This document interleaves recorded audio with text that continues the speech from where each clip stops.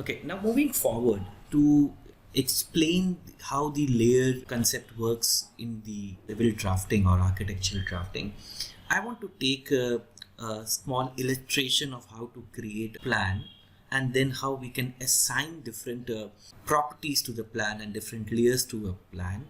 For this, I would be starting with an illustration, and the illustration is basically based on the plan that I will show you now. So this is a particular plan that I can see that of a residence in which there are some elevations. There is the first floor plan and the second floor plan. So I'll come up with the first floor plan where you can see how to create this plan. So over here you can see that there is something called the dining room, the kitchen, and the laundry and the staircase. So you can see different elements over there. Now the best way of understanding this plan is, first of all, understand what are the elements, architectural elements that we are going to draft. So there is a wall over there, there is basically door over here, and there is a window over here, and again we have some doors over here. You have got steps over here, you have got a kitchen slab over here, you have a sink, and there are kitchen and refrigerator is there, and the dining table is there, and then you have the arrows over here, then you have a text over here, and then probably when we dimension it, there will be a dimension over here. So there are different entities over here that we can see, architectural elements which we need to consider while creating the layers. But because this is the session 4, and I want to start with how to draft when you have a plan like this. First of all, the thing is that the units that we have to understand is the feet and inches. So when we talk about the living room, if I want to draft this living room, this is basically 12 feet 6 inches by into 14 feet 4 inches. That means 12 feet 6 inches in the X direction and 14 feet 4 inches from the in the Y direction. This is the length and the width. So let's see how basically what is the method by which we can draft, and also considering the thickness of the walls. Now if you look into it, the thickness of the walls, in generally we take the 9 inches wall as the exterior wall, and the interior wall we will take it as 4.5 inches, right? So this is the internal walls and this is the external walls. So we will be having different thicknesses for the walls. Then we will be having the windows and the doors and how things can be managed. And you can see there's a line over here which is a dotted line, right? How to create these dotted lines and how to create thick lines and thin lines. So there's a very good example by which we can illustrate the use of layers along with understanding how to create a plan. Okay, so come to AutoCAD. I have this AutoCAD and I open up with a new file, and since it is in feet and inches, so I take imperial feet and inches. Now over here, once you have this AutoCAD file open, right, now you have to understand there is something that the limits. Now you can see that in 12 feet 6 inches, 10 feet 2 inches, and then 19 feet. So overall in the X you require a space of around more than 50 feet, and in the Y also you may require a space of more than 50 feet. So first of all you have to set the limit of the screen. So the limit of the screen is something that in which you can view it, right? So we will be discussing about how to set the limit of the screen first drafting architectural plan that we do. Prior to that you have to set the units. So you have the unit UN command to set the units. So you can basically click on the UN tool, and then from here you can basically say architectural or engineering as discussed previously in the sessions. So if I take engineering and I take a precision of, let's say, 0 feet 0.0 inches. So here the drawing units is set to engineering and precision is in the inches in the 1 decimal places. Okay, next you have to see the limits command. So there is 2 commands in which basically explain. First is the lim max. Lim max command is basically the maximum limit, that means of the screen. This is in which you can work over here. So this is the origin, as you know, and what is now the maximum screen visibility is 1 feet and 9 inches, right? You want to increase the maximum, that means this right corner, to let's say more than 50 feet. I say let's say 100 feet in X and 100 feet in Y. And then after giving this command, once you set the maximum limit of the screen, that is the upper right corner value, this is 0, 0, 100 feet in X and 100 feet in Y, and then you have to Z, enter, E, enter. So you say Z means zoom and then say all. the screen is set to start up the plan. Other thing is that other command that you can use is the LIMITS, limits command, in which you talk about the minimum limit. Here the minimum limit is 0, 0, that is 0 feet 0 inches in X and 0 feet 0 inches in Y, and enter. The upper right corner is now, because due to the lim max setting, it is now 100 feet in X and 100 feet in Y. Now you can also change the upper right corner from here, as you have done in for the lim max command. You can set it to, let's say, 70 feet, 70 feet, and then after that, after you set it, then you say Z, enter, E, enter. So you have got two commands. One is lim max, that is the system variable command, where you can basically set the maximum limit right away, or use the limits command, where you have the lower limit and the upper limit to set, and then after setting the limit, you have to press zoom, enter, all. That means set the screen to zoom all. Now let us see what the drawings talks about. So now you can see this is the drawing that we are going to draft over here, and it talks about let's say it shows that we are, as discussed, that we have to create the plan over here of the first floor. So coming back to it, in the drawing, first of all we need to understand something, that how to start. So first of all, this is the first line that you have to create. Start from left and then go towards right. So for that, I would suggest that you can use the X line tool. So you have this X line tool, Excel, and then you have a vertical line. So you have this vertical line set. So you have set. Now one thing, you can click it anywhere.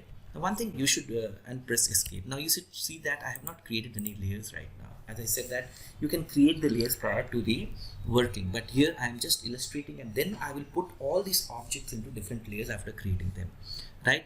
So this is a infinite line that I have sketched. I can move it somewhere here.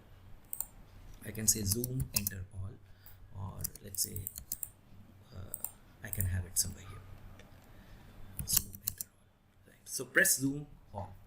Now next is basically creating a horizontal line to start with. So you have this horizontal line. Now need to create a fillet over here. You can trim, select all of them and trim them. So you have got a corner edge that to start with.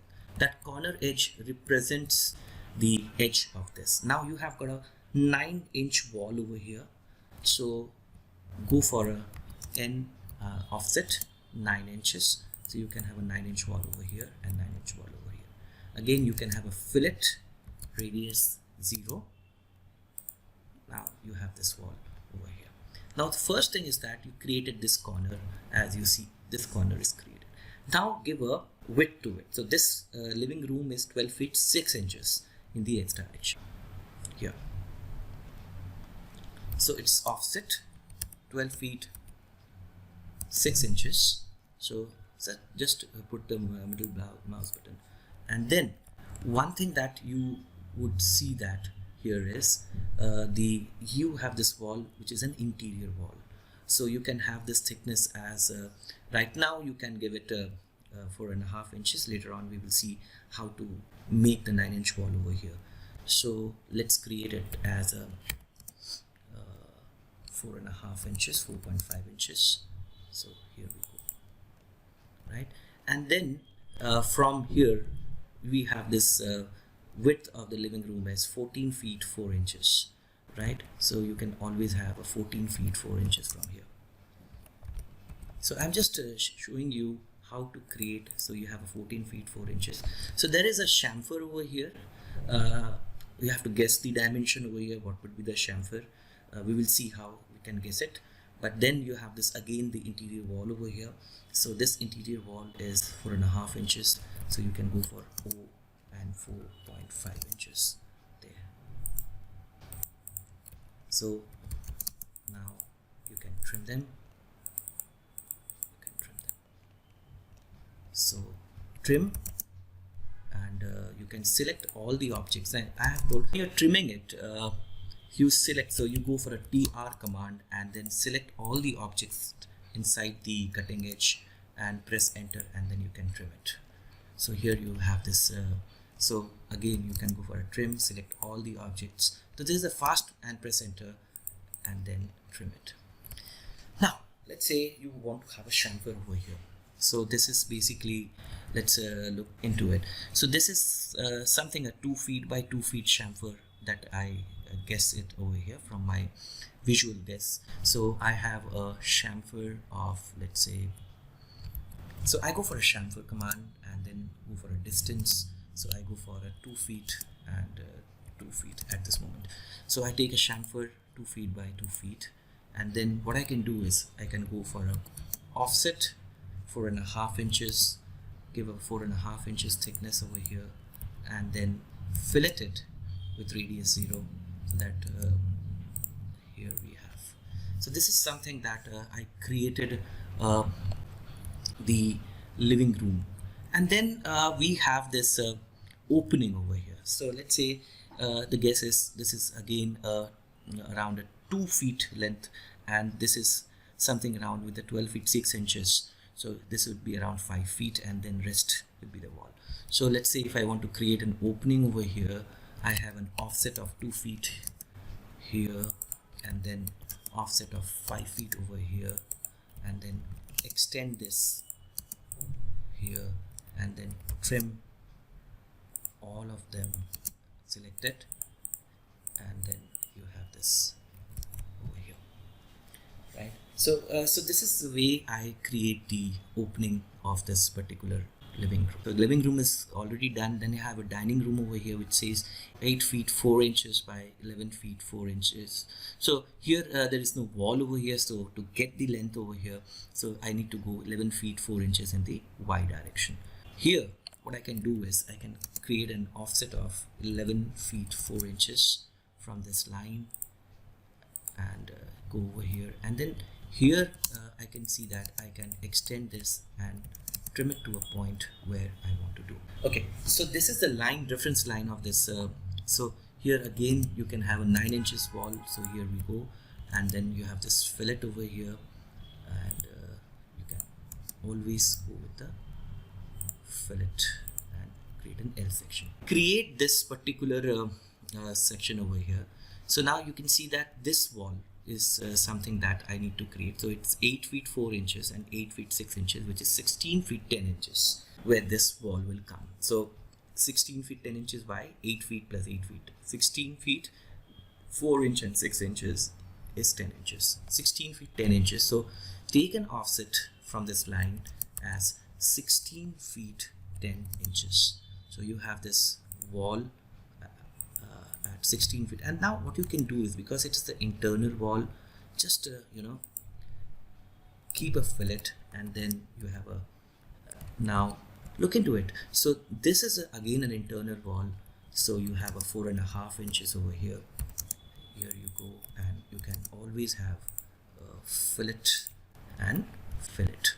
So then you have the laundry over here, which is again 5 feet 10 inches by 9 feet 8 inches. So again in the X direction you want to go, and there's an exterior wall over here. So let's put it to the next extent. The next dimension in the X is 5 feet 10 inches.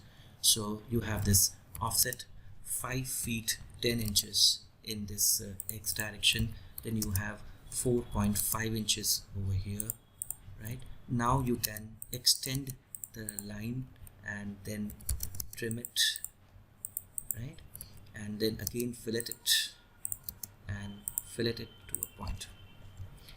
So now what we have done till yet is we have created this wall till the laundry over here, and now we have to create a laundry space which is 5 feet 10 inches, and mind that this is an internal wall, right? 5 feet 10 inches is there, but 9 feet 8 inches is the length of it. Let's go with offset 9 feet 8 inches here, and you have this 4.5 inches thickness. So now the space for laundry is done.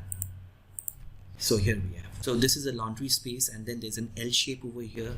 So what you can do is you can have a fillet. See, the radius is 0. So here we have this, and erase this line, right? So you have this L shape, and then there is you know, this is an entire closed portion. So what you can do is you can extend this line, and you can trim this line and erase this line. So this is what we have created now, is the plan till the laundry area. And now extending forward, now there are certain things that we need to understand here, is how to go with the entry and how to go with the staircases and the shaft, because some of the dimensions we have to guess. Now let's say, for example, we need to guess what would be the dimension of this particular niche over here. Let's say it is around 9 inches or 1 feet that goes inside, and then there is a entry over here. So what we do is, so here we go, let's say 1 feet here. So offset is let's say, so please undo it. So I take 1 feet, so offset, so 1 feet here, and here I go and extend this. So this line you can trim it. This line is this line, and then you have a 9 inches wall. You have this offset 9 inches wall, and then you can have this trim. Now the other thing is that you need to realize that you have got a 9 inches wall at this particular, this is the 4.5 inches. So what I can do is I can have 9 inches offset from here, and right, and have a fillet from here, and so this will basically give me a better idea of how to, so I'm trimming and erasing the portion. So here I have this niche over here. So here I start with the entry area, and I can see that this line is basically connecting with this line. The whole wall is connecting it over here. So what I can do right now is have a extension of these line in order to get the borders, and pull it over here. And then this should be not a 4.5 inches wall, so this will be a 9 inches wall. This is a 9 inches wall because, so you have this offset 9 inches wall over here, and you can have a fillet over here, and you can trim it. So trim, offset are some of, then you have fillet, so you can trim it, right, and you can extend it, and then erase it, trim it. So here we have, so now we have entry and this wall created at this point. Now we have to create the porch, which is around 4 feet at this, you can see. So we can do that, and then we have from this wall where the porch is, there is a garage that is there, 19 feet 6 inches into by 22 feet. So how to get that? For that you have to get the wall of the porch. So the wall of the porch is basically, there's a window over here, there's a 4 feet gap. So the 4 feet is the, if you look into it, so this is the 4 feet, and then we have a 4.5 inch over here. So from the exterior of the porch the wall starts. So let's create the porch. The porch is 4 feet clear, so you have this offset 4 feet clear, and then you have a 4.5 inches. We can then later on trim it. Here we have, so there is a we can always add the lines over here. So I can add the line over here, right? And then from here itself you can see the garage is 22 feet. So it is 22 feet. So you give an offset of 22 feet, and then you can extend this line, right? And then you can have an offset of 9 inches here, and then go for a fillet with this line, exterior to exterior and interior to interior. So now this is the width of the garage that is mentioned, and then the length is 22 feet, and this 22 feet. So we can check it always. Now let's first of all draft it, and then we will check the dimensions. So it is 22 feet clear distance. So 22 feet. Now you can see that there is basically thickness that we're talking about, the 9-inch thickness. So we can here, what we can do is, because you have to take the clear, so you can trim this portion, and this is a 9-inch here, right? And now the garage starts at let's say, you can now offset it at 22 feet. So you have this 9-inch first, trim this line,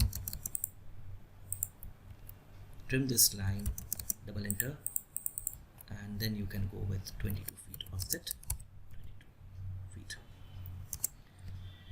So here you go, and then you have a 9-inch here, and then you can fillet it at this point, fillet it at this point, and then you can see that there is a 9-inch offset over here. So always you can do a 9-inch offset, trim this portion, and trim this portion because there's a wall and there's an L section of the wall, so there's a clean, and I can trim it at this point. Now, so I'm just creating the first requirement of I'm creating the wall. So I will be creating the wall layer and putting all the wall elements, exterior and interior wall, into different layers and giving them different colors. But let's create the opening first. So you have this garage, and there is an opening over here at the toilet face. So this is a 3 feet. We can take it as a 3 feet opening over here. So I give it as a 3 feet opening here. So I can give an extend command, trim, and then we can have a door later on. How to create a door I will tell you. So then there is a staircases that we will be talking about, how the staircases can be done, right? And then how the steps can be, and there's a shaft over here for the elevator, or yeah. And then we will be checking out how to create the doors and the lifts and other thing. So here we have this we created the entry of it. So this is a 3 feet entry. You can check the distance di command that I have taught you previously. So it shows about 3 feet. You can check the width, it says 22 feet. So if you can check this one, so this is 19 feet 6 inches. So I have to rectify. So offset, if there is a 19 feet 6 inches, so the garage will now be lower down. So this is how we edit the drawings. So if once we check it and we find out that the dimensions are not working, so we can always edit it to the point, so that so now we have offset 9 inches. So you can take an offset of 9 inches and always use the fillet tool to give a corner. So when required, you can use the trim tool. Now this is the best example where you can use the fillet radius 0, right, to give a corner. So now you can check the dimension. It will definitely be from the end to end. It is 19 feet 6 inches. So I will be taking the dimension tool later on, but let me first of all give an idea of how it will be working.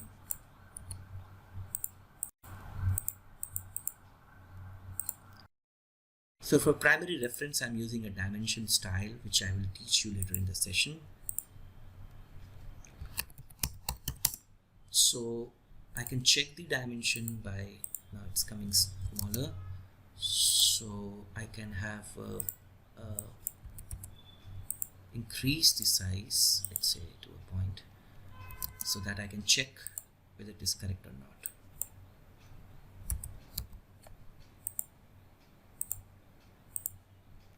So it's 19 feet 6 inches, and here the dimension is, let's say I can measure it and see, it is 22 feet. Let me check the dimension here. It is 12 feet 6 inches, and the dimension at the longer end should be 14 feet 4 inches. Right. So as of now, the dimensions are okay, and the laundry part, it's 5 feet 10 inches by 9 feet 8 inches.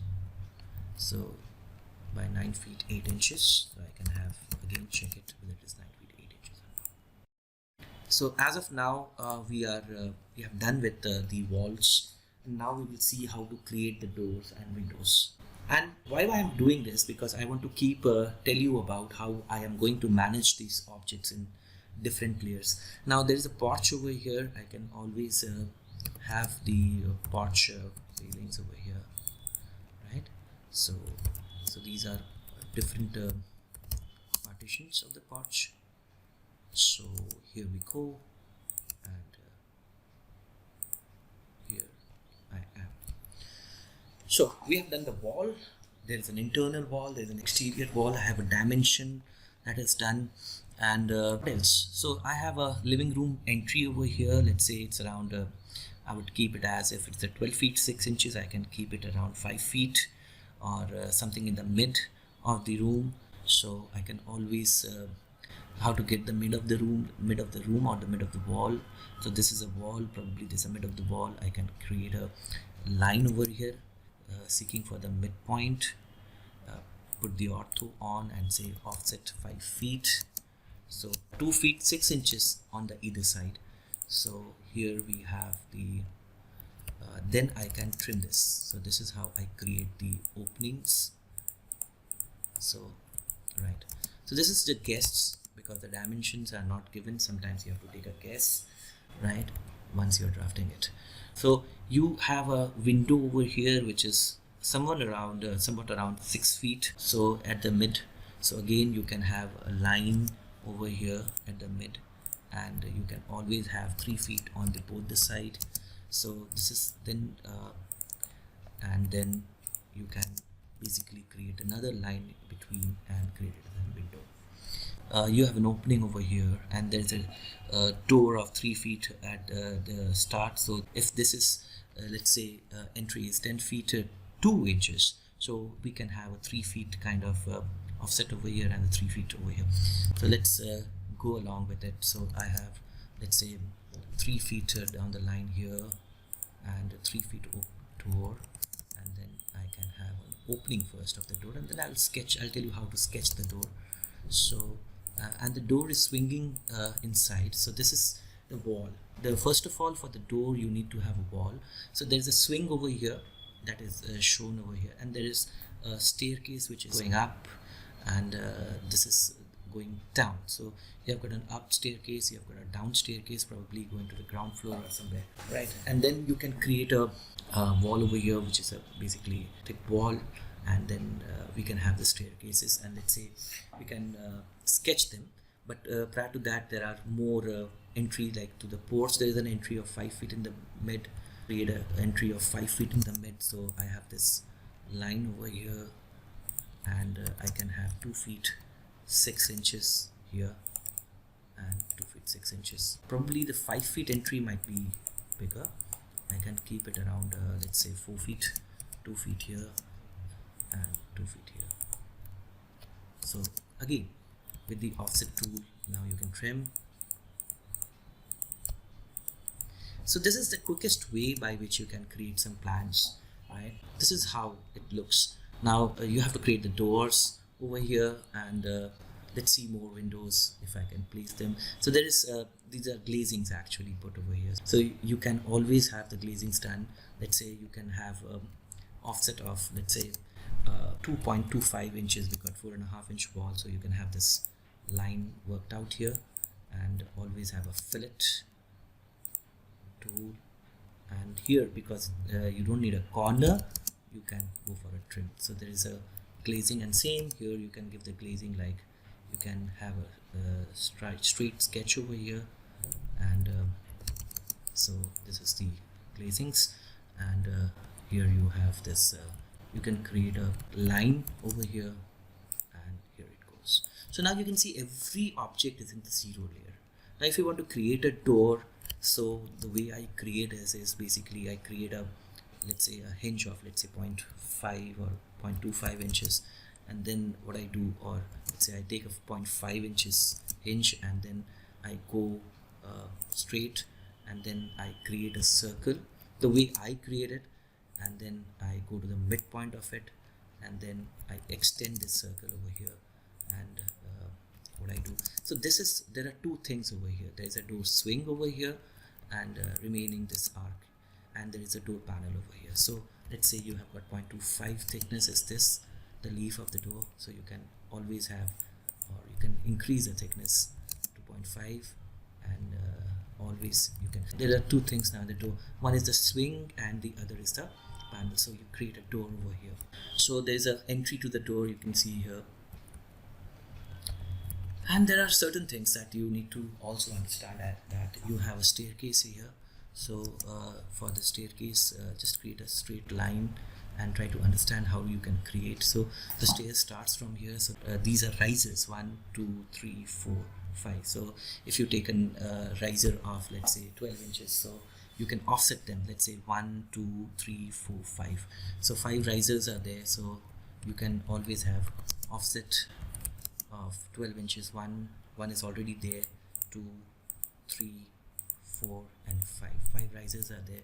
Now next, what you can do is, you can see that the stair width is around 3 feet, so you can take a 3 feet offset again. So you have got this 3 feet offset again to get the shaft. So you can always trim it from this point. So you have got this 1 2 3 4 and 5. So 1 2 3 4 and 5. So this staircase is a bit 9 inch smaller, so we can always, and but this is a 3 feet one. So, and then what we can do is we can have the thick wall, let's say 18 inches wall over here. We can have 18 inches wall here, and then here we can go up with 1 2 3 4 5. So you got 12 inches, 1 2 3. So now you can see that the door is a bit soothing. So what you can do is, you can move this to a particular part, let's say 9 inches up, or you can always reduce it, because the dimensions that I am taking may not be somewhat suiting that, but here I am raising one riser, and I'll just close this line over here, right? So I can use the fillet tool, F fillet tool, and close it. So this is the 1 2 3 4 and 5, and then what I can do is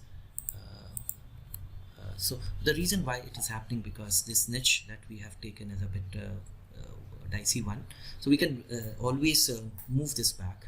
So if I need 5 riser over here, 1 2 3 4 5, I can do is, I have a wall over here, this 1 2 3 4 5. So you can take 12 inches, or you can take a 9 inches if required. Let's say 1 2 3 4 and 5, and fillet it at this moment. So this is how you can create a stair, but let's not worry about it.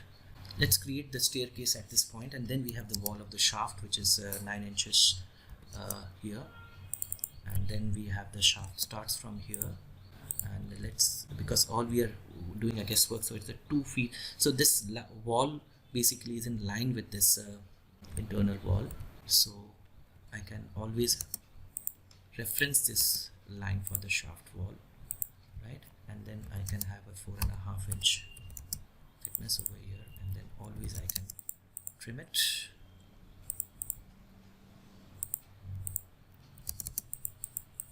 So if it is not getting trimmed, you can erase it. So you can do a fillet over here,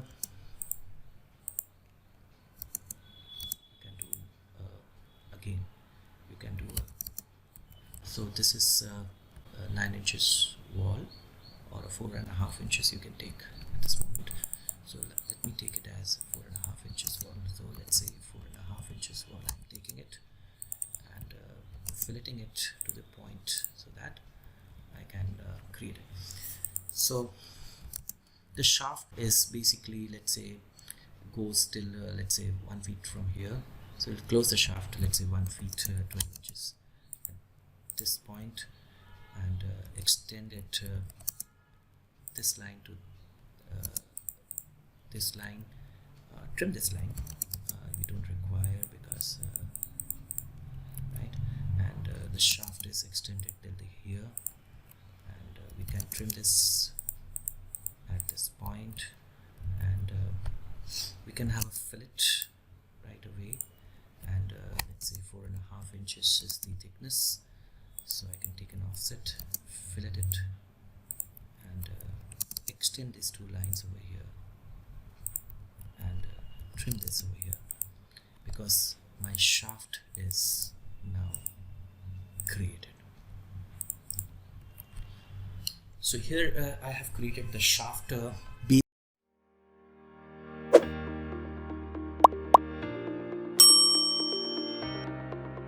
based on some assumptions that I have taken, and then we have this at mid, we have a 3-foot kind of door.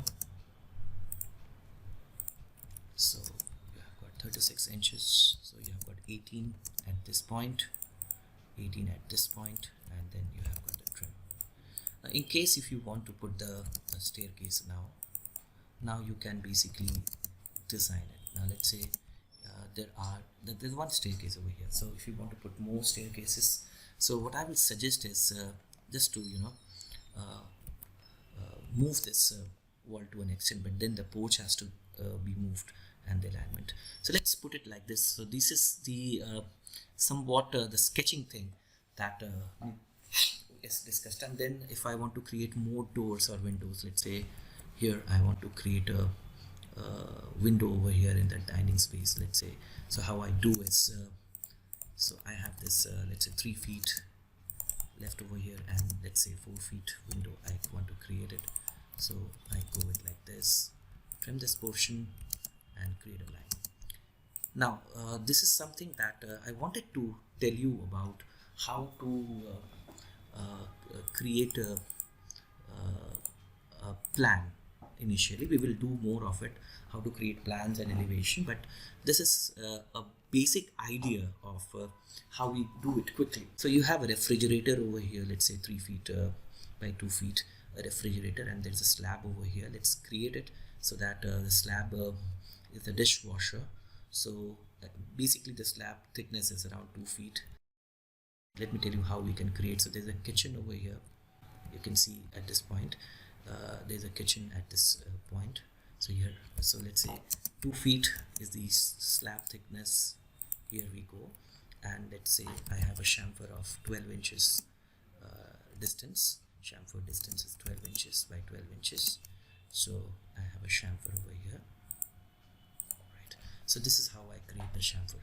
Now let's say I close this point over here, and I want to keep a refrigerator of 3 feet. So 3 feet I close the line, and let's say I can put a refrigerator over here, and let's say I want to finish it off here itself, say from 2 feet from this point I want to finish. So take an offset of 24 inches. So or let's say I can finish, I want to finish it at or move this window a bit. Let's say I want to move it 12 inches, and then from here 24 is the reference for the slab to finish off, and then here. So now I'm creating more elements. So this is a slab element that I have created, and one thing that I'm doing it because I wanted to. Then there is a dining table over here. So let's see how I can create it. Mainly the dining table can be 6 feet by let's say 4 feet. We can have, let me take a line over here, and let's say I want to create a 6 feet length at this point. So fillet it, or I can have it not only 6 feet. So there are 4 seaters over here, and this is the dining table that I can create. So you can see that, say it's around 24, or let's say 36 would be fine. 3 feet is fine for the dining tool. So this is where I have this dining table, and I can have an arc over here, let's say a curve. So I can create a offset of 9 inches here, and a line at this point, create an arc with 3.1, so 2, so arc, first point, second point, and third point. So you can trim it.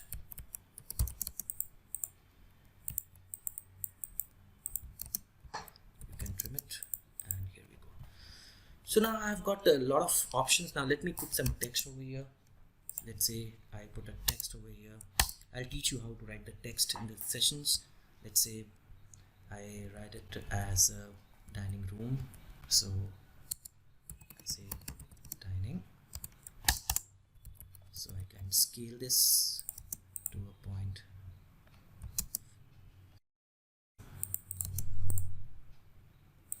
Right. So you have got a dining, you have got let's say the living and other things.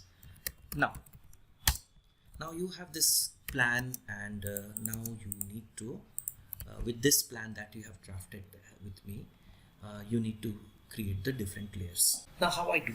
So I go to the layer properties here.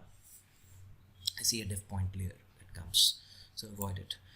So here we have let's say a wall.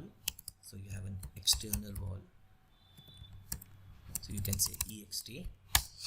You can have another wall, let's say wall. So now let's say if you want to rename it, right click, wall dash internal wall. Okay, then you have another layer, let's say text. Now you have another layer which is window. You have another layer, let's say door, and you have another layer, let's say glazings we have done, and stairs, and you have another layer called dimensions, right? So you can always click right and say new layer, so you can go for dimensions. So right. So now you created this objects. Now whatever will be required, we can do that. So you have this text, dimensions, doors, right? And right, so move this line. So and then you have got furnitures, right? That's something that you need to create, the dining table that you have created. So you have got a furniture. Now let's put some properties to it. Let's say exterior wall, I put a color as let's say take a color red. So now and the interior wall, I put a color, let's say a bit of different red shade, 21, or let's say 20, or something different, like let's say 40. So you have the color red to exterior wall and 40 to the interior wall. Now how do you transfer these objects? So now let's say you pull this line and say I want to put it in the exterior layer. You pull this line, so this object is in the wall exterior layer. So keep on selecting and see that now the layers are so this is the wall for the exterior layer. I think if you do this exercise, you will understand very significantly the use of what is the standard use for the layers. So if I miss something, that's fine, but the idea is to first of all look into the part where now there is a change in the thickness over here. So let's put it all these walls into it right now to the exterior, but it has to be an interior wall. So the drafting, see over here the lines has to be reduced to a point. So this cannot be a wall, so you have this line over here, and there is a separate line. So drafting standards has to be maintained because all lines has some kind of definition, whether it is a wall, whether it's a door, window, or whatever it is. So the moment you do layers, so you will find that interesting thing that is going to happen. So again, so here you can trim this line and create a different line so that it does not go to the exterior wall layer. Now, so the door is not in the exterior wall, but this line is of the brick or whatever the material you want to give. So this line you can give it as because this is a part of it, so you can give it as an exterior wall, right? Though it is 4.5 inch thick, but you can give it. So why I'm doing, why did not I put all the walls? Because I wanted to tell you that walls can also have different kind of different layers also. So here again, you want to put the interior wall into a different color. So you have this. So I'm doing it fast so that you guys understand. There would be a match property tool that will I'll explain you how fast you can match the properties of the layers. If I have missed something, you can basically carry on with it. So we'll be doing more kind of exercises later on the plan. This was a basic some kind of rough exercise that I wanted to do with you. So I think and this has to go with the staircase. So let's say I go to the layer and give the staircase as a cyan color. So this staircase, again in the staircase, the railing, if there is a railing, it will be going through a different layer. This has to go to the exterior layer and so on. This has to go to the layer that is connected with it. So this has to go to the, it's not a staircase, this is a, again it has to be trimmed from this part. So here and then you have the staircase. Now you can see that the colors are getting displayed over here, and then you can give more color to something different. Like for example, I can give the door color to, let's say, green color 102, dimension color to, let's say, I want to keep it as something gray, or let's say, okay, color 42. And then we have this furniture color giving something different that is visible, and text should be brighter, let's say, okay, and the window is, let's say, I will go for a green. So now thing is that nothing would be there in the zero layer if not specified. So this will go to the furniture layer. So this will go to the slab layer. So you don't have a slab layer here, so you can create a layer called slab. So now you can go to LA again, you can go and create a slab. So I told you that you know, it may be required that you need to create more layers while you're drafting. So let's say you have this object as in the slab layer. So you have this object in the slab layer, you are done. And so there are different colors are very significant, they have to be. So let's say I put a different color to it. So there's a slab layer. Now the text layers will fall, so you need to give it text. Now all text layer should come in the text layer. So select it and see all the text has to go to the text, right? And so let's say the text is having a very similar color too, so I can have a different color to the text, so it will change. Now you can see that the moment, and the window will be having a different color. So I do have a window, so I can put all these in the window layer, right? And here I go, and this is also something that I can put it in the glazing because these are glazed. So later on I can create more of it. So I can put the swing and the entire object into the basically the door right now. So I have not created door swing as a different layer but the AIA specifies it. So we will see what AIA specifies if we do the standard. So I go to the dimension layers. Now you can see, so this has to go to the window layer. So you have got this window layer here, and this will go to the dimension layer. So here we have the dimension layer. So okay, so you can always have the dimension layer a different color. Let's say I go to the layer and the dimension layer, let's say I want to put it some bit let's say a green kind of thing. So this is how it works, hopefully. And this you can put it in the stairs layer, and because it's a step, so you can see different colors over here. Now these, if you go the mouse and see that, it will be giving you the definition of it, right?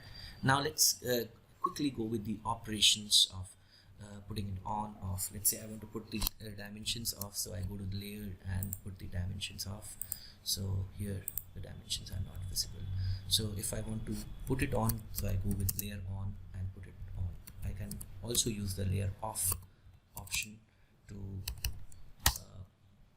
change it, right? So then now comes the other thing, is that the line type.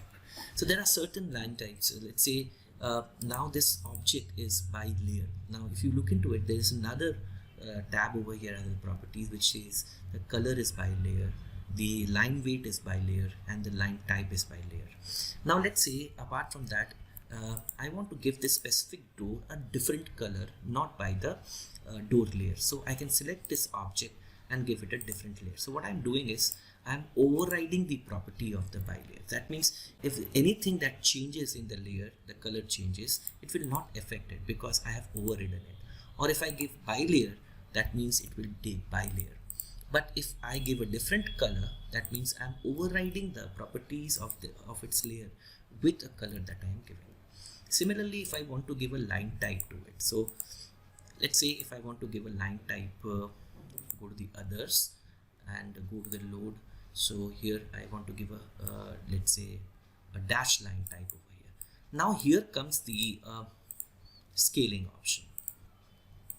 So here I can see that this is having a different line type, but due to its scale, so there is two scale factors in the line type. One is the global scale factor and one is the local scale factor. Now let's see what is the global and the local here itself. So the global scale factor comes from the LT command. So you can see the show detail over here. The global scale factor is 1. It means that if I reduce the scale factor of the line type, let's say 0.1, all the line type basically will change. Let's say if I increase it to 4 or let's say 30, that means I'm increasing the line type, but still there is no change over here. Now I have to look into it, why. So let me give a very lower value, 0.05, or let's say 0.2, or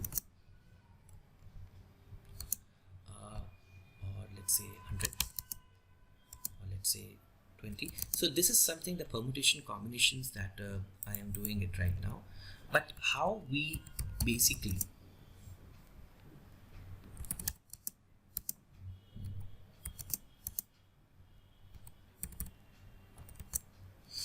so what is happening once we are giving the scale, let's say I'm giving a scale of twice, so the line type is increasing. The moment I'm giving a lesser scale, so the line type is reducing it, let's say 0.25. Now you can see the lines are closer. So what is happening, the gaps between the dots are getting changed, the line dashes are getting changed. So you can try with different values depending upon what algorithm the line type has been written. Now let's talk about the global line type scale factor. Now let's say I have a different kind of objects. Let's say I have got circles over here, and they are of, let's say so there are different objects in the drawing area in different layers. So let me put it here in the, let's say, the door layer. So this is also overridden. That means the line type is overridden, not by the layer. Overridden means the line type is taken not by the layer, by the object. Now this is having the same scale. So if I change the scale factor over that is the global scale factor. So if it comes from the LT command, so if I make it 1, you see that the scale factor is changing for all the objects that the line type has been assigned. Let's say if I go with a different another line type, so let's say I'm at the door layer right now. So I create an object and I give a different line type. So just give you an explanation of what global line type scale is, because it is very simple, but at the time it is very confusing if you don't understand it. So let me give the it a different. So now you have got 2 different line types, right? But it is controlled. The spacings are controlled universally by the LT scale command, which is here, which you can, let's say 0.5 you can see, or from the LT command, where if you hide the details it will not be shown, but you will show the details. So you can do the same. So the LT scale is for the global scale factor of the line type. So you can make it 3, so you can see that here it is filled. So the line type has increased. So now you can make it, let's say 0.5. So overall the line type is changed. But what is the practice? The practice is not to change the line type scale overall.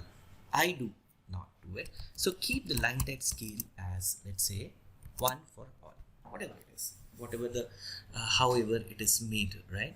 Now if you want to reduce the spacing over here, select the object, click right, and go to the properties, and there are, you will see that of this particular swing or the line, you have got 2 line type scale. One is the global scale factor and other is the current scale factor. That means here the line type scale is 1, but further you can scale it, let's say 0.5 for this particular object, or let's say you can do it, select 0.1. So you can see that over here the overall line type scale is 0.2. So if you go to the properties of it, so now it is 0.1. It means that you have changed the line type scale for only this object. Now what happens, let's say if I make it 0.5. So what happens if I make the global scale factor twice? So what will happen, the overall scale factor of individual object is, it is a global scale factor into current scale factor. For example, what is the overall scale factor of this? So go to the properties of it and see line type scale is 1. That means for this object the line type scale is 1, but the global scale factor is 2. So the overall scale factor, line type scale factor for us is 2. But for this it is not 2. If you go to the properties, it is 0.5, but the global scale factor is 2. The overall scale factor is 0.5 into 2, that is 1.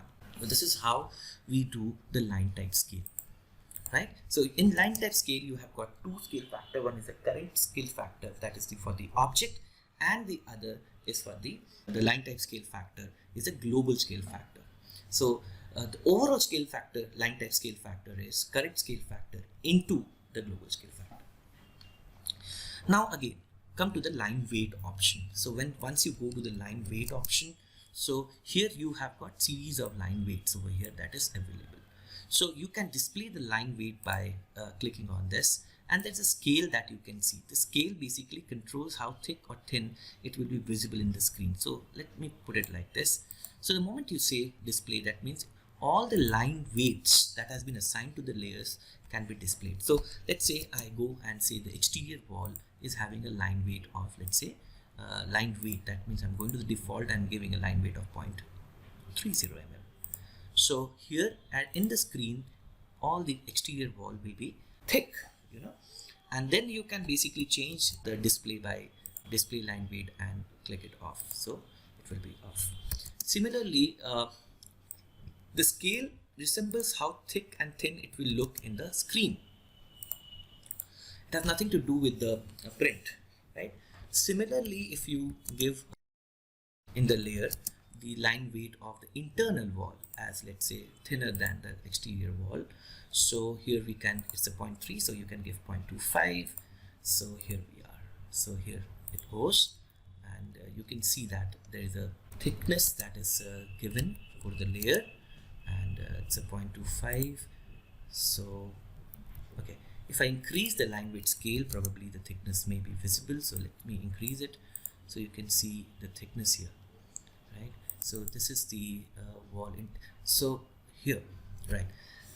So this is how we control the line weight of the different objects. So let me make it 0.30 to make it significantly thicker. So now it is thicker, and you can have the scale over here, right? So a bit of it. Right? So this is the theory of properties of object, the line type scale. Now if you want to make this hidden or somewhat, so there, now if you want to change the line weight of this particular line, so one thing is that you can change the layer, the line weight in the layer, or individually select that object, go to the properties panel, and there's a line weight drop down list, right? And you can always give a override setting to the current setting of the layers. So this is how we do on the layer. The other thing that you need to understand is merging two layers. Let's say if I want to merge the dimension and the text layers, so lay merge is the command, laymrg. So you can try with this. So laymrg is the command by which you can merge two layers. For example, I want to select object on layer to merge. So I want to select the text layer that I want to merge, enter target, that means a dimension. So what is happening is all the objects in the text layer is merged to the dimension layer. So let's say laymrg is the command. So first of all, you want to get all the text objects into the dimension layer, select it, press enter, and the target is this. So, and do you wish to continue? I say no. So then it is cancelled, right? So again, if I want to merge it, select, enter, target, yes, I want to do it, right? That means it is merged, and the layer of the text is deleted. That's something that is very, very important. Okay, the next is basically knowing about layer state manager and layer filter, that we will do in the next session, and continue with the grep commands. Thank you.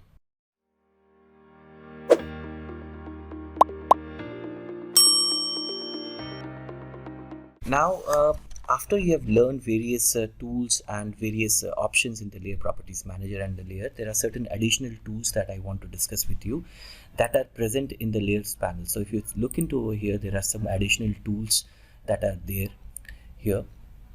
So the first tool is if you look into it, that's called the lay off. So this tool, if you select it, this tool, or you can write lay off in the command. So if you select any object, for example, I select this object, the layers corresponding to this object will be off. So it will say is current. Do you want to turn it off? Because it is a current layer, it is asking you this command. So you say yes, and the layer will be off. Similarly, if you want the layer to be on, all the layers that are switched off will be on by the command called lay on. You can write lay on, or use this tool as the layer on. So see, and then you have this option called isolate. So isolate layers, the command is lay iso, or you can basically use it from here. So if you select it, it means that if you select this object belongs to the wall layer, only the wall layer will be visible in the screen and the other layers will be off. So if you do the unisolation, then again it will restore to the current or the position. I mean, all the objects will be visible. Similarly, if you go for a freeze option, let's say now that because the current layer is wall, it cannot be frozen. Let's say I select this object, the layer corresponding to this object will be frozen. For example, here you can see that this is in the slab layer is frozen. So if you want to thaw it, it will be, so you select thaw all layers. Similarly, if you want to lock the layers layer that is belonging to this object, so the layer corresponding to this object will be locked. Similarly, you can do an unlock option, select it, the layer will be unlocked. The next option is make current. For example, if you select this and if you select this object, this layer will be made current. Similarly, if you want to select this object, the layer corresponding to this object will become current. Right, so this is, and then you have the merge option. Let's say if you want to merge the text, the layer of the slab and the dining as one, so you can use, we have already discussed about it, the merge option, and then the merge, and there's a match option. So if you use the match option, so what will happen is, let's say if you select this object and press enter and the destination layer, right, so this object will be matched with the destination layer. Now this will become the furniture layer, right? So you can see, so this will retain the layer of this. So if you want to retain the layer of this object, the layer to which it belongs to, so this is this object belongs to a slab layer and this object belongs to the furniture layer. Now if you want to match it, select the object that you want to change and press enter and select the destination layer. So if you select this object, so you can see that now it has gone to the furniture layer. So this is one of the options. Then we were talking about the various other options. Like here we have the previous layers, which will undo the last change or set of changes to the layer. Okay. Here again, this is the change layer, change to current layer. So let's say here we have the current layer as wall extension, and you select this tool. So if you select this tool and if you click on this object to change to the current layer and press enter, now you can see that this will retain the properties or go to the layer which is current. Similarly, you can use this tool. You can click on this, change to current layer, and the command is LAYCUR. Select this and you will see that it will change to the, press enter, the current layer. And then the other thing is that the copy object to new layer. For example, let me undo it first, Control Z. Okay, there is a set of objects. Now I want to copy this and put it to a new layer. So I use this tool called copy object to new layer. Select this, select the set of objects that I want to copy. The destination layer is basically, let's say, the slab layer. And now I take a base point and copy it over here. Now I will see that the object is copied and is basically given to the layer that was selected. So this is the command. And the other is basically the lay walk. So over here, what you can, the lay walk, there are 9 layers through which you can walk. So you can see that, you can walk through the wall layer. It will only display those layers that you select in the dialog box. So here you can basically, the use of this layer is, what you can do is you can investigate which object is in which layer so that you can correct those changes. And then let's go to the other part, like next is the viewport and other things. So if you want to delete, here we have this command called merge. We already have discussed about it. If you want to delete, let's say if I want to delete all the objects in this layer wall, or if I select this object, what will happen? It will first of all define which layer it is, and all the object in this layer will be deleted. Now how it works, let's see. So I have to remove this from the current layer, make it a stair layer as a current. Select this object which is in the wall, click on it. You can see that all the wall object will be deleted, which was in the wall layer. So these are the tools that are supposed to be understood. Now after understanding these extra tools in the layers, now we will be talking about layer state manager. So the layer state manager is something that defines the state of the layer. The state of the layer is defined by the properties like the color, the line type, line weight, also the state of it, like if it is on or off, or it is frozen, unfrozen, and sort of that. So first of all, see how we create a layer state manager by an example over here. So I create a layer state manager. I click on this icon and the layer state manager dialog box opens. So here I create a layer state for where only the walls will be displayed. That means I have to now understand which layers are of the walls, and then I have to do the settings like this. So here all the walls that I have drafted are in the wall ext layers. So what I do is I put all the layer off in this state except the wall ext, right? So this is the state where if I want to restore it, I can see that it has done its job. Similarly, if I want to create another state which is basically walls and dimensions, right? So now I have to basically again edit it, and now over here I will open up the dimensions. So this is the state where the walls and dimensions are visible. Now again I want to create another state where I want to create a state where all the objects are visible, right? So I'm taking some examples over here for your explanation. So I say all objects. That means here when I use this state manager, I am supposed to have all the layers on, right? So I put all the layers on. So restore. So now I have got 3 states. Wall, so you can restore it, right? Only the walls is visible. Wall and dimension, you can restore it. So walls and dimensions are visible. Then you can basically have all objects, you can restore it. You see all the objects are visible. So this is how you create different kind of layer state manager. Let me give you another example over here. So we have taken the on off as one of the state. Now I want to change, I want to have different colors in the states. Like for example, I want to give different color to the wall layer and have a different state of it. So I create a wall, let's say blue wall. So this is where I'm just tweaking it and editing it. I want to have all the layers on here, but the color of the wall, that is red, I want to put it as blue. So save it and restore it. Now you can see this is another state.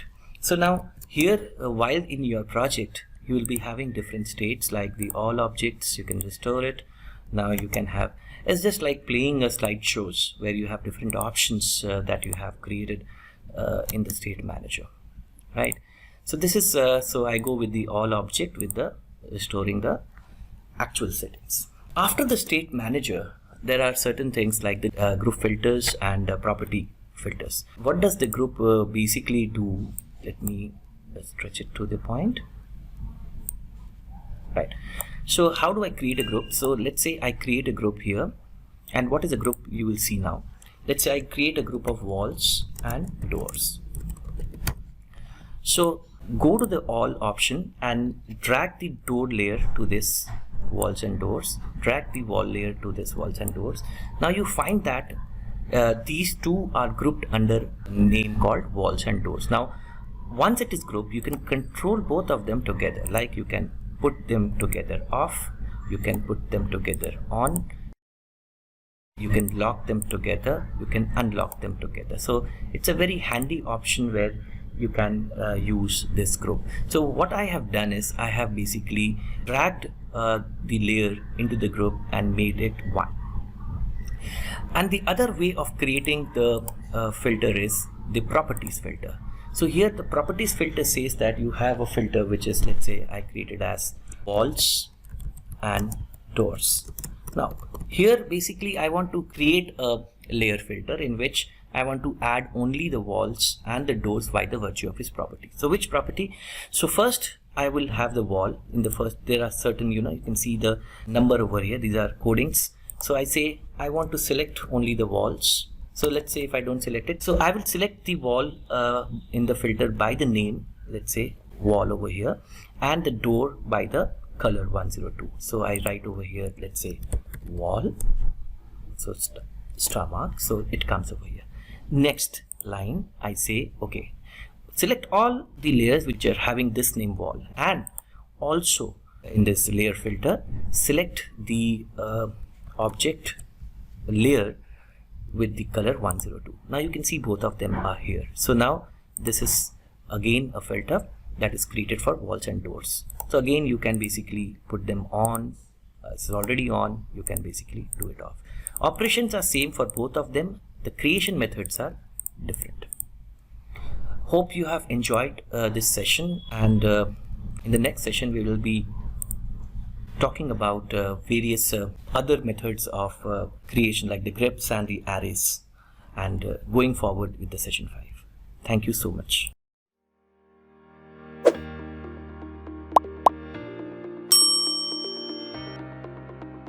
Hello and welcome to the week 5 session for AutoCAD Essentials for Civil Engineers course. The topic of the session is editing and annotations. So let's see what are we going to cover in this particular session of week 5.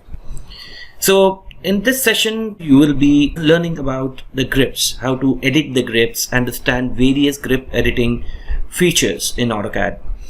Also, you will learn about annotations, what annotations are, what are the types of annotation, how annotation scales are made, and about text, how to add text in a drawing, how to edit the text in the drawing, how to create tables in the drawing, how to edit the tables in the drawing, and then various properties that are used in the CAD drafting, in the object, in the CAD drafting, how you can modify them via the properties palette. So let's jump start to the beginning of the session 5. Now, so here we will be introducing the grips, what grips are and what types of grips are there in AutoCAD software. So grips, so you can see in this figure, grips are points which are displayed when you select an object. So you can see that there are various objects in this particular screen. Here we have the representation of doors, cupboards, walls and other things. So these are selected in the window of AutoCAD. So when they are selected, the various points are displayed. So you can see those blue points over here which are displayed in the drawing. These are called grips. So the grips have 3 states. So we will be talking about the grip states of the grips, how they can be used for editing, and what are the 3 states of grip or the types of grips. Let's see. So once you see this, there is we have selected some object here, the door type object over here, and when you hover your mouse over any of the grips, it basically becomes the selected grips. So we call it as hover grips. So it is not about selected grips. So when you hover the mouse over the grips, it is highlighted. Let's see how it is performed in AutoCAD software. So here we have this drawing. So here we have some content over here in the drawing. So there are entities. Let us select this line. So after selecting this line, you find that there are 3 grips which are displayed in this particular line. So this line represents a wall in our architectural drafting. So these points are grips. So when they are not selected, so they are cold grips. So if you hover the mouse over any of the grips, you will find that the color changes. So when the color changes, it means that this is basically a hover grip. That means it is ready for editing. So now if you want to edit it, just click on the grip, and then there are various options you can use to edit the grips. Now let's go to the another object. Let's say this arc object. So let's select the arc object, and you find that there are 1, 2, 3, 4 grips over here. So there is a grip for the line and the grip for the arc. So the moment I select the line, more grips are displayed. So let's see if I select only the arc. So you can find that, just I'm moving this arc a bit so that you can understand what are the grips that is displayed in the arc. So let's say I put the grip arc over here. So once you select this, you find there are 4 grips over there in this arc. 2 grips showing the endpoint proximities of the arc, and one is the midpoint and the other is the center. So and you can see there are some border lines over here. These are called contours of the grips. So we will see how we can edit the color of the grips, how we can edit the function of the grips and use for various editing purpose. So now to conclude, grips are of 3 states. One is the state in which it is selected, which is a cold grip. And the second state is when you hover the mouse over any of the grips, it becomes, the color changes. So it is called the hover grips. And the third stage is when you click on the hover grip, it becomes selected for editing. So this is the hot grip or the selected grips. So you can see that there are certain colors which are displayed over here. So if you want to change these colors, what you do? So to change the color, type OP in the command prompt. The options dialog box will be displayed. So in this dialog box, you have to see that the selection tab is displayed, where the grip, there are different areas for the changing of the settings. First is the grip size area. So this particular slider increases the size of the grip and decreases it. So let's say if I increase the slider and press apply and then OK, and you select it, you see the grip size is increased. Now let's say if I want to reduce the size, go to the options dialog box by type OP in the command prompt, and then you can reduce it.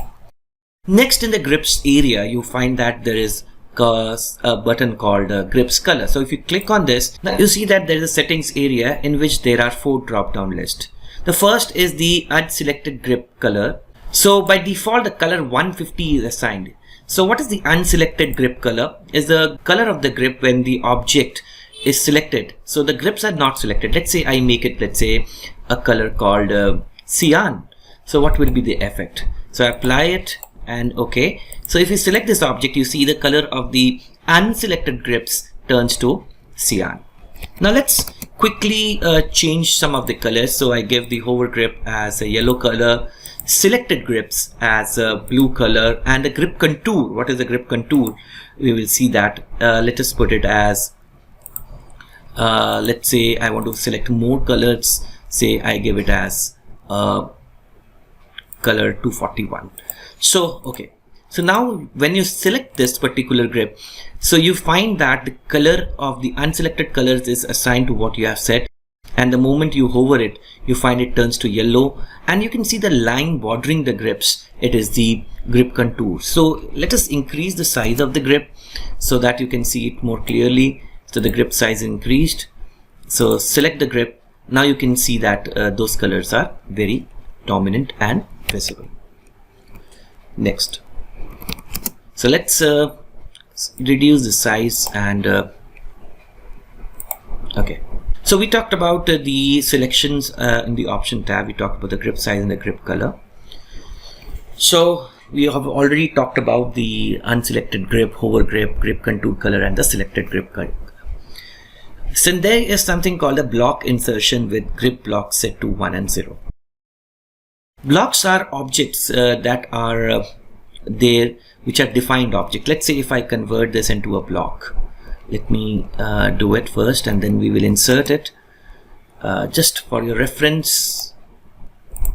So I am changing this into a block. I name it 1. Okay. So okay, now you can see that this is a block. So block is basically a single object, right? So now you can see the grids are displayed in the blocks, right?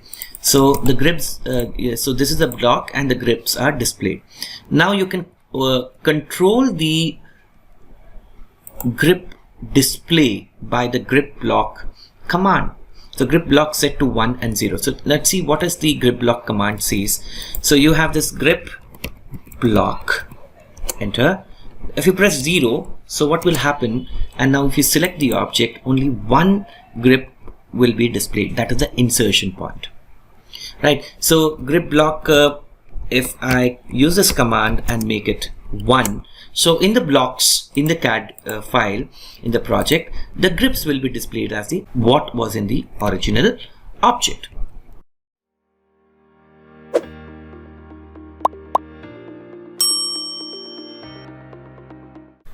So editing objects by using grips. So by using grips, you can edit objects by various ways.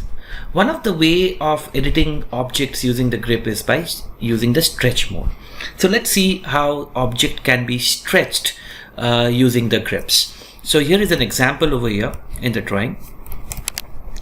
So let's say I have a particular entity, like for example, I want to stretch the line over here.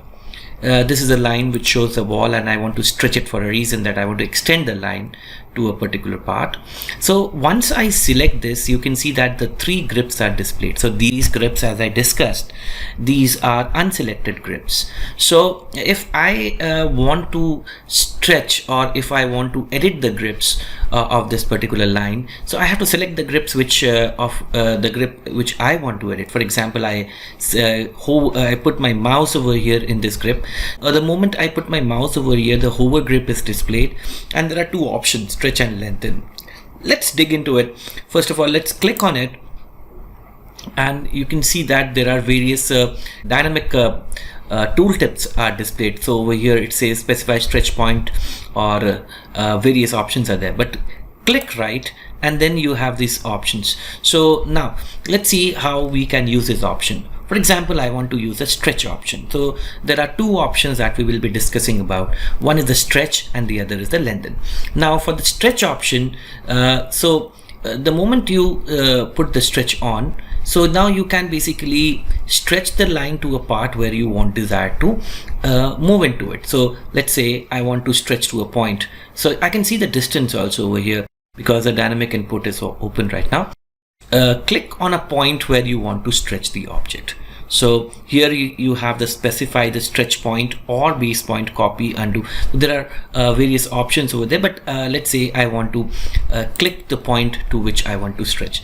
So let's take more examples. Like for example, you have a line over here, and so if I select the mid grip over here, what will happen? So if I click on it and if I say stretch, so what will happen is the object will move in this case. So there is no entity where, because it is a midpoint, so there is no options rather than moving it.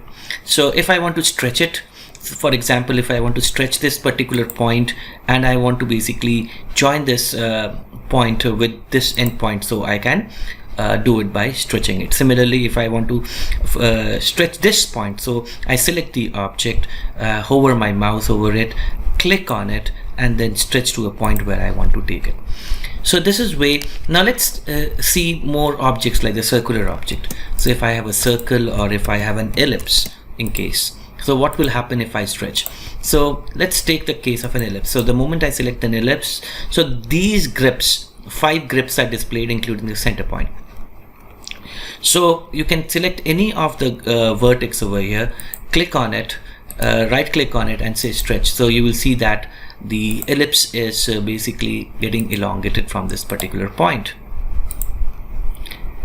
right? So now if I select the circle and I click on the vertex and I say stretch, so it is not elongating like an ellipse, but it is basically increasing the size of the circle. So you see that there are various options which I can use. Like for example, if I stretch an arc, so for example, if I select an arc over here, and you can see that 4 grips points are displayed. Click on the mouse in any of the grip points, so you see the distance is given over there, the angle is given over there, and then if you click on it, and then you can see that it is stretching to a point where exactly you want to go with. So it is giving you a distance, a particular radius and a particular angle, right? So this is how you can stretch a ellipse. Now let's take an example of a rectangle. So I have a rectangle over here. So if I want to stretch it, for example, if I select this object, the rectangle object, I click on the vertex point or any of the grip point, click on it, make it a hot grip, and then you can see you can deform the shape to a particular part. So there are various ways by which I can stretch, but one of the way is selecting it, put your mouse over the grip that you want to edit, click on it and stretch it. What happens if I select mid grip point over here, click on it, and then you have the stretch option over here.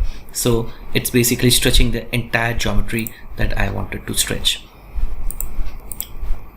So this is how basically the stretching operation can take place. Now there is another interesting option that we saw, that it is a lengthen option. So what happens with the lengthen option? For example, if you have a line and if you want to elongate that line in this trajectory in which it is, so select it object, click on it. So you will see that the line is increasing its length along its trajectory. So select the object, click on it, and say lengthen, the line is increasing its length, and you can put the value also over here, let's say 12 feet if you want. So there are various ways by which you can do the lengthen, and one of the way is by the grips method, right?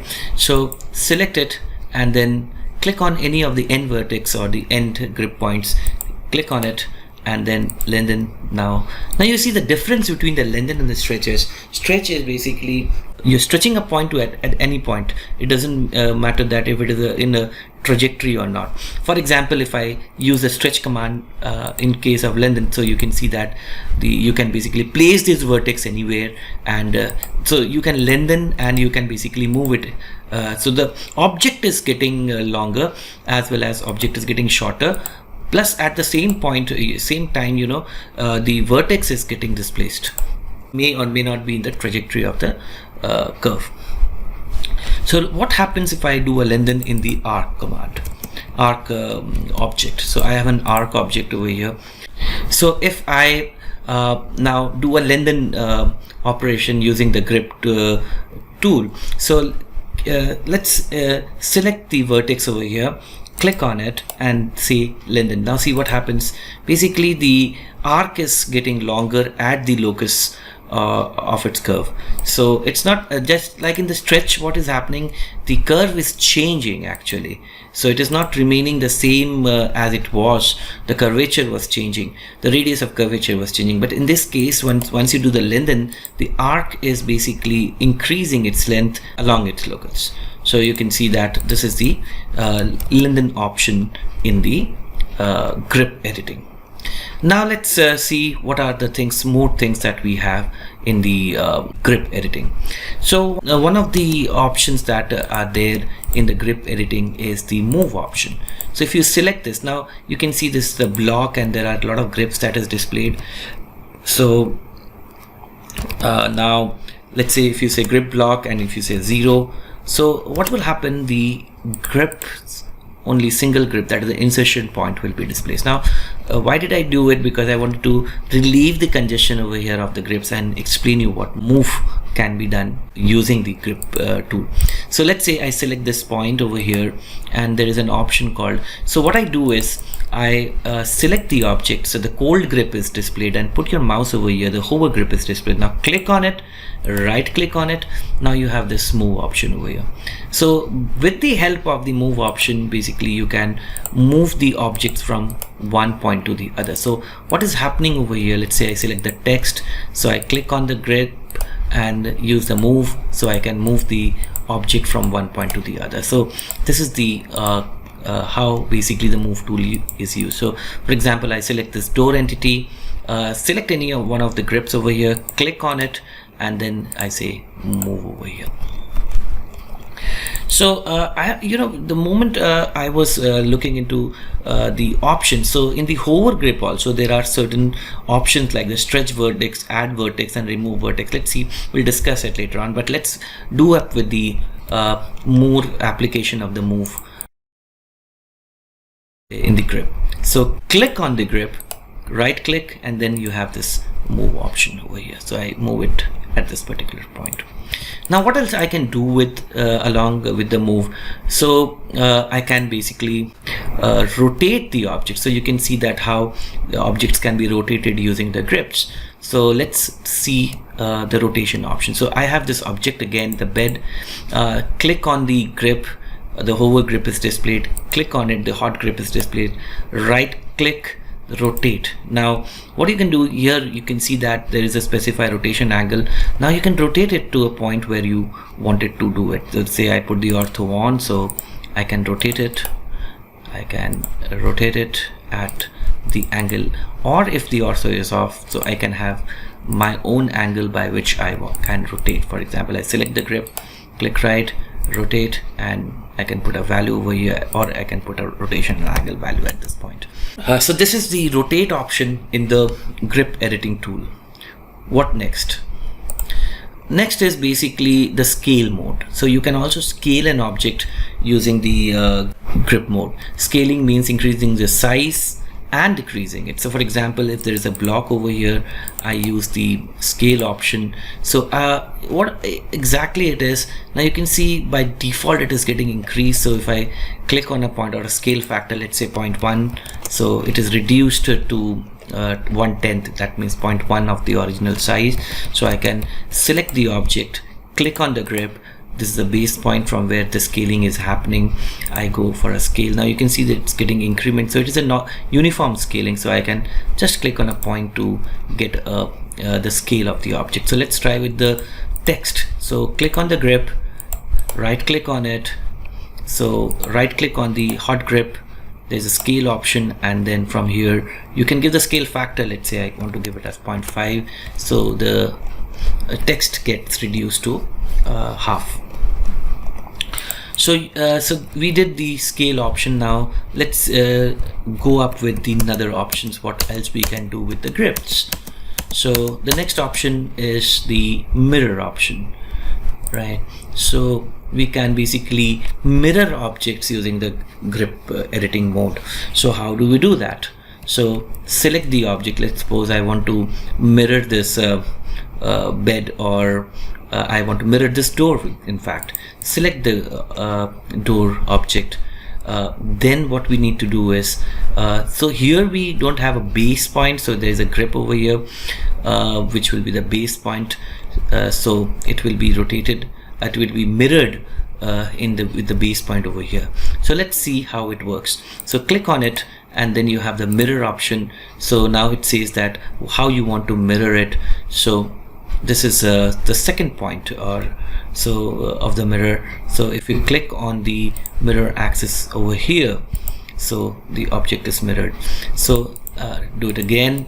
Let's say I select the object, and I click my mouse over the grips, and then you have this right click, you have the mirror option. Now you can see that it is mirrored at this particular point. So click on it, mirror. So you need to give the axis of mirror axis. So second point is the mirror axis.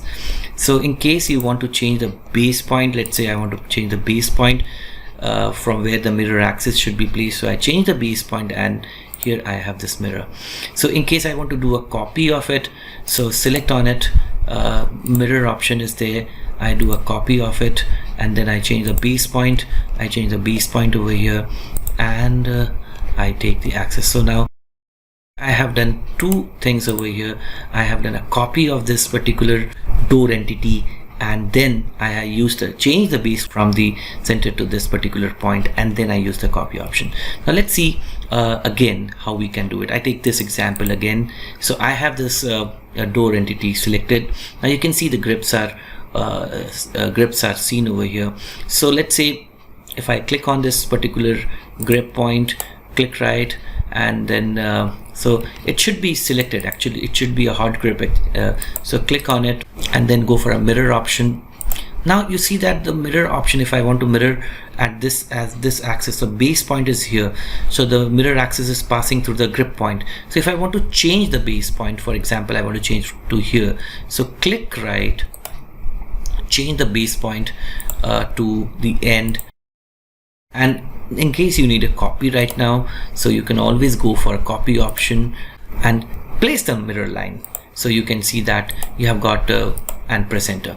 So this is how it happens. So press escape. So door got mirrored as well as copied into a particular axis.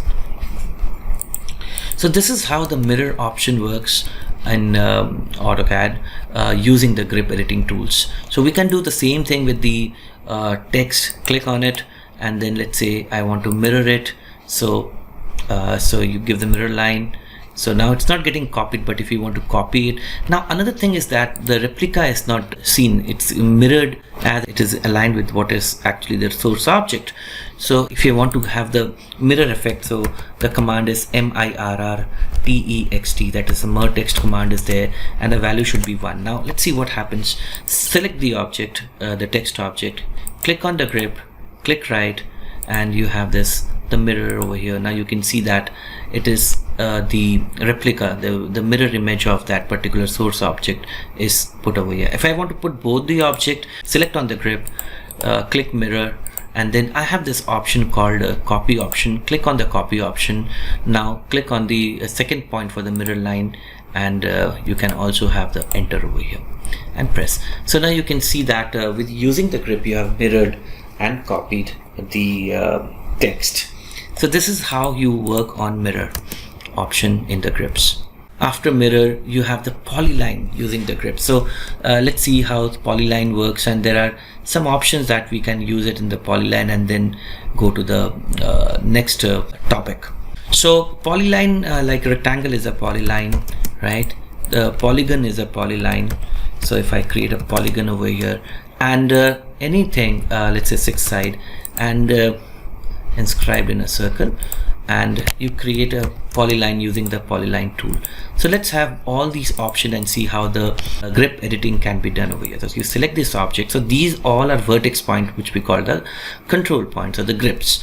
So let's say if I click on this particular point over here, grid point, click over here, and here we have this now this option called stretch vertex. So you can stretching the vertex to a point, so you can have the stretch vertex over here. The vertex is getting stretched over here.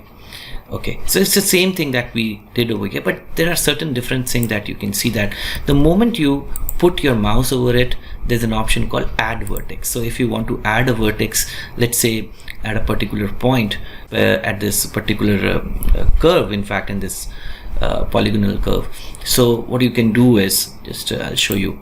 So you add a vertex, so specify new vertex point. So you have added a vertex over here. So adding a vertex will give you more leverage to defining the geometry. Now one vertex have been added. Let's say I want to add a vertex at this midpoint over here. So that means somewhere here I want to add a vertex. So you have this add a vertex, and then you can basically click on the point where now you can see the grip point is displayed over here. So I'll just make it clear again. So I want to add a vertex over here. So click any of the grid point and say add a vertex. So you can add it somewhere outside also of the curve. So this is how the vertex is added. So let's see in this polyline that we have created. So now over here I want to add a vertex at this midpoint, somewhere near the midpoint. So click on it, and then make it a hot vertex, and so this is, so then you have the add hot grip, and then you have this add vertex. Click on the point anywhere in the curve, anywhere in the polyline, and you can see that an extra line has been developed. So we'll see how again see the options. So I'm stretching it to a point, and then I want to add a vertex over here. Select it, click on it, add a vertex, and you can see that let's say I put the ortho off, so I'm putting a vertex over here.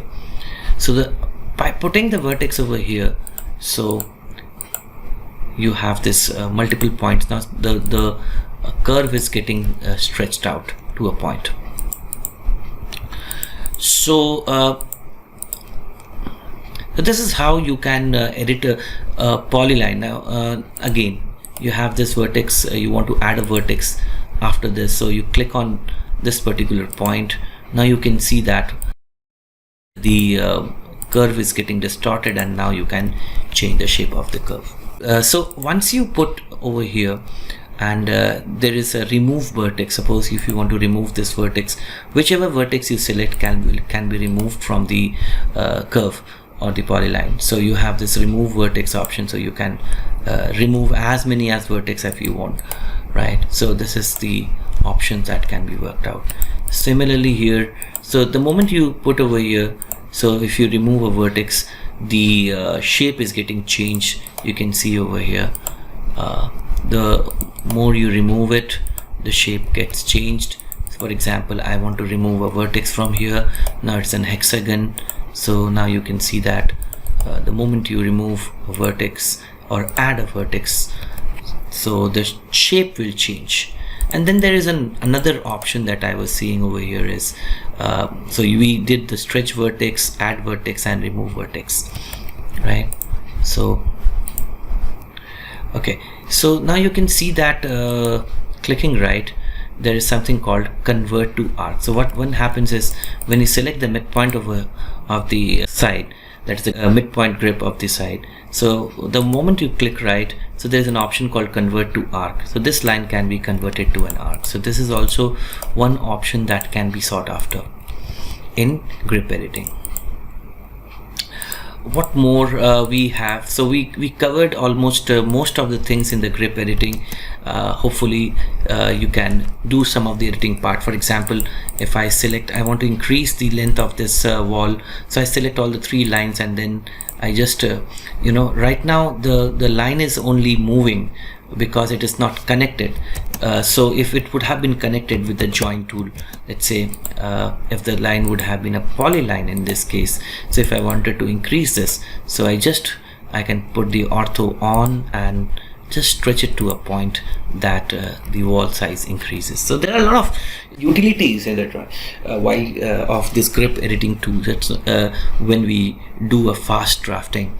So in fact, in text or in the dimensions also, you can see the grips are visible, and the moment you change them, the dimension changes. So to and fro, we're working with the grip editing tools almost all the time. Now coming to it, so you have got hyperlinks, so we can talk about that. Then we have the editing grip objects, the properties panel. So we'll be talking about the properties panel, and then we will be talking about changing properties using the properties palette.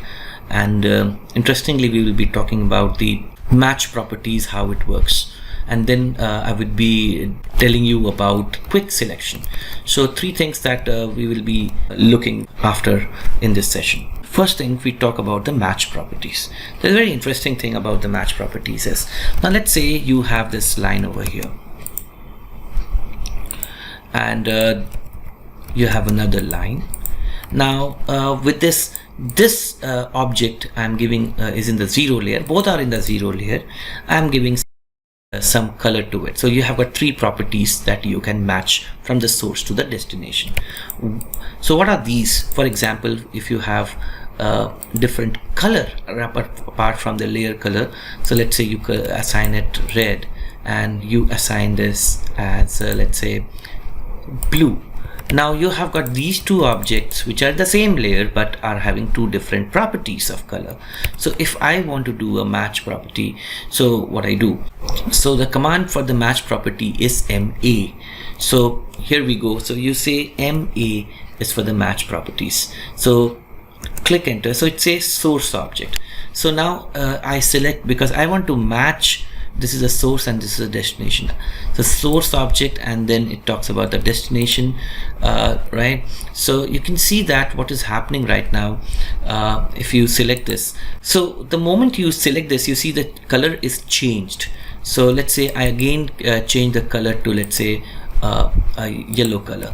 Now if I want to match the properties of the source object to this destination, the source object is the object from which you want to extract the property. For example, you want to match the color of this line to this. So let's say I use the match property command and select the source object and then go for the destination. So this is one thing that you can match. See what happens, let's say if these 2 objects are having different colors, and not only colors, they belong to 2 different layers. For example, one is in the Anno layer and the other is in the let's say layer 1. Why the color is not changing here?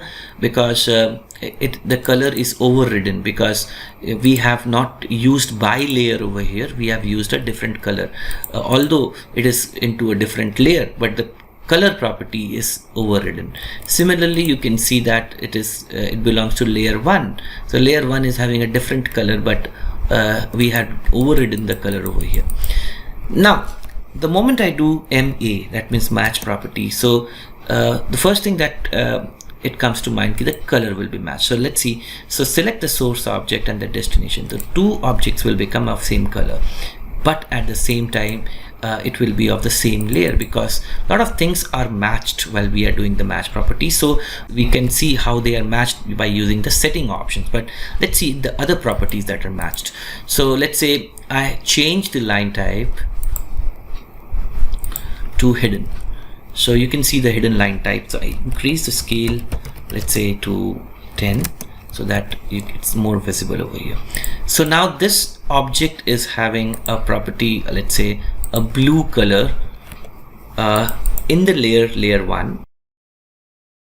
Line type is hidden, and similarly this object is a continuous line with a different line color.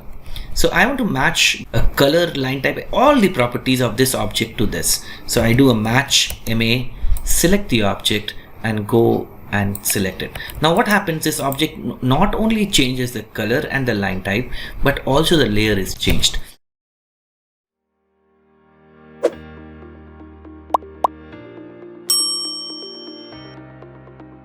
Now the other property, the visual property of the object, is the line weight. So where basically the line weight comes when we increase the line weight, that is the properties. Again, this is again a properties. Let's say I have a line over here and another line over here. This line is having a different color. For example, it's having a color bluish tint, and this is having a color, let's say red. But as well as I give the properties over here as let's say I go to the properties drop down, and here we have this I give a color, let's say line weight. So the second part is the line weight.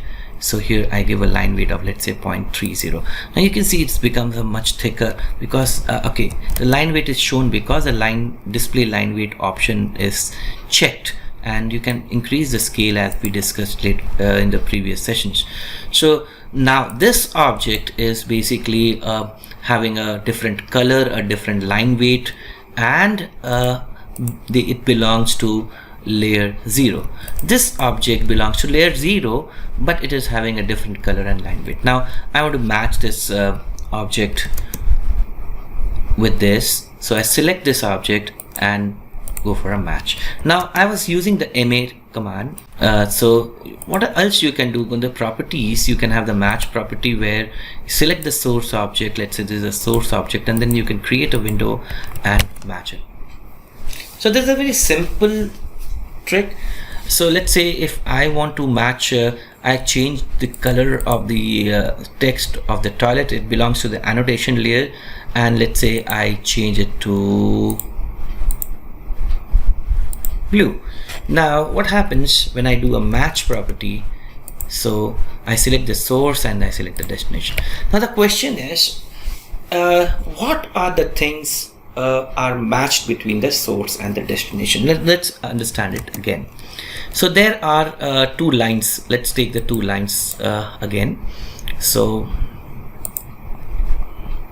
I give it a different color. Now this is the source and this is the destination. So when you're matching the property of this particular line with this, so what is happening, it is transferring all the property inside it. And what are the properties that you're matching? Let's see. So for that you need to go to the match property command again, click, press enter and select the source object. The moment you select a source object, so there is an option called settings that come. Now it says you can match the basic properties as well as the special properties. The basic properties like the color will be matched, the layer will be matched, the line type will be matched, the line type scale will be matched, the line width will be matched, and the transparency of the object will map, and the thickness will be matched. So these are the pointers. Now when you selected this object, the property setting shows the current status of this particular object. Let's say it says it is having a color of this particular grade, and layer is in 0, and so and so and so. Now let's say if I only want to match the color, I don't want to match these properties like the layer, line type, scale, and other thing. So let's see what happens. Now at this moment of time, let's say I have a different line type in order to make it more clear.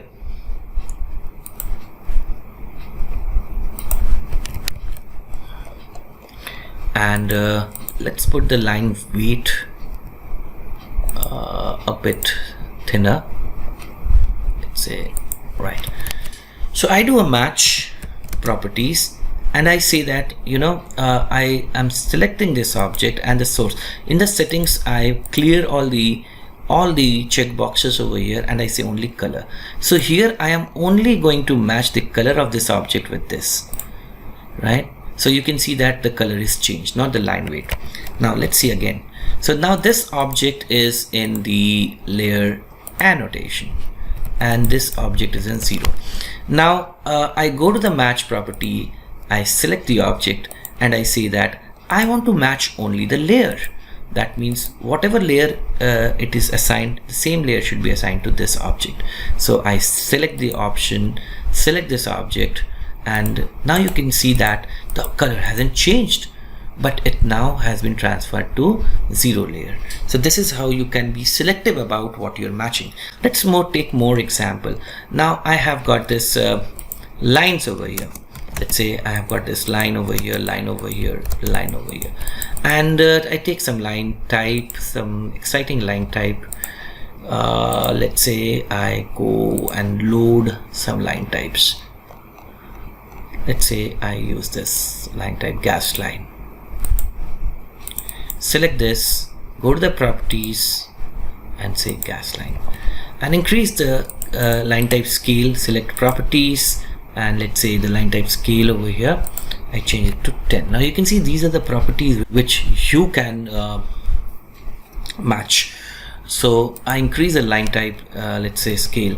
Now if I want to match the now it has a different color. Let me give some color to it. Let's say a blue color, and it is, this object is in the door layer, this object is in the anno layer, but they are having different colors. They are not using the color of the layer. The color has been overridden. Now I go for a match and I say, okay, this is a source object, but I don't want to match the layers. I just wanted to match the line type. So clear the layer option, go with the line type and the line type scale. So both of them will be inherited by this particular object while you are matching it. So this is how you basically make a justification of matching the properties, so you can be selective. Now there are certain other things that was there in the settings. Let's see what are these things. So once you select the object, go to the settings, once the destination. So it says that the dimension can be matched, the text properties can be matched, the hatch properties can be matched, the table styles can be matched, the materials can be matched, as well as the polyline, in which polyline thicknesses and other properties can be matched. So there are some special properties also which can be matched apart from what I have discussed. Okay, so quickly now, after understanding the match properties, let's understand about the hyperlink option. So that's basically something that I needed to discuss with you. So hyperlink means you are linking the object with some drawings or some website or some link.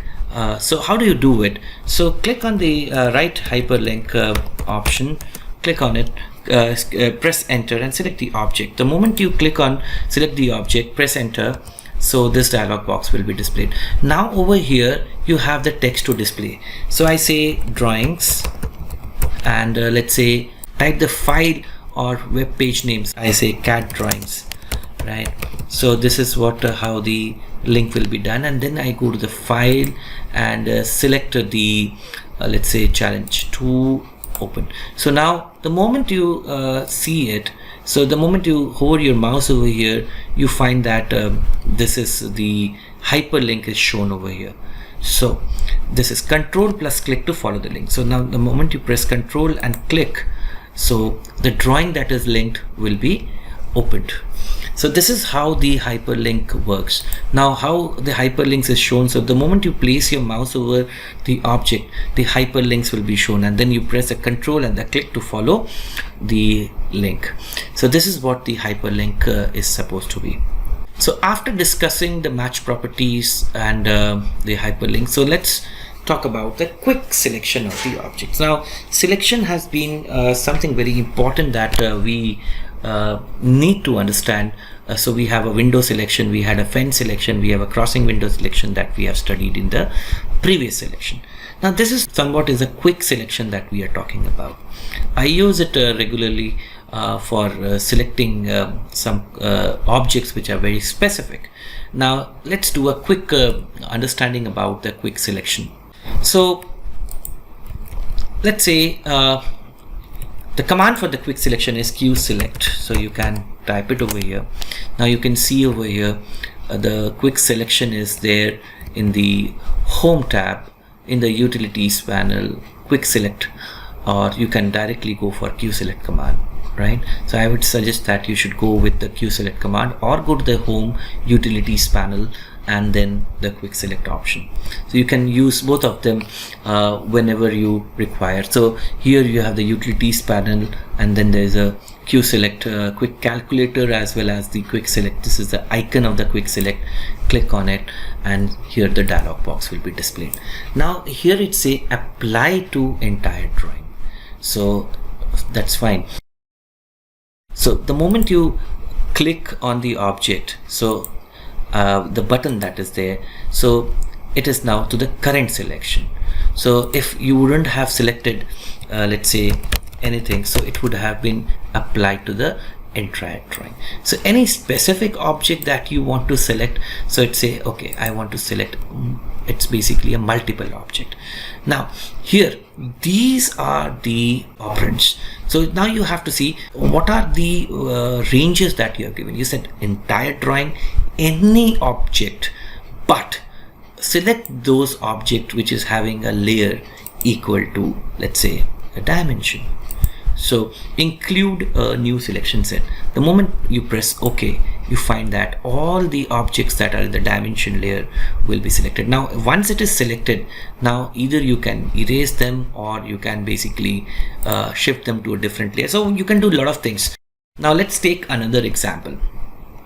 I want to select the object with the which is in the annotation layer. So here we are. So again, go to the Q-Select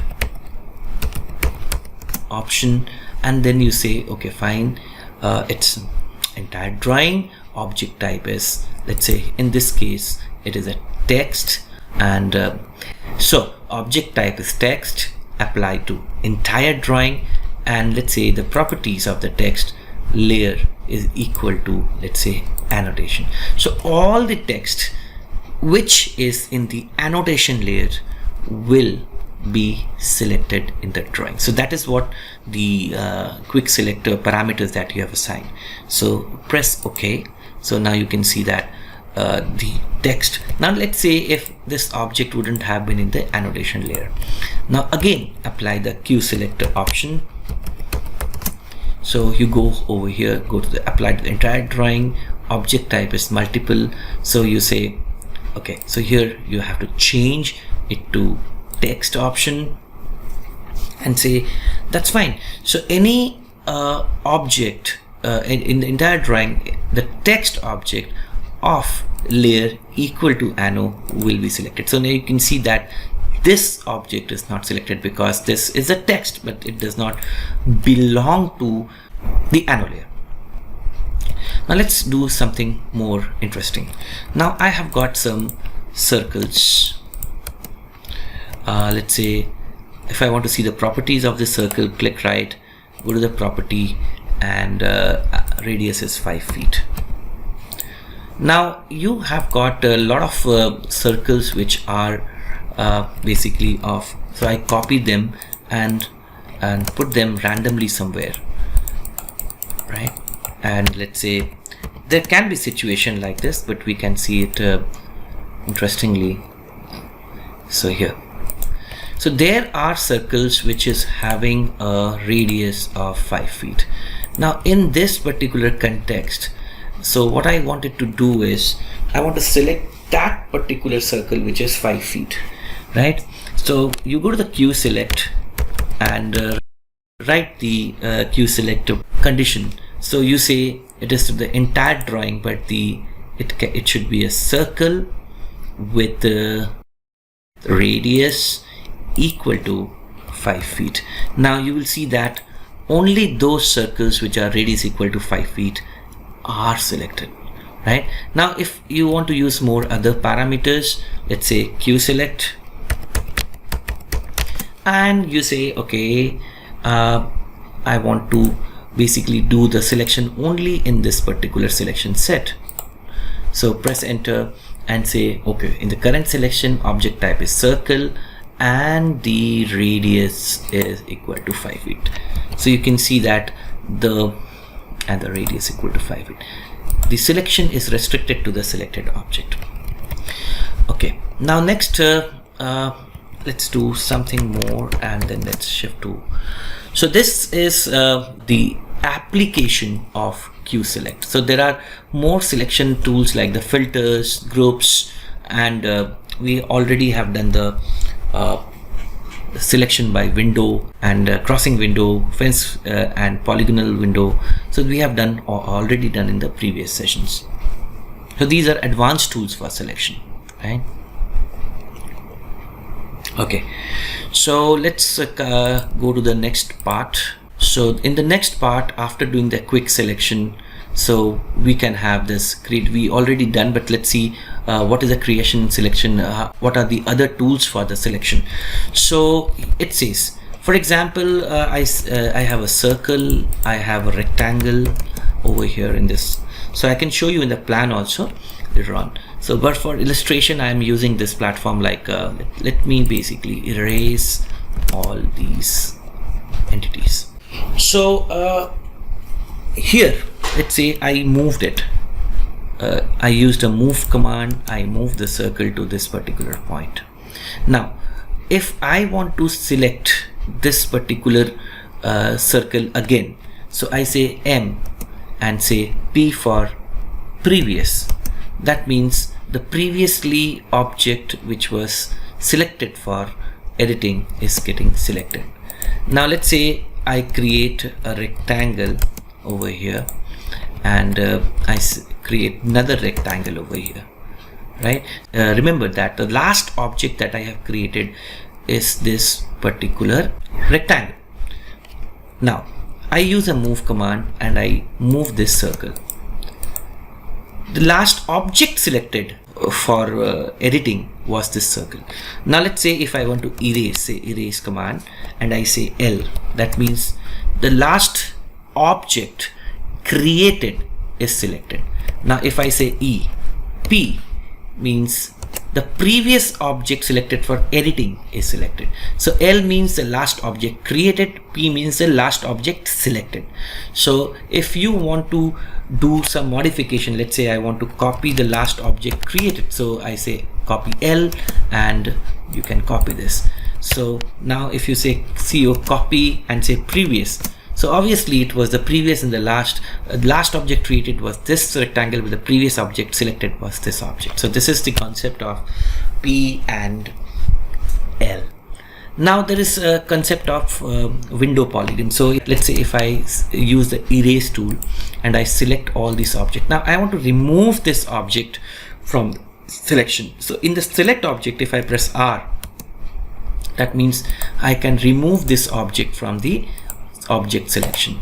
So what will happen? All the objects except these three will be erased. Now another thing is that once you use the modification tool like the erase, I select all these two objects over here, two objects. Now let's say if I want to add the object, so if I say add, obviously it is in the add mode and it will be added to it. So remove is the removing the object from selection set, add is the adding the object to the selection set. Now there are certain things more like the WP and the CP. Let's see what are these. So we have discussed it previously, but I want to touch it again over here because here using the select object advanced tools. So if I go with the erase again, and the select object, if I say CP means the crossing polygon. So you have this, the crossing polygon will be displayed. So crossing polygon means if the polygon touches anywhere in the object, partially or fully, the object will be selected and erased or selected for modification. Let's say I have this 3 circles and I use, let's say, erase, and I use the window polygon. Now WP is for window polygon, CP is for the cross polygon. Now I will tell you what is the difference. So once you do the WP over here and you create a polygon, now here it is the condition is in the object should completely lie inside the polygon to be selected. Unlike in the crossing polygon, if it had been partially also, it would have got selected. Now see, only this circle will be erased. Now if, let's say, if I have used the same thing in the crossing polygon, select object CP. So if the object would have been partially inside the polygon, it is erased.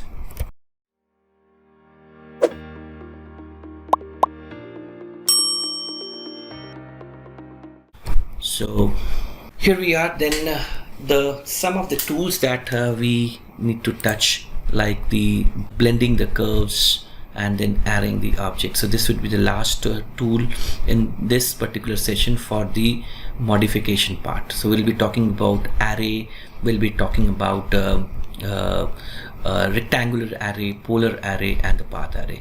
So I'll just take you to some of the application before I start with the lesson for the text, the annotation scales, and the what annotations are. So let's do an array option over here, and then we will be going for the blending the curves. So what is an array? Array is basically, if I look into with the application of AutoCAD or with the application of CAD drafting, it is very I would say that it's not an advanced tool, but a very essential tool when you have repetition of objects in a particular manner. So array is basically can be defined as the distribution of objects following certain rules.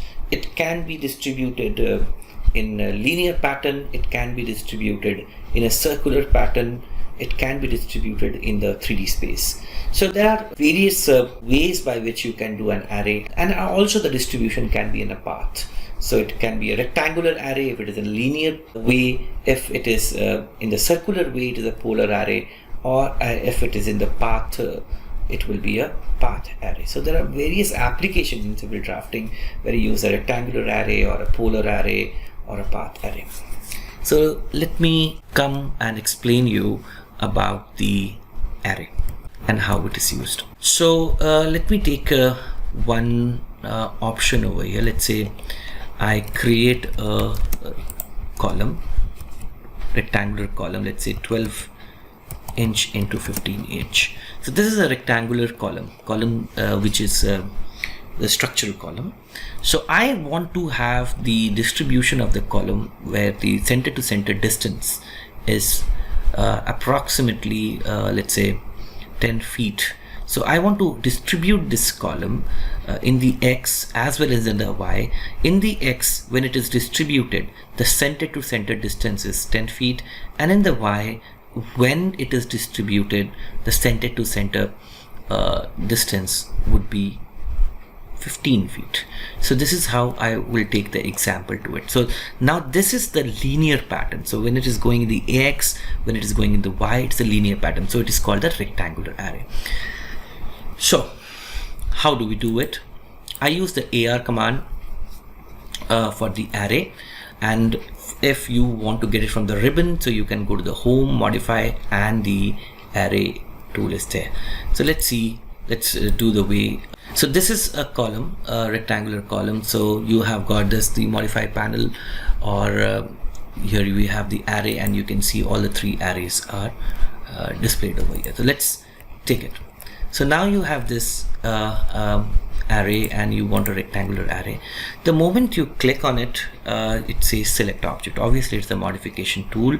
You select the object, you press enter, and then you find that by default the grips are there, and by default some of the objects are getting repeated in the X and the Y, and along with the grips it is there, right? So there is it talks about the columns, it talks about the row count. So what are the rows and the column count? So we'll be talking. So when this rectangle, this is a source object, is basically copied in the X direction, so this is the columns. So you have the 1, 2, 3, 4 columns are there, and the spacing is 1 feet 6 inches by default, and these in the Y direction, when it is getting copied, it is the row. So you have got 1, 2, 3, 4, 5 rows. So 4 columns and 5 rows. Now you can see this contextual tab over here. So it says array creation, and there are certain options like the base point, associativeness, and other thing. Let's do something over here. So this is the source object from where we have created the array. So here says that let's say I want to have 5 columns. So instead of 4, I want to have 10 columns. So now you can see the count has increased in the x-axis, and the distance between the column has said that I want to have it in the 10 feet distance. So if it is a 10 feet, let's say I reduce it to, let's say number of columns is 3.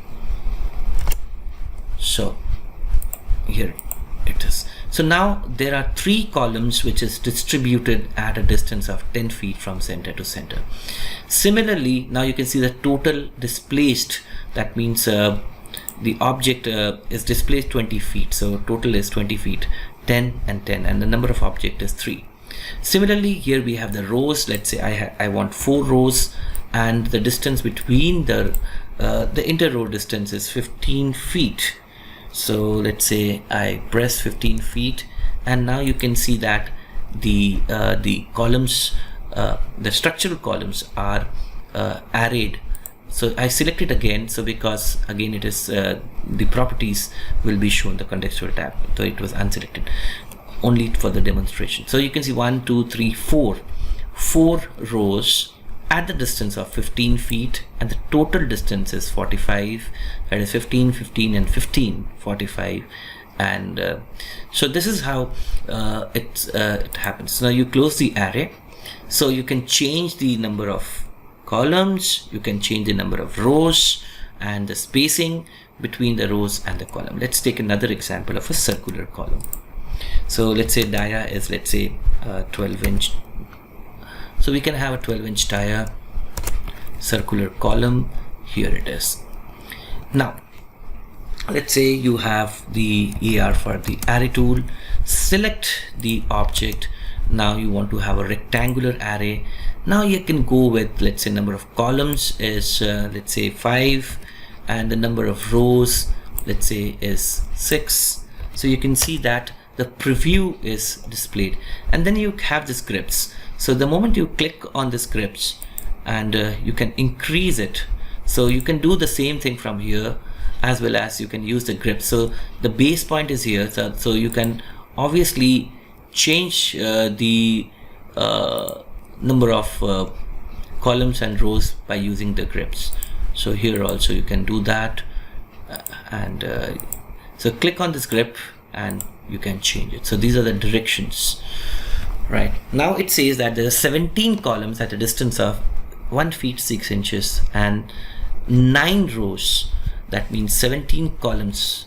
So if you count like this in the x-axis, 17 columns are there, and if you count in the y-axis, 9 rows are there, and this is the kind of distance is between. So we'll be talking about level and associativity.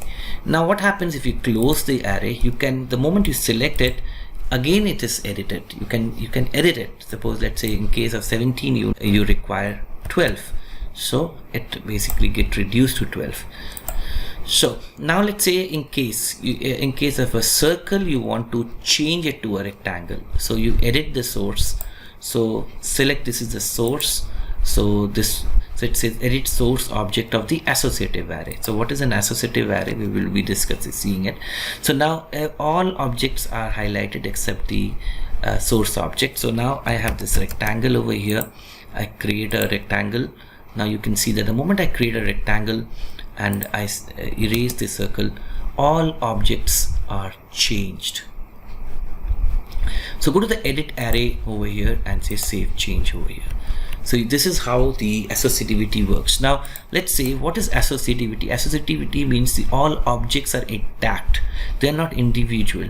So if I basically close the array now, then if I want to edit it, so I can edit the array by selecting the object and editing them.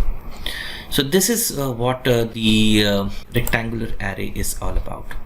So we'll be talking about the associativity after we take with the circular array. Now the circular array states that it's a polar array. So if you have a circle and you have another circle, and if you want to do an array around this circle, that means you want the repetition of the object in the radial manner, so you can go for an array tool. So you have the array tool and say polar.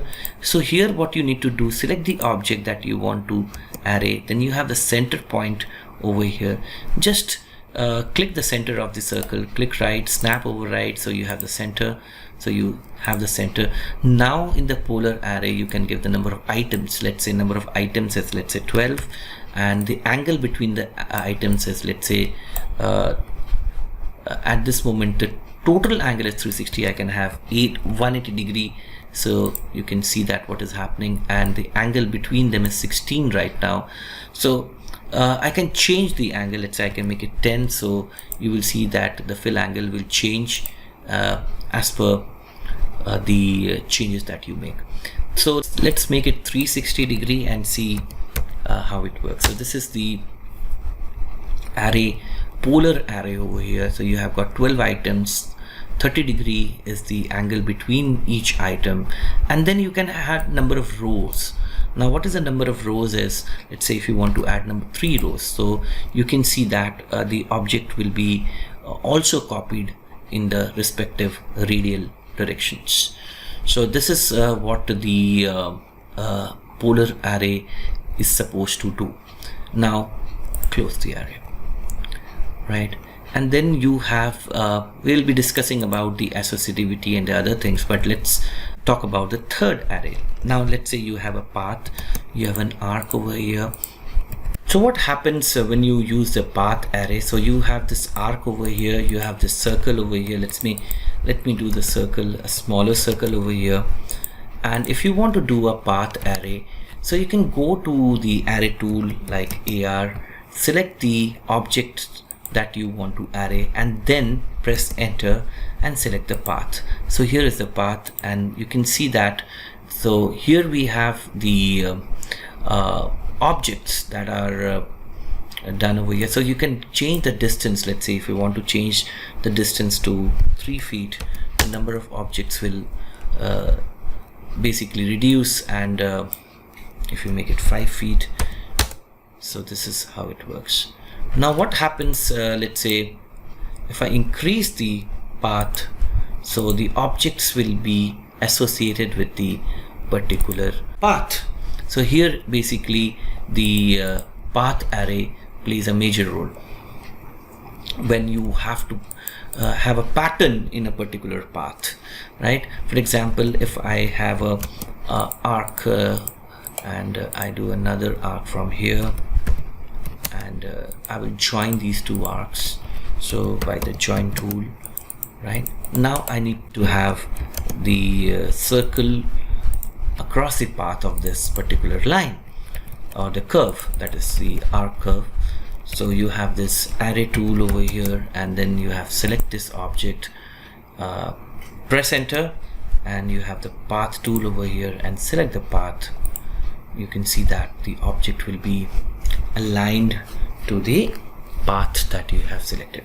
Now what happens about the associativity? So close it. Now you can see that the objects are associated because you can modify the array, you can change the distance, you can reset, you can edit the source, and then you can close the array.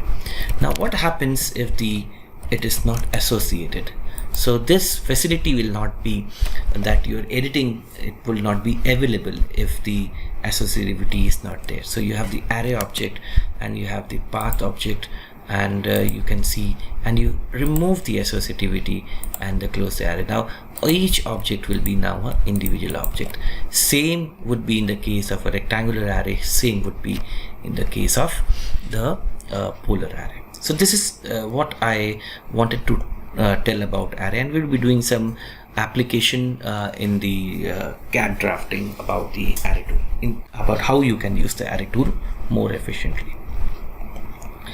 Now the other command that I thought that I would take it is the blend tool. So if you have arc like this, and if you have another arc like this, and so if you want to blend the curve, so to create the continuity, so you have a select object and you have another select object, you can see that the continuity of the curve is maintained.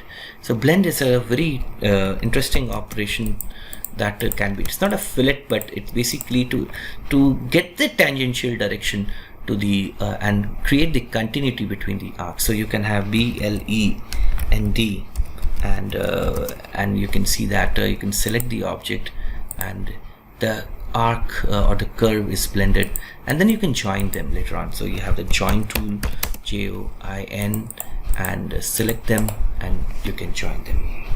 So we are now finished with the agenda of editing objects and the array option. Talked about the polar array, the path array, and how the associativity works. So now in this session, next we will be learning about annotative objects, text, multi-line text, the scales of the text, and so on. Thank you.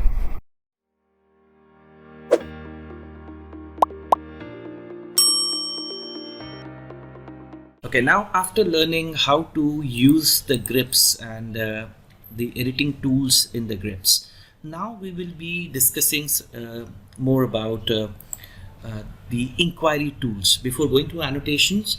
So I would like that you should understand how to check the distances, how to check the area, how to check the angle while you are drafting.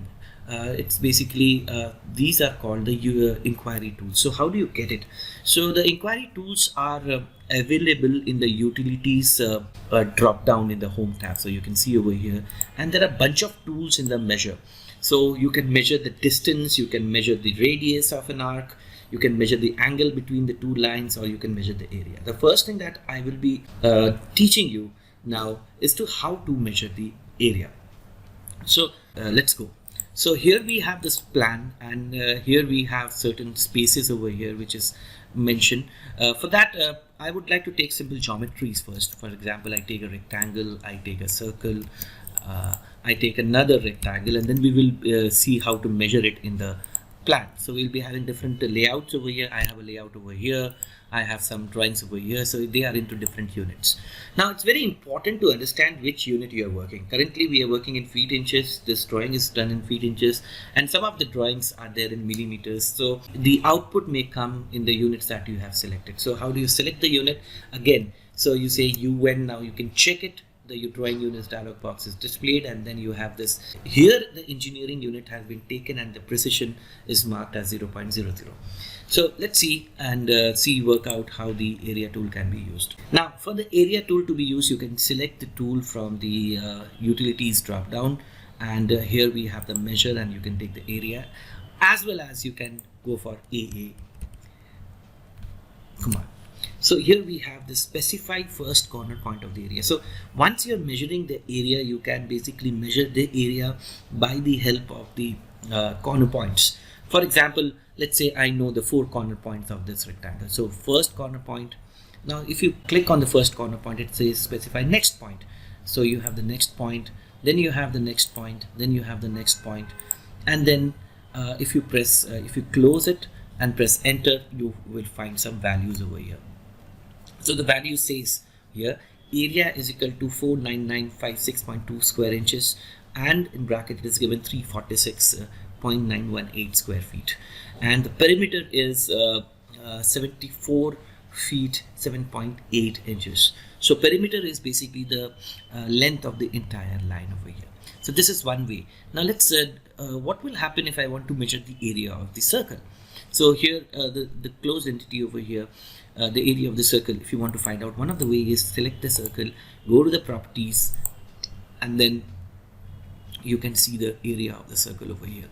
So it's giving over here. But if you want to measure the area of the circle by the help of the area tool, then say because you don't have any point over here, so you say AA over here, and then so you cannot do it by point. So you have an option called object.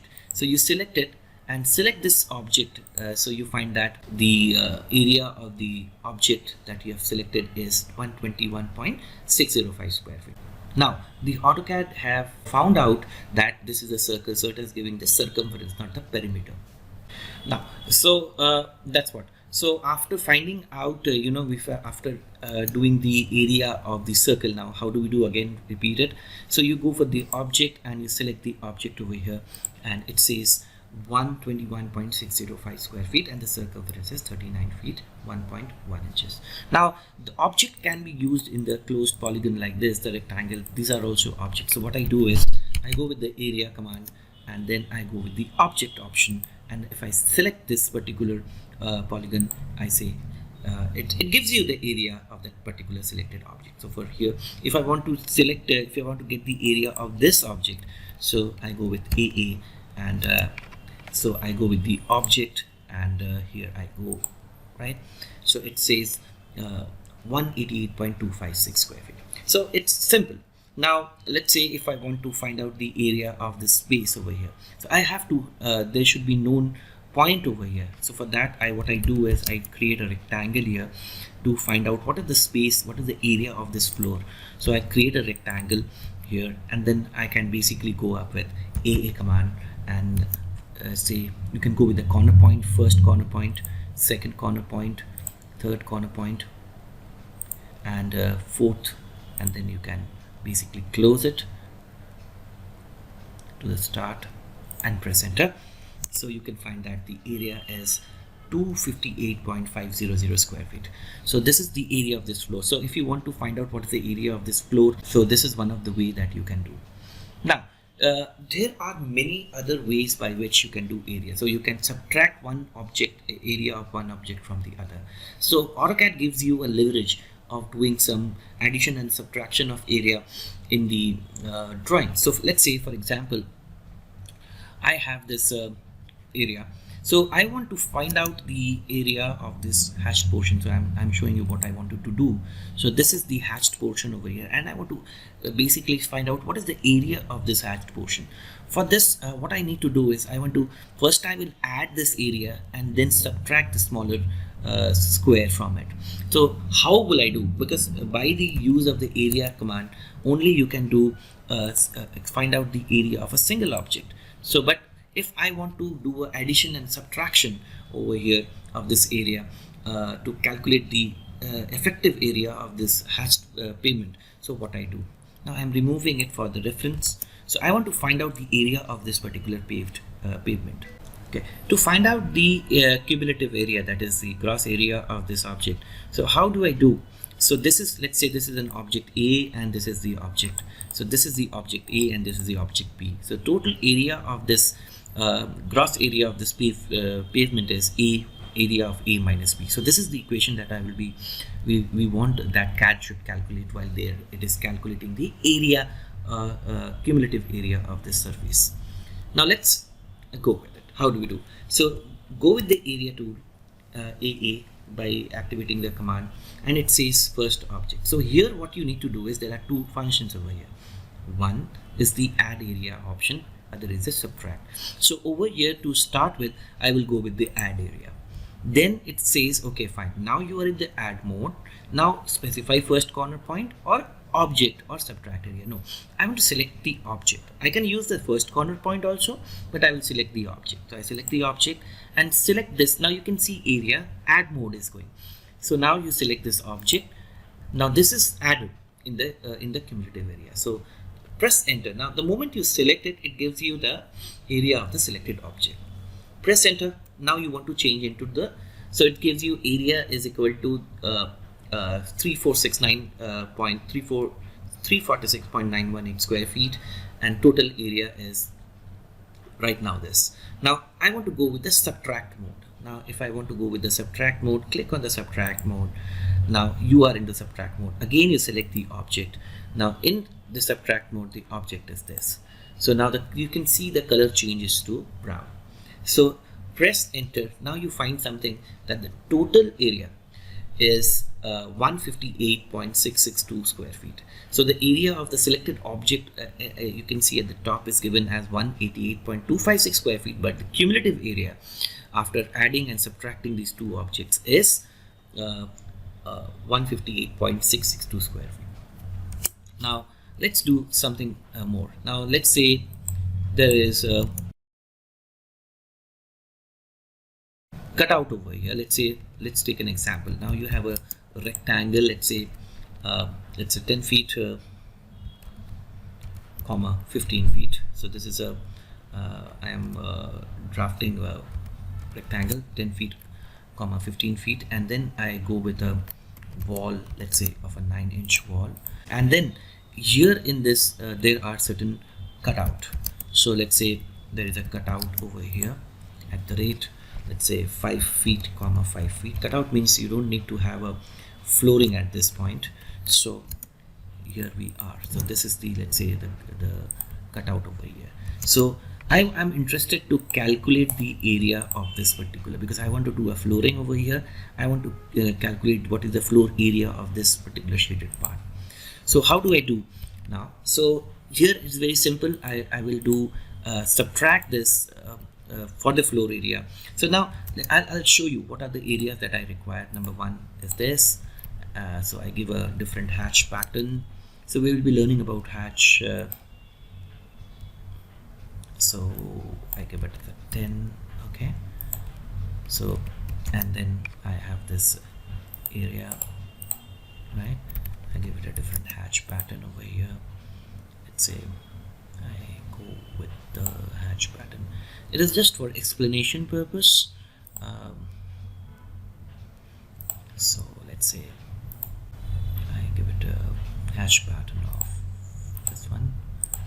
So I want to now what we wanted to do is I want to find out two things. One, I wanted to find out the area of this particular floor which I want to basically create, and I want to also find out what is the area of this brick wall, the hatched portion. So there are two things that I want to do. First, I will do the floor. So for that, you can go with area and you say add area. So I am adding the object, that is this rectangle, the inner one, for the area to be added, and then press enter. Now you can see that area, the combined area is including the pit is 114.70 square feet. Now you have to basically subtract this cutout. So you go here and say subtract area, say object, and you select this object. Now the answer is the total area is 89.750 square feet. So we got the answer. Now I am interested to find out the area of this hashed portion, that a brick wall. So I go with area tool, and then I go with the add option, and I select the object, the outer rectangle. So you can see the green area is there, and then it says 150 square feet, and then I go with the subtract option, and again I go with the object and select the inner rectangle. So you can see the color will be changing, and with this okay, so let me do it again.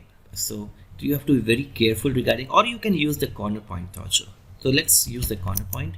So add area, the first corner point in the add area is this. So this is the safer part. So you have this press enter when you finish it off. So it says 150 square feet. Now you want to subtract the inner rectangle, so you can also go with the first corner point. So this is 1, 2. Now you can see that the color of the enclosure is changing, and here you are. Press enter. Now it gives you the total area is 35.20 square feet. That is the area of the brick wall, right? The cross-sectional area of the brick wall. So this is how you can basically use the area tool to find out area of any particular. But then while you are hatching also, you can also use it for, like for example, when you learn hatch. So if you go to the property, So it will give you, AutoCAD will give you the area of the hatched line. So again, you can cross check with it, the cumulative area and the area. So in the hatching also, you can find out the area. So for example, I select this one, this pattern, and you can see that. So there are numerous ways by which you can find out the area of the space in a civil drawing, in a drawing. Okay, so now the next tool that we are going to learn is, normally we use it as a distance tool. So distance tool is, it gives you the measurement between the 2 points. So if I say, so the command is di, or I can go with the utilities and use the distance tool. So I use the command di, and it's very simple. The first point, let's say I want to measure the distance between this point and this point.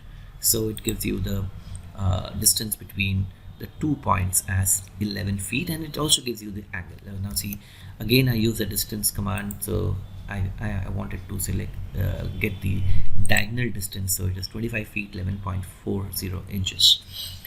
So there is one option that you can see is the multiple points, where you can basically get the distance of multiple points. So now you can see that the moment you keep on adding the distances, the total distance comes as 49 feet 4.5 inches. So again, I would like to tell you what is the multiple point. Let's say you have a line like this and you do a distance command. So if you're not using multiple, it's only giving you single value between 2 points. But if you want to have the total distance of this line, so you can go with the distance command and then use the multiple option, and then you can go along with it and find out the total distance of the points. Next is to find out the angle of the between two lines. So let's say if I have a line which is inclined and I want to find out the angle between these two lines, so I will go with the angle tool, and here we have this and this. Press enter.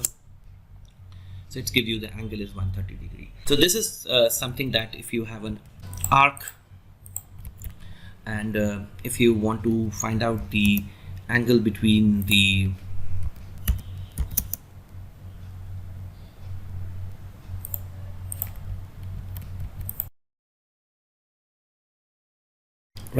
angle of the arc, so you have this measure angle option. So you can select this arc, so it gives you 180 degree. You can see this is the angle of the arc. Or if, let's say if you have some points over here and you want to measure the angle between the vertex point, let's say, let give you an example. Let's say I have got 3 circles over here, right? And I want to measure the angle between the 3 circles with vertex at this point. So how do I do? So I go with the angle option, I specify the vertex. So over here press enter, and first angle vertex is this. So I will invoke the snap center option. So I want to find out, this is the vertex point, first point, angle endpoint, second angle endpoint. Now you can see that the angle is 63 degrees. So what else I can do is find out the radius. It is very simple. Select the arc or circle. It will be giving you the radius of the and the diameter also.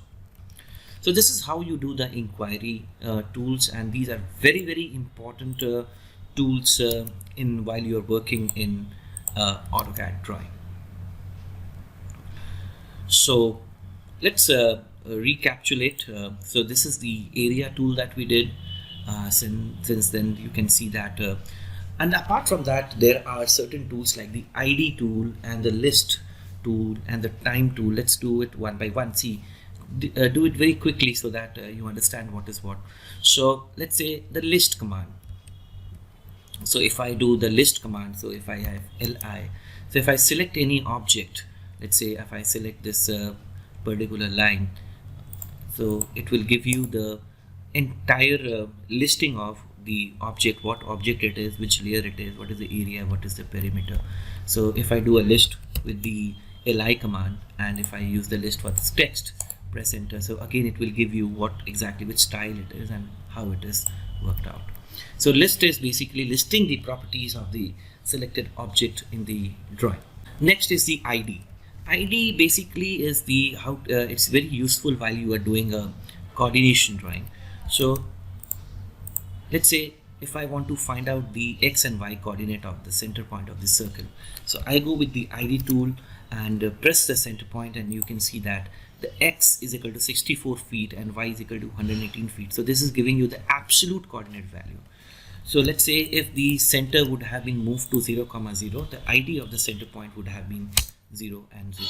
So let's now you can see that the circle is over here at 0, 0. So if you go with ID command and if you click on it, you find that it is exactly 0, 0. So the ID tool basically gives you the identification of the point from the origin, right? So this is the function of the ID tool.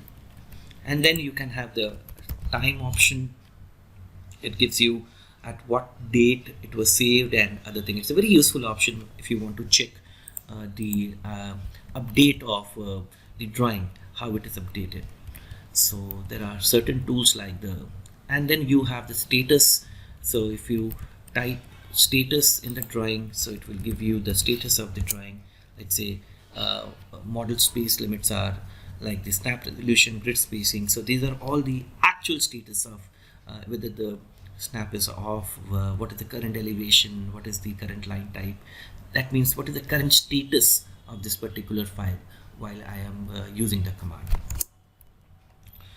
So you can try this commands over here. They are very useful command. And then you have the DWG properties, which gives you the drawing properties. So if you type DWG properties, so you can find it will give you the property of the DWG drawing, like the size and the location. So here we are done with the inquiry tools, and so there are certain things. Let's if I want to, let's do a quick recapitulation of it. If I want to measure the distance between the stairs, now you can see that here it shows 7 inches. So if I want to find out the area of this particular face, I can go with area and find out the area of this particular space, right? So and press enter. If I want to find out the angle of the soffit of this staircase, so I can go with the measure and I can go with the angle option. So you can see that here I can click on it and find out the exact angle. So this is not a line, in fact. So in case it would have been a line, so it would have been selected. This is a typical example. So you have this angle over here. Angle is 42 degree. It shows because it is a line. And if you want to see the angle between these two lines, then you need to go with the angle tool again. And here you have this, press enter for the specified vertex. So you have this angle option over here. Press enter for the specified vertex. So this is the first vertex. This is the point, and this is where I want to basically see the angle. So angle is 96 degree. So this is the how you can basically measure the different entities in the drawing file. So next we'll be doing the annotation and text options. So before going with the text commands and learn about how we are going to do the annotations and text, I would like to discuss one of the very important things that we do while we work in the CAD files or the CAD drawings is the zoom command.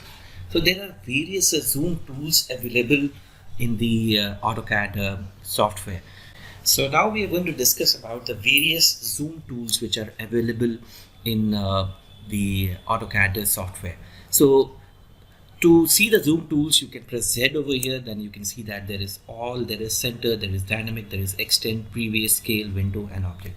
So I'm going to explain you all the tools one by one and see what is the relevance. So here you have this drawing over here. So let me so there is a lot of drawings over here in the screen. Here we have some drawings over here. Now what I used to do is previously when I am not known to the zoom tool, so I press my scrolling button and do the zooming, but that is not the right way. The correct way is basically using the zoom tools from the software. So here we are. So another way of getting the zoom tool is from the navigation bar. So you go to the view tab and you can see that there is a navigation bar which is here. If it is not displayed, you can just go to the view tab and choose the navigation bar to display it. So here you have the zoom options over here. The options, you can do it from here also. The first is a zoom window that if you click on it, so and specify the corner of the point from where you want to create the window, drag to the point to create a box or a window, and that portion will be zoomed in your screen. This is the zoom window. Again, now zoom all is basically setting the drawing to the limits of the drawing. So if you say zoom all, again the screen will be set to the limits. So you can have the zoom all and the zoom window. Here we have the zoom window. Again, I want to zoom this particular portion, so I create a window over here so I can see that directly in my screen over here. So apart from that, if I want to basically use the zoom, so again I go with the zoom all and it is set to the limits of the screen. So I can do it from here also, from the command Z, and I select the window option and create a window, and it will be seen in the screen. And then the other things that you can see that the zoom previous, that means the previous zoomed object will be seen. So Z, you can see previous zoom, previous view would be seen in the screen.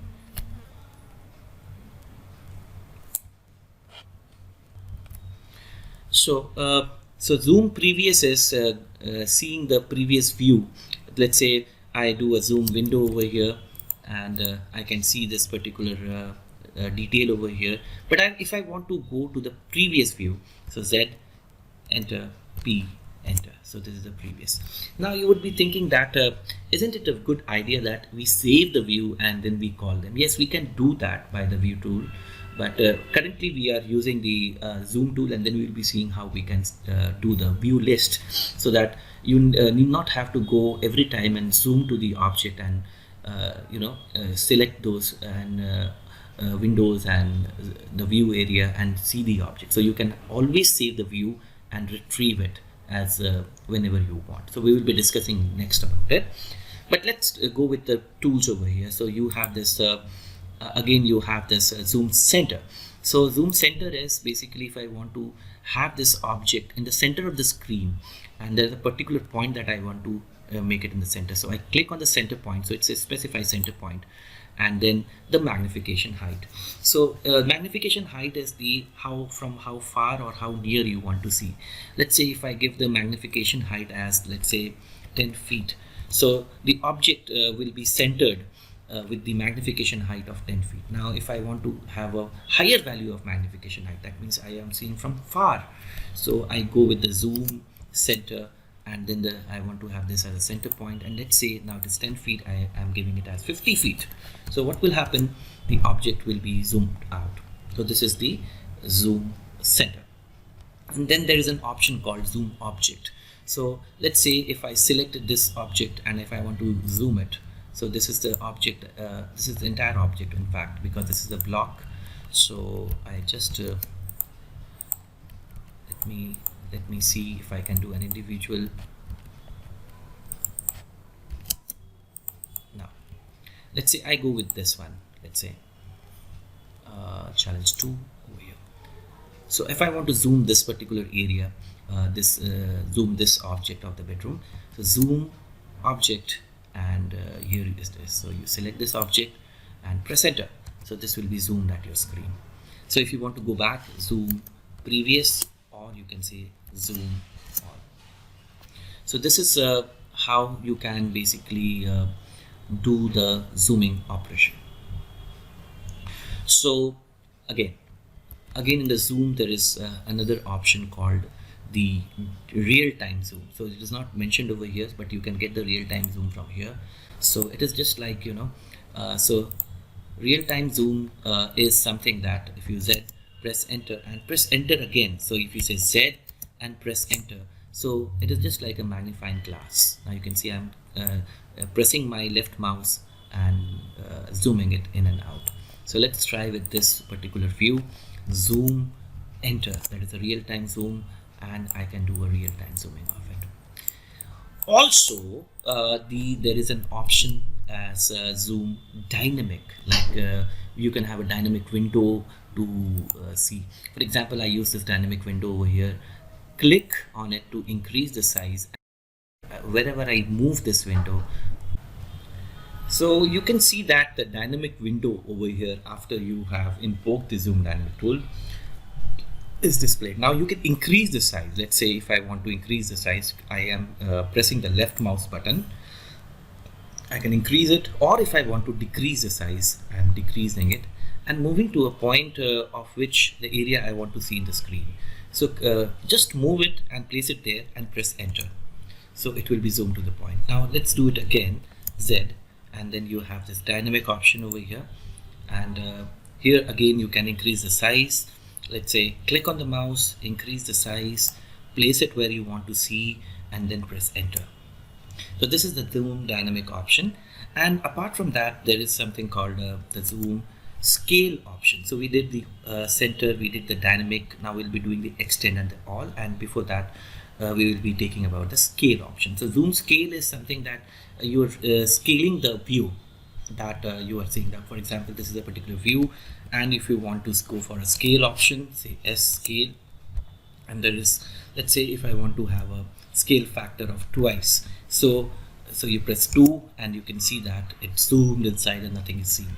Now again, zoom scale, if I want to have a scale of 0.5, so again it will so zoom scale, and then let's say 0.1, so it is seen over here, and then you keep on doing this, reduce the scale, let's say scale 0.1, and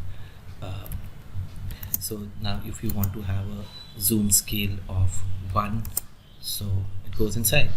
So zoom scale, let's say if you want to have a 0.2, so you can do. So in order to get the entire drawing, what you say is zoom, enter, all. So the zoom scale is used in the layouts normally, but it is not preferable to do the zoom option in the model space area. So there are two areas, one is the model space and one is the paper space. So it will be when we'll be doing the layout, then we will see how the zoom scale works. So the view scale increase. So let's say if I have a particular view scale, and if I want to go for a zoom scale, and if I say if I want to have 0.5, right? So the zoom scale, the view scale changes over here. So if I want to have, let's say twice, or let's say zoom all. So if you want to have the scale of the let's say compared to what you're seeing right now, so you have this, there is an it says about NX or NXP, you can write, let's say zoom scale, and if you write 0.5 XP, that means from the previous view it is getting scale 0.5. So zoom scale, let's say if I want to have 0.5 XP, that means again you have to write this 0.5 XP, again it is going out, zoom out. So if you want to have the zoom scale and you say 2 XP, that means it will go inside. So this is how you can basically have the twice scale or a half scale of the view, right? But you have to write XP, but if you don't write the XP, it will be taking an absolute value. That it was doing is the zoom 1, it is taking an absolute value. So if you say the scale factor as, let's say 0.5, so it's taking an absolute value. So absolute value is taken by the machine, and it basically calculates the actual scale factor of the entire drawing, and then it gives you a narrative of the scale factor. But once you're doing with the zoom scale, so you have to say that, okay, from the previous I want to go with 0.5 XP. So the CAD understand that you are zooming it from the previous view. So this is the zoom scale, and then there is a zoom extent, and there is a zoom all. So you can see the screen over here, the week 4 challenge is there. So here we have, so the zoom all means you have a limit. So the object which is inside the limit of the screen is zoom. So zoom all is the when you have a limit and the object inside the limits are seen.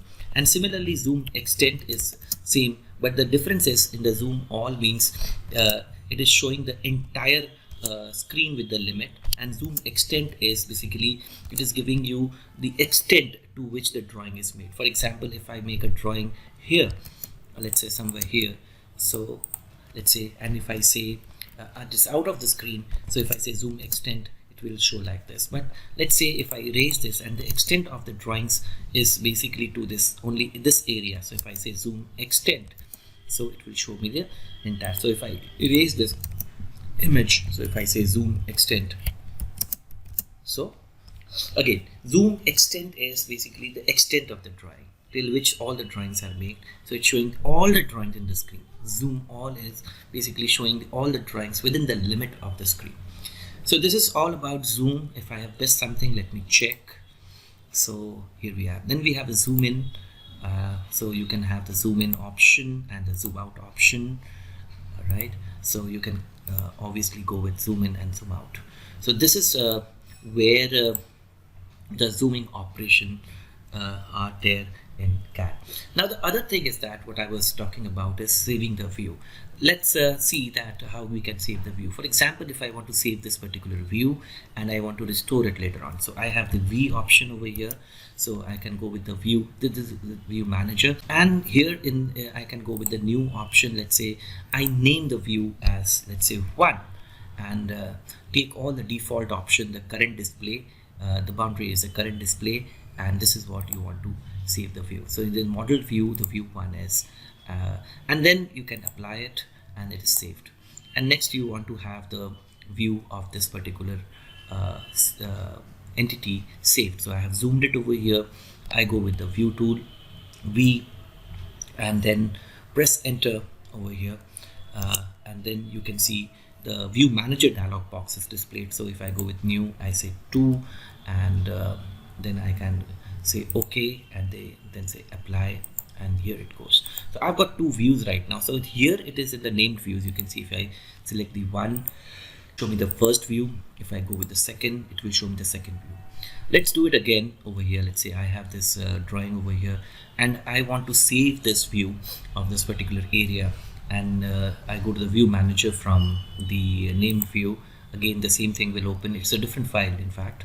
So you go with the new, let's say you say let's say 1, view number 1, you say okay. So this is, you save it and then apply. So you keep on saving some views over here. Let's say this is another view that I want to save in the screen, save the view. I'm getting into the screen, and then I say go to the view tab over here, and there's a named view, and you can say new view, and let's say this is 2. And so in a particular drawing you can have n number of views, and so that it can be used easily. So in a very complex drawing situation where basically there are a lot of files are there, a lot of drawings are there, a lot of drawings entities are there. For example, here there's a detail over here that I wanted to see in the screen. So this is, let's say here I go with the view manager and I say new and I say 1. So this view is saved and I can call them whenever I want. So again, this is another view, let's say the corner bar detail. So you can go with the view and you can name the view, let's say corner bar detail. So 1 2 3 is just for your reference. So here we have apply it, and okay, so these are the views that I'm saving over here. Let's say I want to save the section, let's say. So this is the view, I want to save the section. So I go to the view tab and let's say I go with the new and I say section. Now I have got 3 views that I have created. Say okay and apply and okay. So now you can see that you have this corner bar detail, it comes over here, then you can have this section, it comes over here. So you can basically manage the views in the drawing, right? So I think you have understood about the various zoom tools and how you can create the views in the drawing. So now we will be taking you with the annotations. So right, annotations and what are annotative objects. Hopefully you by now you can basically use all these tools in the project that you will be doing. Okay.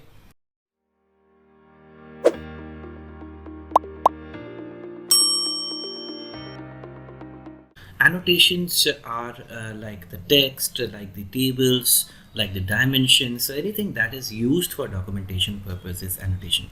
So let's take an example from a drawing file.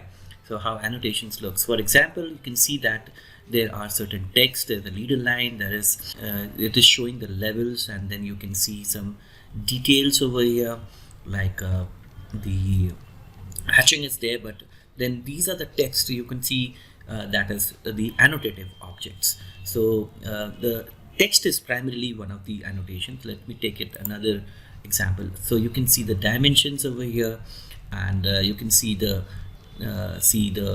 sections. Okay, you can see the text and the leader over here.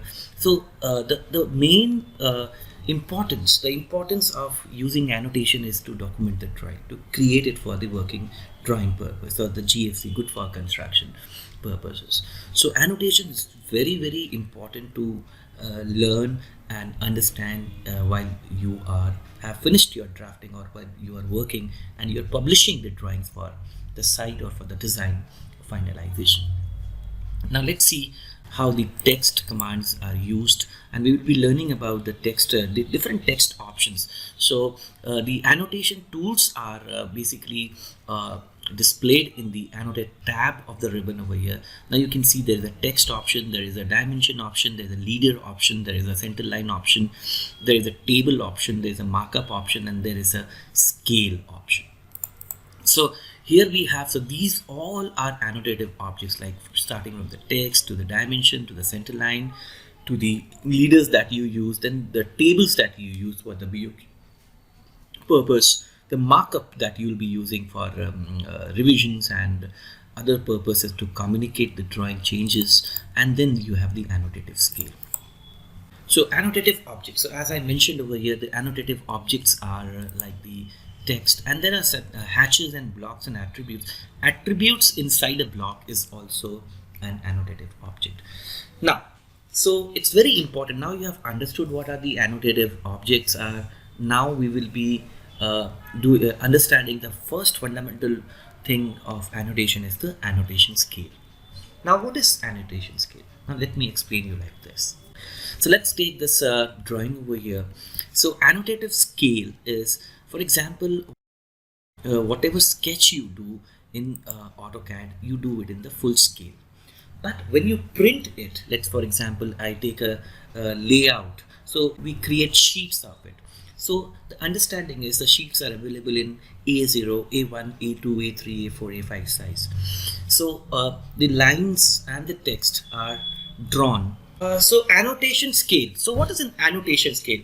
Now imagine that there is a drawing which is here. So annotation scale is the scale that controls the display of the text in the screen, so that when it is printed, when it is plotted in a sheet, the size of the text remains the same. So the idea of having the annotation scale brought into the CAD drafting is to make the text sizes uniform, the hatch pattern, the spaces between the hatch pattern uniform, irrespective of what scale you are using in the sheet. So in AutoCAD, we have got two spaces. You can see that you have a model space and you have a paper space. So paper space is the sheet area. So this is a sheet area. It can be A0, A3, A1, A2, whatever sheet area is. So the moment you bring this particular drawing into the sheet, it has to be scaled according to the sheet size. So in order to control the size of the text while in the sheet, when the sheet gets scaled up, we use the annotation scale. So here we can see that in this particular project there is a sheet over here, and here you can see that in the sheet there is a particular size of the sheet, and in the sheet you have the text. The good thing about the text is that the text are uniformly scaled. So you're having a scale of, let's say, 1.5 inch or 1 feet. So there are various viewports over here, but even though there are different viewports, but you can see that how the scale or the annotations, the sizes of these annotations and the text are not varying. So this is only because of the annotation scale. So let's take an example of into the week 4 challenge. So here we have this model of the week 4 challenge you have seen. So here basically in this particular layout there are certain annotation objects like you can see that there is a dimension, there is a text. So here we will see that how annotation scale works. So first thing that you have to understand about the annotation scale is the scale over here in the status bar. So here the scaling can be done with the help of the options over here. So right now, because we are into feet and inches, so the scaling is like 1 feet. So if you take a scale of, let's say, 1/16 of 1 feet, so it's say 0.52, that means it is a 1/16 inch is equal to 1 feet in actual. That means when it will print, the scale of the view which will be printed would be 1 feet is equal to 1/16 inch. So we can have a custom scales like 1:100, 1:15, or whatever it is. So you can come over here and see the custom scale here. So you can add the custom scale. Let's say I want to add a custom scale, let's say name appearing in the, say I want to have a custom scale of 1:100. That means one paper unit is 100 drawing units. So you can have a custom scale of 1:100. So I can select that scale from here. So what the idea, so this is 1%. The idea is, it is not that the drawing is getting shrinked. It is basically the annotation object, the size of the annotation object, be it the dimension, be it the hatch, be it the leaders, will basically change in the screen to fit in the paper, right? So how it works, let us see. First of all, let's see what is an annotation scale and how it works. So here we have this text, and in the properties you can find that there is something called the text. We are taking an example of a text because we will be doing the text. So here we have the annotation scale. So you can make a particular text object as annotative or non-annotative. So if you make it no, that means it is despite of the fact that the scale over here, the annotation scale changes, the text will not differ. But if you are making it annotative, then you have to define the annotative scale. So if you click over here, so here you have the list of scale. Now the list of scales says 1/16 is equal to 1 feet. That means this particular object which is annotative over here will be displayed only in the 1/16 inch. So there is something called, here are 3 options: show annotative objects. So if you put it off, so you can put it on and off over here to display the annotative objects and other thing. So if I change the scale over here, now let's say I select it and make so you have got 2 sizes over here. Now look into it. Here we have the size of the text height. If you look into the text, so I select this text, so you can see that there's a paper text height and there's a model text height. So here the paper text height is 0 and the model text height is 9 inches. So what is the paper text size and what is the annotative text height, we will see. So now here, let's say I make the paper text height as 3 inches. That means what is happening is the moment I make the paper text size as 3 inches, automatically the object will be scaled to the scale that we are using. Like say 1 inch is equal to 1/16 inch is 1 feet. So it will be the 3 inch will become 48 feet in the model, so that when it goes to the layout, it will be scaled and scaled to 3 inches. So this is the annotative scale. So let's say if I take a scale of, let's say 1:100.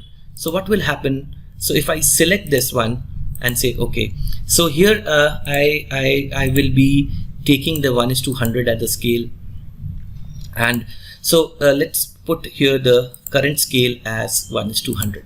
So what is happening is this particular text will now become 25 feet. That is,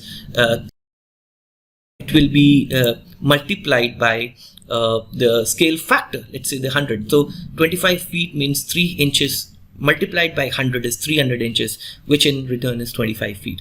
So you can see that as I change the annotative scale, I make it 1:1 1 or 1 is to 100. Now in the 1 is to 1, okay, so now you see that the moment I made this 1 is to 1, so here see the thing is that if I click this, so the object, the annotative object is not visible, because the annotative object will only be visible at the scale it is defined. For example, 1 is to 100 or 1/16 inch or 1 feet. So this is the function of this button is for. For example, let's say, so the moment you select this, so again let's put all the buttons on.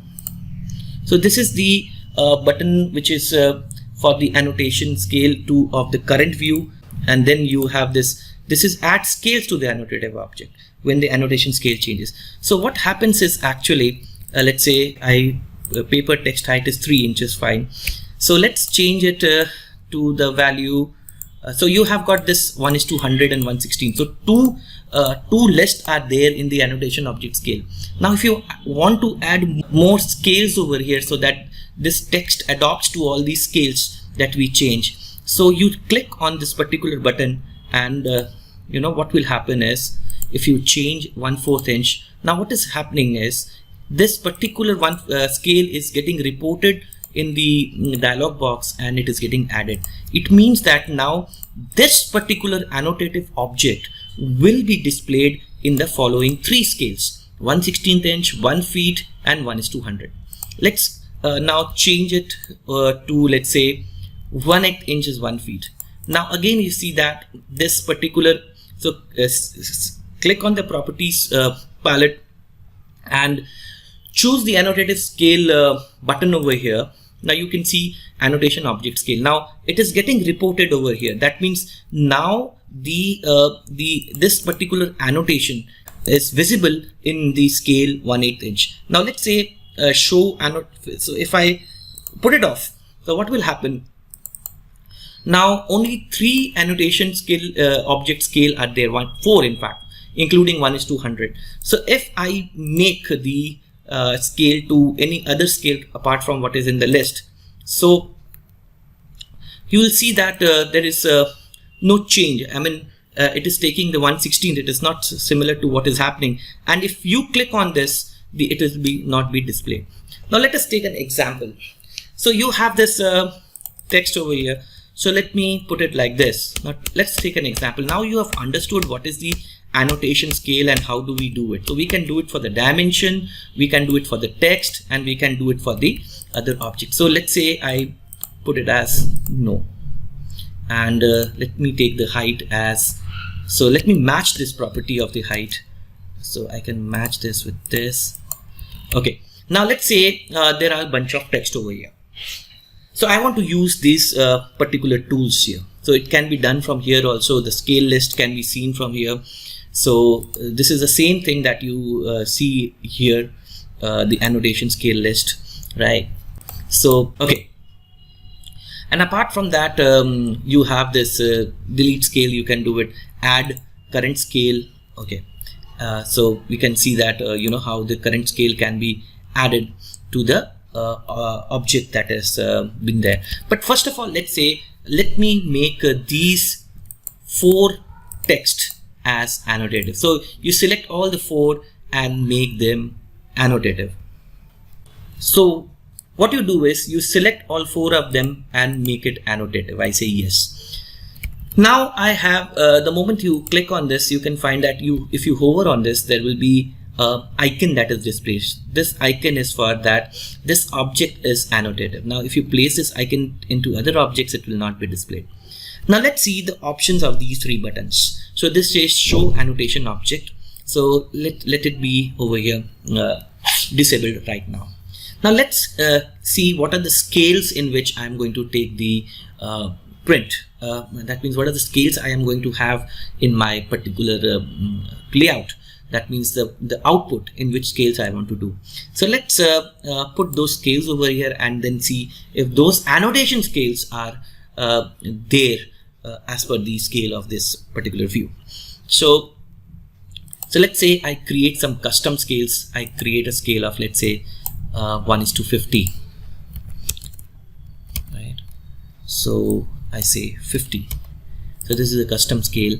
I say 1:25 means 25 drawing units is equal to 1 paper unit. So I say 1:25, and then I create a scale, let's say add it to 1:100. So now I am having 3 scales that I have added over here.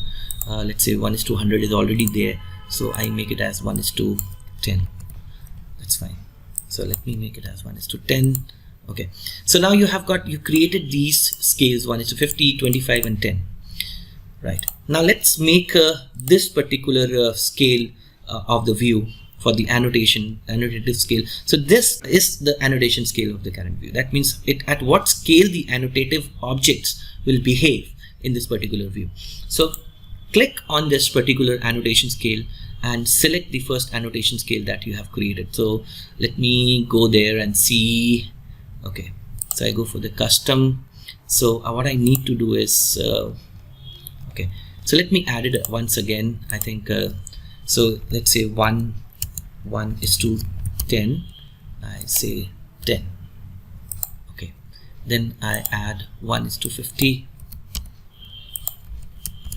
So I added 2 scales over here, 1:10 and 1:50. So it will be visible over here. So let's say the 10%. I mean 1:10 means the 10%, 10 out of 100. Okay, so now the annotation scale is 10%. Now you can see that since the object got invisible. Why? Because the 1:10 scale is not defined in the annotation scale of the object. Now see why it is so. To display this object, just place on the button over here, show annotation object. That means whether the scale is defined or not, the objects will be displayed. Now let's see what happened due to which the display went away. So select the objects that was annotative, all the objects, and see that what are the annotative scale that is there for the object scale list to display. So over here I don't have the scale 1:10. So if I want to add this, so I say I want to add 1:10, I want to add 1:50, and I want to add 1:100. So what happens actually? So all these scales are now defined for these text. So the moment you define it, the object that is here is scaled down. So because you have this so now you need to give the model text height scale to 0.5. So let's say I want the paper text height. That means in the paper it should be like in 3 inch. So what will happen that the moment you say 3 inch, the model text height has to be 2 feet 6 inches, and it will be scaled 10 times over here. But if you want the model text height to be constant, you don't require a paper text height, and you want that, you know, so you press enter over here. So let us put first as an annotation no, and paper, right? So you go for S and click on it. So I go for 0, apply, close. So now it is not changing because of the fact that it has taken the so let me come to the initial point, because in the style it has been defined. So in this case what is happening is the model text height is 0.5 inches. So if the scale is, let's say I change the scale to 1:50, so you will see that the model text height is 2.3 inches. It will change. In fact, you can see the scale is changed, and let's say I change it to, let's say 1:100. Now the model text height becomes 4.7. But if let's say I give a paper height scale as 1 inch, so with the factor of this 1:100, it is multiplied 100 into 1 inch is 100 inches. So model text height becomes 8 feet 4 inches here. So what is happening is here the annotative scale is changing the display of the model text height, because the paper text height has been changed. So it is we will be doing it in detail, but the idea of making you understand about what the annotative scales are, because the moment you take the print will be taken as 1:, whatever the view scale is, and the size of the text will remain constant. So here, then you have this 3 option: add scale to annotative object. Now let's say you have this annotative object over here, and is the text over here, and you make it annotative here. So here what is happening is you have this text, and there is an annotative scale. Current scale is 1:100, which is added to the list. So if, let's say, apart from that, let's say if I change the annotation scale to 1:50, so what is happening is the size is not getting changed because it is not reported in the object annotation object scale. So if I want to report this here, there are 2 things I can do. First is add current scale. So if you click on this, select the text, what will happen? The text, basically the text that you have selected over here is has now the annotative scale that is there here in the view, right? It is 1:50. Let us repeat it again. Now this text will now be visible in the screen only for the 2 scale value, that is 1:50 and 1:100. So if I change the scale value to any other, let's say I take 1:1, so I can see now it is taking the 1:100 value. So but you have the 1:1 factor, so if you put it off, it will not be displayed because the annotation scale is not defined for this particular scale that you have used in the view. So friends, annotation scale probably may be a bit confusing, but it is a very useful task. So here, let us repeat it again. Annotation scale is a scale that is given to an annotative object so that it take the scale as a consideration. It changes the size as the scale changes. So let's do a quick review of it. Let's say I have a text over here, and currently the size of the text that is 9 inches. That means the height of the text is 9 inches. So if you have, let's say, if you go to the to a sheet and take a print, and you say you want to print it at 1:1, then it will be printed as 9 inches. But if you want to print as 1:2, then it will be printed as 4.5 inches. So the text height will change as per the scale that you're doing, but that is what we don't want in the practice of civil drafting. We want the text height to be same. So there is a way. First of all, to make it uniform and uniform to the scale. That means the annotation object should scale itself as per the scale that you had given over here. So how it is done? First of all, make it annotative. Select the object, make it annotative, and then here in the annotative scale, click on the annotative scale button over here and add the scale for which you want this behavior to happen. Let's say I want to have the behavior happen for the following scale factor. Let's say for the 1/8 inch.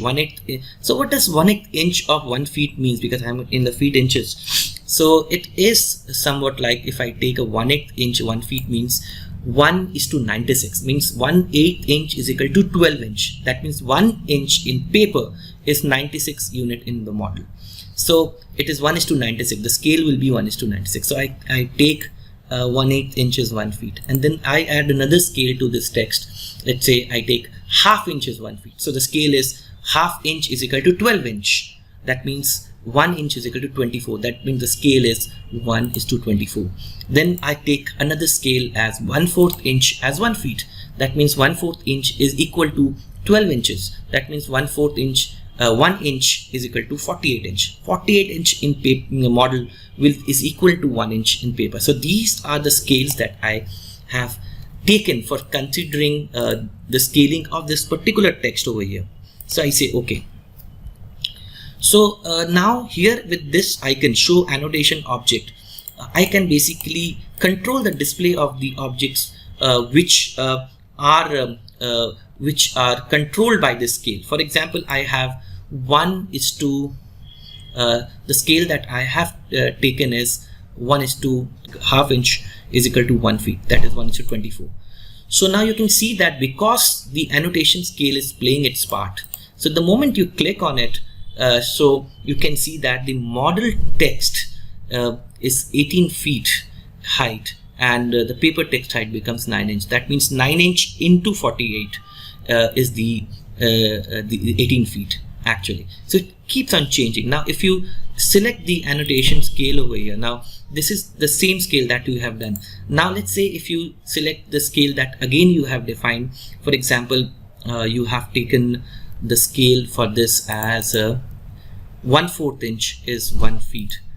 So here if you change the view scale to 1/4 inch is 1 feet, you can see that the text is now, the model text height has changes to 36 inches. The paper text height is constant. So this is good. So that means at any particular time I take a print, irrespective of the scale what is there in the view, the annotation scale is basically changing the model text height that is visible in the screen, so that you can take the print of it. So this is the how it works. So then you have this, let's say if I want the paper text height to be 3 inches, so that's what, so here it goes. So there are different scales. Now let's say I select a scale which is not defined for this text, so I take it, let's say 316. So if this is off, show annotation object is not put on, it will not be displayed. So the moment I put it on, it will be displayed over here, and you can see that the moment you click on it, the changes, the scales are given over here. Now for 3/6 inches is 1 feet. This object is basically not taking the scale, so here the annotative scale. So if I want that this object should adopt to this scale, so I select this object and add current scale. I can have this option, and now this will change. So this is the annotative scale that I wanted to discuss with you. Now the next thing that I wanted to discuss with you is to write the text, how you write the text, and we will be seeing that what are the ways by which we can write the text, how the fonts are selected, how the colors are selected, how the style is selected. So this is the drawing. So you know the texts are written in the drawings in order to communicate what is there. Like for example, for the tags, for the information, for the notes, and there are a lot of things that we use the text. So let's start with learning text now.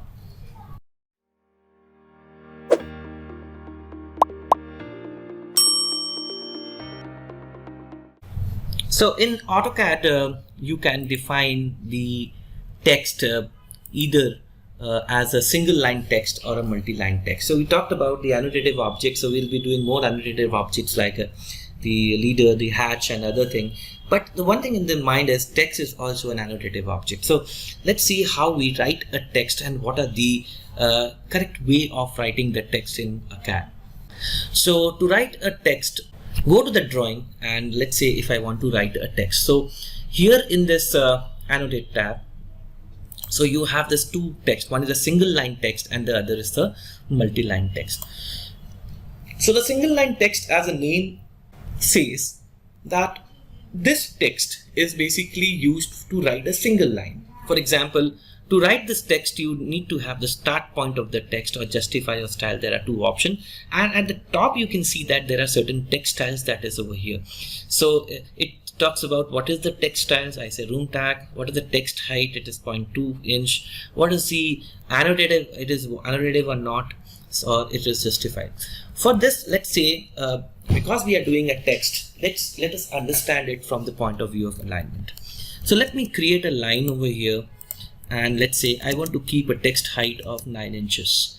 So I put a text capping over here. So now let us understand how the text is written. So I want to write some text in this particular line at this moment.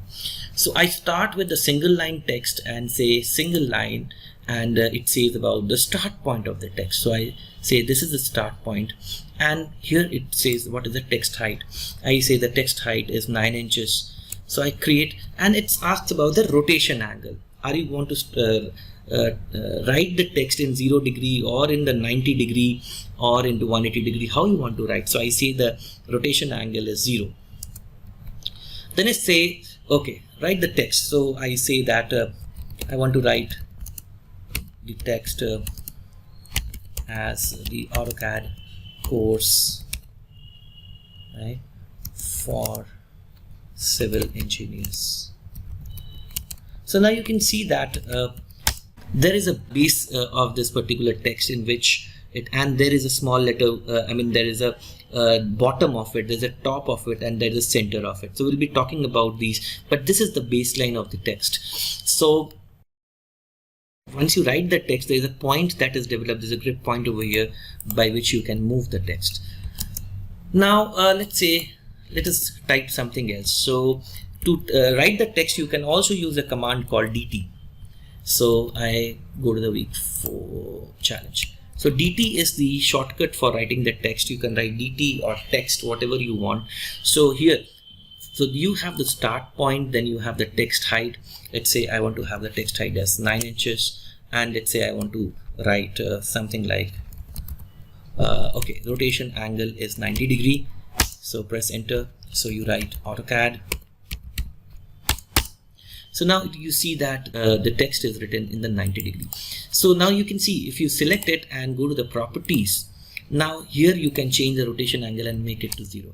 So not all the properties of the text will be written over here. Like the content, you can change the content from here. Let's say in case of AutoCAD, you want to write civil.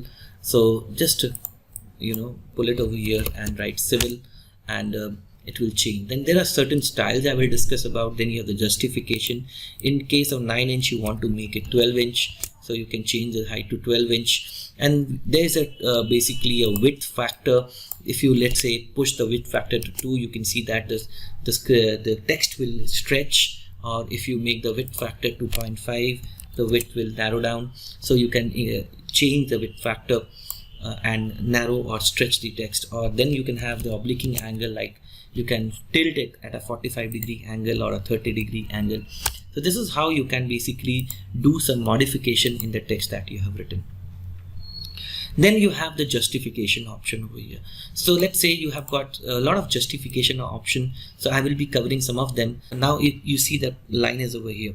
Now let's talk about the different justification point. So you have this base of this text is this is the base, and let's say if I change the height to 9 inches because I have the marker at 9 inches. So okay, this is the top, this is the base, and you have the middle. Let's say 4.5 inches is the center. So I take an offset of 4.5. So here you are. So this is the middle of the text. And then if you write something, let's say I change the text, I have a letter like I write G over here, small g. So this is the bottom of the text. So you can see that there are different different justification in the text over here. So let's say if I want to have the justification changed, so what I do, I go to the properties, select it, and go to the properties. In case of left, I make it justified right. So see what will happen. The text will move and it will be justified right because the control point is here. If I make the justification as middle, now you can see this point because you have given the starting point, it comes to the middle. Now if I give the justification to top left, now you can see that the top left comes to the point over here. Then if I give the justification to top center, so this is the top center. Now if I give the justification to top right, now you can see that the text is moving as per the justification you are making. So this is the middle left, right? So the middle of the object is here and it is aligned to left, and then you have the middle center, then you have the middle right. Now you can see how it is changing. So bottom left, right? So bottom left, so this is the bottom, and then you have the bottom right, right? So this is how it works. Now apart from this, you can try once you do it. So I make it a left alignment, but I will going to tell you about something called the fit option. So you can have the middle option over here. So you have tried it. So fit option is basically what you do is two control points are developed. Let's say if I want to write this particular text, so if I change it, so what is happening is I am fitting that particular text in a particular start point and end point. So let me stretch it to a point. I put it over here. Now whatever you write in the fit justification will be written in these 2 points. So these 2 control points you can see. So let's change it to write it like Skill-Lync AutoCAD course. So what is happening is, now you can see the entire text is fitted in these 2 points. So what is happening, the width is getting narrow, but the height remains the same. The good thing about is that height remains the same. But if you want to have a uniformity on the text height and the width, so you can take the option called aligned option. Now in the aligned option, what is happening is the text height and the width ratio are same. So now let's say if I change it to like course is going on. Now you can see that the more text, the height is also reducing and the width is basically adjusted as per the height. So if I write few objects over here, let's few letters over here, let's say if I write only AutoCAD, so you can see that the height will adjust. It is not getting narrowed as in the fit option. So we have discussed about some of the options in the text, now in the single line text. Now let's go with the major thing called the text style, about the font that you're writing. So to get the font, to fix the text style, you have the st command for the text style. So you have got different kind in this particular dialog box. You can set the style of the text. For example, if I say I want to have a style called Skill-Lync 1. So this is the style that I am creating, and for this basically I have a font name as, let's say I take it as Arial. So I go top and take the font name as Arial.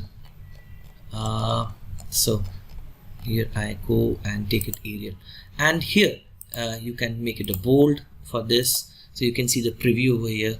If you take the height over here in the style, so you cannot change the height while you are writing the text. Remember, when we were writing the text, the AutoCAD was asking us about the height. But let's say if I want to have a fixed height of, let's say 9 inches in the model space, so I cannot basically give a varying height when I am using this text, right? So this is how. So you want to have it annotative. If you make it annotative, then the same thing, the paper height text will be asked for. But let's not worry about it. Let's make it in the model text height as 9 inches. And then you have the width factor. So if you increase the width factor, you can see that the width will be increasing as compared to the height. So if you make it 5 times, so you can see it becomes narrow. If you create 0.5, so you can have the width factor 1, and you can see with the angle also, you can have it 0. You can have it upside down or a backward, depending upon what you want. But right now we have a Skill-Lync style. So in order to make it work, you have to make it current, and so that the text that you write now will be using this particular text style. So I start from here. Let's say I use it. I say DT command is the text style, and let's say angle is 0, and here now you can see the height. It is not asking for the height because it is already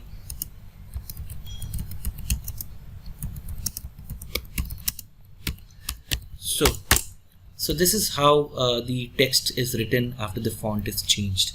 Now if you see the properties of the text, you will see that the style is Skill-Lync here. So now let's say I go here and I click ST, and I create another style as, let's say, Skill-Lync 1 2. So what is happening is, so here what we are taking a different font. Let's say I am taking a font as a Berlin Sans FB, and I use as a regular, and I give the text height as 0, and rest is the same. So I make it apply and close. So now if I want to change this object to the text style that I have created, so I can click on the properties and I say Skill-Lync 2. Now this is fine. I am transferring the text style to this particular created text. Also I can do the match property. Let's say I can match the property of this and change the text style of this object. So match can be done.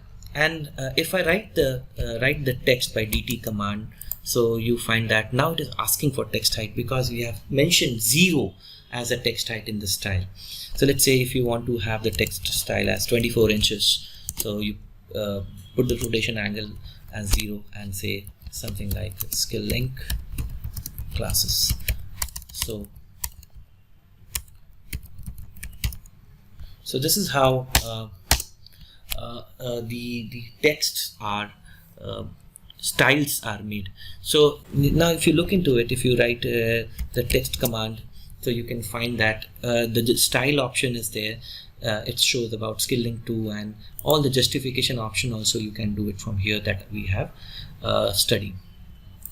Okay, so coming back to it now, this is what the single line text. If you want to edit the text, you can go with ed command and click on it, and then you can say okay fine, I want to change the text as AutoCAD 20 AutoCAD class, right? And let's say if I want to change some of them, let's say I can go with ed command and let's say I would want to write that bedroom, and if I want to change the style of it, so I select it, go to the properties and change the style over here and make it as something that you want it to do. So here is basically the single line text. So when you are adding an annotation or something kind of, let's say here we have a bunch of single line text. So if you have a stiffener over here, so this is a block object, so you can see, so it's an external reference over here, and let me go and see if the text can be edited. I think all are external reference, so that's fine. But since these are reference object also, but these are having the text properties. So now there is another text which is we call as the multi-line text, and apart from that you can see that there is text style can be invoked from this arrow from here, and there are the scale of the text. So we talked about the existing, you can do the scaling of the text, like how much big or how much small you can do. The command is text scale, so this is the scale option that you can see that scale text, the command is scale text. So if you want to scale this text, so you can have the command called scale text command is there, and then select the object. And so you can see that when we say that scale text, it talks about select object and then say existing, and you can have the new model height, or you can give a value to it to which you want to do. For example, if you want to use a scale factor, let's say I want to scale it 3 times, so it increases the scale 3x of the height it was previously. Okay, so now we were talking about, and there are a bunch of tools in the express tools. So in the text you can have text effect, text mask, explode text, justify text. We can discuss this express tools. So express tools are basically extra tools in AutoCAD which are used to optimize the speed, or have some additional function. So they do not come with an original software, so you need to install the express tools so that you can have more tools over here. So there is a beautiful command called arc test and arc align text and text mask. So we can do some of them, but let's see what the multi-line text is all about. So we have the multi-line text. So here in the multi-line text is just like a Word document file. So you create a first corner, you create the second corner. Now you can write let's say normal. So for that you can select the style that you are want to do. Let's say you can select a standard style. So if you want to use, let's say, more style over here, click on it. So let's say I want to use Skill-Lync 1. So this will affect all text object using the style. not just a selection. Do you want to change? Yes. So now you can see that I have changed, and then you have this height of the text. So let's say I want to have a height of 1 inch, or let's say you want to have a different height, so you can change it from here in the multi-line text. So I want to make it as 6 inches, so I can, or let's say I want to have a different value, 9 inches. So you can see that it will keep on changing over here. So let me put it like this. So I'll say note, so now the height is 9 inches right now, and so ed command, so you can see over here. So then you have this value called, if you want to select a font apart from the style, so you can override it over here. Let's say I want to select this font, and all the dimensions are in mm. So now what it's doing is I'm overriding the style are in foot and inches, foot and inches. So you can see that what you're doing is you have taken the font from here, and then you can do an underlining option. It is same as like in MS Office. You can do the italics part, you know, you can have the top indented, and you can change the color of it, right? So there are a lot of things that you can do with the multi-line text, and you can change. So you can have the justification over here, so it is top left. So there are certain things, more things. Let me change the color over here, and let's say, so if I want to change the paragraph, let's say I press enter, right, all the drawings are as per specification. So I'm writing something. Now let's say if I want to change the font, so now you can see that the bullets have also come here, and so you have the bullets and numbering. You can obviously put it off, and then you can have a different color to it, right? And you want to remove the underlined option from here, right? So press enter, and then you can also have the if you want to have the bullets, let's say all the drawings have the updates. So I have this particular text over here, and I want to bullet these two texts. So I go here in the bulletin numbering, so you can do the numbering part also. If you want to reduce the size of the text, so select it, and you can reduce it to a part where whatever you want. So this is how basically the multi-line text works. And if you want to add some special characters, like let's see what are the characters we can add over here. So apart from, like for example, you can have dynamic columns, insert columns. So you can use this one, and then you can do a spell check. Like for example, you want to do a spell check if there is a spelling error, so you can have this checking over here whenever you want. So you can have a dictionary over here. So if you want to find something, let's say I want to find the word drawings, and you can see that it is found over here, and I want to replace with the layouts or sheets. So find next. Now you can see that you're replacing it. So it's same as and the ruler. Let's say if you don't want to show the ruler, right, in case you want to show the ruler, or you don't want to show the ruler. And then if you want to add some symbols, like for example, there are symbols like the diameter symbol, or as the flow line symbol, or the degree symbol. So these are the things that you can do. Apart from that, you can add the fields like you can whatever, today, the date, today's date, or let's say I want to add the field over here, today's date. So it is directly taken from the timer over here. So you can also have the creation date, all the information that is there, like the device name or the file name. So let's say uppercase. So these things you can basically import it in the text. So this is how you work in the multi-line. And then you if you want to basically create some more interesting facts, so you go for the ed command to edit the multi-line text. So this is so if I want to edit the text over here, I edit the text here, and then you can see that there are certain options like the mask and the remove character formatting and other things. So again it is changed because it is the overridden has been removed and it takes the style. So you have cleared the override, and that's how it's a very interesting options. So there are a lot of things that we can do. You can explore more of it if you look into it, all the tools, and then you, after you do it, you close the editor. So the question is, if there is a d-text, let's say if I write something in the single line text, so can I change it to the multi-line text? So if I write, let's say something as like this, right?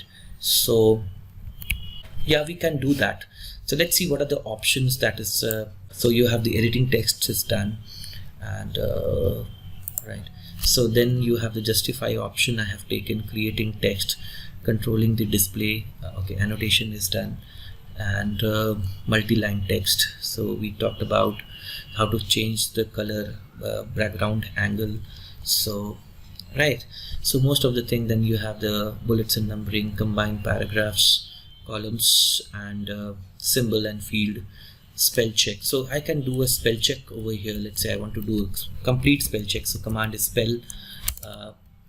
So now it will say entire drawing. So you start from here. So it will keep on checking the spellings of the entity inside the AutoCAD drawing file. So here we are. So you have the editing text, you changed the scale text and justify text, we have done about it, and now we will be doing a combined text. So so this is the command. Here is the tx to mtext. That means single line text txt to mtxt. So select the single line text and enter. Now once you do it, now if you edit it, you find that if you do ed command, so it is now converted into a mtext command, mtext option. So this is what we will be doing, some application based on the learnings that we have done, and we'll create some tables further, and we'll be doing some layouts and documentation based on the learnings that we have done today. So hopefully in the next part I will be taking the tables and dimensions ahead. Thank you.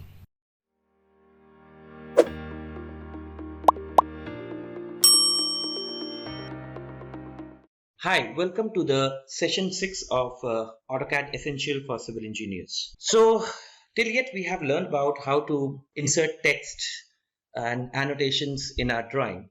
In this session we will be learning more about dimensions, how to use dimensions in the drawing, different types of dimension, what is the need of dimension, what is the fundamental terms in the dimensioning, and we'll be seeing what associative and annotative dimensioning is about, how the quick dimension is done, and various things about dimensions. And also we will discuss about tables after discussing the dimension. So first of all we will see how the dimensions are done and what is dimensioning in civil drafting process. Now, the first thing that we need to understand about the need of dimensioning in a civil drafting, in a civil drawing. So let's take it like way. I have a project that is open in AutoCAD. Now you can see that in this particular project there are various sections, details of doors, windows, and cabinets. So now you can see that most of the drawings are having dimensions. So dimension gives you an idea about how long, how depth would be a particular entity would be.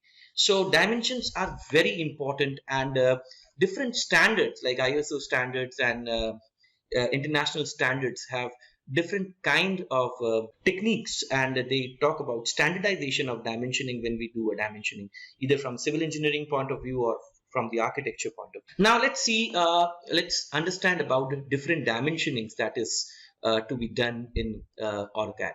First of all, you need to understand where are the dimensions and different terms in dimensions that are used. So in the home tab you can find that there is a panel called annotation panel, and here we have the dimension. The moment we click on it, we find that there are various dimension options are there, like angular, baseline, continued, and other things. Apart from that, there is basically in the annotation panel of the home tab, you have the linear dimension, align dimension, angular dimension, arc dimension, radius dimension, and various other dimensions. So before learning the various types of dimension, let us understand about various terms in the dimension. For that, I again open up a drawing. Now, here you can see in this drawing, there are various details which are done. So here we have a dimension done which mentions 8 feet 0 inches, and there is another alternate unit 2438. So in AutoCAD you can have alternate dimension. For example, if you need to have two units shown, that is the imperial as well as the metric, in a single drawing, you can do that also. But at the same time, when we start dimensioning, there is only one, by default, only one unit is chosen, which is the primary unit that you can dimension into it. So we'll talk about how to set the dimensions when we start working in a drawing. So dimension is basically one of the process that is done during the documentation when we are going for a GFC or a construction documentation, or for design intent, to show that how the what would be the section depth, what would be the thickness, and other things. So dimension is very, very important from the point of view of documentation of a drawing. So dimensions are done after the design intent has been created. For example, you can see that there is a door panel which is done over here. So the moment we mention the dimension, now you can see that it says 2191, that is in millimeters, and 7 feet 2 1/4 inches, that is in the feet inches. So it says that the height of the door at the bottom of the frame is 7 feet 1.5 inches. So here you can see that there are various entities in the dimension. The first entity that we can see is this particular line. This line is called a dimension line, right? And then you have these two lines, this one here and the other. This is called the extension line. And above is the text. So there are three major entities over here in a dimension. So let's go to the PowerPoint again. Here you can see that dimension line, dimension text, arrowheads, extension line, leaders, center marks, center lines, alternate units, tolerances, limit. These are the part of it. So let's see that what are the various types of dimension, like selecting dimension tool. So you can have linear dimensioning, diameter dimensioning, radius dimensioning, angular dimensioning, ordinate dimensioning, arc length dimensioning, align dimensioning, and chop dimension. So we can use all these tools to dimension a particular drawing. Coming back to AutoCAD. So we were talking about the dimension entities. So this is the extension line. These tools are extension line, and this is the dimension line, and this is the text. So let's start one by one, understanding the different tools that can be used in dimension. For this, I open up a new drawing file and create a line. Now I have a straight line, and I have that is horizontal, and I have this inclined line. So there are commands also by which you can take the dimension. The one way that I said that you can choose the dimension tool is from the home tab and the annotation panel, and then we have this dimension drop down. So we have this linear dimension. So the command for the linear dimension is dimlin. So a linear dimension is, you can create a linear dimension when you need horizontal or vertical dimension. For example, if you want to have the dimension in the X and Y of this particular object, you can use the linear dimension. Or if you say that if you want to dimension the X and Y of this inclined line, then you can have the linear dimension. The other way of using the dimension tool is from the annotate tab. So you have this annotate tab, and then there are a bunch of tools that you can use. And here also you find that there is like, for example, text is in the annotation. We have this text, but this panel is actually used for dimensioning. So you have this dimension over here, and there's a bunch of tools that we will discuss later on for the dimension. So let's see how the dimension can be done using these various options in the dimension panel over here. So here again you can see that this is the quick dimension command, and here we have this various kind of tools over here. So here we have this, if you click on this drop down over here in this panel, you have this linear, aligned, and angular, and arc length. So let's do it one by one. So I will prefer that you guys use the command panel to invoke the command. So linear dimension first. So we will be discussing about linear dimension, we will be discussing about align dimension, we will be discussing about angular dimension, we will be discussing about arc dimension, that is to measure the length or the angle of the arc. We'll be discussing about ordinate dimension, and then we'll be discussing about continued dimension, baseline dimension, and other. So the command for the linear dimension is dimlin. So once you write this command, there is something that comes: specify first extension line origin. The first extension, I want to measure the I want to x displacement of this line from here to here. So I want to have the horizontal dimension for this inclined line. The first extension line would be this. So if I click on it, this shows that this is the first extension line, and the second extension line origin is this. So the moment I click both of them, then there is an option that comes: mtext, text, angle, horizontal, vertical. So if you want to have the vertical direction, that is in the y direction, say V, or click from here, so it will give you the vertical dimension. Similarly, if you want to have the horizontal dimension, so dimlin, click on it, select it, the first point, the second point, and then say horizontal dimension. So you will be only having the horizontal dimension. Click anywhere here. So then again, you go for a dimlin. Let's say if you want to write some text over here, so you can choose mtext option, and then you can say, okay, I want to write along with the dimension, or I want to remove the dimension and write, okay, this is the horizontal, right? And then click on the screen, and then now this is basically the vertical, because you have chosen the vertical option. So if I want to choose the horizontal option, so it will be horizontal. So this is the horizontal option. If you want to write some another text, multi-line text over here, so again dimlin, so first and the second point over here, and you can say the multi-line text, right? If you want to write something over here, again the multi-line text editor opens, and see in the bottom over here you can see the multi-line text editor. You can remove the space and you can write something over here. Let's say if I want to write something, if I want to edit this, so okay, let me do it again. So I have this dimlin command. Let me erase this stuff from here. So I have this dimlin over here, and then I say first point, I say second point, and I want to write some multi-line text. So I write, let's say linear. So here, so you can see that with the dimension, if I want to keep it, so I write something linear dimension equal to enter.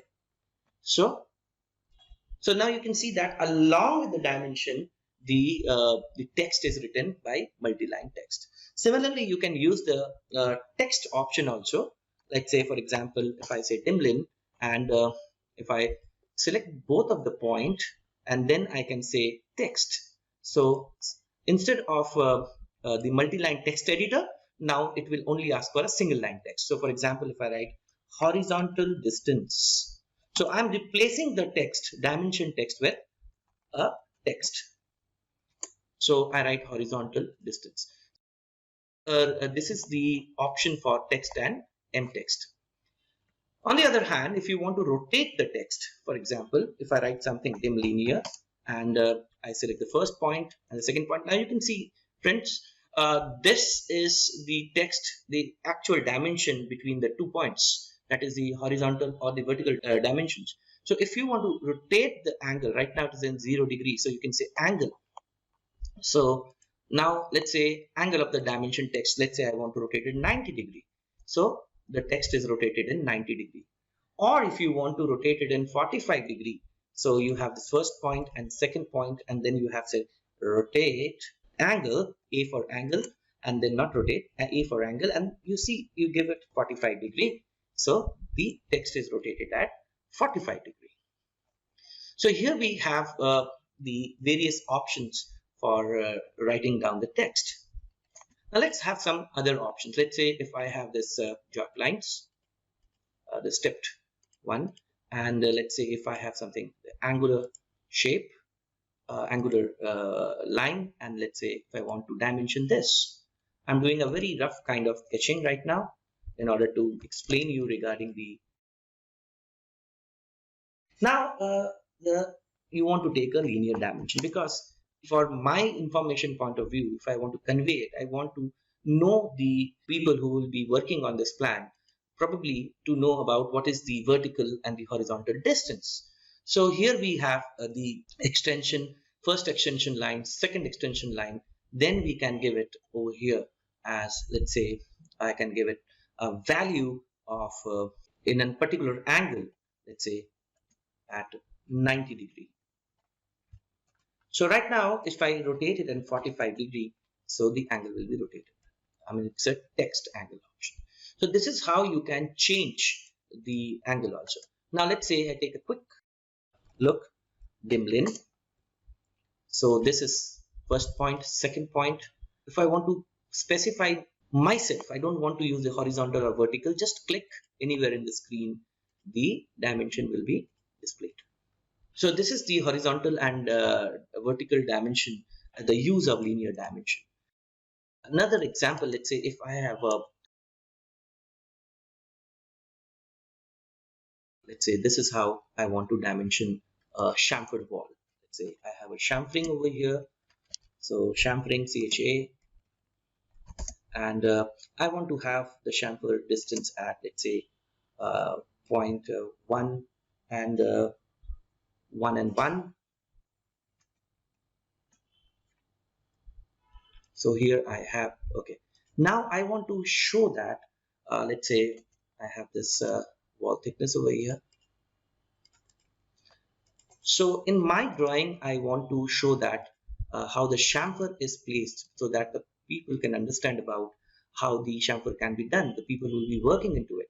For this, I would be rather giving the dim linear, in which I would say this is the x direction and x distance, and this is the y distance. So this is how the linear dimension works. So linear dimension, again, to conclude, is when you want to dimension in horizontal or in vertical.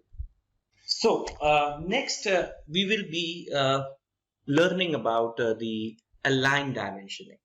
Now you saw that in this previous illustration how the linear dimensioning was helping us to get the x and y dimensions for a particular line. If it is a straight line, then it is fine. But if that is an inclined line, then if you want to dimension it, so you give dim-lin, and let's say, for example, I go for first line and second line. This is a horizontal line, but if I'm going for a inclined line, the linear dimension will either give the y value or the x value in this case. Then other thing that we can see while we are giving the dim-lin option is the select object. Now in this parenthesis, you have the select object option. So if you press enter, you can select the object which you want to do the dimensioning. For example, I want to select this line. So if I click on it, I can give the linear dimension quickly. So again, if I want to do select object, press enter and then select the object, then you can have the x or the y dimension. So this is a very quickest way by which you can do a linear dimension. For example, if I want to do a linear dimension of these two lines, so I go for dim-lin and then go for enter and then select the object. It will, AutoCAD will automatically take the both the extremities and do the linear dimension as per the drawing. So this is the linear dimension. Now next, if I want the dimension which specifies the length and which specifies the dimension along the inclined line, or if it is a straight line, it is fine. But if I have inclined line, if I want to dimension along the line, not the horizontal or vertical, then I can use dim alley, that is a dim align. Or from here in the annotate panel, I can go with the dim alley. Other things, friends, I have not talked about is the menu bar. So if you are using the menu, you can have the dimension menu, and then you can find all these dimensions over here. So I can go align dimension from here also. Align dimension, the method of doing align dimension is similar to that we do for the linear dimension. So here we specify the first extension line. For example, I specify the first extension line, the second extension line, and you can see the dimension goes along with the direction of the line. Now you can see this is the extension line. These two are extension line. There's a dimension line, and the text is over here. So these are, again, I repeat, these are the different objects inside the dimension. Great. Now let's see the various options in the linear dimension. Then we will do certain things in an AutoCAD drawing, in a plan later on. So again, I have an inclined line and a straight line. So for a straight line, it doesn't matter if you're going with the linear dimension or with the aligned dimension, it is already fine. If you have a draft like this, and if you want to dimension it, then you have to go along with the if you're doing a dimension line within the inclined line, and if you want to give the length of that particular edge, then I would prefer that you go for dim alley, that is the aligned dimension. So again, with the command, if you want to go with the dim align, so if you say dim alley, there's a shortcut, that's an alias for aligned dimension. So first and second. The moment you put the second point, again it has three options. Remember, while we were doing the linear dimension, we had several options. So here only three options are limited over here: M text, text, and angle. So similarly, if you say M text, press M or select the M text option, you can write something like, say, for length or something text which is is relevant to the dimension. So if you want to remove the dimension, actual dimension, you can always remove it and say. So you can see that the arrows and the dimension lines are aligned with the inclined line, right? So similarly, you can have the text option. So if you say dim alley, so you can have the first extension line, second extension line, and you can give the text along with it. So if you want to enter something instead of 1, let's say if you want to get, say, height, so press height. So now it's going outside the dimension, outside the extension line, because there is no sufficient space to accommodate it. Great. Now, last thing in the dim alley is to, let's say, the angle. So if you have this line 1, and if you want to incline, if you want to rotate the text, so you can always do rotation, let's say, with the angle, and you say, I want to rotate it 90 degree. So this is how you can rotate it. Okay, one more thing. While we were doing the linear dimension, there was one option called rotated. Now see what happens. So you have this 2 extension line and 1 dimension line and a text. If you say rotated, it says specify angle of dimension line. So let's say if I give a value of 45 degree, what will happen? The dimension line along which the text is rotated at 45 degree. In some of the very critical part where we are doing some kind of assemblies or some kind of fabrication, these kinds of dimensions are required, but they are used very rarely. So rotated dimension is when inside a dimension, if you want to rotate the dimension, the rotated dimension will be the best way to do it. Now, does the value changes with the rotated dimension of the dimension? Let's see again. So you can select the object here and say rotated.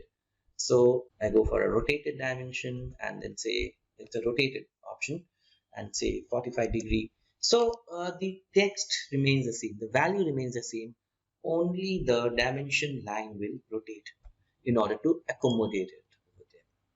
So this is the one of the very important option that we may use sometimes when we are supposed to rotate the dimension line, but this option is not available in dim alley, in the line dimension. Okay, so now we did the linear dimension, we did the aligned dimension. The difference between the linear dimension and the aligned dimension is the linear dimension is done in the horizontal and vertical directions, and the aligned dimension is done along horizontal, vertical, or along the line, the inclination of it. So next is basically if you are supposed to take the dimension of the angle between two lines.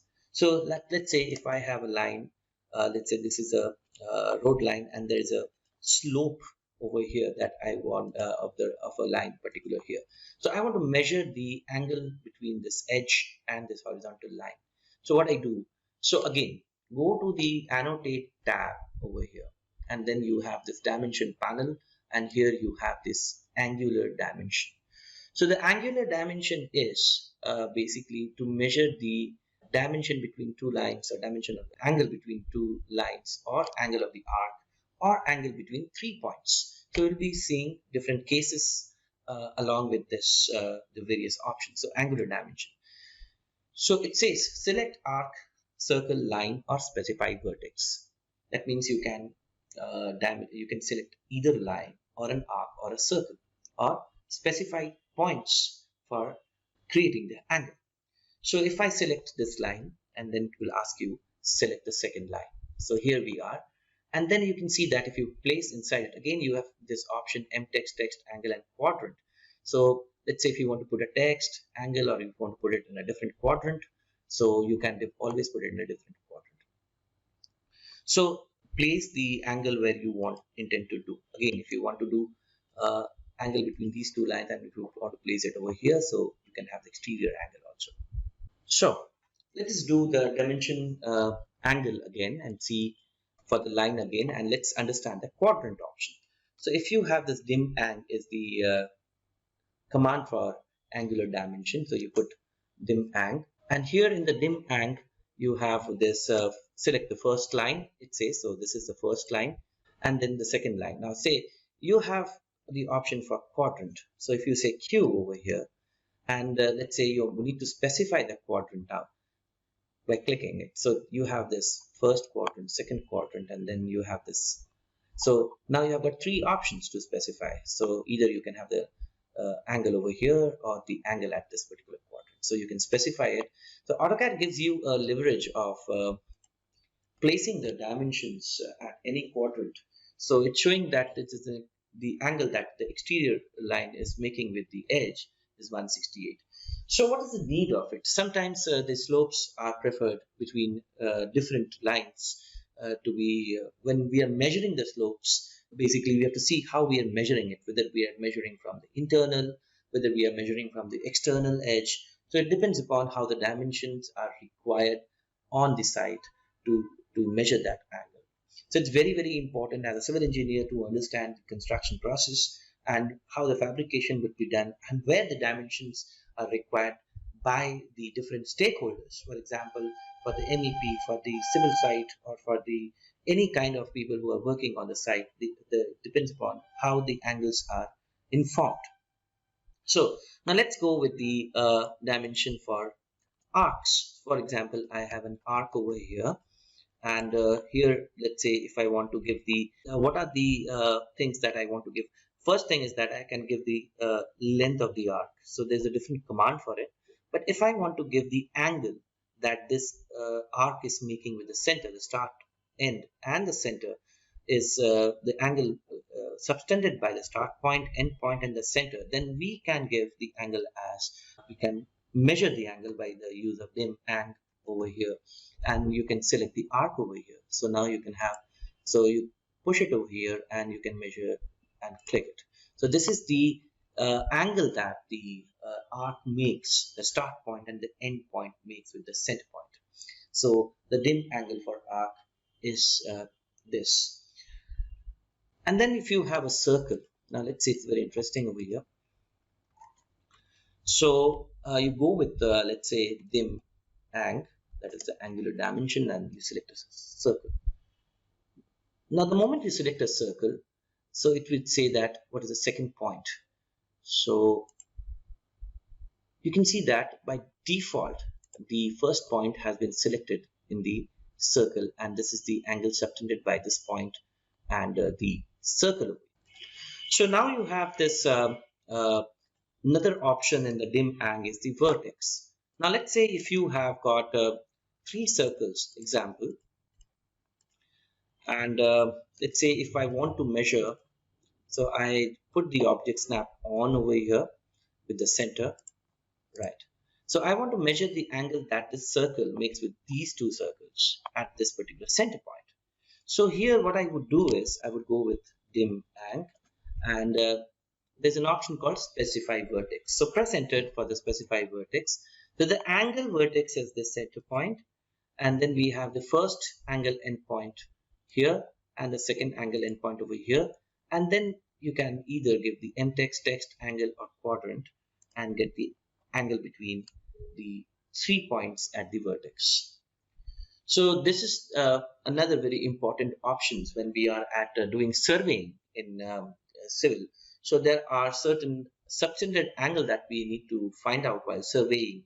Okay, what is the particular pole is making the angle that the particular point at the site is making with the two fixed points. So in order to find out that particular point, the angular measurement, angular directions are very, very important.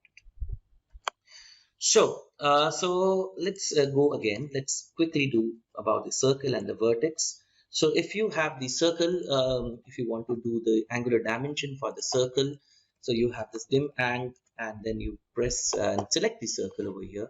And again, the point is here, it talks about the second angle endpoint. It's not talking about the first angle endpoint.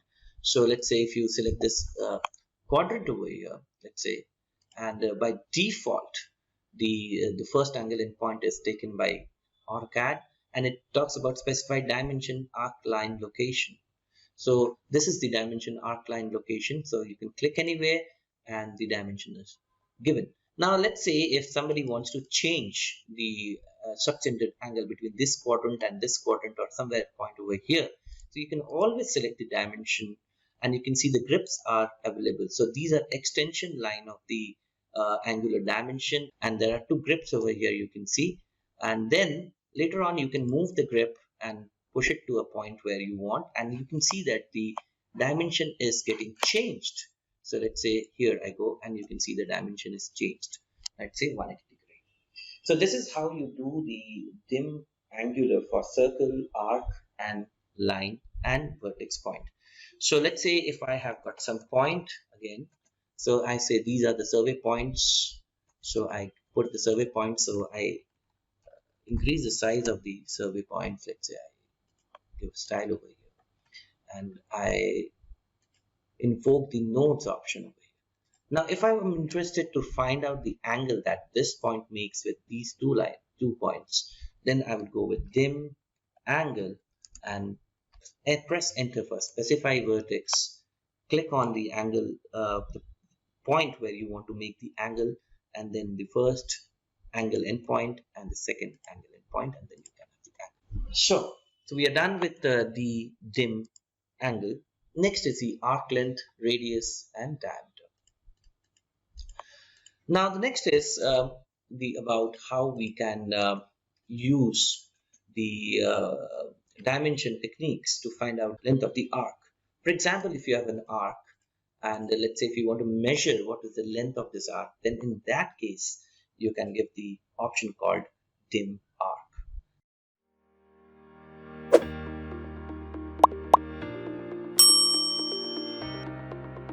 So dim arc or arc length. So pull the drop down and choose the arc length and click on the dimension. Now you can find that there is a symbol over here that comes here. So it says arc length is 8 units. So similarly, if you look into it, if you say select arc or polyline arc segment, so you say you go for a dim arc command, and then you select the arc or a polyline segment, and then you can push it so you can take it down.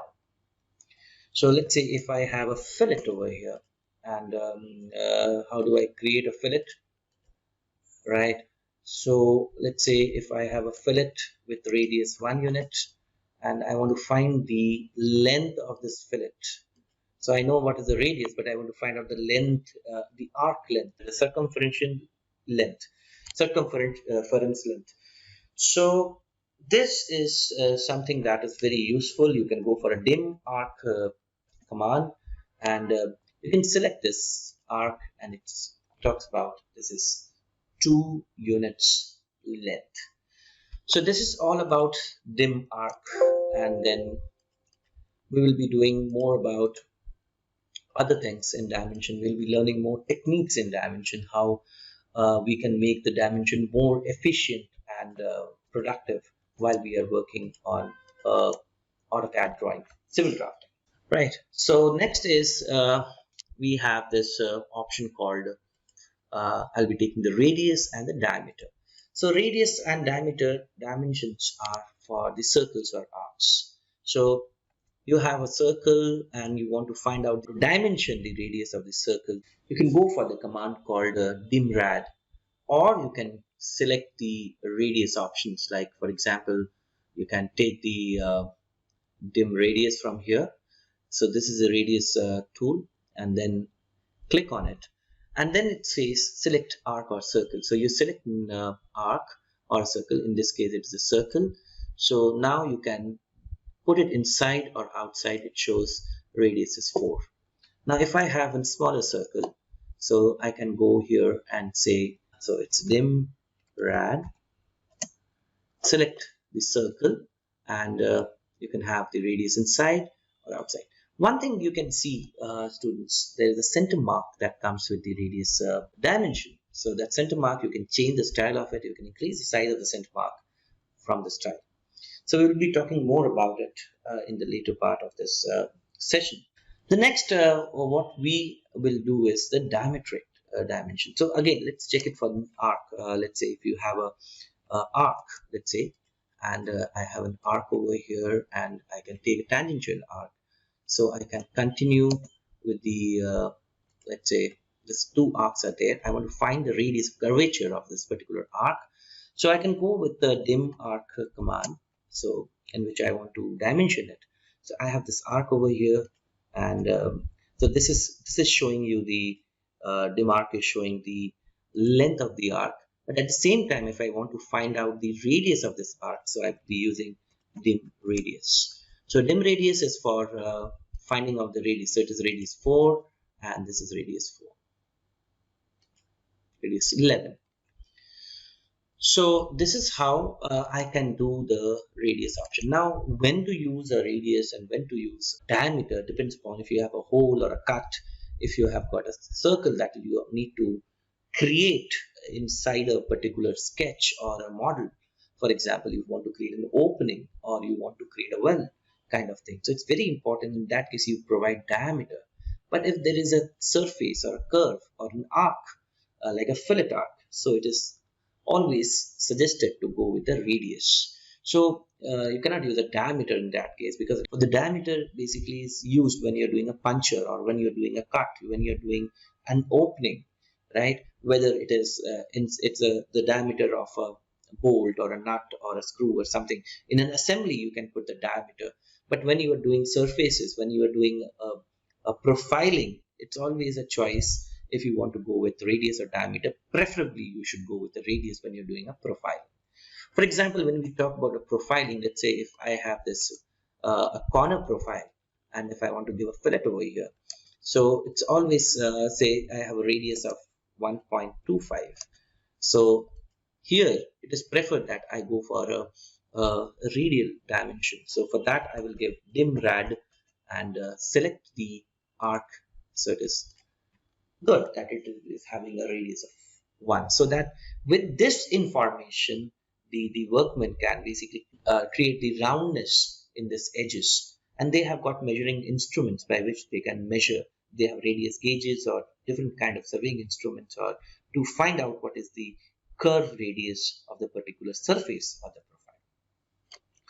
So now if I want to do a diameter, the same thing would be like you can go for dim dia, and here we have this select the circle, or you can do it for the arc also if you intend to do, but select the circle, and then you can see that the symbol of diameter comes along with the actual diameter. So you have the dim dia option, select the circle, and let's say create more circles. So dim dia, and again the center mark will be displayed after you do the dimensions.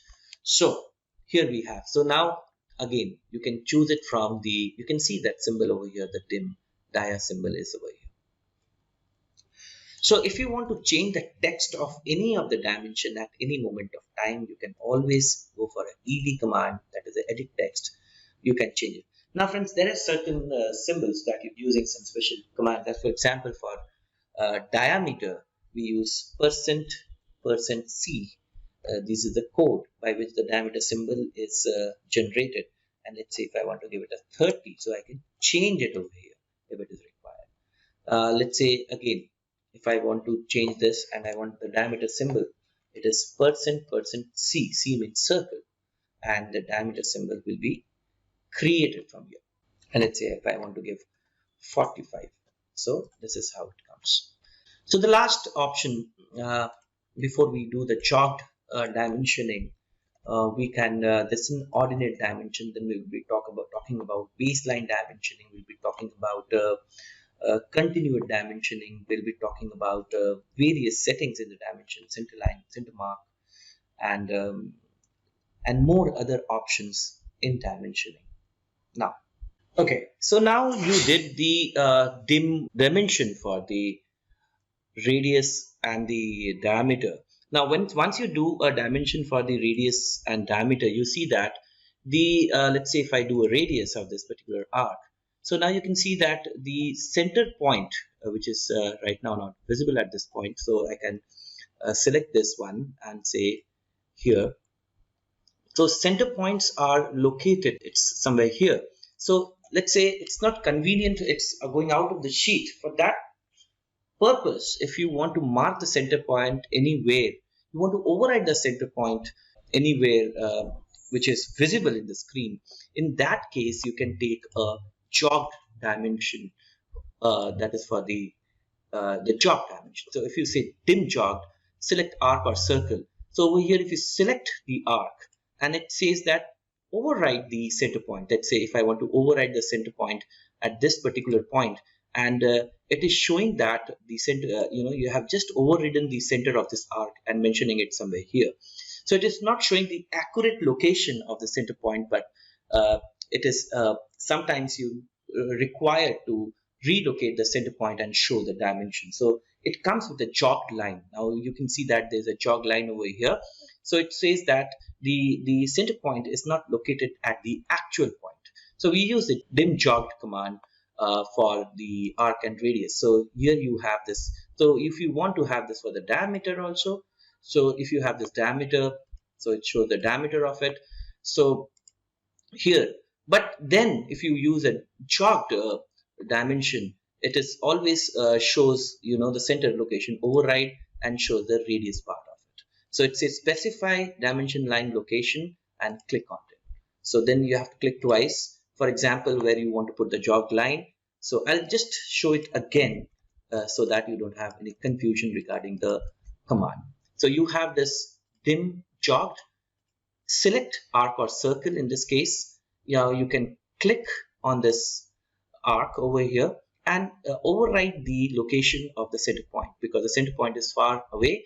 So I say the center point is here, and then you give the click once to specify where you want to specify the first dimension line location, and then just move up or down in order to specify the other one. So this is the chalked location is created, and the chalked dimension for the arc is shown. And remember one thing, it is for the radius. It is showing the radius, not the diameter, right? So here we have this chalked dimension, and it says create chalk dimension for lines, arcs, and circle. So it says again, create chalk radius dimension when the center of an arc or circle is located off the layout and cannot be displayed in its true location.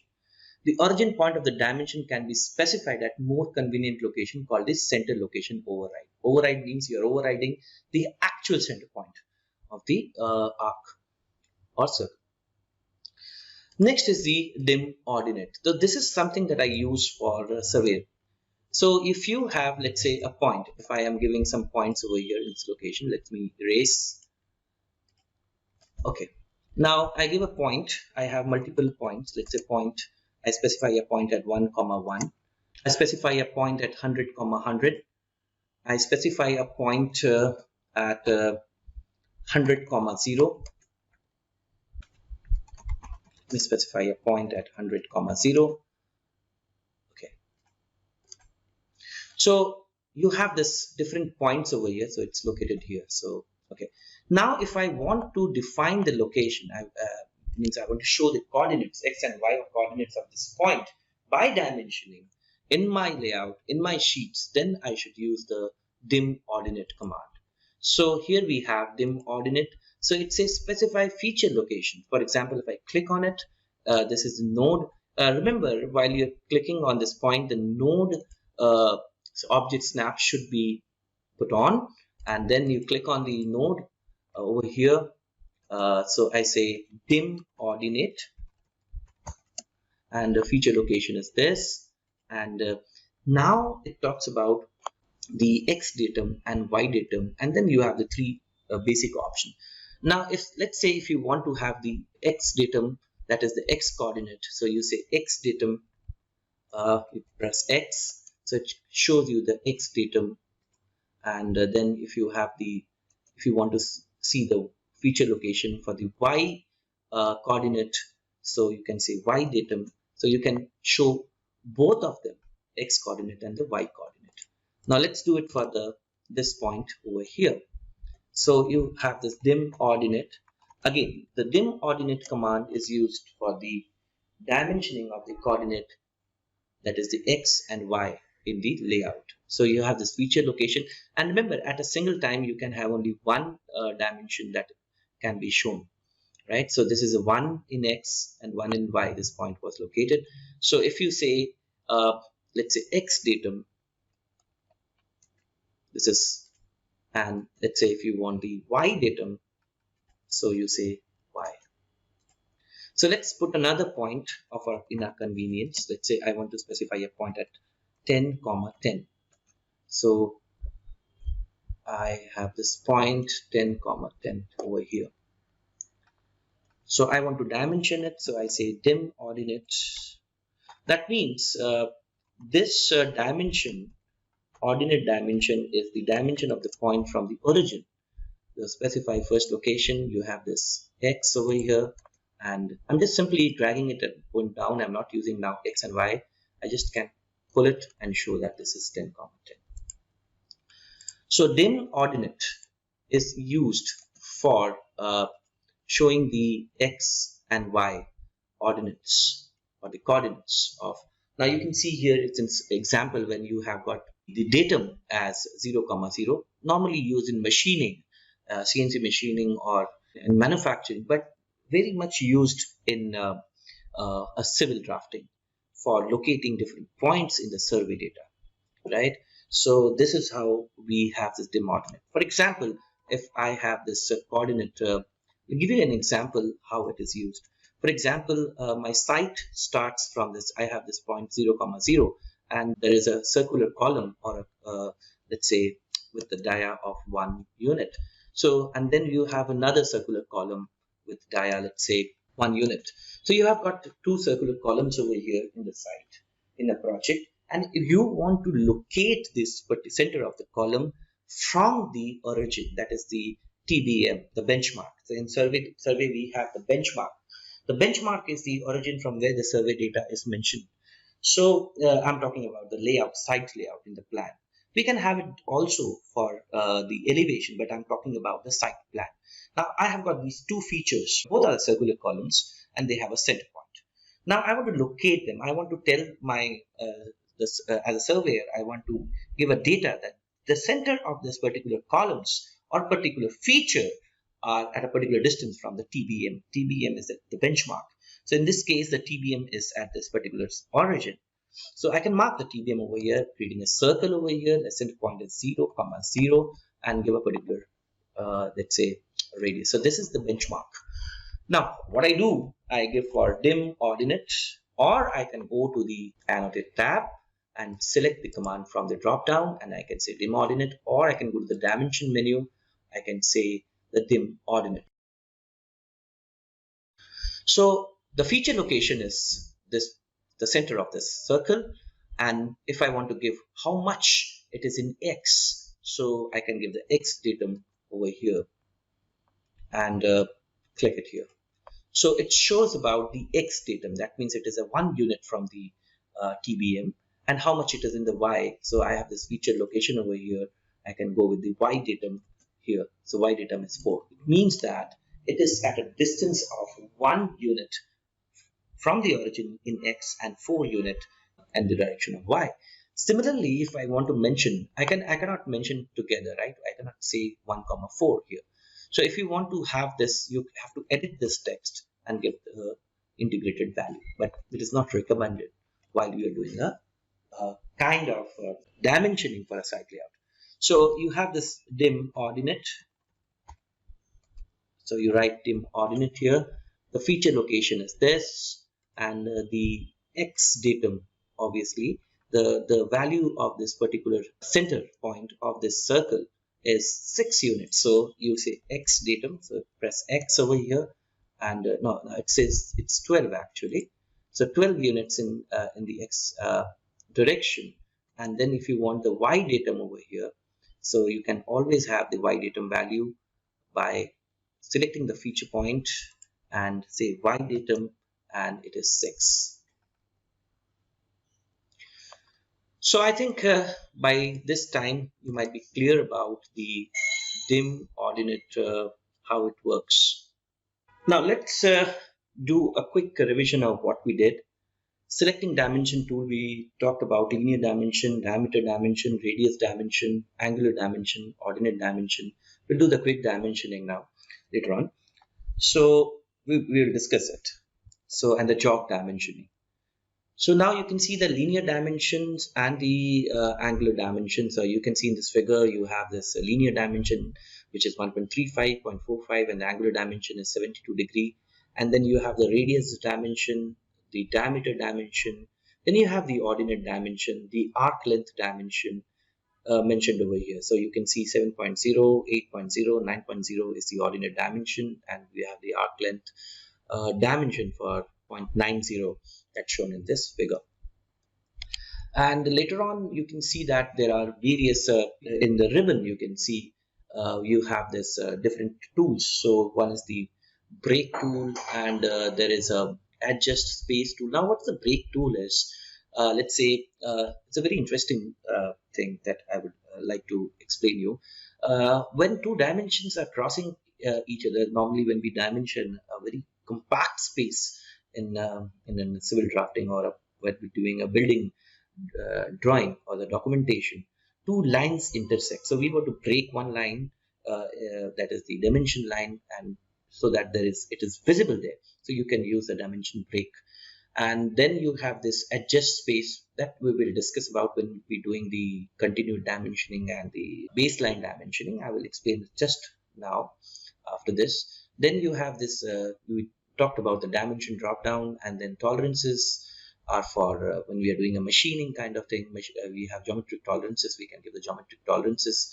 Oblique dimension is when you want to incline the dimension at a particular angle. Text angle, left justify, right justify, override. So there are various tools in this dimension panel. So let's talk about the break dimension, and then I'll be talking about the continued dimension, how continued and baseline dimensions are very, very important in while doing a civil drafting or when you're doing a building design. So we'll give you the importance of continued dimensioning and baseline dimension. But before that, let's take the break dimension. So coming back to the AutoCAD screen. So now let's say if you have a space, let's say if I think we have done in one of the challenges, I will take that option also, take that project also. Now let's say if you have this kind of situation where you give a dimension line. Normally when you're doing a plan or an elevation, it is always recommended that the dimensions line are placed outside the space. But here, let's say if I have this dimension over here, now it's going a bit outside because of the settings in the dimension style, which we'll be studying in the next session. Then you have this dimension that is an extension dimension. Now it is preferred according to the codes also, the dimension should not cross each other for visibility purposes or for coordination purposes. Now what to do in this case? So there is an option called break.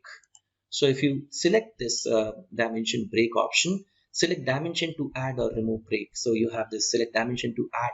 Let's say if you want to select this dimension and this one, now you can see a break is done. So here it shows that it is not overlapping over here. Now you can do it for multiple of dimensions. If you select the multiple options, let's say if you have a lot of other dimensions, you need to do a break. Let's say I'm doing it very quickly over here. I am putting a linear dimensions over here. Let's say I am putting a linear dimension here. So it's basically because of the precision, I think the dimensions are going on a bigger scale. Let me go into bigger scale.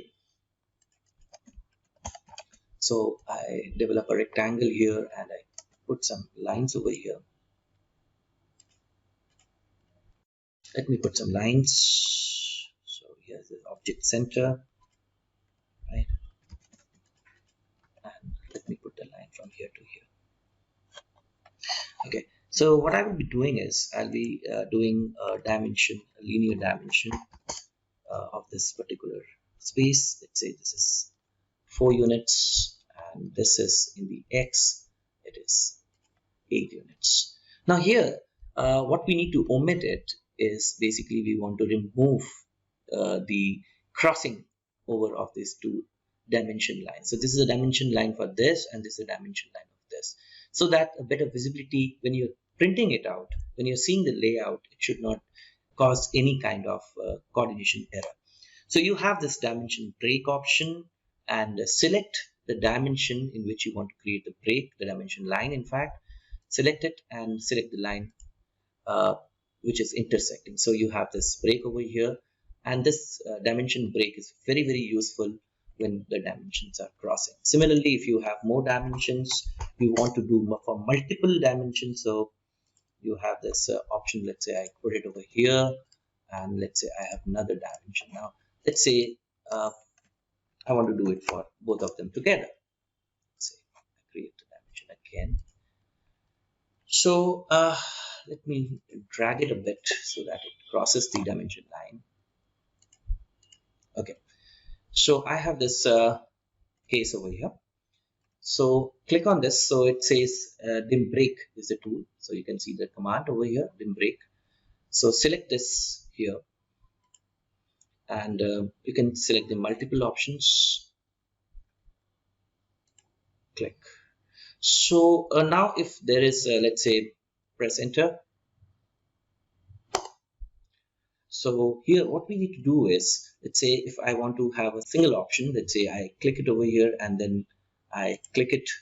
Now what is happening is the break is over here. Now I select this and select this, right? So select object to break dimension. So if let's say the multiple option says that if there are multiple dimensions over here and which is one dimension is intersecting with a lot of other dimensions, so in that case we can have the break. For example, this is another dimension.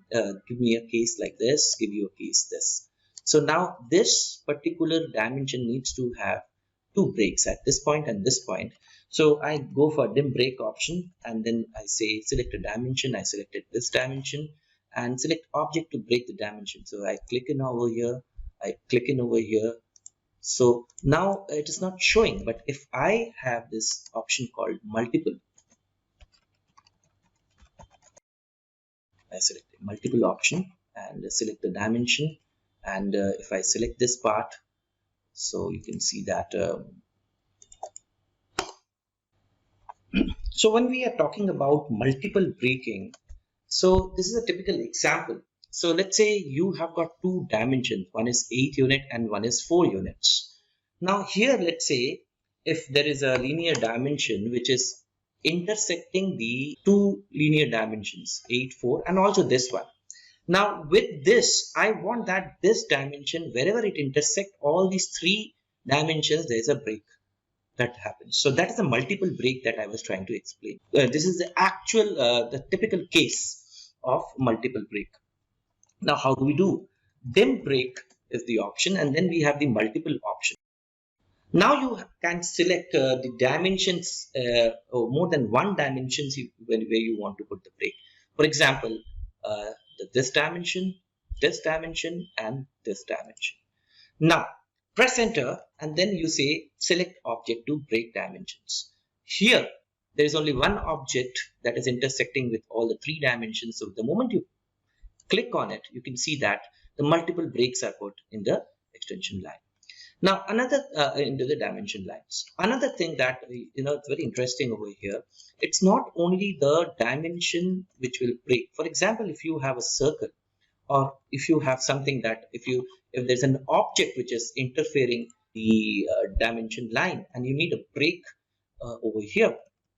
Now let's say, does the dim break command works or not?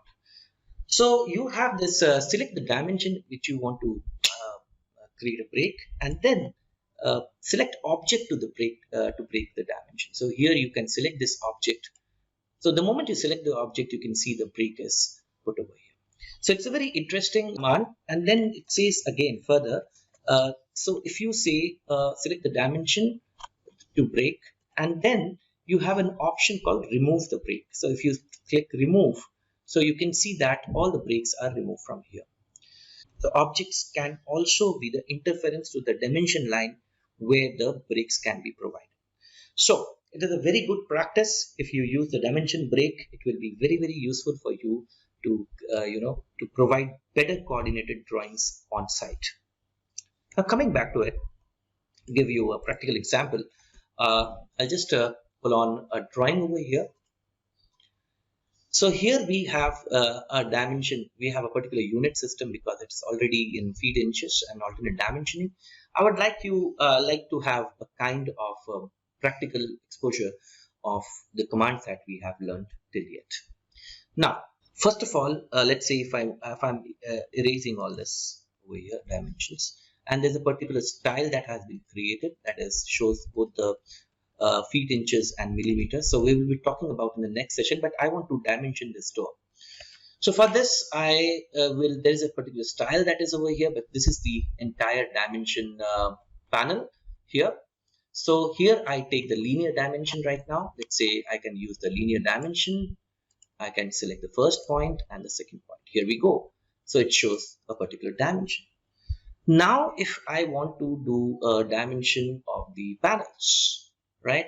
So I can do the dimension of the panels like dim-lin again. So linear dimension is a very commonly used kind of. So this is a panel that I have. Let's say inside of the panel, it's a 3 feet, and then again I can do inside as 3 feet.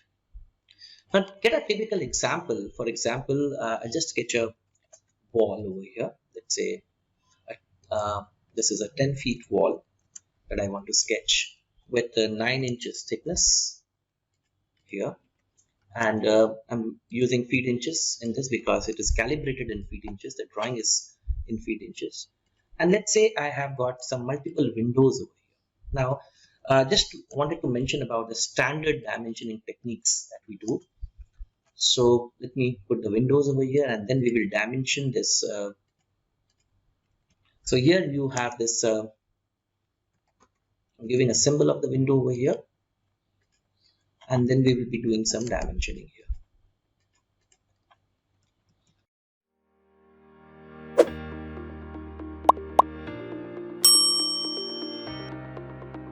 So let's say there's a window over here also.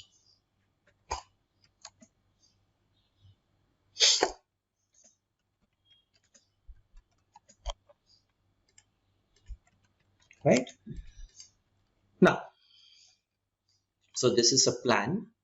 The plan shows wall with windows. Now if I want to dimension this, I will go with the linear dimension and specify the first extension and the second extension over here. Now as per my drawing requirement, I need to have a continued dimension of this particular wall showing the width of the window and the distance that the window will be having from each other while I am doing a architectural plan or a civil drawing, a civil plan for this particular project. Now here we have, let's say 1 feet 10 inches is there. Now if I want to have a continued dimension, that means I want to do a continued dimension from, I will select this as a base, and then I want to have the dimension here, here, here. Then the command is dim continue. So you will find the continued dimension here in this particular drop down. So you have this continued dimension. Now what happens the moment you select the tool, it selects the last dimension which you have given. In this case This is the wall dimension. Now give the next point, right? So now you have this continued dimension, and if you want to end, press enter. So let's do it. So this is something that now here, if you want to have a continued dimension in this particular drawing, so let's say I want to go with dim lin, and here we have, so there's one dimension, and I want to continue it from here, dim continue, and I go here. So let us take another example where you have an inclined wall. Let's say you have a wall which is inclined at 45 degree. So let me create a wall which is inclined at the rate. So the wall length is 25 feet and inclined at 45 degree. And it is having series of window panels. So 9 inches is the thickness of the wall, and you have a series of window panels between the walls. Now we will dimension it and see what is the correct technique of doing it. So this is a wall, friends, and let's say I create the windows at a randomly.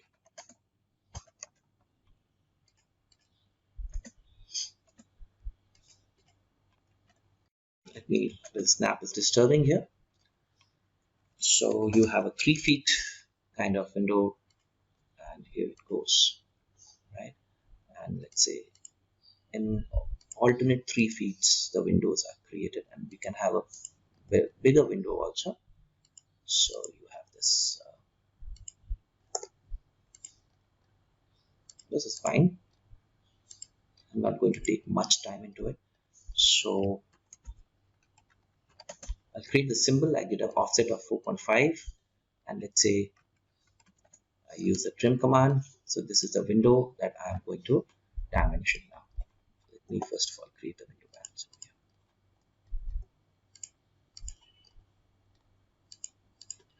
So then we'll be taking some examples from the site again. So here we have this. I want to dimension this particular inclined wall and have a continuous dimension. For that, I take an align dimension here, and here I have this. Let's say the first align dimension, I go here, and then I go for a continued dimension. Continue. So dim continue is the tool that I would use. So here I go and I do a dim continue. Now if let's say you finish it off, and then you find that you do something, you do a different dimension in somewhere, and so this is the case. I did this dimension. Now I want to continue from here itself. I want to select my own baseline for the continue. So if I say dim continue, by default what will happen, it will select from the last dimension. But I want to select the dimension of my own from where I want to do the continue. So here I have an option of the select option, and then I can go and select this dimension, and from here I can go for the continue. So this is from edge to edge. Another thing is that we can have a center line, center of window. For example, in architectural drawings, it is a requirement that we give a center dimensions. So how do we do? Let us do it again. Center dimension. Center dimension means the mid of the window panel to the mid of the window panel. So I have a dim alley tool. So I take the mid. So let me go to the snapping and take the midpoint here. So I do a dim alley here, and then I take an align dimension of this window, let's say here itself, and then so I want to do a mid one. Let's say from the edge, I'm deleting this one, from the edge of the wall, the end of the wall to the midpoint. So I'll go with dim alley align dimension because it is an inclined. So now I have to go with I think the oblique angle is creating a problem. So dim alley, let's say I go with the mid. So okay, see, check it again. So you have the center line located here. So now you want to continue the dimension from this point, and let's say you want to say okay mid, and then this is the mid, this is the mid. So you are giving all the dimensions of the, so why it was happening is it was clicking the midpoint. So I can go for a, because the snapping was, the mid was snapping. So I can continue the dimension, then continue, select this line and continue to this point. So there is one dimension that you give to the midpoint of the windows, showing the mid location of the windows, and then you can give the full dimension like dim aligned. So this is the continued dimension. So we can take an example from this, the site also, but let's do another example of, let's take a section of the wall section. Let's say if I have a load bearing wall or a wall section over here, I'm creating an elevation. Now I'll be talking about baseline dimensions. So baseline dimensions are mainly used, I mean, in my practice, I use it for elevations and sections to show that different height levels of different objects or entities in a site in the height from a baseline, that is a 0, 0. So for example, if I have a 9-inch wall, this is an elevation of a wall. So this is the, let's say the datum level, let's say the top of slab or whatever it is. So this line is the datum level. And from here we have the sill level at 3 feet. So there's a section of the, let's say, so there's a sill level of 3 feet, and then you have the lintel level at 7 feet. So this is the section of, so I'm taking the elevation. Now friends, this is the elevation that I'm will be dimensioning later on. So I take the elevation, I trim this part over here, and then I have the slab level at, let's say, 10 feet here. So let's say, so now you have a 6-inch slab over here. Trim this one, trim this one, I can trim this one. So this is a typical example where you can show different levels, and then you have a chajja or a cantilever. Let's say you have a 18 inches, right? And then you can have a 4 inches, and then you can go straight away. So you can push it to a part. Right. So now let's say if you want to dimension this particular section. So here we have the first dimension would be the linear dimension that I want to put over here. So now I would be also discussing about continued and aligned and the baseline dimension for arcs also, because they are also very important while we are doing arcs. So we will be doing that also when we are doing angles of the arc. It's very interesting to see. So let's do it for the straight lines and the line works. So here we have the 3 feet, 1914, and then I want to dimension this from the base. So this is the base over here. So I take a dim base as the option. So you can take this from the drop down here also. You have the baseline dimension.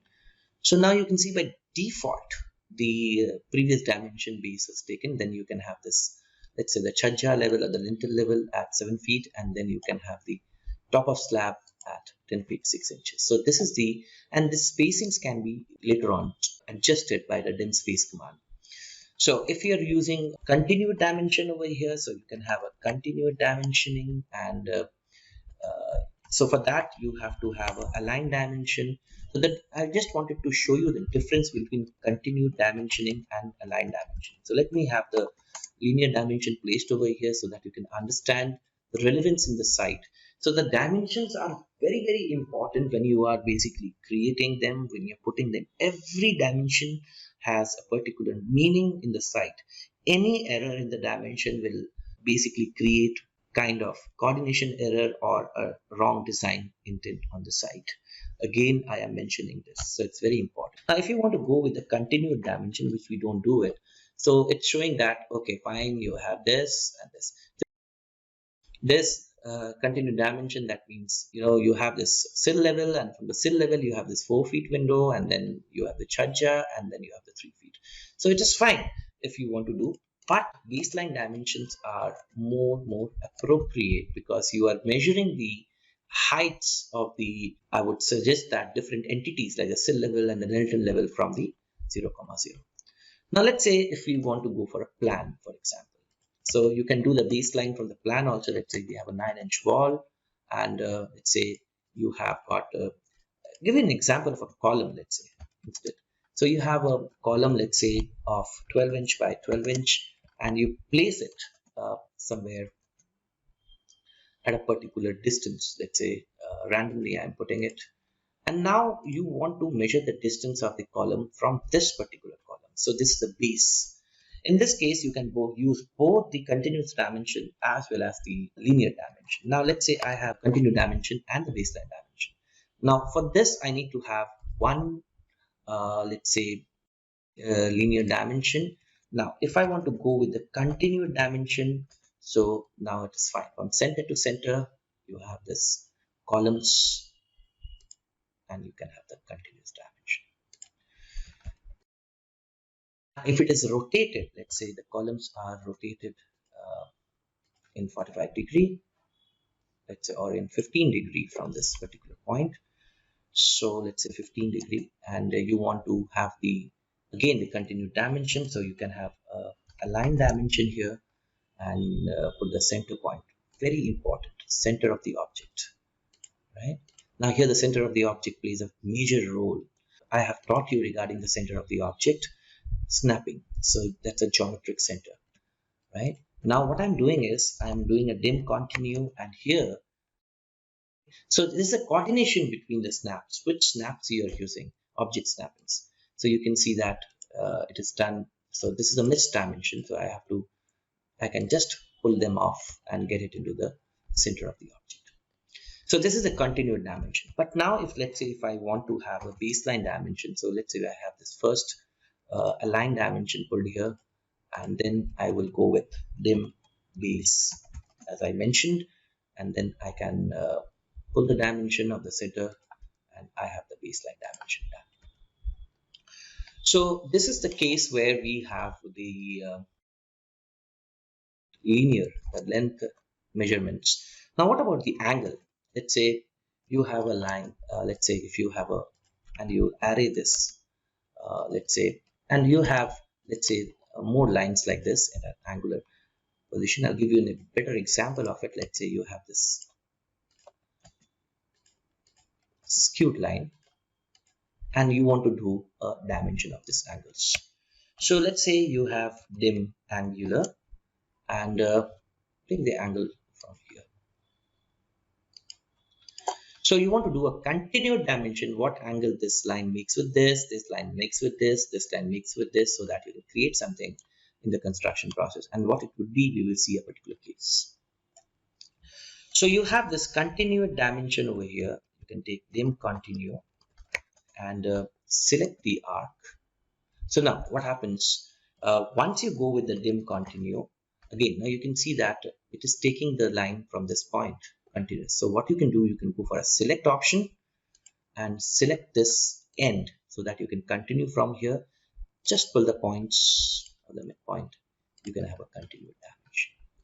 Now if you want to have a baseline dimension of these angles, so you can go with dim base and select this line, and you can always have a baseline dimension. Yes.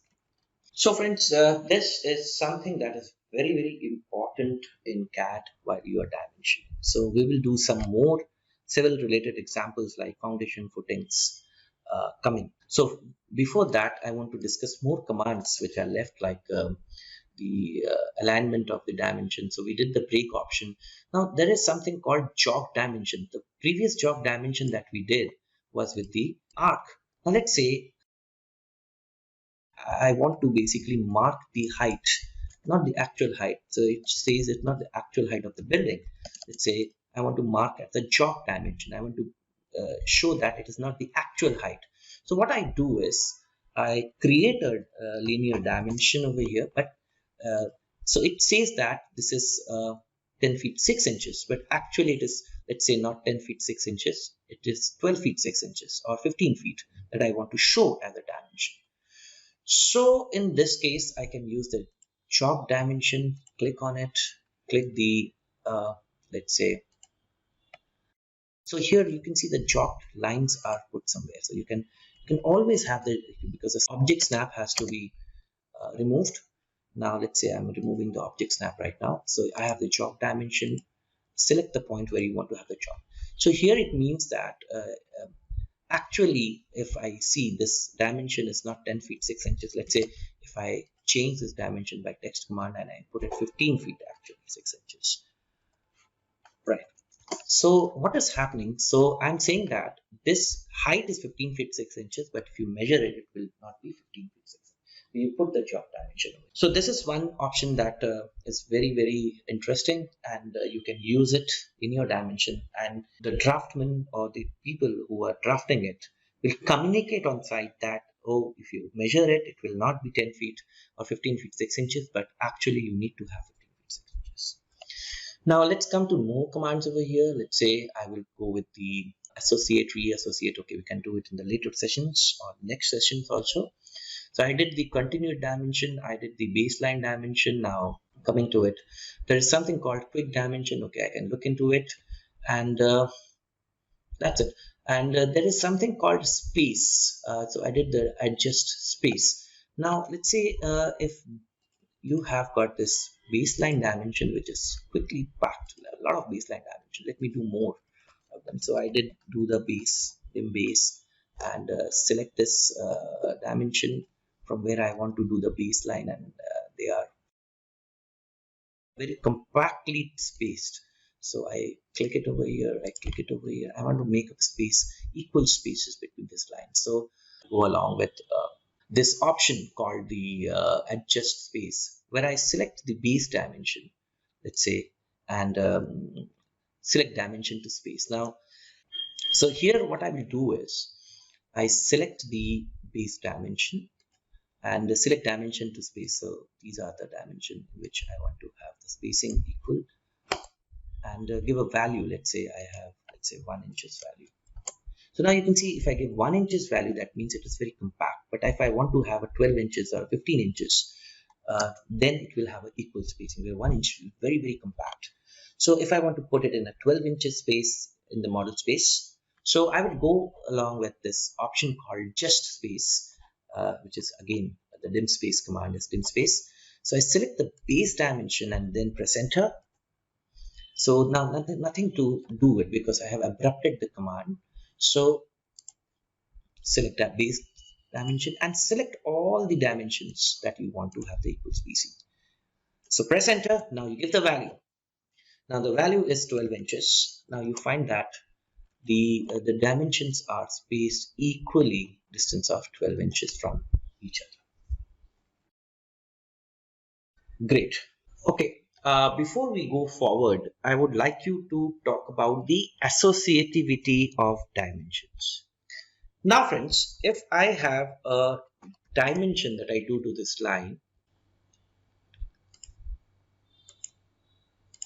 okay, now this dimension is not updated to the current style. So another thing that I can teach you right now is how to update it to a current style. Okay, now see, this particular dimension is done in a particular style. We haven't yet studied about dimension style, which I am planning to take in the next session. But before that, I would like you to make you understand about the basic rules of dimension. How do we do dimension in various cases? So I have got some cases over here, like I have got a structural base, I have got an exterior elevation, I have got an elevation for a rapid metro, and we can take out we can read the drawings and see how the dimensions can be done and measured between different entities over here. So let's see, let's say here I have a particular dimension. Let's see what the dimension style is all about. So I select this and see which dimension style. So it's a structural plan dim. This is the style that is followed. Friends, we have studied about the styles in text. So dimensions are also having different styles. So let's say if I take a dimension style, any style as current style, a lot of dimension styles. So this has to be very, very important to understand style. That's the reason I have kept it for a special session. Now, let's say this particular dimension is in a previous dimension, some other dimension style. So you want to update this dimension. So here we have this update dimension and select this dimension, press enter. Now this particular dimension is not getting updated to a style, or what we can do is, uh, so this is a layer actually. So the dimension styles is here. So let's take the dimension style from here. So this is a dimension style that you can take. Let's say the dimension style that I need to, it's a layer. Okay, fine. It's updated to the new layer, but I have to update it to the dimension style also. So the dimension style, it is, for example, I have this dimension style. So if you select this dimension, it talks about rotated dimension. So here, if you go down and see which dimension style it is, so you go down and see the dimension styles. So it talks about 18 Roman 115 ESCF.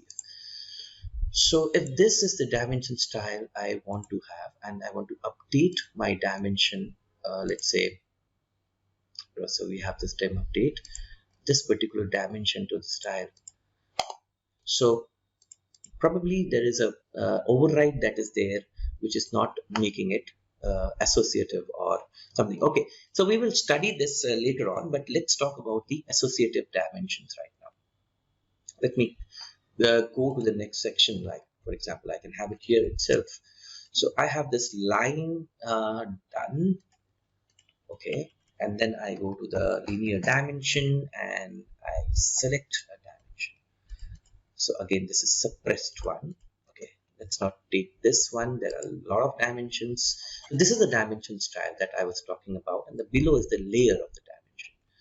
So let me take another plan. Let's say a new plan, or I can go for the week 4 challenges that I have given you. So okay, so here you can see that I have taken as a standard as a dimension.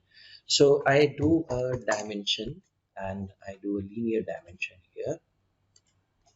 So it says 25 feet. Now if you look into it, this is a single object. So the extension line, the dimension line, the text and the arrows all are basically a single object. Now if I have the option called dim associate, and if I put it, there are 3 values, 0, 1 and 2. Let's say I give a value of 0. Now what will happen? It will create a non-associative dimension. How it is a non-associative? Let's take it example. So I have first extension line. So I have taken dim associate as 0. Now if I put it over here, now it will ask you enter dimension text. So I give it as okay, enter. So now you can see that all objects are having different kind of objects are there. They are not single objects. So you saw that there are single objects like the text, the dimension line, and the dimension arrow. Now, if I give a value of 1 in this, let's say if I have the dim associate option as 1, so what will happen is if I have the dim linear option, and now you see the dimension are non-associated, but they are in a single group, but they're not associated. Why?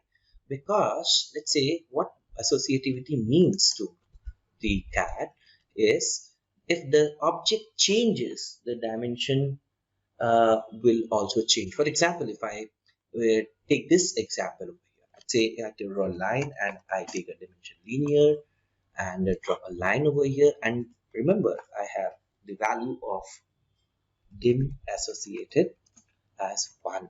I set the value before I did the dimension. So now if I extend this line, the dimension is not extending. It means that the dimension is not associated. So what I do is, if I have this dim associated value to 2 and I do the dimension right now, so what will happen? The objects will be grouped as well as the dimension changes along with the objects. So I have got 3 options. One is 0, 1 and 2. So 0 and 1 both are non-associative. The difference is while you are having a value of 1, the dimension does not change if the object changes, but they are grouped together, right? They are grouped together and they are as one unit. But if you do 0, the dimension line, the extension line explodes to different entities. Great.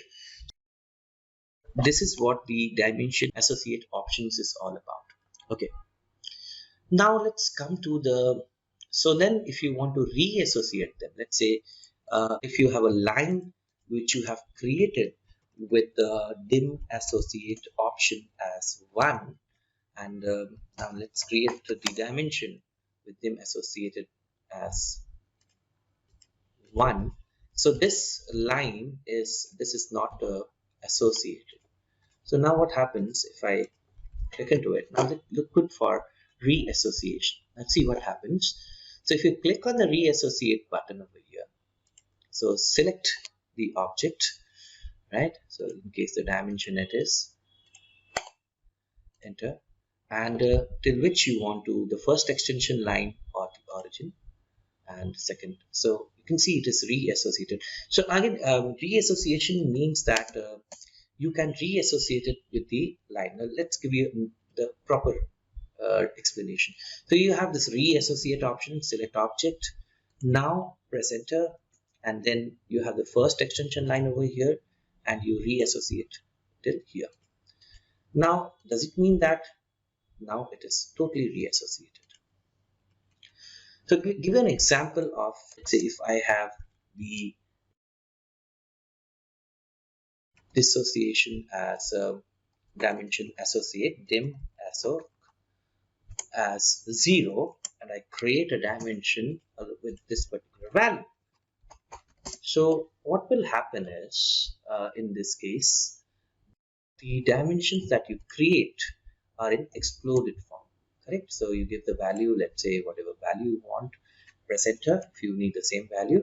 So now you can see these are exploded form. Now can I associate it? Let's see. So let's say I go with reassociate, select all the dimensions, select objects. Now it says that you have 0 found or 0 total. That means that it is not going to select the object or dimension which is exploded. It means that if you have a dimension which is created with a value, dim associate value 1, that can be associated, right? So you have this dimension, and you change the length, let's say it get extended, and you want to make it an associative dimension. So here you go with the reassociate option and select the object, that means the dimension which is not associated, right? Press the first extension line here, second here. So now I think it got the snapping. Due to the snapping, the things did not work. So you have this, select this, press enter. First extension line is this, or you can select the object in this case.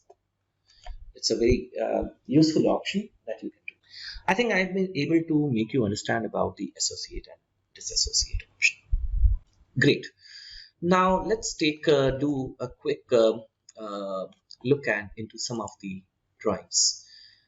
Now you can see the continued dimensions have been used over here. There are dimensions which are done at a particular location of the columns. Now you can see here. So there are the dimensions show the location of the columns over here. You have got these W410, these are column locations, and you can see that there are some dimensions which are given with the text which says 610 WSJ at the rate of 4 equals P6. So the cross bracings are there. So you can see the proper utilization of dimensions have been made in this particular drawing, which the text option is also written along with the dimension lines.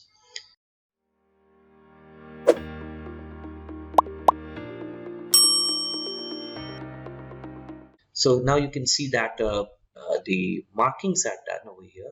Like for example, if this is a dimension, you can see this is the extension line over here, the 2 dots over here, the extension lines, and the text is over here. And this is how, and then 330 is the thickness. You can see 330. So you can inspect it. Now you can see that there are 3x3 skylight at 4 locations. So there is a distance that even from edge to edge where it is required, where the skylight location has to be put. This is basically a truss or roof section that you are seeing. And then you have different kind of sectional with sheet number, section number 1, sheet 1 S03 is the section that you can look for. And then you can see a lot of extension lines over here at this. Take another example of a wall base over here. This is a typical example that I showed you here. Here we have this a wall where we have the locations of the windows here. EF is the tags of the window of different sizes, and it shows an continuous dimension which is done from the edge to edge, showing the edge location of the dimension. You have a complete, now you can see it is in the 3 levels. First level shows the entire dimension of the wall site, and the second shows the between the center of the wall, like you have the edge, then you have the center of the wall, and then to the edge of the wall. So now the next is shows the dimension of the window. So these are the techniques by which you do the dimensions. Now you can see that the baseline dimension has been shown over here. Very interestingly, there's a shaft over here. Now you can see there's a stairway over here, there's a shaft over here. Now it shows about that the location of various points, like one is 6 feet 6 inches from this particular base, and then you have got the another one is at a particular distance. Now you can see different dimensions are taken from a single base. So it shows about 20 feet, and then you have this this dimension which is 16 feet, and the lower dimension as 6 feet 6 inches. So the use of these dimensions are where you are taking this as the edge of reference for construction process. So then you have this continued dimension over here, and different options you can see. Now some of the shortcuts that I wanted to tell you about, let's say if you select any of the dimension line, then here you can see that dimension style annotative measurement, it shows about 8 feet 6 inches over here, right? So you can see that here we have the dimensions of the opening here, and then you can see the various center of the walls are dimensioned from the edges over here. So somewhere when you have the wall center lines, you have to locate the wall center lines as per the norms. But the architecture drafting and civil drafting has a particular standards by which the dimensions can be clearly seen on the screen over here. Now let's take an example from a structural civil project, that is something like this. Now let me explain you what exactly. This is the typical plan of a platform of a rapid metro. Here you can see that the various walls, like the diaphragm walls or the walls, are measured from the main walls. They are giving the center dimension, like the center line, and you can see 2150, 1780. The dimensions has to be as per the standards. Now you can see there are different kind of boxes over here. The spacings are given. It's a continuous dimension that has been made, and going forward you can see the continuous dimensioning has been made over here, where you are doing a piece of work where the job work has to be done and the dimension has to be taken of let's say first it gives the width of this particular shaft, and then it gives the center line location of this particular the dimension from where you take, and so that the alignment of it becomes correct. And here you have the shaft where it's very straight away, you give the dimension of the length and the width. Let me take an example of this lift pit, where you can see that the exterior wall dimension is given over here with a symbol called lift pit over here. Let me go to the elevation part. So in the elevation part you can see the levels are given over here. So TOP, top of plate platform, or base slab TOP 9.610 meter rail level, and then you have got these dimensions which are given in millimeters, assume. So you can see the different entities, like there's a base rail level is there, and 1610 is the base block. So the distance between these two is 1610. Then you have 1090. Then you have the concourse level, the top concourse level. You can have the line, the running line over here, which is at a distance of 6550 from the platform level. So these dimensions are very, very important. Now look into it from the other aspect. You have the grid lines, where the grid lines are also dimensions, and now you can see this particular, now you can see the depth of this particular cavity over here. This is 2400 over here. The railway platform is here. Then you have the OT level, and the dimensions are given. So where the single dimensions are required, you are supposed to give those dimensions. Otherwise, it depends upon how the construction process works ahead. So let's take an example of a staircase right now. So this is in a simple staircase where you can see that the dimension of the, the landing is given from the base. Now you can see that there's a particular dimension which is given and the height is given over here. And then you have this different kind of landing. You can see that the landing width is given over there. And some of the dimensions, some of the texts are written as leader. Now you can see leaders are keynotes, like it says there's a leader. So we'll be learning about leaders, how leaders can be used. So you learned about linear dimension, you learned about the align dimension. In some cases, you learned about the angular dimension. Let me check it out if I have any. So this is something this is another case where you have the plates over here, the flanges over here, the connections here, and it gives you what is the top of the beam. So here is the value that is the top of the beam from this particular level, and here you have this detail of the section, which is a call out or a blow up diagram. So again, this is a leader. So if you want to write something with the text, you have to use the leader. Now it gives the thickness. Now the thickness of this particular section shows that it is a half inches over here. So this is the section detail, and let me take it down to another exterior elevation here. Now here you can see how the linear dimensions are used for the wall. So they haven't used, the drawing is not used with the angular dimension, because here we have the slope already written with the text command. So you have this particular roof, the soffit of the roof is at a distance of linear dimension. You can see they are not giving you the aligned dimension. You don't require an aligned dimension because you want to, there's an elevation that you are having, and now you can see the various levels of it has been given over here, like the bottom of the window, top of the door, top of the window, second floor of slab, and so on. This way, the better dimensioning can be done. Okay, now let me check it out, tell you about some of the things that I want to mention here about the center mark, and then we will be doing a dimension in the one first we will be doing the dimensions in the plan, that the week for challenges that we had given, so that you can understand how the dimensions can be made before we conclude the session. And we will also be learning about leaders, how the leaders can be written. So if you look into this, these texts are written by leader. So there's a head and there's a tail and there's a base over here of the leader, and there's a text over here. So we will learn about it in this session itself. And before that, I would be taking you the session of, giving you how the center mark can be done in circles and arcs, and there's a center line commands, and then come to the leader.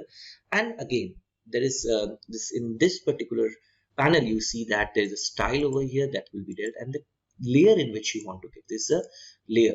Let's say if you're doing a dimension and you want to put it in a different layer, we'll also discuss while we are doing the hands-on right now. Okay. So now I want to tell you about the use of center line command and the center mark. Now you can see these two commands are here next to the dimensions. So these are also very important. Then maybe not the part of the dimension family, but these are also required while you're creating the documents. So before I go forward towards dimensioning, so let me mention about the center mark and the center line. So it's very simple, friends. If you want to create a center line between two parallel lines, for example, this, to show, let's say this is the center of the circle, circular pipe which is going here, and if you want to show the center line of this particular pipe going between these two lines, so you can have the center line. It says select first line, and then you select the second line. So you have this first line, and then you have the second line. Friends, you can see that the center line is already created between these two lines. So if it is an inclined line, let's say I have an inclined line like this.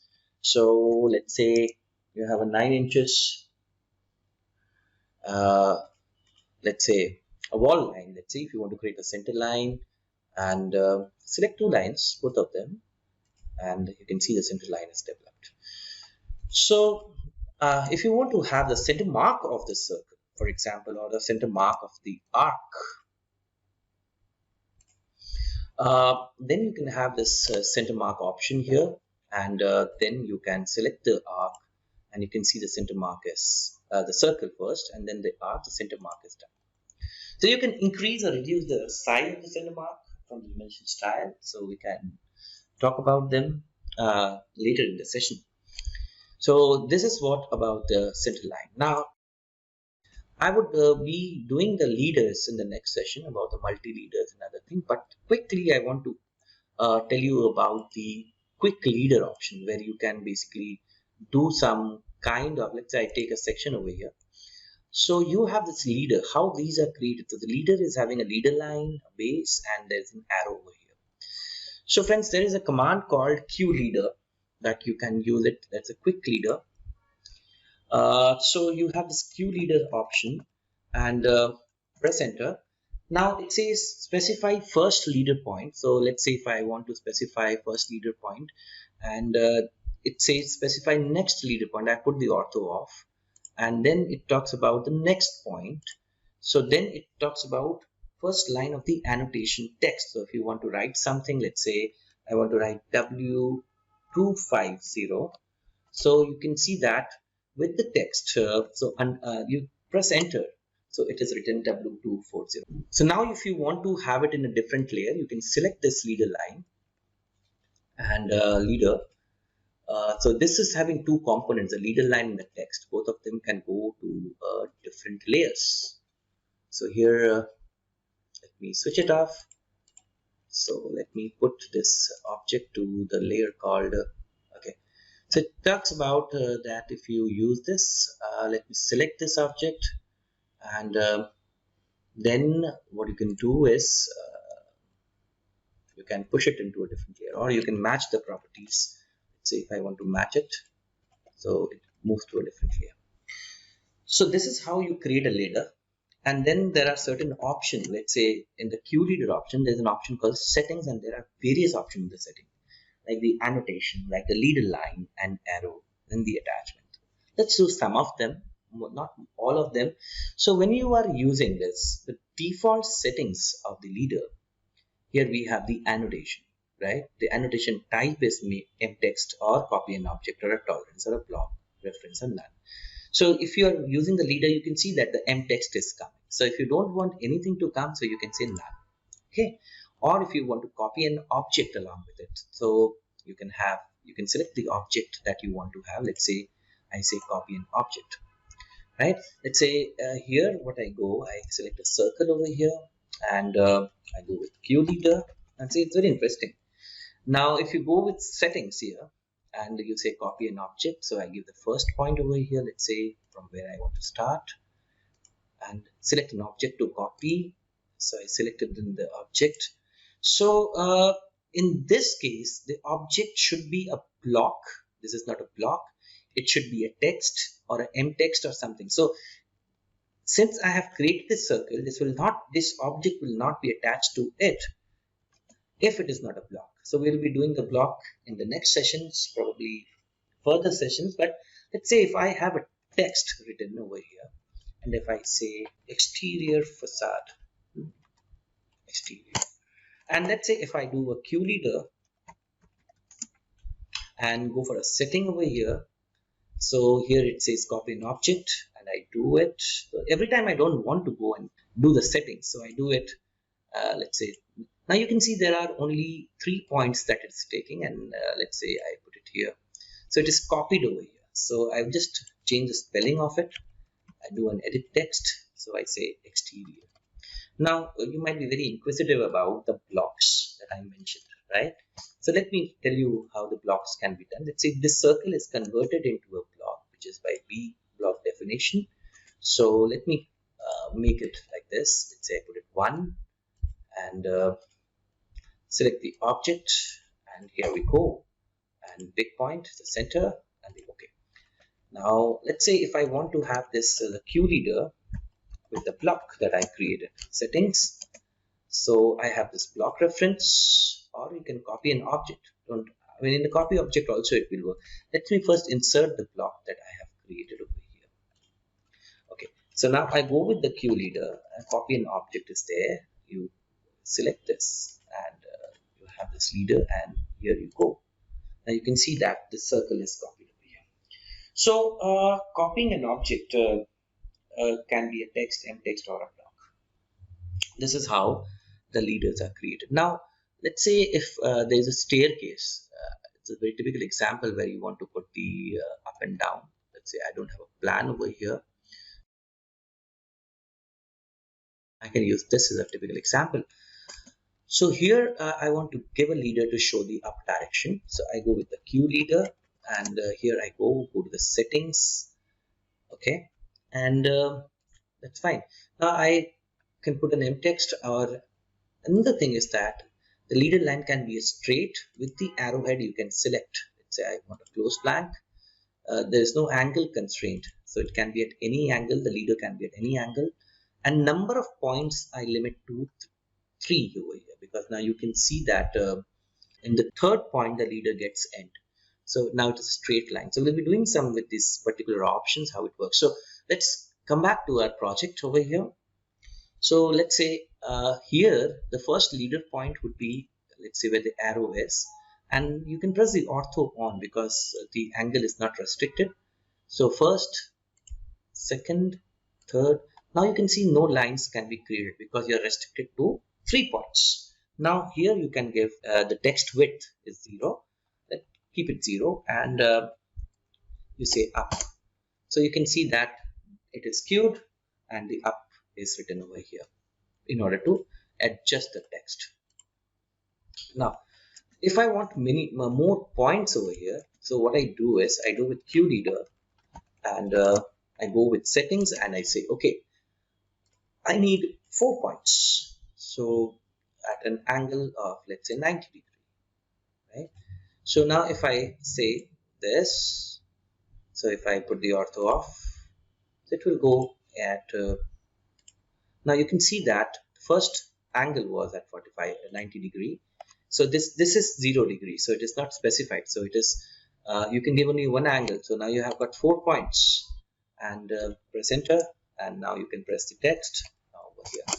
So now you'll be wondering why this angle is skewed, because you have taken 90 degree. So this is at 90 degree. So you can try with various options in the leader option, Q leader option. So the last thing that I wanted to show you is about the ARC option in the Q leader. You have the Q leader here, and you have the settings over here, and then you can go with the ARC option here. So that is a spline option, not an arc. So you have the 45 degrees, let's say, at any angle I give, and let's say you have the arc option. Just clean it, so you can see that the arc option is here. So you can have the leader with the spline. So you can write something, let's say roof. So this is then the arrow size again is a problem, because it depends on the style again. So we'll be looking into it in the next sessions. Let's do the dimension for this project so that we learn how to do it, and then the next session I'll be talking about tables. I'll be talking about dimension styles, multi-leaders, and various other things which will make you more productive. And there is one thing called the quick dimensions. I think quick dimension is something that you want to do quick. Let's say if you have a polyline, bunch of polyline, let's say I go with a polyline option, right? And you want to do a quick dimension of this polyline. So you click on this quick dimension and select the polyline. You can see. So now it says select geometry. Press enter. Now you can see the dimension is done quickly. So quick dimension is if you want to do something very quick, like for example this particular option, the quick dimension helps you a lot. So then we have this the last options that I would like to show you before I go quickly with my how do we dimension an elevation or a plan that a project that you have. So let's say you have this text. So if you want to align it, one option is select the text, and there is a grip over here. Click on the grip, and then you have move with the dimension line. Now here we have the option. So if you click on this, you can move the text. So this is overriding the justification. Now move text only means you're just moving the text. Just put your mouse over here. Then you say move with leader. That means there would be a text with the leader, right? And here also, if you select the dimension over here, and then you have this above the dimension line. It will move above the dimension line, center vertically, so it is center vertically, and then reset text position, that means as it was previously. So let's go with the alignment option also. Here you have this option for the alignment. So this is basically the oblique. Obviously, when you want to text angle, that can be done. Let's say start with the text angle. So let's say if you have select this text and you want to have it at 90 degrees, so you can have it at 90 degree. So this is how the text angle can be changed, and select the text angle. You can have the home option. So this is basically specify new dimension angle. You can make it 0, and then you can go with the left and right. Left justify, select it, it will push it to the left. So if you go with the center, it will be towards the center, and let's say if you go with the right, it will go towards right. And then if you want to reset the position, so clear overrides. So clear overrides is something of system variable tool. So here we have this. Then if you want to restore it, so select it. So select it, and then you can reset text position over here. Now let's see if it works or not. So if you say reset text position, so it is works. So if you want to stretch the dimension, there are some, these are the extension lines. This is a dimension line. You can stretch it, you can reduce it to a particular point. Now you can see how it is reduced. So that's all about the some quick tips and tricks regarding the dimensions, and we'll do more of it in the later part. So let's do a quick dimension of this particular project. Now you can see here. So here we have this first of all, when we start dimensioning it, we are doing an imperial. There is a style that is standard, and then you have to select the layer in which you want to dimension. You have to have a dimension layer for the dimension. Definitely I took the dimension layer. Then I go with the full dimension, that's the linear dimension, that is, I would go along with the full dimension. And then if I want to give the center dimension of the center of the wall, so I have to mark the center of the wall. For the center of the wall, I can always have the center line option like this. So I can have the center line, so that center line is mentioned over here. So I would go with dim linear and select the center here, let's say, because it's a partition wall, and then I can go with the continued dimension, dim continue, and here I go and I do it. So this is something that has to be understood about when you are dimensioning it. Similarly, if you want to dimension the this part, that is the right hand side part, so I'm removing this dimension, I can go continue with dimension. Now if I'm looking forward for the wall thickness, then what I can do is I can straightly go with the linear dimension here, and I can select this dimension and then go with the 9 inches over here. So if I want to move this dimension somewhere, so just click it over here, move with dimension line, or move with leader. I can move it up, and then I can go with dim continue. Now select the dimension from where you want to continue. Here either you can give the center line, or because you're giving the thickness of the wall, you can do it straight away, but the standard says that you should go with the center of the wall if you are centering the wall on site. So this is how you do the dimensioning of the walls with dim center. And then we can have some more examples. We'll be giving you more challenges to do, and if we can do more of it, let's say I go to the section over here, let's say I take a building section, and I can have the dimensions done over here with the linear dimension or the aligned dimension, or I can make it associative, I can make it non-associative, and there are other things that I can do. Okay, apart from that, if I need to change some text over here, let's say for example there's a leader that is given over here. So I've mentioned about how we can use leader, so about multi-leaders and other things I can do, but some quick things that I want to share. One thing is called the markups. So you have this revision clouds. For example, if you are doing a revision cloud, for example, you are revising a drawing and you are a site engineer and you are supposed to revise and do a markup. So you can have a rectangular cloud over here. So you can say, so now you can see that the cloud is having very small kind of. So let's go with my challenge over here because this is a default setting. So let's say if I go with the revision cloud here, so I take a rectangular cloud, then we have this arc length, object, rectangular, polygon, freehand, style, modify. So I'm not going to do all of them. Let's say if I want to do a freehand, so I'm doing a freehand kind of thing. I'm giving a cloud. Now, the use of cloud is that there has to be a revision.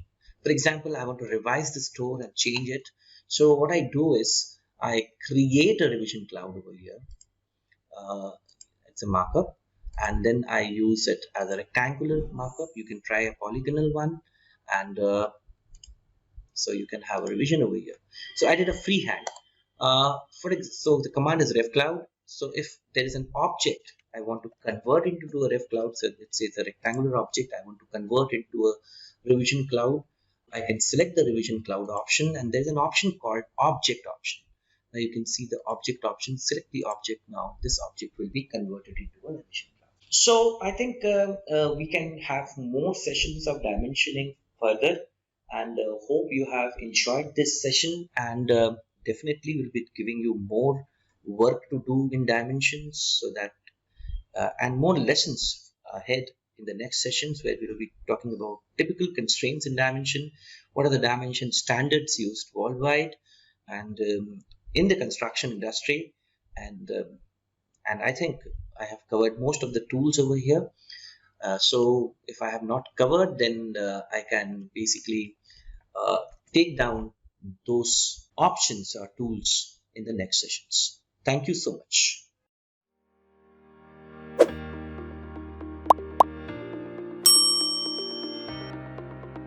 Welcome to the session 7 for the course of AutoCAD Essentials for Civil Engineers. Now, in this session, you will learn how to edit dimensions, how to stretch, extend, and trim dimensions. Although we have done some of them in the previous session, but here we will be doing again, we're revising it and see the application of how we can use the stretch, extend, and trim dimensions in a drawing. Use the oblique and text command options to edit the dimension. Though we have done this portion in session 6, but we are going to see the application here, how we are going to do it in our drawing. Update the dimensions using the update command. Properties palette to edit dimensions, dimension in model space and paper space. That's very important, how we use the paper space, that's the layout, and how we do the dimensioning in the layout, as well as more. In this session, we are also going to learn create elevations of a building, how to create sections and elevations of a building, how to dimension the elevations of the building or building elements like the foundations or the wall details or the section of any building, the architecture and the civil sections, as well as we will learn about the how to insert schedules, that is the table, how we can use the tables in a drawing, how we can link the table with the Excel, and many more. So let's start to the session 7. The first thing that we would be learning is about the editing dimension using the editing tool. Now you can see that example 1. So here you can find that there is figure that is showing a linear dimension, that is 1.75 and 1.50. So there's an original dimension. So what you can do now, the moment when the new location, the lines and dimension, now you can see how the dimension is stretched along when the dimension of the drawing object changes. The new vertex has been changed, so that dimension is edited. So we can see that how the dimensions can be updated or how the dimensions are associated. We all have seen this in our last session, but we can see the application of it. Then flipping the dimensions. Now you can see editing dimension by trimming and extending. So we can do that. So here we can see that there is a dimensions where we have the dimensions for a square, and this is the boundary edge before extending. Now once we do is, after we see that the dimension is extended, the dimension changes, right? We can change the dimension, we can change the extension line, we can change the dimension values if we change the extension line. Then we have this once we have this trimming over here, you can see that how the dimension changes to a lower position. So there are a lot of things that we can be learning, how the dimension arrows can be flipped, and we can see how the dimensions can be modified. So let's jump start to this session over here about editing dimensions. So we'll be doing a quick recap of the dimensions and how they can be edited, and about the properties of the dimension. Like for example, what are the properties that are there in the properties palette for the dimension, and what is the different parameters are there, so that we can understand how they work. Apart from that, we will be also doing the multi-leaders. So multi-leaders are leaders that we have already done in our previous session. So we will be also learning about how the multi-leader can be inserted in the drawing and how we can use. Then we have this creating and restoring dimension styles. So we'll be doing the dimension styles. So dimension styles are very important, which basically is the base for the dimension.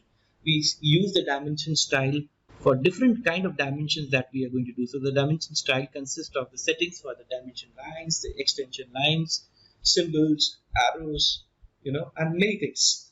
So let's jump start to this session now and look at a project that we are going to handle right now. So here we have an existing project that you can see, and I'll be opening the new drawing file here. Now, the first thing that will learn is about the editing the dimensions, what we saw, that how we are going to change the positions of the dimensions and how the dimensions are changed. For example, if there is a line over here, so we do a line, let's say, and then if we have the dimension, let's say we go with the dim linear over here, and let me put the object snap on. So there are various like for example, if I trim the line, if I trim this line from here, so you can see that the dimension is changed. So this is what the update of the dimensions we talk about. Similarly, let's say if we want to change the dimension and put a different extension line, let's say if we want to basically extend the dimension, extend the line, so that you can see that the dimension changes. So this is something that the associativeness, which we have already discussed in our previous session, but here I wanted to make this very clear about that. When we are doing a dimension, the dimension can be trimmed or extended to a point that it will change as per the change of the element that it is associated with. So let's say and now we are talking about another dimension. Let's say I put another dimension over here, so I go for a linear dimension here, and when I'm doing a linear dimension, so linear dimension is something that again we bring the x. So this is one dimension that I have done. Now, so when I select the dimension line, so we have got some options over here in the grips. So another thing that we can do is we can stretch. There's stretch, continuous dimension, baseline dimension, and then we have the flip arrows. So you can see that when I select the dimension, the grips are visible. Now, when I place my mouse at one of the grips in the extension line, so you can see that there are options like the stretch option, the continued dimension, the baseline dimension, and flip arrows. So if I select the continued dimension from here, so what I can do is I can continue the dimension from here itself. So I don't need to go for a dim continue, and directly I can do a continued dimension. The same would be for the baseline dimension. For example, if I select I'm putting my cursor over here, so the grips are not selected, the grips are hovered actually. So if I am putting my mouse over this grip, so it is it changes color, so I can have the baseline dimension. So what I can see that the baseline dimension starts from this particular point. So I can have the baseline dimension, I can have my continued dimension from the grip. So this is something that very important if you want to go for a very quick kind of drafting in your project. So you can always use, you can avoid the command, so you can always put your mouse over here in the grip, and then now if you want to flip the arrows, now you can see the arrows are inside over here. So you see that the arrows are outside somewhere here. So if I'm clicking on the dimension, so you can see that the dimension line is there, the grip is visible in the text, grip is visible in the extension line, both up and down. So if I am putting my mouse over the grip over the extension line at the top, so these options are visible. Now here also, if I use the flip arrow, I can do it. Now another thing is that if I use the stretch option, now you can see that the stretch option is mainly to locate the, you're stretching the dimensions. So it can be used to stretch the dimensions. At the same time, let's say if I want to change the extension line, so this is the origin of the dimension. So what I do is I select the grip and I'm stretching to a point that the dimension changes. Now these are something editing tools in the extension and the dimension line. Now there are tools for the text. So now if I select it, see, if I put my mouse over here in the grip, so there are options like move with dimension line, move text only, move with leader, above dimension line, center vertically, and reset text position. Now here if I say move with dimension line, now you can see that the text is moving along the dimension line. So it basically, it is, you can push it anywhere. Now here if we see the move text alone, now the dimension line is not moving in this case, but the text is moving. So here there's a bit change over here. Now if I want to say the move text with leader over here, so now you can see that it is moving with the leader. So if you want to push the dimension text outside the dimension, you can always use this grip option over here. So now you can see that I have this dimension, and if I select, so now again I repeat the options. Like if I say move with dimension line, the text will move along with the dimension line, right? If I say move the text alone, what will happen? The text will only move apart from the dimension line. The dimension line is not going to move. So I can push the text again here also. If I want to say that, I put my mouse over here on the grip of the dimension text. Now there is an option called move with the leader. We have seen how it moves with the leader, and then I can put it in the position where it is above the dimension line. Then I can basically have it center vertically, and then the last option is reset text position. It comes to the position where it was by default. So this is something very, very important when we are working with dimensions. So even what we need to do in a drawing, so if I go to a drawing like a complex drawing over here, so I can select a dimension and then I can do a lot of things over here. So I can say move the text alone, or if I want to say that move the text with the leader, I can put the text with the leader. And then if I would say that above the dimension line, right? And there are a lot of things that I can do, like moving the text alone or center vertically, or if I want to place it at the default position, reset it in the text position. So these are some quick kind of editing things that you can do with the dimensions. Coming back to the default, another drawing, that drawing one, just for illustration that I have done. So this is something that is very, very important while we are doing editing in dimension. Okay, guys. Now the next is somewhere again we would talk about the oblique. Makes the extension line of linear dimension oblique. So if I select this oblique option, so previously in the previous version of the AutoCAD, there was a command called dim edit. So here all the editing options of the dimensions are here. For example, from here itself, if I use the dim edit command, so what I can do is, the first thing is that if I want to have the oblique angle, so what will happen, select the dimension and let's say press enter, and if I say the obliquing angle is 45 degree, so what will happen, the entire dimension line will be inclined to a 45. In some of the dimensions we need to do it where they are lesser space, so we have to oblique the dimensions. Now doing so, is the dimension changing? Let's see, it's 189.18. So the dimension does not change, but only the location of the dimension line is basically inclined. So oblique is something that we use for obliquing the dimension line, or the obliquing the dimension in a drawing. So we can have this here also. Let's say we can take some examples. So for example, I use the dim edit option over here and I say oblique over here. So now let's say if I select this dimension line and I say, okay, I want to oblique at an angle, let's say 45 degree. So now this entire dimension will be inclined at 45 degree to the x-axis. Let us see another options, like if I want to do the oblique by the tool over here.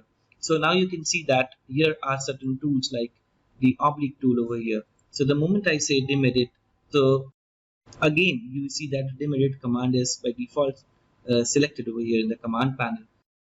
So now it says select object, so we can do the press enter, and then we can give an oblique angle. So we can do it by either with a command prompt or by using the tool from the drop down in the dimension panel. Now let's come to the other options of the edit very quickly because we have already done it. So this is an editing of dimension, so I wanted to mention about these commands before going to the practical approach of it. So then we have the rotate option, like it's very simple, like so it's about rotating the dimension text. For example, if we want to rotate this dimension text by 90 degrees, so select the dimension that you want to rotate, and you can see that the dimension text is rotated. So let us do something with some of the drawings over here. So here we have this dimension and I want to rotate it at a 90-degree angle. So I take either I go with dim edit or I take these tools from here. So now you can see that there are a bunch of tools. One of them is the text angle over here. So I select this particular dimension and then give the angle. Let's say if I want to rotate it an angle of 45 degree. So this is how I use the rotation option in the dimension edit tool. So this is something that again if you want to go for a dim edit, and then if you say I want to go for the home option, and if I select the dimension over here, so you can see it goes to the default location.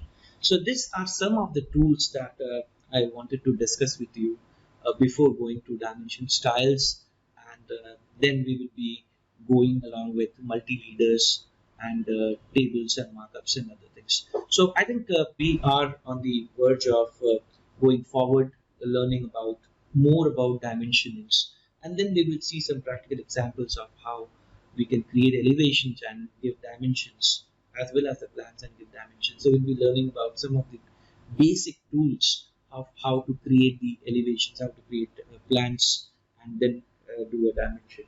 So here we have this particular option. Next we have done about the home, about the rotate, and now there is something that quickly we'll be going with align text. So how do we align the text? So we have left, right, center, home, and angle. So let's take this quickly, and then we will go to updating the dimension, and we already have done editing dimension with grids, and then we'll be doing the with the property palettes. So this will be basically something that will be taking care of the dimension editing, and then we'll be going to the dimension style.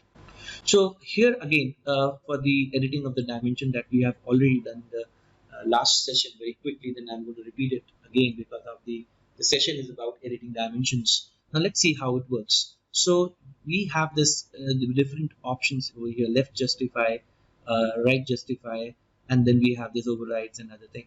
So let's see what does it mean. Definitely it will be very useful for us when we are doing a dimension. So let's say there is a dimension over here which shows about 9 feet, that is 2743 here.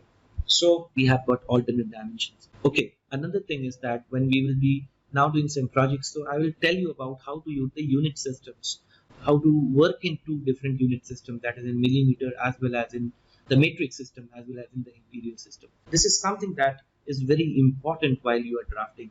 So how to choose a unit and how to work in different units, whether it is in millimeters or within centimeters or in feet and inches, and then dimension it and then put it in the sheet. So this is very important, right? Now let's say now we're talking about the dimension alignment. So here we have this dimension, and then we have this option called we did the oblique option. So now we'll be going with the left justify. So when we go for a left justify option, so if you select the dimension will be in the left justification, and then later on if we want to change the justification to the center, we can select it and change the justification to the center. Similarly, if we want to change the justification to right, it will go to the right, and then if we want to bring it to the home, then we can have the home option over here, or we can bring it to the center option. So there are various techniques by which we can do dimensions. And now another thing that with dimensions, in the last session we talked about the leaders. So leaders are specifically mentioned about leaders. You can see there are certain keynotes over here, like for example this particular section has been marked as a hanger. If you want to use leaders, there are different options in AutoCAD, and one of the options that we have already studied is about the Q leader. That is a quick leader. Now you can see there are a lot of leaders over here. Leader here, there are a lot of leader markings. So in not only with the linear or the angular dimension or any other dimension, leaders are also very important. That shows, that points to a particular object about what that object is all about. So you can see there are various leaders. So last time we talked about leaders. Q leader, it was one of the option. Now here another option is the multi-leader. So let's see how we can use the multi-leader option. Then there's a difference between using the multi-leader and the Q leader. Now, as the name suggests, multi-leader is something that at one time you can have more than one leader.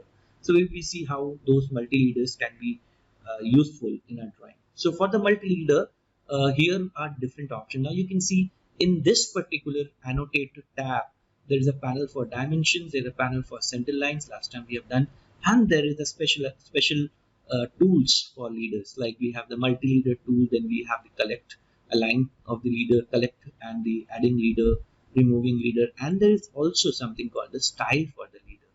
Now you can see that there is another thing that has been stored over here as a multi-leader manager. So AutoCAD has given a lot of options for the users to develop good documentation in the drawing. That's the reason why AutoCAD is the best software for drafting for civil engineers and for the people in the construction. So if I use the multi-leader option here, so it creates a multi-leader. So now what it asks you, specify leader landing location. Now there are various options over here.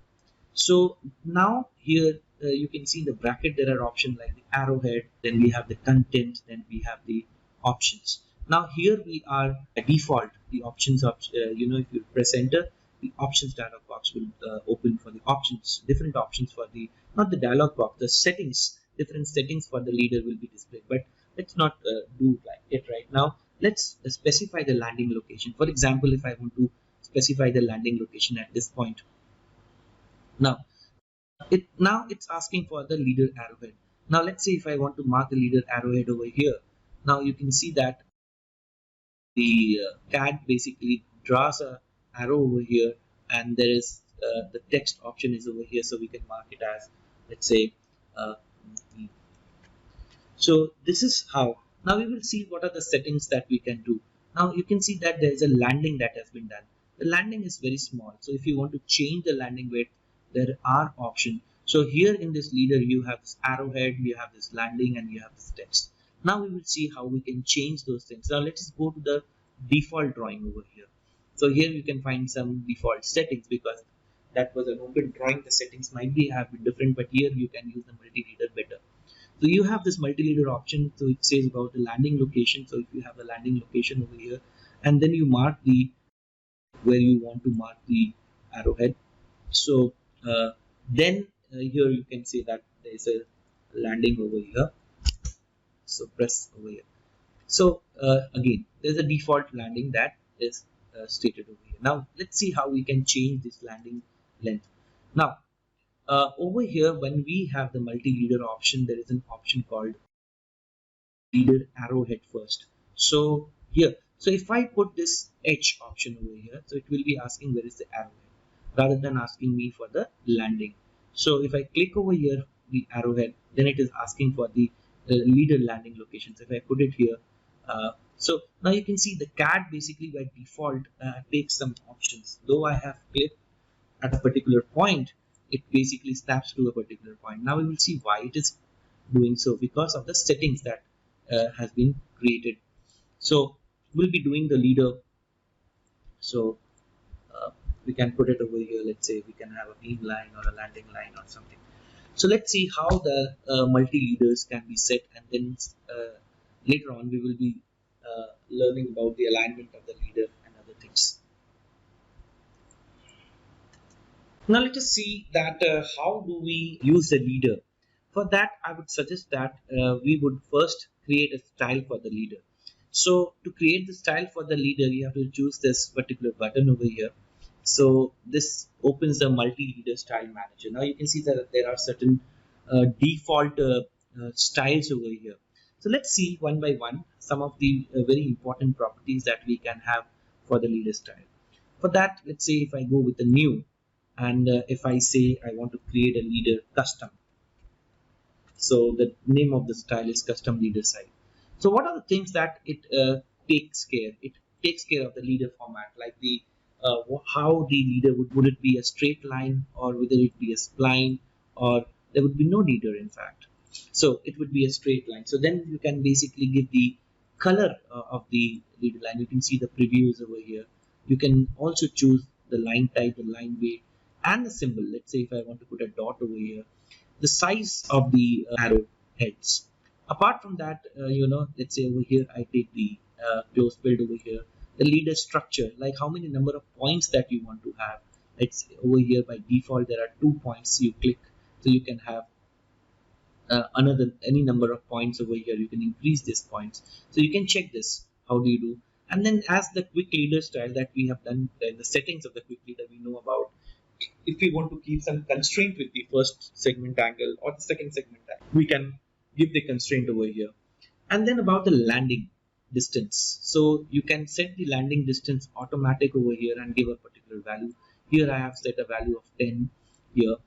And then about the annotative part of the text, right? And then we have the content, like what are the which text style that you want to select, and what is the style that you want to give to the text that you're going to write, whether it's an M text or a text, or M text or a block or a none. So if it's an M text, multi-line text, and then you can always write reading, or you can keep different options, like always keep horizontal, or I would say.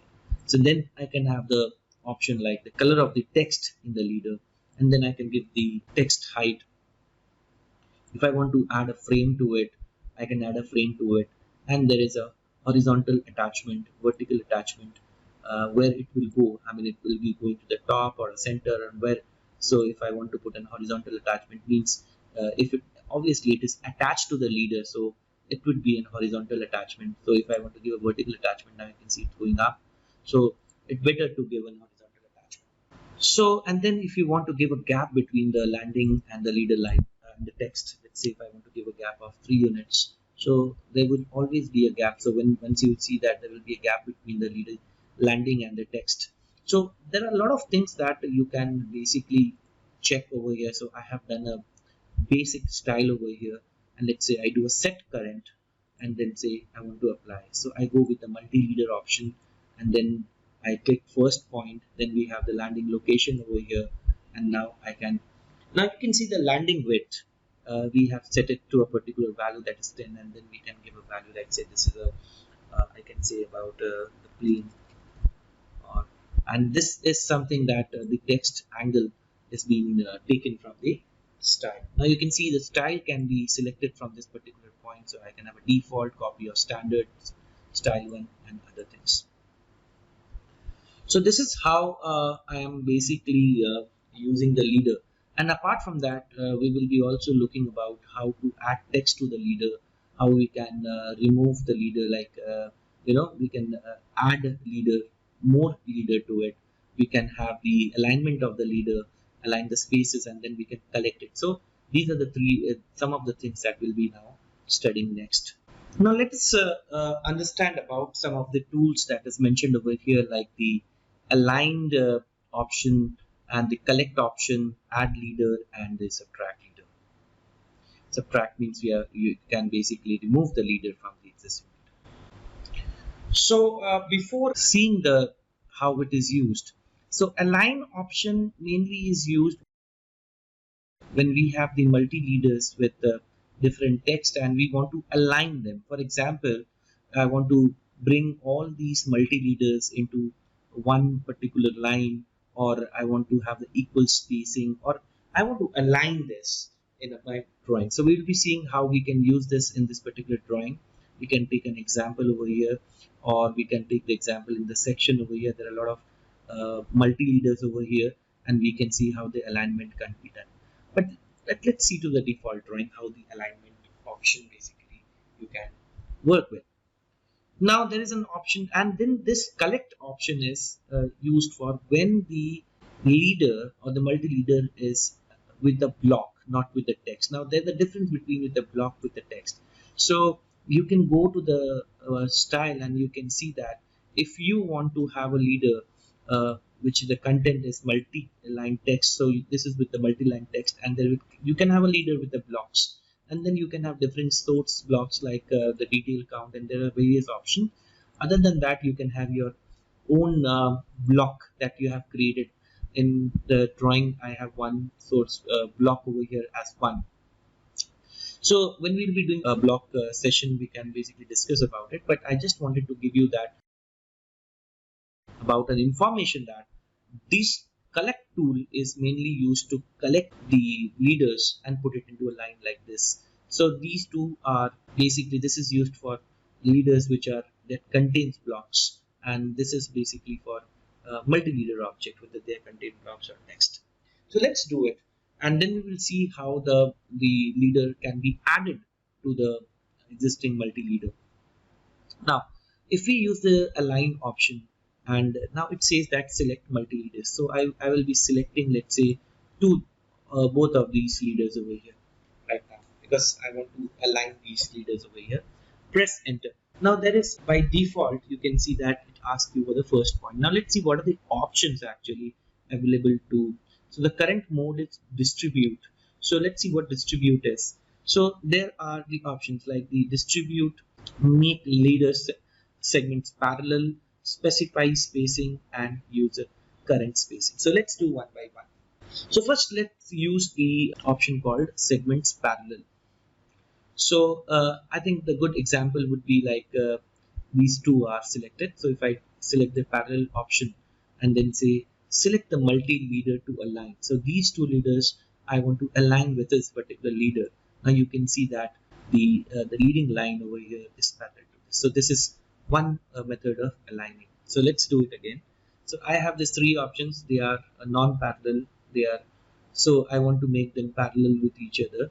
So I can go with the align option and select these two multi-leader, and then I can go with the options, and I have to see the parallel option over here. That's fine. So then select the third option to which you want to align it. Now you can see. Let's see with the sections over here. Now here I want to align. It's already aligned actually. Now if you look into it, it follows the parallelism over here. The leader lines are parallel to each other. So it's a good way of drafting, Since then let's go with the other options also. Like for example, if I want to go with the other options in the, so now I select these two leader line again and press enter. So I have these options over here.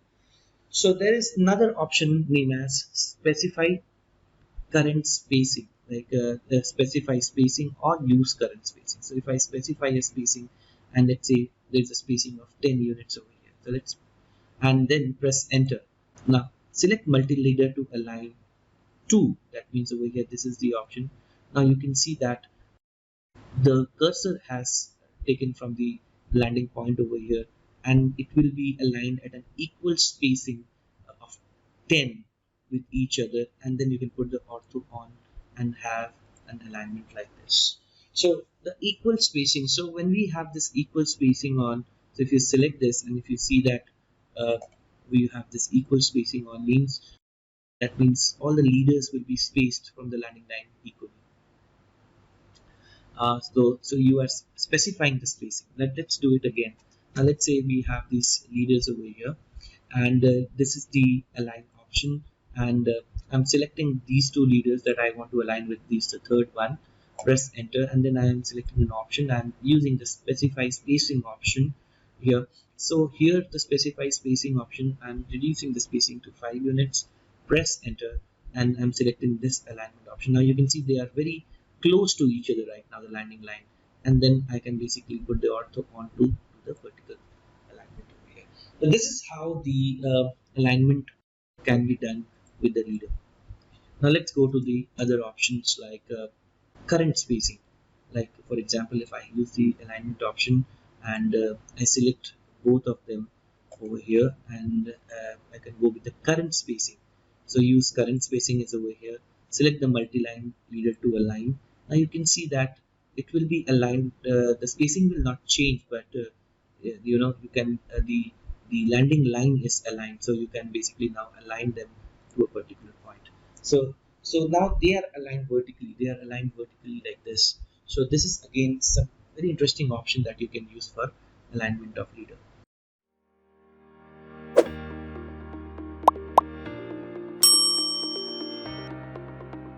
So now the third option is about the distribute. That means I want to distribute it evenly somewhere here. So let's see how it works. So I have this alignment option. So I selected all these three leaders, and here I take the first point over here, and I want to make all the multi-leaders distribute at this particular alignment to the first point, and then at about the second point. So in these two lines, all these three leaders will be distributed. So when we talk about distribution, that means we sketch a line in which we want to distribute it. Let us see it again. So irrespective of, let's say, where the leader lines are, let's say I want to distribute it in this particular point. So I have this alignment. I select all the three leaders, and here we have the first point of the leader, let's say here, and the second point. So now I can move it up and see the distribution. Now in this case it is crossing, but then this is what the distribution is all about. Now let's talk about the grip options. Like if I select a leader, you can find that there are different grips over there that is displayed. So if I put my mouse over here, then you can have this stretch option, so you can stretch it, and then there is something called the endpoint. You can see that there are various kind of options that will be available once you put the mouse over the grips. So here in this options, in this it's only for the, you can select it, press it, and extend it.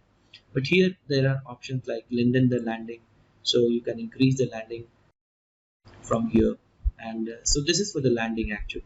And also you can add leader from here. So if you want to add leader from here, so you can add more leaders from here. So there is one way of adding leader is select the leader and put your mouse over here, and then you have this add leader option, so you can add a leader option. The other way of adding leader is by using the tools. So you have this option called the add leader. Please get your mouse over here from where you want to add. For example, here I want to add a leader, so I click over here, so I can have different kind of leaders over here. So apart from that, if I want to add a leader at this particular point, so now the leader will be emanating from here. So it depends upon where you want to put the leader. At the same time, if you want to select it, and if you look into it, there's an option called remove leader. Select the leader that you want to remove and press enter. The leader will be removed. So select it, right click, and then there's an option called remove leader. The leader can be removed. Other option of removing a leader is selecting the tool from here. So select a multi-leader, then select the leaders that you want to remove. For example, I want to remove this one, and press enter. The leader will be removed. So this is how you can add or remove leader. So if you select it, click right, so you will have this option add or remove leader and the multi-leader style that you want to put into it. So this is something that's very important. And then let's talk about the blocks, options of the blocks.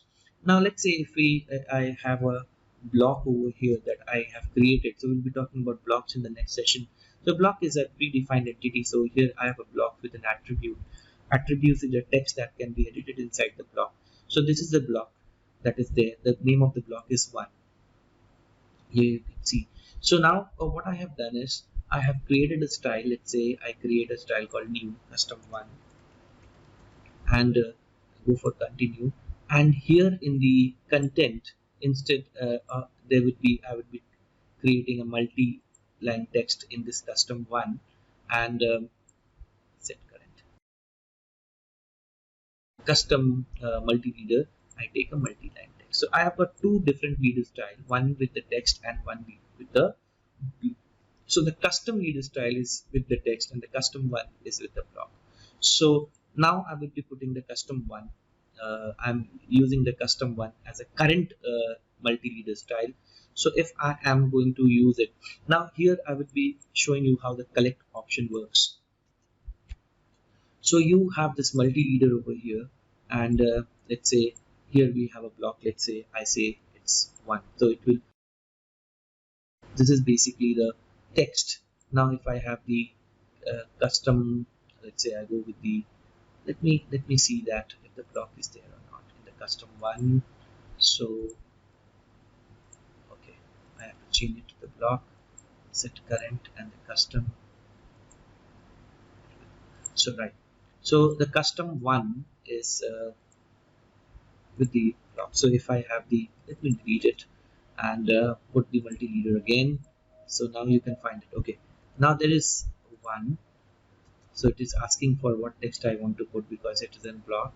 So here I have 2, and then you can have another block over here and it will say 3. So the multi-leaders here are not with the text but with the blocks, with different kind of annotations inside. Now if you want to collect them, and now they are in a different alignment, so you have this collect option, select multi-leader. So now you can select all the multi-leaders, and then you have got different options, like you can collect them horizontally, right? You can collect them horizontally or you can collect them vertically. So collection means that it shows 1, 2, 3. These are the tags of particular object that you are going to keynote it. So there are, I would be also discussing about what is the practical implication of, like for example, you're creating a bill of quantity or a bill of material, or you are basically doing a bomb diagram where you want to have this particular, specifically for the assemblies that we do for steel connections and other things. There are various parts in the fabrication drawings where the numberings are very important. So here the multi-leader plays a very, very important role, I'll tell you. So if you want to collect it, so select the multi-leaders. So you want to collect it and put it in a horizontal. Let's say now I go for a vertical, so it goes with the vertical. So this is the something that I wanted to discuss about multi-leaders before we go to the dimension editing. So we will be doing some practical explanation about the use of multi-leaders in the project as well as the dimensions. Now let's talk about the dimension style. That's very important. Now in the dimensions there are various entities, like let me open up the one of these sections. So you can find that there is an arrowhead over here, there is a text over here, there is a dimension line over here, and there are different spacings. You can see that there are spacings between the point from where the dimension is taken. So we can set these dimensions in a style. So in a particular project, there might be different dimension style. Now let's see how we can set this dimension style. One way is you know you can press D over here to open the dimension style manager. Now here you can see in the project there is one dimension style named as 18 Roman 15 115 PS. So let me talk about with the fresh drawing. Now let's say about the dimension style. Now if I open a drawing with the imperial setting, so the default settings over here, we have the standard and annotative. Again, very important. The default is standard, and all the dimension default settings like the arrow size, the uh, the uh, the break size, the dimension breaks definitely, and the primary unit settings over here. For example, the other things are set as per the imperial setting. So these are the default values that comes with the template. So dimension style is a very important part of a drawing template. So we'll be talking about drawing template in the latter part, how important the drawing template is. But if you open the drawing file with the let's say the metric settings, so you will find that the default settings are changed and you have this ISO standards coming into play. So ISO standards is basically the standard that we follow in the international standard code, where the settings are as per the default ISO settings over here. So this is the difference between the default settings of the dimension style while you are using a metric template or imperial one. So let's talk about the imperial one. the metric one, in fact, because I have opened it. Now, if you look into the dimension style, let's say if I go with along with it, so I go for the modify. So there are a bunch of tools over here like set, current, new, and you can compare.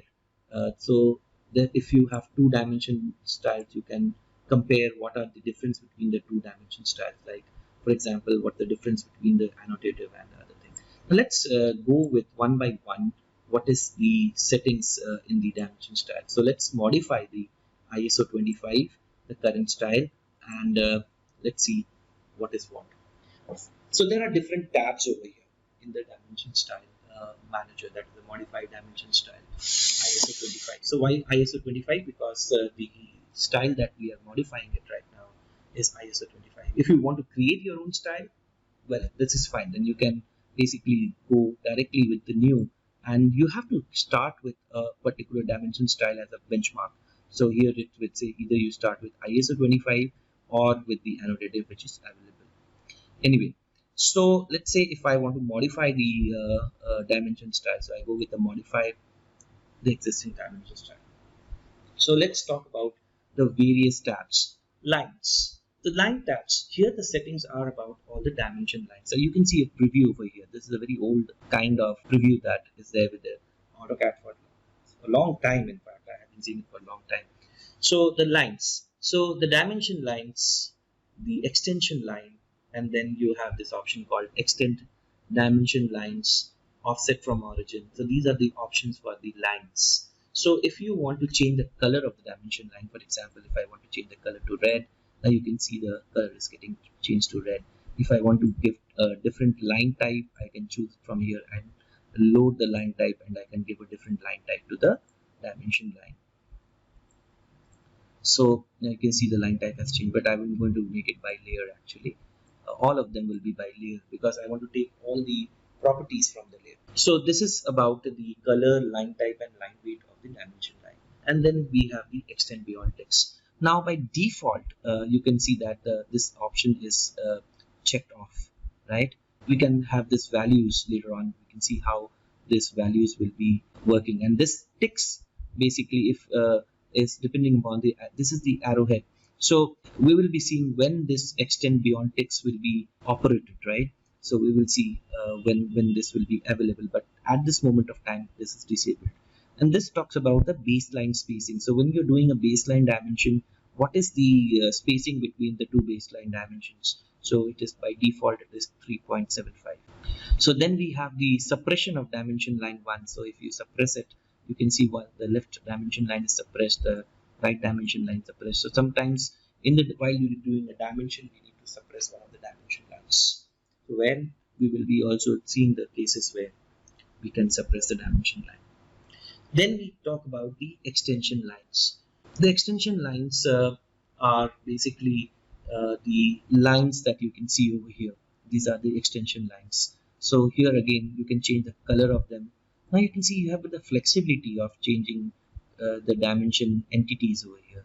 The line type extension line 1. So now let's say you can have a different line type. So now this is, you can give a different line type to this extension line. You can give a different line type to the extent. It's already a different line type over here. You can change the line weight, the line thickness of it. But let's put it as a by layer at this moment of time, because everything that we want to do it by layer. Similarly, you can suppress it, suppress both of them. Apart from that, if you are not suppressing it, so you have this option. So if you suppress it, these options will be disabled. Now let's see, extend beyond dimension line. So now you can see that it says 1.25 by default. So this is the value that it's going above. This is extending beyond the dimension line. So offset from origin is this particular distance. Now you can see this is the origin, and this particular distance from where the dimension line, extension line is starting is the offset option. Then you can fix the extension line. If you want to give a length of the dimension line, you can fix them. Then it will be always of that particular length. So we will be seeing it also in the drawing how it affects. So this is all about the lines. So there are, again, to summarize, there are two lines that can be changed or modified in dimension. One is the extension line and one is the dimension lines. Next is basically the parameters of the arrowheads. So here we have the arrowheads when we talk about the arrows, mainly the arrows that are showing the extremities of the dimensions. So we can have different, we can have an architectural text. So now you can see the moment if I have changed this arrowheads over here from close to architectural text, the extend beyond text opens. Let's say if I have a value 1, so what will happen, the line will be extended beyond the text. So this particular option is available for some of the cases like the oblique and the like not the arrowheads one but for the text. So this again, this is for the leader. So if you want to have a different, when you're using a queue leader, quick leader, these are the settings that you can go, and the arrow size. So if you have the closed field, or any other arrows that you're giving, so you can control the arrow size from this particular parameter. By default, it is 2.5 for the metric, right? And then the center mark, again, the center mark means the center mark of the circle. So you can have it a line like this. Now you can see if you put a line over here. So now if you increase the value, let's say if I make it 10, so arrow size will change. So we'll be seeing how the arrow size will be changing. So you have none, mark, and line. Dimension breaks is all for the jog lines. If you want to break size, not jog lines, not about the jog lines, the gap used for the dimension breaks. Jog lines are different. So when you're using a break in the dimension, we have done it previously. The gap size, what would be the size of the gap when you're using the breaks? Is 3.75 by default. So again, this is arc length symbol. So again, arc length symbol is preceding dimension text, above dimension text, where you're going to have the arc. So arc length symbol is that particular arc length symbol that you were getting, like the arc before the arc length that you give. So again, it talks about the where the arc length symbol will come, before the text or above the dimension text, or it will not come. This all talks. This is about the radius jog dimension that we have already done in the previous section. If you want to put a 90-degree angle, so this is best place where you can change the angle. So we'll see how it changes. Linear jog dimension, jog height factor. So when you're doing a jog dimension for linear dimension, so you can have the jog text height for that. So you can change the height from here itself. So it's all about the symbols and arrows. So when we will be doing it on the screen, then we can see how it will be changed, how it can be affected, and what is what. Then there is the text option. So the text option is what dimension style you're going to use. This is very important. This defines the differences between the different dimension that you do in the drawings. Like for example, the text style. If you want to have an Arial, let's say you create an Arial dimension style, text style, and you select an Arial option from here. Let's say I select the Arial option. So my text style is Arial. So sometimes, you know, some designers, architects, or civil engineers, they use the name of the dimension style in correspondence to the text style that they're using. For example, this is Arial right now. And another thing is that you want to put it bold or whatever height you want to put, and the width factor and other things. So if I put it 0, then you have options like you can control it from the text height option. Then we have the, let's say if I want to select this, now it will be changed over here. Then I have the color of the text. Let's say, okay, let me put it unbold over here because it's not looking good. So let me put it unbold over here. So now you can see the color of the text changes to, let's say, blue, right? And the text height is 2.5 over here. So you can draw a frame if you click on it. So again, this is the there is some options like the vertical placement. GIS is the Japanese industrial standard. Then you have the other things like you want to put it above, right, in the vertical, or you want to put it outside. So it's not visible over here. If you say if you want to put it in the center, now you can, here you can see only the center over here. But if you want to put it above, or if you want to put as per the GIS, right? So you can have this, and then you have the horizontal text placement. It can be at the extension line 1, it can be at the extension line 2, depending upon what kind of dimensioning that you're doing. So it's again left to right or right to left. Now this will be only visible when we do a dimension.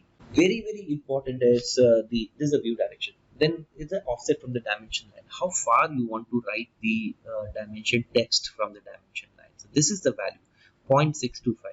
Then you have the text alignment. Like if you want to place always horizontal, that means whenever you read the drawing, the dimension text are always written horizontal, like this, or it is aligned with the dimension text, or it is the ISO standard. ISOs are having different standards. So whatever you select will be as per the standards of the ISO. So here we have we done the text option. So the next option is the fit option. Now this is something that you can basically set while you are setting the dimension style. Now let's see what are the fit options. So there are various areas like fit options. If there isn't enough room to place both text and arrows inside the extension line, sometimes it happens that the dimension is very tight and you are not able to put it. So it says that what you do when you're using this style, either text or arrows, you can either move the text or the arrows, whichever fit the best. But if you want to give a condition that arrows will move out, so then you can basically select this one, or you can say the text will move out, or you can say both text and arrows will move out. So depending upon what is the choice that you want to have while you are dimensioning. And then you can have a condition that always keep text between the extension lines, whatever be the matter, how smaller is the dimension I want to put the text between the extension line, that you can select this. But I would prefer that you select the default option. And further going, AutoCAD allows you to suppress arrows if they don't fit inside the extension line. Sometimes, let's say if the arrows are not fitting inside the extension line, you can suppress the arrow, right? So the arrows will not be displayed in this case. So this is all about the text and arrows. Then the placement of the text. When text is not in the default position, so place it beside the dimension line, over the dimension line with leader, over dimension line without a leader.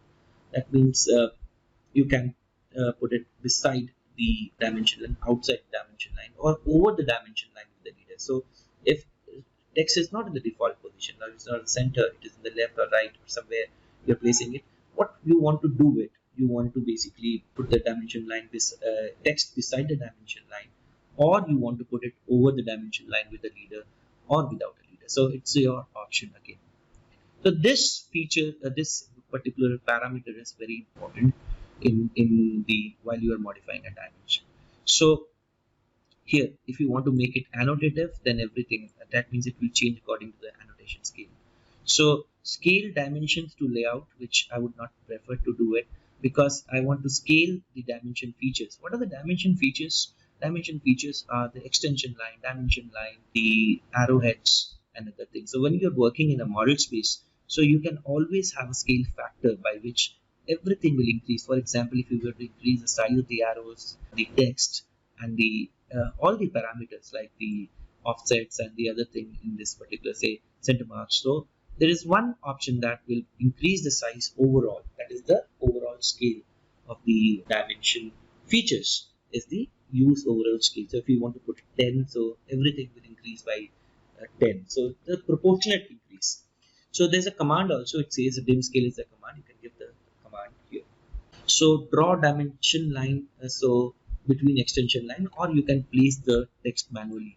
So what will happen that if you select this option, there will be an always you can place the text manually, so it will not place automatically. Or here draw dimension line between extension lines. So whatever be the condition is, draw the dimension line between the extension lines. So if the dimension lines will be there between the extension lines. So this is the fit option. Good draftsmen, good AutoCAD drafters, especially who are doing every day, who are working in drawings, they use fit option as one of the very productive option to set the dimensions. Now, next comes to the primary units. Now, there are why primary units? Because in AutoCAD, you can set the primary units. You can set two units. Let's say you are working in millimeters or centimeter or whatever it is, metric system. So one dimension is in metric and the other dimension you can put it in other units. Let's say millimeters and the other is in feet inches. So you can have alternate units for that. and then you can have a conversion factor. So let's talk about the primary units. For example, here we are using millimeters in this particular project. So over here, whatever unit you have taken there in the while you're drafting, but dimension units can be different from whatever units you have taken. So here we have taken the unit format as decimal, and since we are doing a millimeter, so I would suggest that we should go for the precision 0, because millimeter should not have any kind of precision as of. Then the decimal separator. So if there is some decimal, for example, if you are having a precision of, let's say, 0.0, the separator is how you are looking at it. If you are putting a period or a space or a comma, depending upon which standard you are following it. If you are at somewhere in Europe or somewhere in US, they might be preferring comma or space for the decimal separator. So you can have different decimal separators. But for now, we would not be using a decimal separator because we don't require it, because we are in millimeters. Round off. Okay, round off is something that kind of value that you can round off, like for example 141, 143 if you have a round off of. So we can see what are the round offs, how they can be used in a particular case. So here we have a round off 0, right? So you can put the values like whatever values you want to put. So you can have different values for the round off. Now you can see that the moment I did it 10, so the value of the 5, you can see the number is changing. So we'll be talking about the round off, but now we are going with 0, right? So let's come to the prefix. So if you want to write something before the dimensions and the primary units, let's say if I want to write a dash, so with the dimensions this will be written off, and in the suffix, prefix is what comes before the text, and suffix is what comes before the after the text. So it writes like this: A141 millimeters. So always you can have the suffix and the prefix if you want to customize your dimension. Then we have the measurement scale. So again, apply to the layout dimensions only. No, we want to apply it for the all dimensions. Scale factor is, let's say if you are dimensioning a line and if it says actual line is 10, but if you want to show the dimension twice the actual length, then you can have the scale factor. For example, I'm removing this here. Now you can see that it shows 141, but if I give a scale factor of 2, what will happen? The dimension will be doubled. That means you are scaling the actual dimension by 2. So this is something that we need to take care of it. So let's say we can have it 1 at this moment. I would avoid to have a scaling factor until unless it's a very small drawing and if you need to scale it. So again, 0 suppression is something that if you are going with a leading and the trailing zeros, for example, you have 141. So leading 0 is, let's say, if you have a 3 decimal places, so you have the dimension as 141.09700. So there are trailing 141.000. So if you want to suppress the leading 0, which is coming before the dimension, like for example, before the decimal, let's say there's a dimension called 0.56. So in this case, if you suppress it, then the 0 will not be shown. And the trailing 0 is the 0 that comes after the decimal. So if you want to suppress it, this will be suppressed. So subunit factors, subunit suffix, so that can be utilized for subunits. That can be discussed later. So then you have this in, let's say if you are having an engineering unit. So now the moment I say the engineering unit, that means the feet inches. So I can suppress the feet. Let's say sometimes the dimension is written 0 feet 6 inches. So I can suppress the 0 feet, only 6 inches will be written. Or let's say if it is written 6 feet 0 inches, 0 inches will be suppressed. So you can suppress them. So this is all about the primary units. So the more we will learn about, but here in this project we'll be talking about the decimal units as the primary unit. So here we have the primary unit. So we have set it to millimeters right now. So now the alternate units we want in feet and inches. So we want to have both the imperial and the metric in the dimension. The primary unit is in the millimeters and the alternate unit is in the feet inches that we require. So for that, to display the alternate unit, just click on the checkbox for the display alternate units, and then select the options that you want to take. For example, I want to take the engineering over here for the imperial system, and the precision that I want to give it to the 1 decimal places. Now, by default, you can see that the 0.0393, this is the conversion factor that from the millimeters to inches that we convert. By default, the conversion factor is already given over here. That means 0.039370 is a conversion factor for millimeters and the inches. So if you want to have any other conversion factors, you can always give, but by default, the conversion factor is here. So let's talk about the multiply for all the units. Again, you have the round off distances, and if you want to give a prefix and suffix to it, it's fine. The very important part over here is about the placement. If you want to put after the, now you can see 141 is something it's given over here, and then if you want to place below it, so it can be placed below it. So you have the primary units over here and the alternate unit over here. Now, next is basically the tolerances. Normally, tolerances are not very much used in civil engineering application, but to give you an impression about tolerances is how the dimension varies. So in CAD, basically, so we can use tolerances when we are doing fitments, assemblies, or a kind of fabrication drawings. There are tolerances while we are doing machinings, and definitely somewhere in the construction industry where the fabrication is done or machining is there, the CNC machines are used, the tolerances are used. So it's needless to say that tolerances can be used in the construction industry also when we are into the manufacturing or the fabrication part.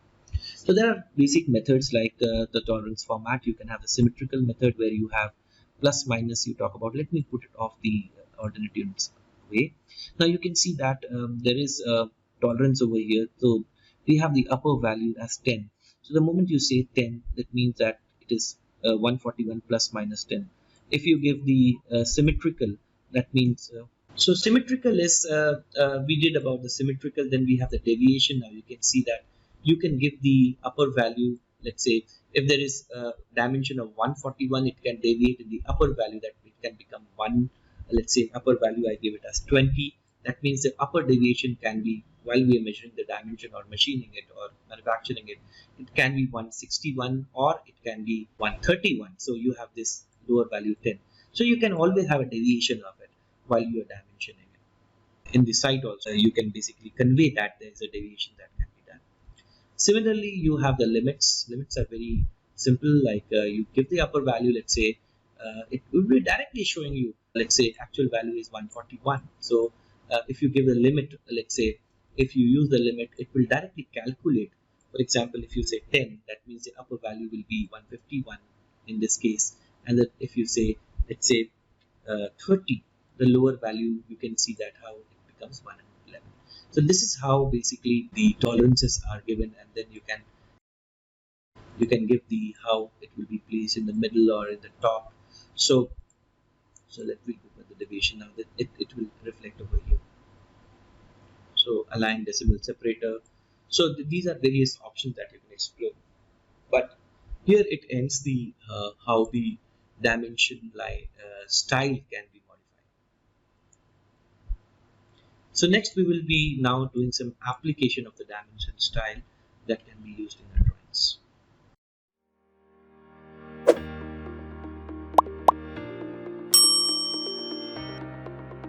So now we are going to dimension the floor plan that we are seeing on the screen, and for this we will be using linear dimension and the dimension style. Now for this we need to first understand what would be the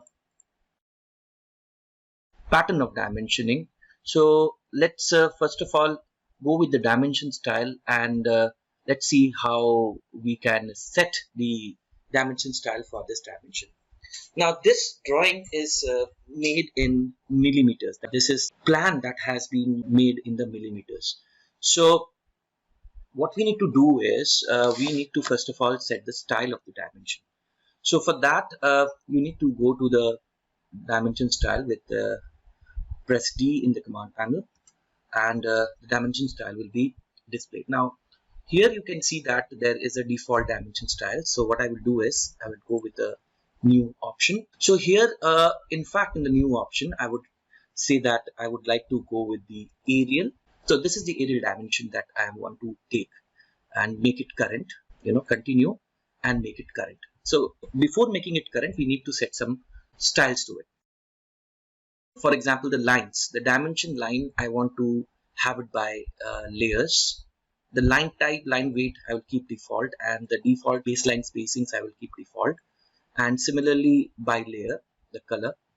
If I want to give a different color to the dimension lines, so I can take red, or for the extension line, I can take, let's say, the magenta color. And you can see the changes over here. Other settings, we will keep it default. Now, next is the symbols. For the arrowhead, there are different options. I would prefer to take a close field right now as per the ISO standard. And similarly, first arrowhead means the arrowhead left and right. So, and also for the leaders, I would like to have the arrowhead like this. Now, next is for the center mark. Okay, I don't require right now. The chalk dimension, height factor, let's put it default. For the text, I want to have a new style. Let's say I want to have a style called Arial. And then what I need to do is here. So let's say I would like to have Arial 1. And then I would like to have the text style as Arial here. Let's say I would take type A. So the Arial style will come over here. And the height I'll keep 0 because I want to fix the height, the text height from the dimension style. So it is 0. So set it current. Okay. So close. So now here take the text style as Arial 1. Next is basically fitting the option. Now this particular here we'll all keep the default settings like the fit options or the text placement. And then other thing that we will do is this draw dimension lines between extension lines. Here the fit option we would keep a default value. Let's say right now if the text height is for example 2.5, so I would like to have the text height on the screen as, let's say, for example 50 times, or let's say depending upon the scale factor that I will be using. So let's say if I take the overall scale as 100, so what will happen, all entities inside the dimension style, be it the extension line or the arrowheads, all will change accordingly. Here the primary units I would like to take decimal, and since we are using millimeters, so I would have a 0 option over here. And other thing that I want to keep it, for example, the decimal separator. There is no decimals. In fact, I don't require the decimal separator, but if it would have been there, I would use the period option. And apart from that, so this is the primary units that I want to set. Later on, I will be having an alternate unit, but I don't want to use the alternate unit right now. So I'll go with the fit option and check all the options over here, the symbols and arrows, primary units. Okay. And here another thing is the text option. I can keep aligned with the dimension or horizontal.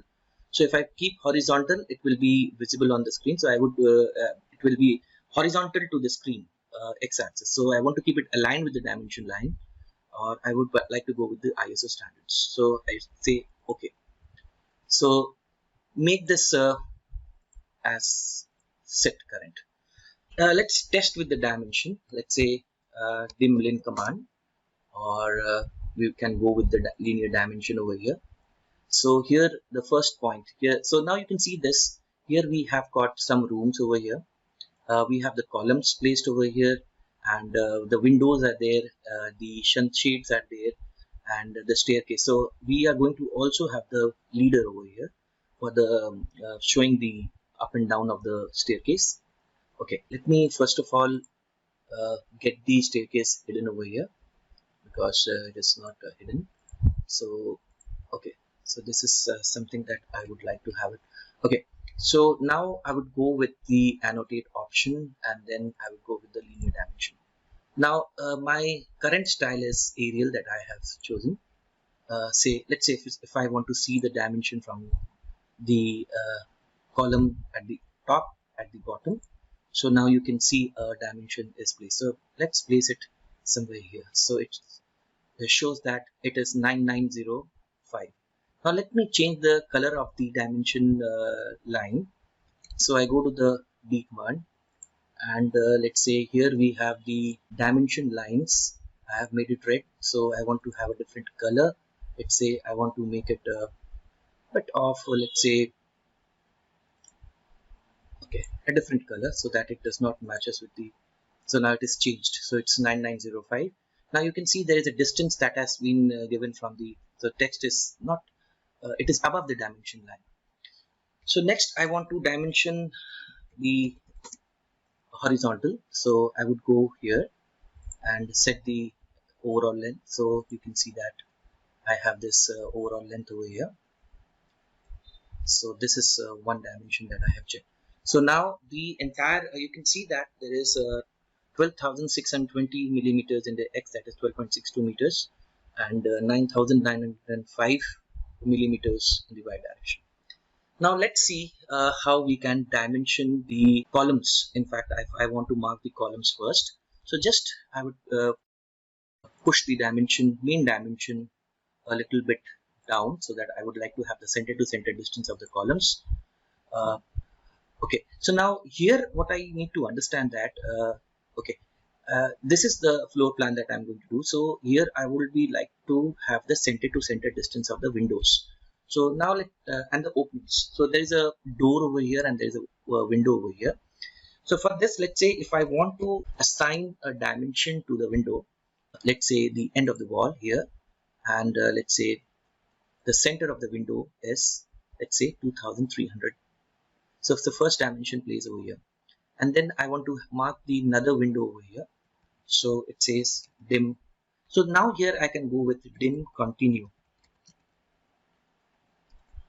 So I can have the dim continue. I can basically show that there is another window over here, and then I can select this end dimension. So now this is the dimension that I have done for the windows. So similarly, if I want to go in the y-axis, the dimension. Now here basically we are showing the location of the windows with reference to the walls. So you can see that the window, this size of the window can be derived from the window schedule, or we can dimension the window later on, but this is how the dimension can be done.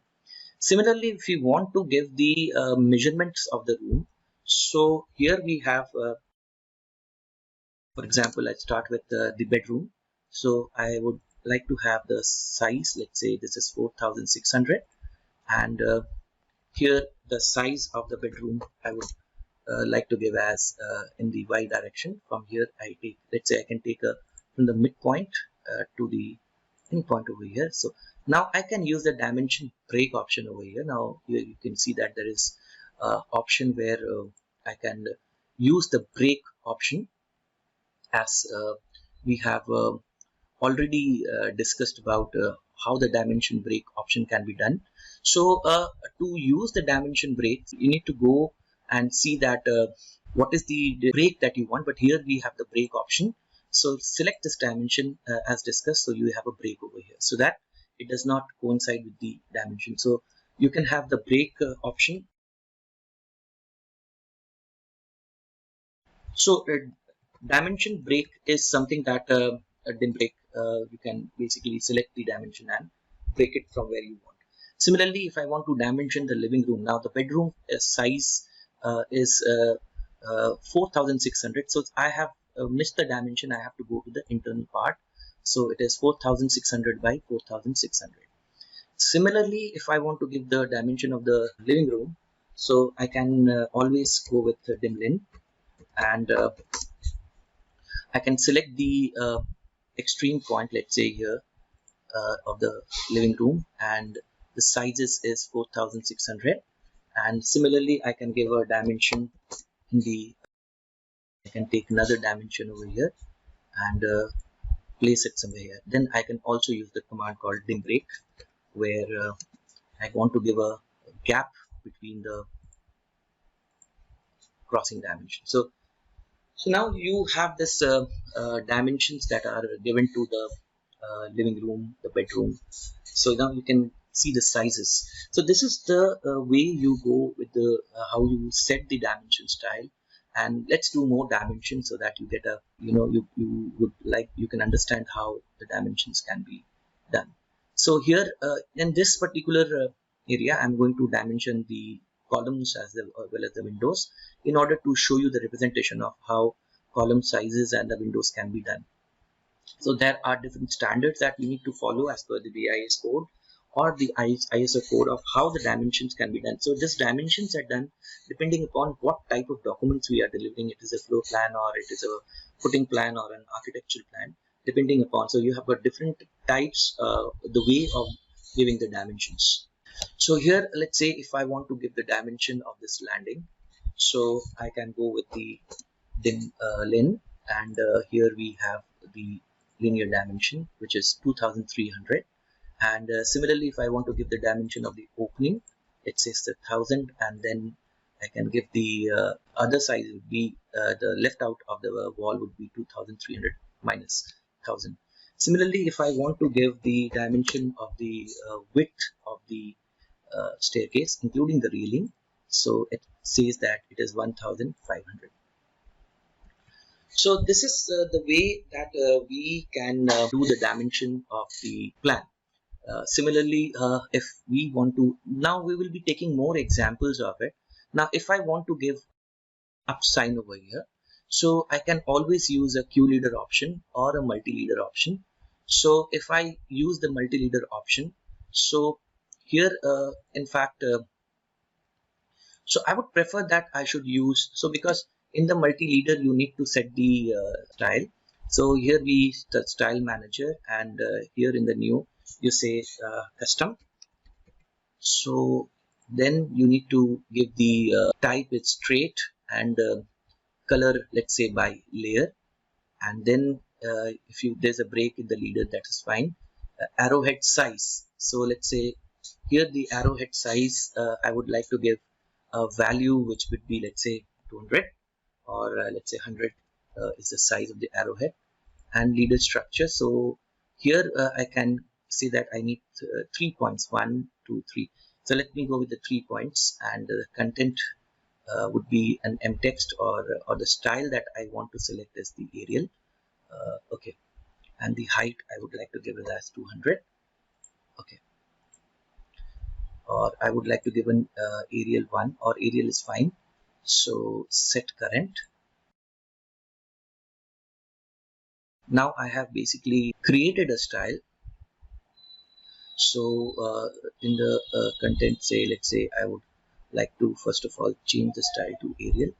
So okay, now let's see if how can we give the, so you have this so now that you can see the arrow which is developing. So let's say if I want to have the arrow from here, and let's say 2, and let's say 1 2 3 points. So if you want to give more points, let's say if you want 4 points, then you need to adjust it. Let's say now we have got 3 points, 1 and 2 and 3. So if you want to give 4 points, so you need to have the settings over here.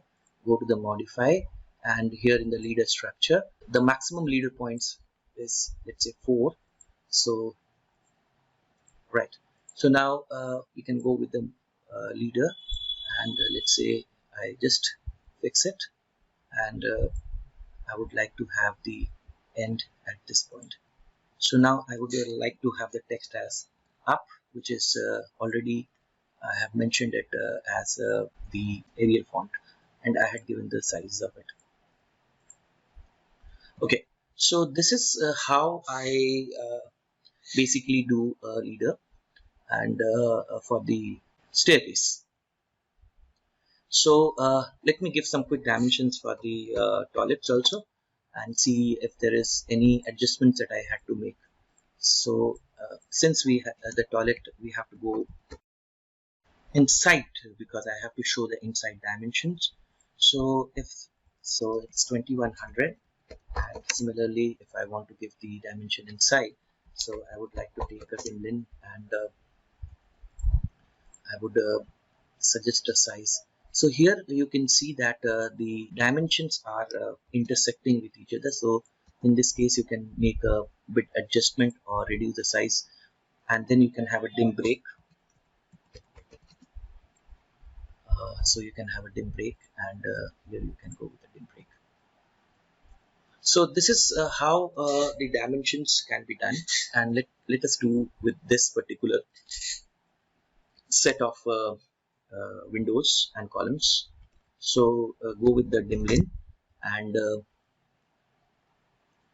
so here we can have the, let's say, the sizes here. Now you can see it is placed outside. So now if you want to place the dimension, let's say, you can always move this with the dimension line, so it can be moved outside. Now it is using the fit option in the dimension style. If the dimension text does not fit inside the extension line, it fit it outside the dimension line, so it is following that particular rule. Now go with the dim continue, and here you can have this the size, the window over here.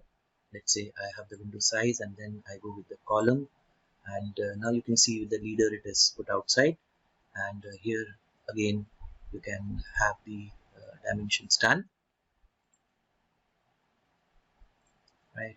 So if there is some congestion that has been seen, we can always settle down the congestion by moving the text. For example, here we have the text.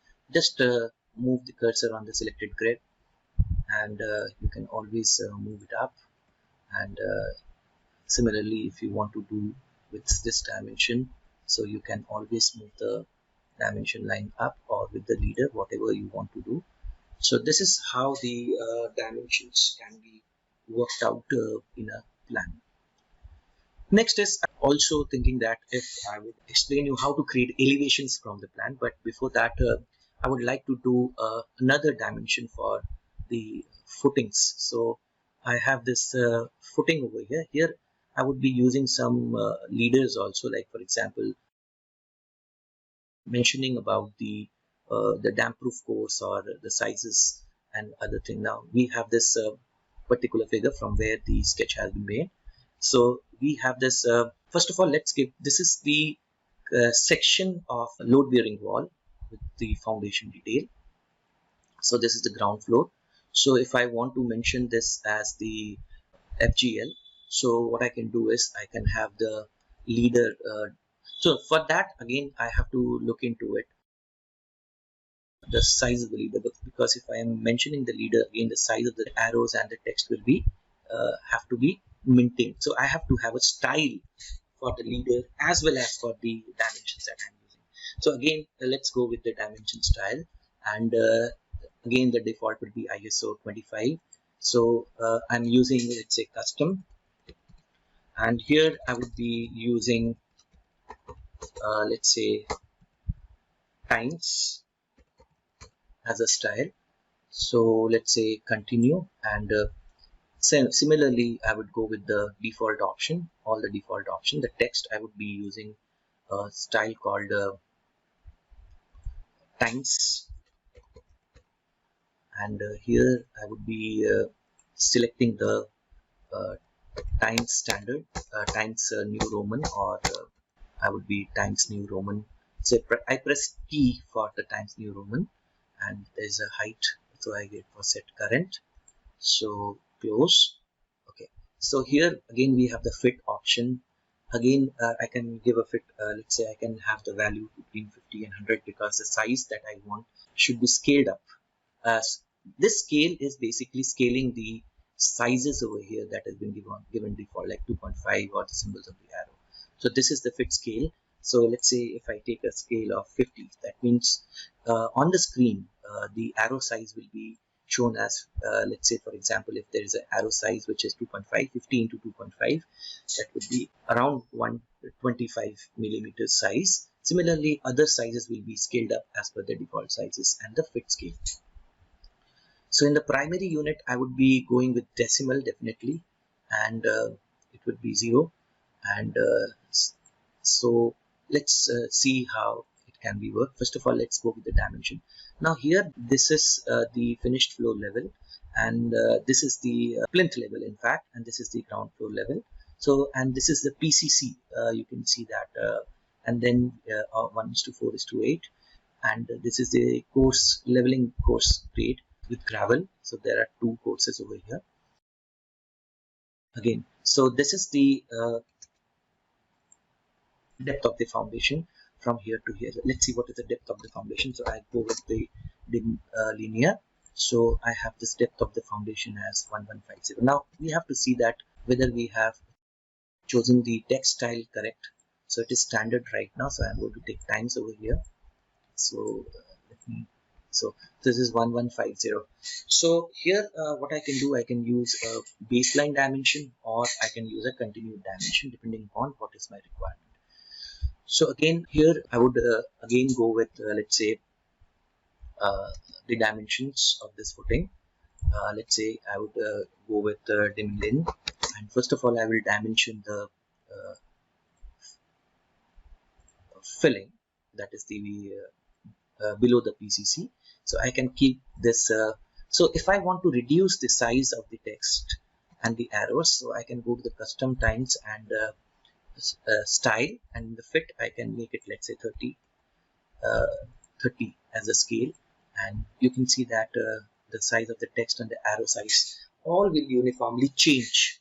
So then what I can do is, if I want to move the extension lines and I want to have a particular gap, or this is basically dynamically moving the extension line, but if I want to have a uniform gap, let's say a particular, so what I can do is in this dimension style I can always go for let's say the gap over here, for example in the lines. So there is something called offset from origin.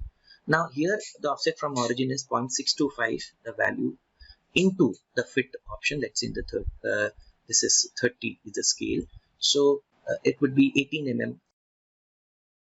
If I want to have more spacing between the origin of the, from where the dimension has been taken, and the extension line, so I can give a value. Let's say if I take it as 1 mm as the distance, so actually the offset would be 1 into the fit option, that the 30 mm will be the distance. So now you can see that so if I give a value, let's say let me put it like this. So now let's say here I have taken the offset from origin as the 1 unit, or I can say 1.5, and then the fit option is 30 units, scale option is 30 units. So what will happen if I take a dimension over here? This is the origin of the, this is the first, and this is the, so here if I want to give the depth of the foundation, so obviously this is the first point of the dim linear, and this is the second point. Now you can see that the dimension is being, there's a gap over here, so this gap is whatever the value that you had given into the scale factor. So now if you want to have dim, I want to take the thickness of the PCC or the filling.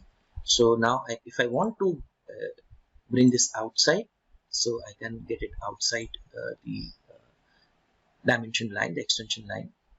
Now I can have the dim continue.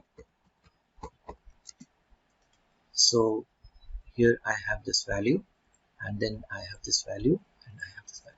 Now if I want to move this particular dimension, that is, so I can select it, and there's a stretch option, I can always move it. So if also now if I feel that the dimension text are a bit larger, then I can always have the fit option controlling the overall size. So over here, let's say I try with 20, so that I can see that the dimensions are controlled. So this is fine. So here you can see that this is a stepped there's a wall, load bearing wall, and these are the dimensions of the load bearing wall, different thicknesses of brick wall which is laid below. Now let's say if I want to mark this as a ground level, so I have to go with the multi-leader. Before that I have to set the multi-leader style, and then I set a custom style for it. So here I would always prefer that the text style should be same as what you have taken for the dimension style, and similarly the values of the text height. Currently, let's say if I want to have the value as 50 units, So similarly, the leader style 2 is fine, and the leader format color, if I want to have a different color of the leader, and straight is fine. So here and the arrowhead, and the arrowhead size, let's say here I also give same as the text height, so it is 50 units. So I can go here, and I can definitely go with the now with the multi-leader, provided if I have the settings custom as the current. Now I have this multi-leader, and I want to mark this as the ground level. So now you can see that the leader finishes over here. So the other way of doing is to increase the number of points. So here now I can change the number of points. Let's say go to the modify, so I make it 3 so that I have a landing line of the leader. So set current. So let's see if it works. So I have this, and I want to mark this as the now you can see that the text editor has opened. So you can use the multi-line text, one of the editor, where you can select the sizes of the text, and you can always change the font from here itself. Now let's say this is the ground level, so I can say FGL, and press enter. So now you can see it is placed over here, and the FGL is marked. Similarly, if you want to dimension the width of this foundation, so you can have this mark like it's 900, and if you want to have a jog dimension, for example, if you want to provide that the height of the wall is a particular dimension, but you have not sketched it, so here you can always have the jog dimension jog line. So for example, if I have the dimension over here, and let's say I mark the height, so I change the height over here. Let's say I make it 3300 as the wall height, and I want to mark it as a jog line so that it is not the actual dimension that I have mentioned. So select the dimension line and place the jog dimension where you want to place. Put the object snap off, so that so this can be one of the way by which you can show that the actual length of the wall would be above is 3300. Now you need to mark this is as the damp-proof course. So if you want to write this, for example, 25 polished stone overflowing over 100 cc bed. So you can always have it written over here. So this is not a damp-proof course. So this is for the stone polish flooring.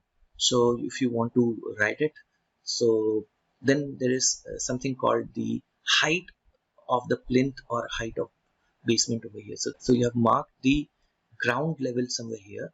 So the height of the plinth level you want to mark. So here you can go with dim linear, and here you can use the 2 points. So now here you want to replace this as a text. So you can always go with the edit text command, and you can write, let's say, plinth height over here. You can always replace the actual text in the dimension with text that you want.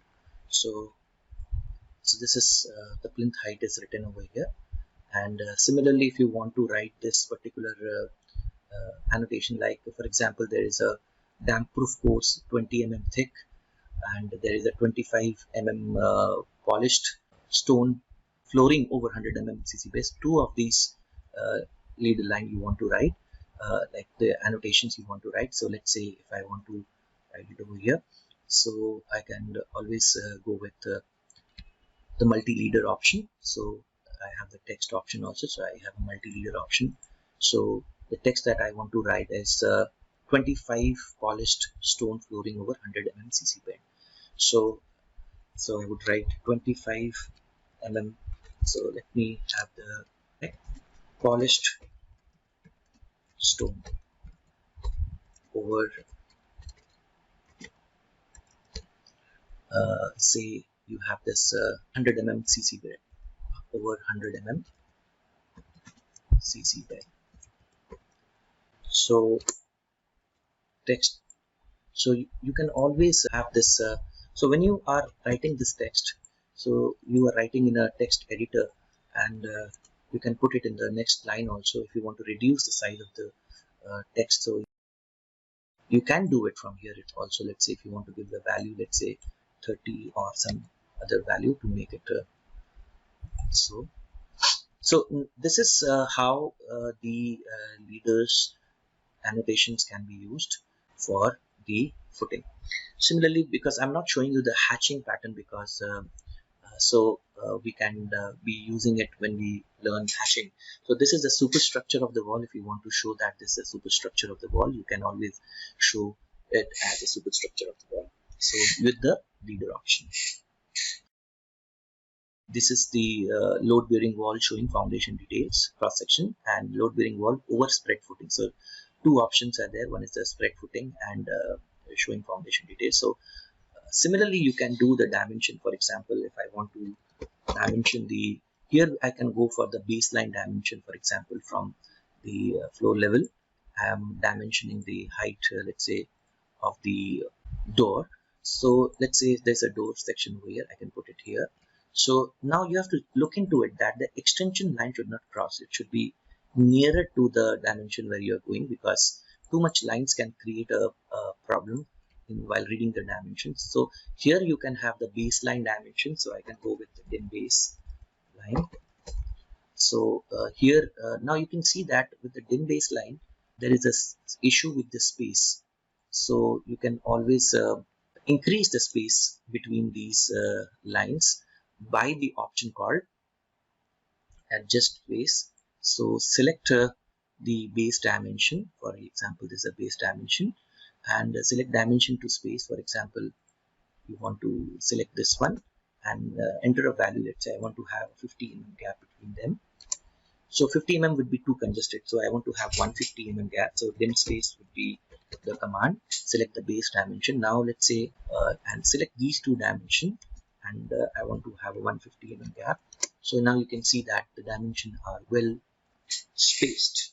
So this is one way of using the dimensions, using the dimension style, the dimension lines into a drawing. Then another example that we can go along with is with the isolated footing. This is a drawing that has been done for the isolated footing. So I can always again create a style, and now you can see that there are certain rebars over here with some spacing. There's a column over here, so we have not marked the main reinforcement here.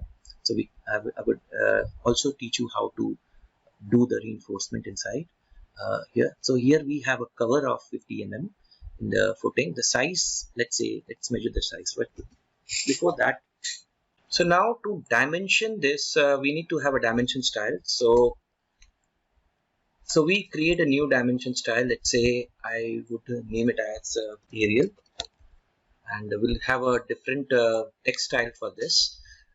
So text style, I need to create one. Let's say I create a text style named as Arial, and let us give us some kind of font name. So it's I can give a font name to it. So here we are, and apply. And then for the primary units, we are using millimeters, so you can give it 0. And here I want to have the text as per the ISO standards, and in the fit I want to give a lower value, let's say 30 or 25. So so let me go and check whether the text style has been okay, done. Now here you can see that the footing is having a width over here, and there is a again the ground level, and there's a thickness of the foundation. So let us mark the depth of the foundation. Let's say here I have a line, and the depth of the foundation is 2000. So here we have the depth of the foundation. That means the column is below the foundation. So let's we will have a dimension over here. So I go for a linear dimension and make sure that I select this tile. So this is 2000. So this is the depth of the foundation that we have, and we have a cover over here. You can see that for the columns we have used a cover of 14 here. So here let's say if I want to give the size of the column, so here I can give the size of the column from this point to this point, 440. So I want to give a break line over here, let's say above the let's say the column goes beyond the ground level. So to create a break line, I can use a line tool, and I can use this symbol to show the break line. Okay, and I can extend this main reinforcement up so that it shows that the reinforcements are going up. So here you have the main reinforcement. So these are the stirrups, and then you have the main reinforcement over here. The base reinforcement for the foundation is here. So there is a cover of 25 mm. So you have, now this is a distribution that we are seeing. So we need to dimension it first. We need to give the thickness of the footing. For example, here we have this is 150 mm, and then the again you can give a continuous dimension here. So you can do wedge.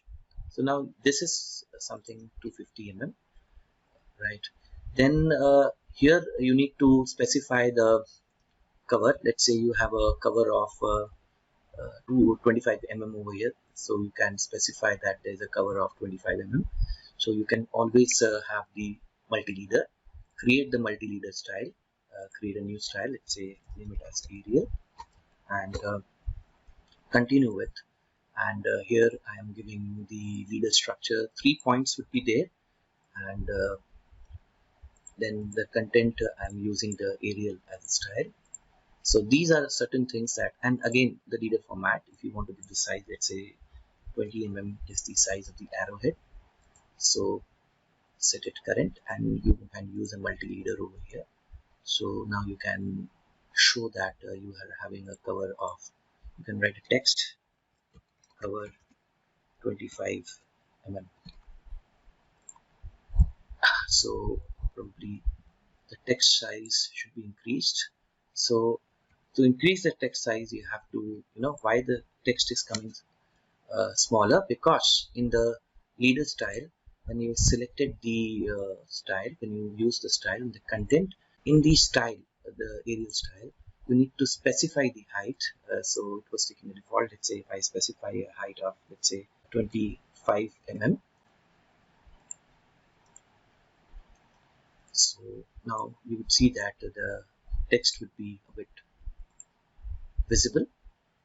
So this is, I want to write here cover 25 mm. So this is the text that, and then I want to write that these are 6 ties at distance of 200 cc. So if I want to mention it, so there is another way I can do a dimension here.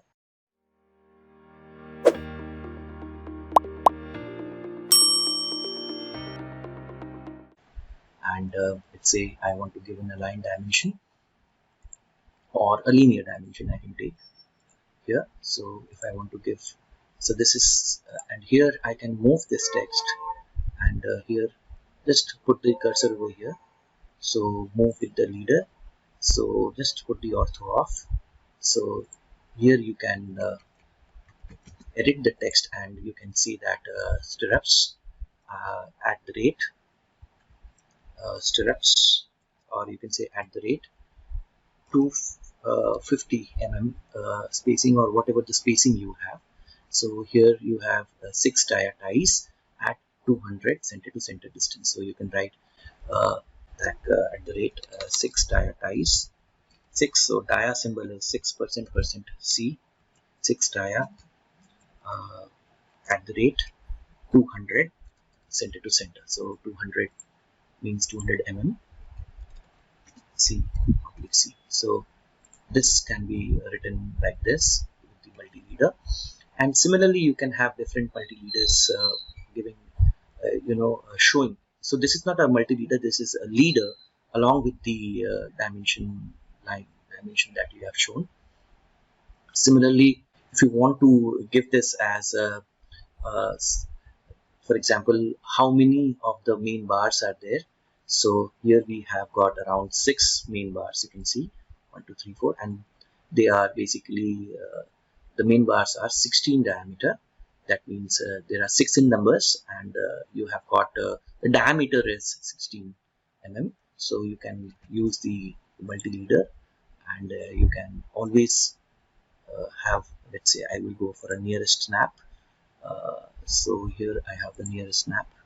So nearest snap will help me to point it somewhere here. So I just mark it here, and I say, so I would say 6 numbers. That means the main steel is 6 numbers at the rate, let's say and the dia is, let's say not the at the rate, 6 numbers are there, and I would say that it is 6 numbers 16% C, or you can say 16 dia. So it shows that you can increase the text size. So here we can have the value whatever size you want to give the text, or you can change it from the style. So this is how you can dimension with the leader. Let's suppose you want to add more leader, so you can always point here. So you can use that add leader option from here. So you have this add leader. So here we have add leader option, select it, and you can always point it here, or you can always use the ortho. So because it is a bit tilted, so I'm doing an undo option so that I will do it again. So you have a multi-leader, and let me go with the nearest option again, and so I click into it, and then I write a text, let's say 6 numbers 6 numbers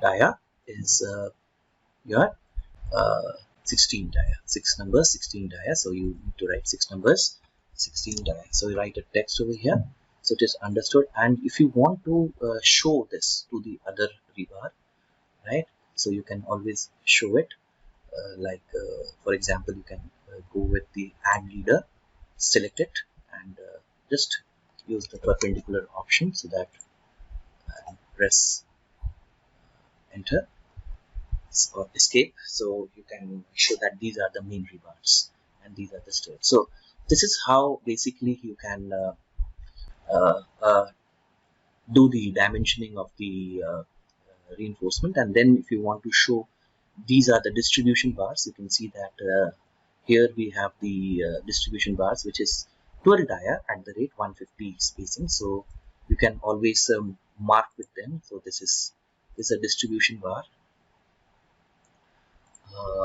I put the ortho off, and give the distribution bar as, let's say I would go for, it's given 12 dia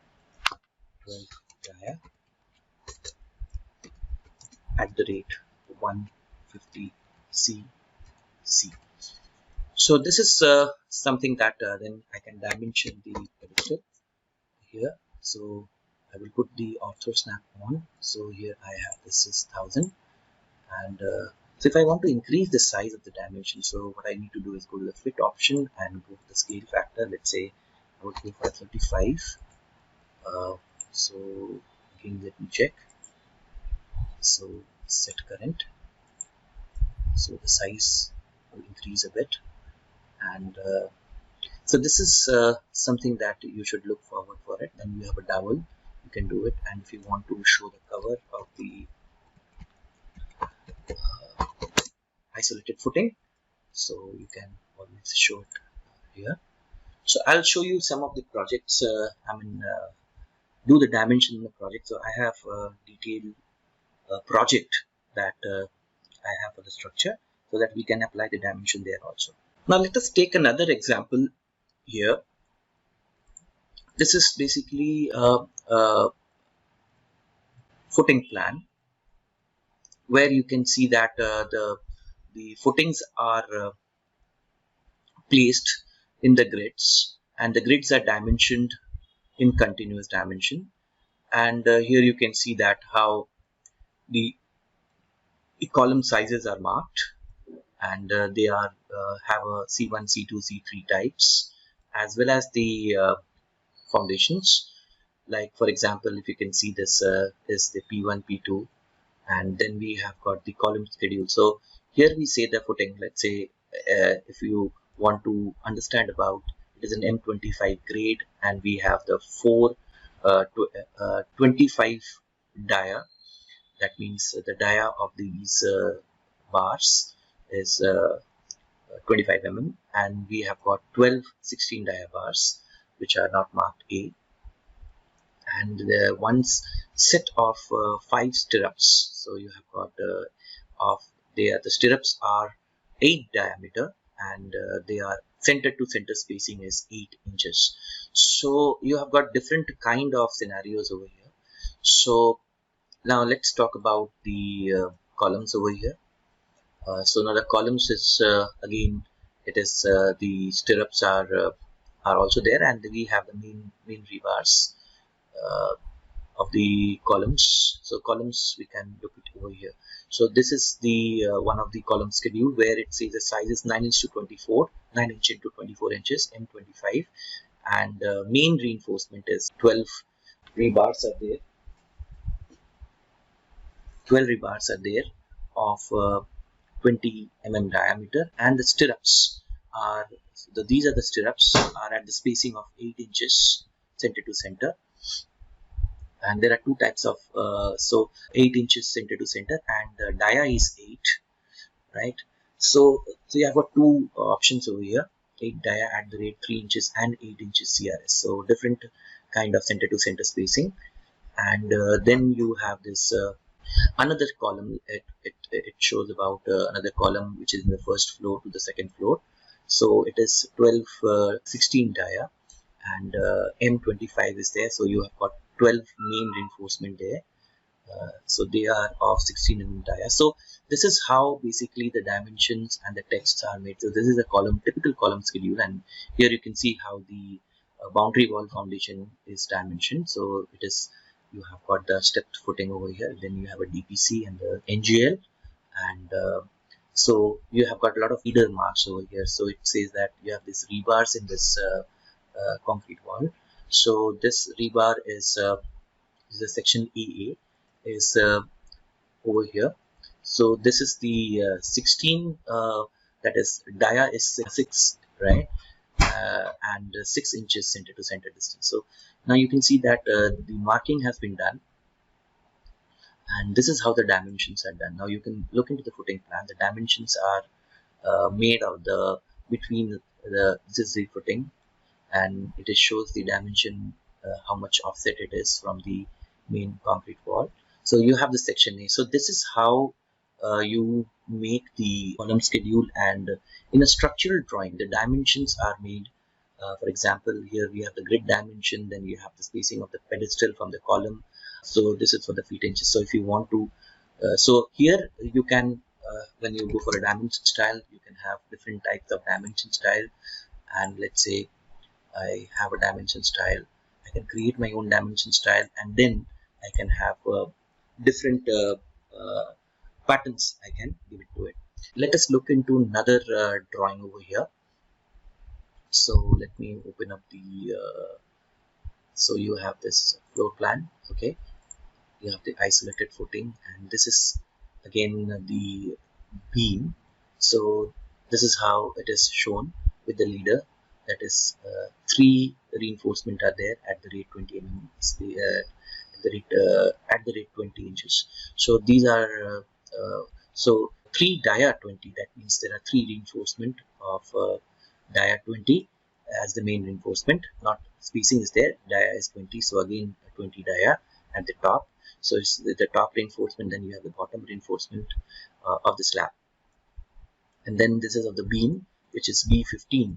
So this is the detail of the B15 beam, where you have the bottom reinforcement 3 of dia 16 are placed, and you can see that the main the stirrups are of 8 diameter, two-legged stirrups, 12 means two-legged stirrups at the rate 4-inch center to center distance. So you can mark them, you can dimension them with the help of the multi-leader, and you can always use all types of dimension techniques like the leaders, like the dim linear and other things. So this is the part I wanted to explain you here. Now let us do a bit of practice with how to create elevations. So I have this floor plan. So just wanted to give you a 10 minutes demonstration of how elevations can be created. So and then we can dimension the elevation. Now I look into it. So there is this is the front elevation, front of the plan.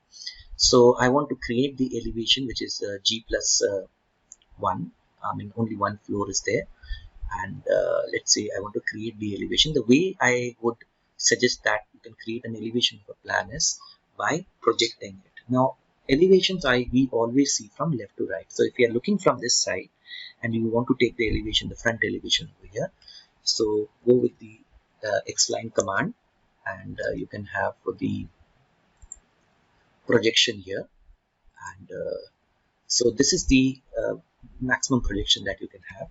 And then you can have a horizontal line, let's say. So this line will represent the I would suggest that this line should represent the FGL, the finished ground level, or the natural ground level. You can also have the natural ground level. So this is, so if you want to have a plinth of 600 mm, so we are using, so now let's say if I want to go, we are using millimeters, so I want to have plinth level at 600, so I give a value of 600, and then I can take 600 as, and then the sill level is at, let's say, 900 mm from the plinth level. So this is the sill level, and the lintel level, it is the 2100 from the plinth level. So I'm marking all the levels, and height of the building is 3300. So 3300, and I'm marking the height. So this is the 1-story height of the building. Now you can trim this. Now this is the plinth level from where the doors and windows will mainly be measured from. So here we have some columns over here. So in the elevation, the columns is protruded outside, so you can have the columns over here. So you can take a projection of the columns over here. Let's say you can have the projection from here. So you can have the projection over here. So you have got this projection, and there is one projection here, and you have the projection of this wall, because there's an opening over here. And then first of all, let us go with the projection of the columns, and then we will do the windows and the doors. So let's say I have the projection of the columns. So now you can see that just trim this, and sometimes you want to have a look of the plan, and then you create the elevation.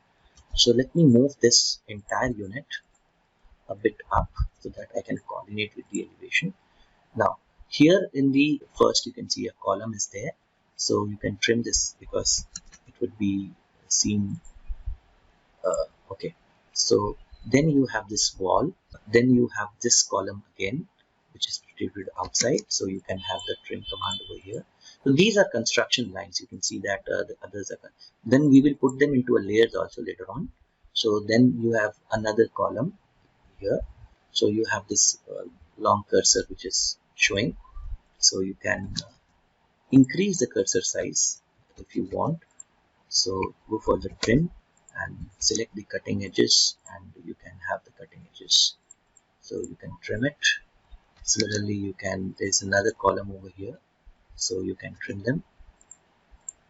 And let's say I go for the trimming option, So this is something that you have to make it practice to create. So trim, you can select all also, press enter, so that you can speed the trimming process. So you have this trim. So now the columns are seen now in the elevations, which is going to the height. So you can take a dimension for that.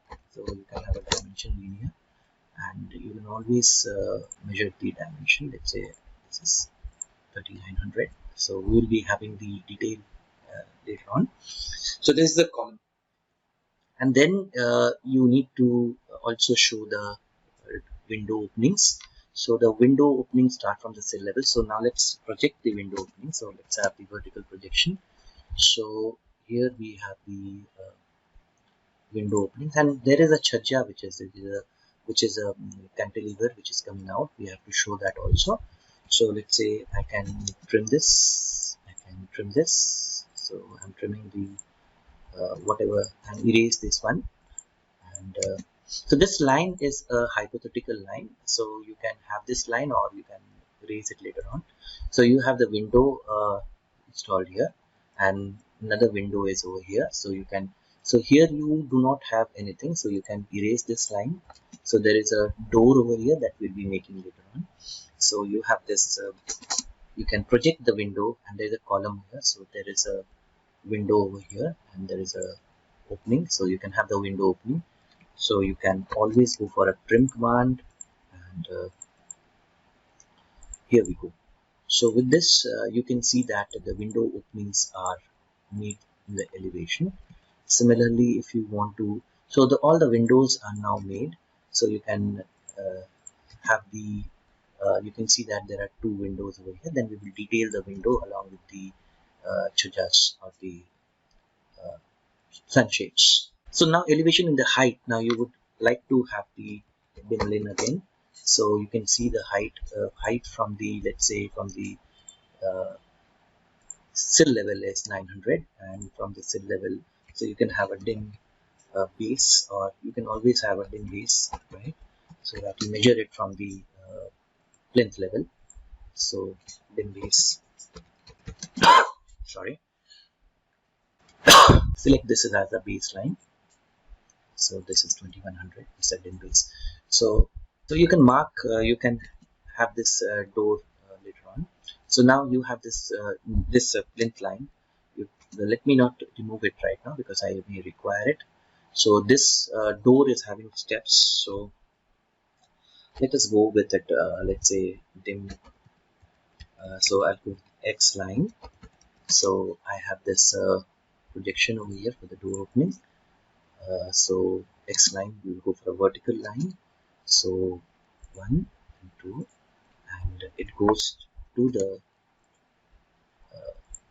lintel level. So I can use the fillet radius 0 to mark it. So if I want to trim this line, I can use the trim, double enter, trim, press enter, and so you have this door ready. So the door will start from the plinth level. So there is, you have a, let's say, riser of 150 mm. So you can have a riser of, so it will go up, and you will be able to go inside the building. So let's say there is a repetition. So please undo. So now you can see that you can erase this line. So if you want to have this is the entrance to the opening, right? We can create the door, we can design the door, the panel door or whatever it is. So here again, now you can see the columns over here, and there's a wall here. And if you want to again get the projection of the door opening for the staircase, you can always have the projection. And let's say it starts again with this. So now something that you need to understand is the elevations are basically subjected to the design factor. So again, we have a 150 mm riser. So here in the elevation, the riser will be seen, and in the plan, the treads will be seen. Now you have 1, 2, 3, and 4 risers. Now you have to look into the plan. The plan is having 3 risers. So you have to increase one riser because now the plinth level is 600. So let's say I would, in the plan, I would like to make a change. So the tread is 230 mm. So here I go with the, so you have got so the number of risers you're having 1, 2, 3 and 4.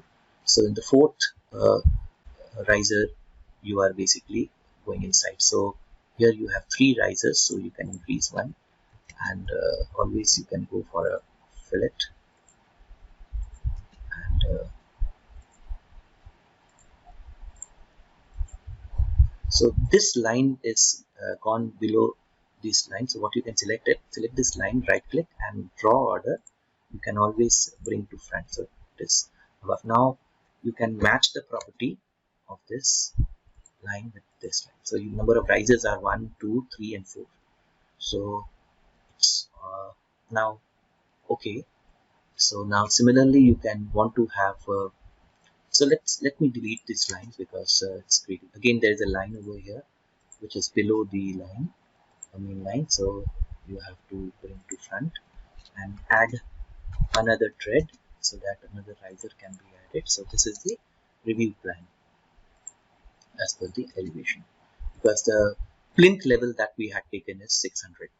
So here you can draft it, and you can always have the tracking and draft the windows and the doors, sorry. So as per the requirement. Now, so what we did right now, so now there is a column at the end, there is the column at the start, and there is one window opening, 2 door openings, and another window. So this is the height from the top of the plinth beam. Let's say I can write as TOB from the NGL. So now you have got this particular, there would be the plinth level is there. So what you can do is you can mark an imaginary line over here. Let's say you can have it as a dotted line, so that you can mark this as a plinth level. So this you can go to the home tab and select a hidden line. So this is the plinth level. So you can have the multi-leader now place in action. So now you can write it here as so make sure that it does not crosses any dimension line. So press enter. So you can write it as plinth dash is 600. So these are the levels that you have marked. So this is the plinth 600, and then you can have this the top of the slab. So this is the height of the building from the. So this is the top of the slab, and then this height is generally this is the reference level. So this is an NGL you can write. So with the multi-leader, you can always mark it as natural ground level NGL, and here we are. Then you have the parapet. Let's say you have the parapet at you can say 650.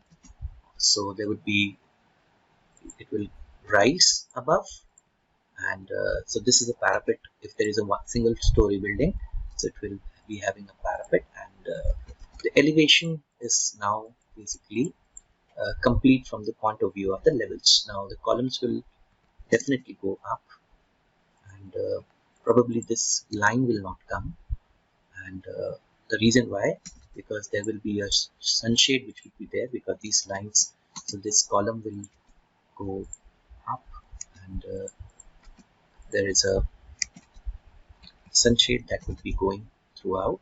So we can have another line over here, let's say at 650, which will be showing the sunshade. So this again, there's a 2 columns over here, 2 columns. So there can be a leading line here that would be showing the sunshade. So you have the sunshade placed over here. You can see a dotted line. So this goes from the column to the column. So you can have the sunshade at let's say 650 from the top. So, and the sunshade thickness is let's say 75 mm.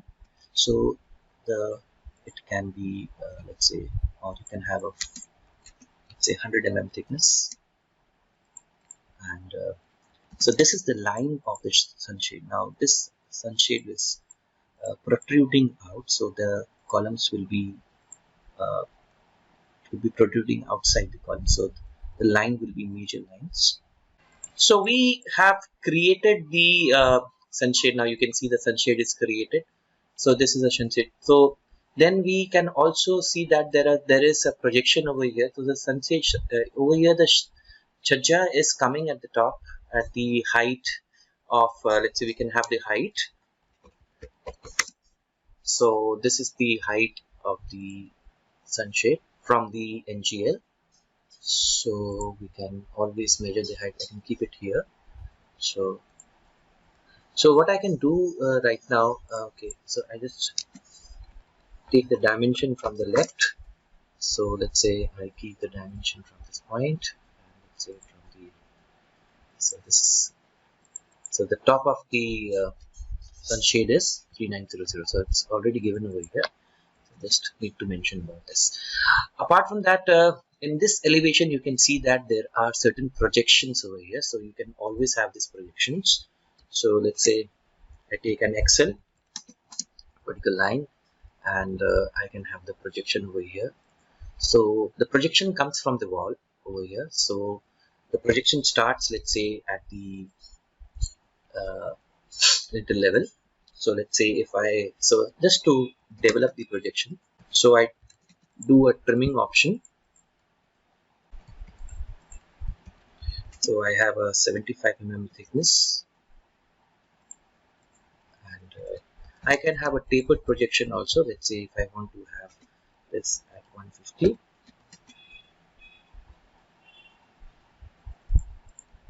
So I can always have the projections mentioned like this. So this is the projection that is coming from the windows, right? So this is how you create the elevation, and then you can take the dimensions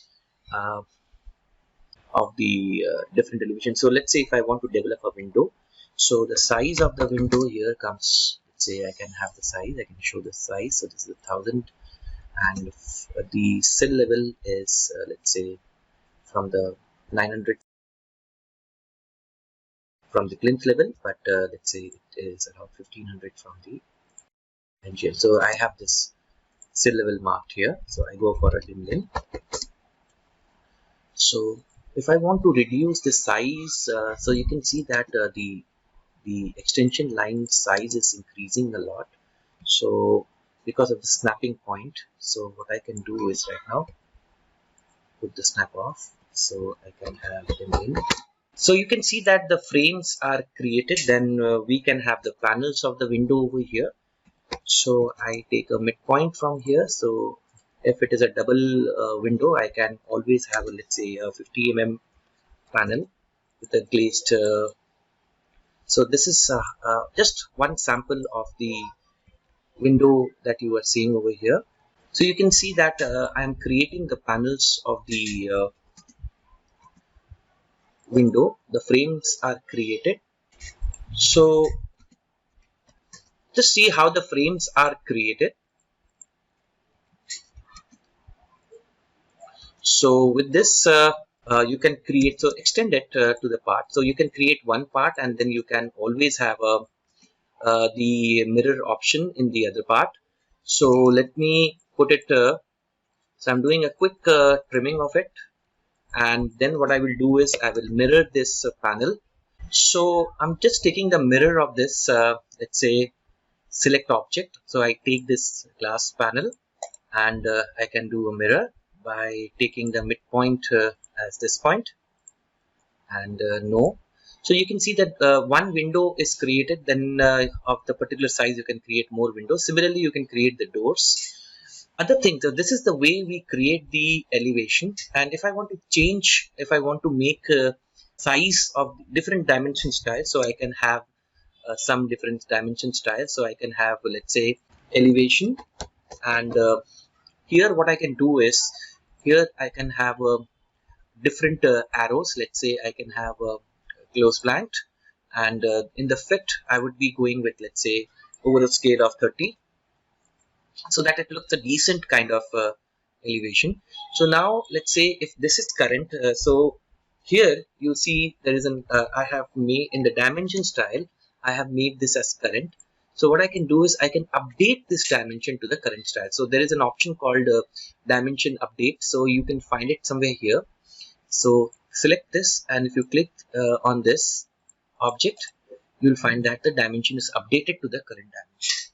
So let's say if I want to update this into the current dimension, so I can select this dimension and update it to the current dimension, or I can do dim update and update it to the current dimension.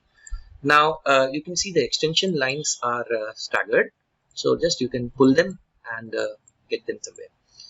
So this is something that is very important while you are creating elevations. And so here we finish the session 7. And another thing, if you want to have the let's say you can use more tools in your plan. So we did some exercises like the footing, flooring, and other part. So next we would be also looking for more plans, and there would be challenges there that you can work. So thank you.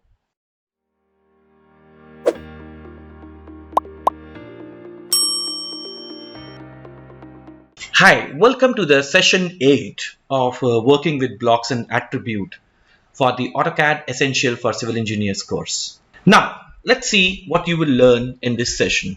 So after the completion of the session, you will be able to create and insert blocks. Now, creating and insert blocks are two different processes. First, you need to create a block, and then you have to insert a block. So we'll be learning about how you're going to create a block and how you're going to insert a block and the definition of a block.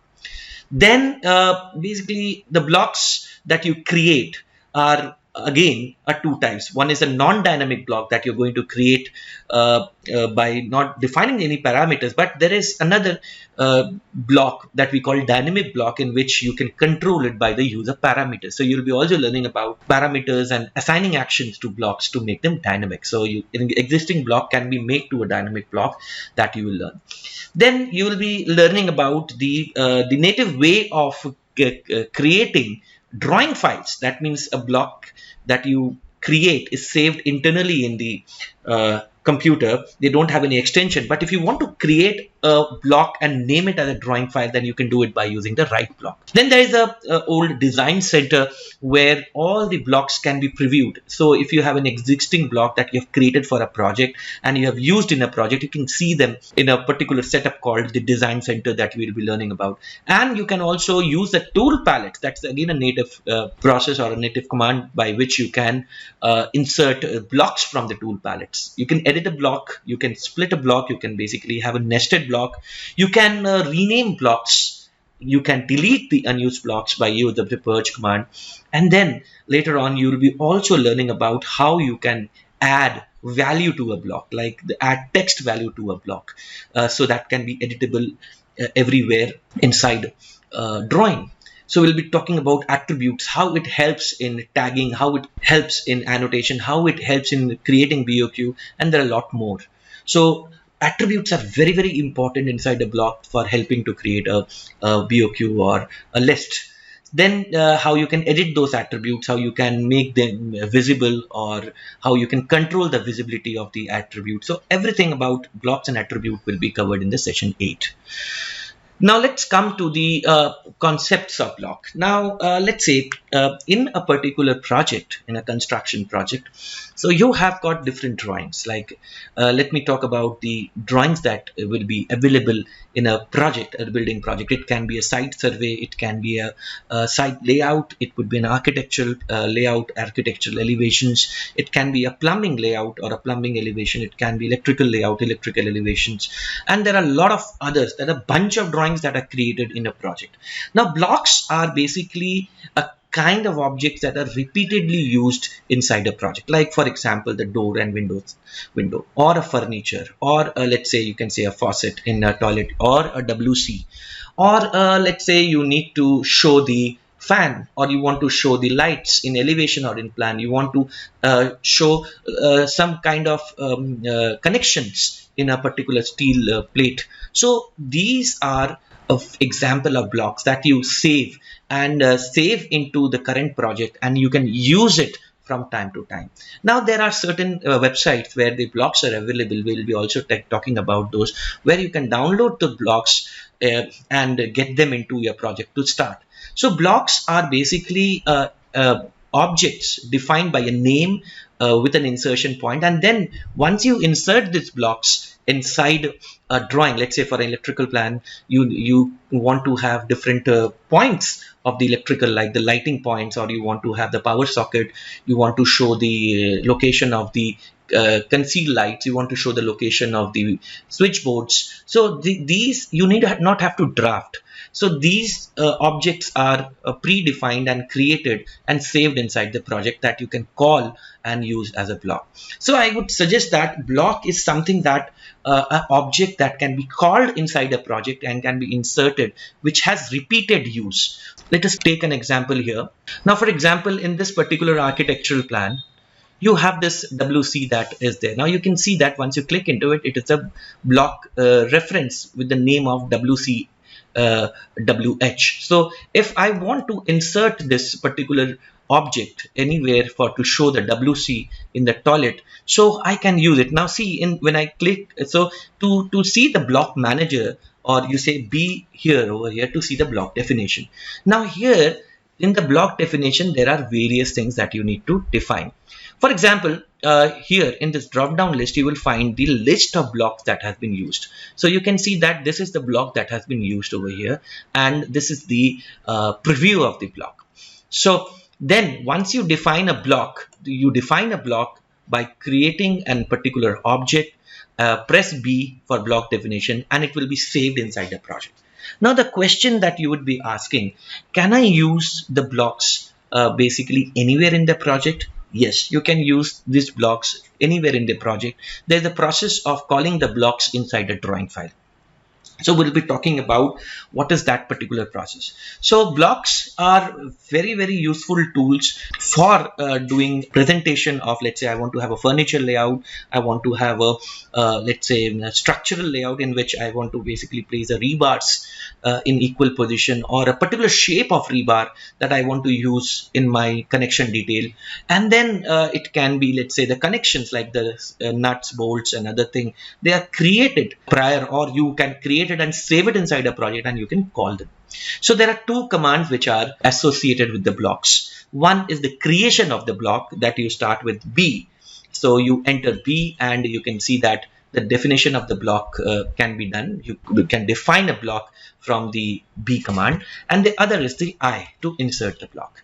So insert a block means once you have created a block inside a project, it can be called and you can basically select any of the block and then you can insert it in the file. So then the question would be, is the block is having any units? Definitely this block is used in a different file. Let's say the existing object that you have made is in millimeters, and then if you want to basically insert that particular block in a project where the feet inches are done, yes, it will be converted into that particular unit system. So definitely the block will have some unit depending upon in which unit it is created, and the block will also have layers in which it is created. So the blocks properties can be controlled by the layers or by the block. So we'll be talking about the properties also, how the object properties can be controlled. The blocks object property can be controlled by the layer management tool. So here in this particular session, we will be learning about how to create some of the blocks example that I will take, and then I will tell you the procedure of inserting it in the project. As well as then I will also explain you how to use different tools like M-insert or divide measure tools that we have learned in the previous session, and how the blocks can be used inside the divide command, inside the measure command, and inside the M-insert command.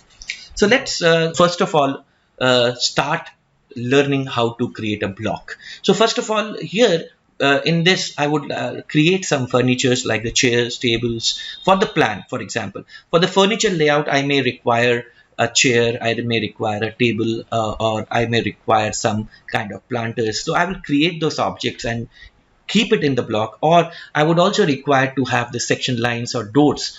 Yes, we can have the blocks as doors of different sizes, windows of different sizes. You can create the block and insert them into the drawing. So we will learn about how to create a door block, how to create a window block, how to basically create a block for furnitures, how to create blocks for different symbols like the electrical symbols or the plumbing symbols or the firefighting symbols. We'll have one each example from the different disciplines, and then we will be seeing how we can insert it in our file. So this blocks, it can be used in the plan layout, that is a floor plan, or it can be also used in the elevations also. The block can be used anywhere.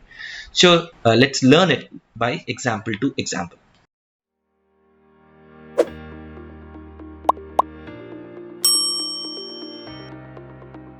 Now, after learning the concept of block and insert, here next we will be learning about creation of blocks and inserting them in the project.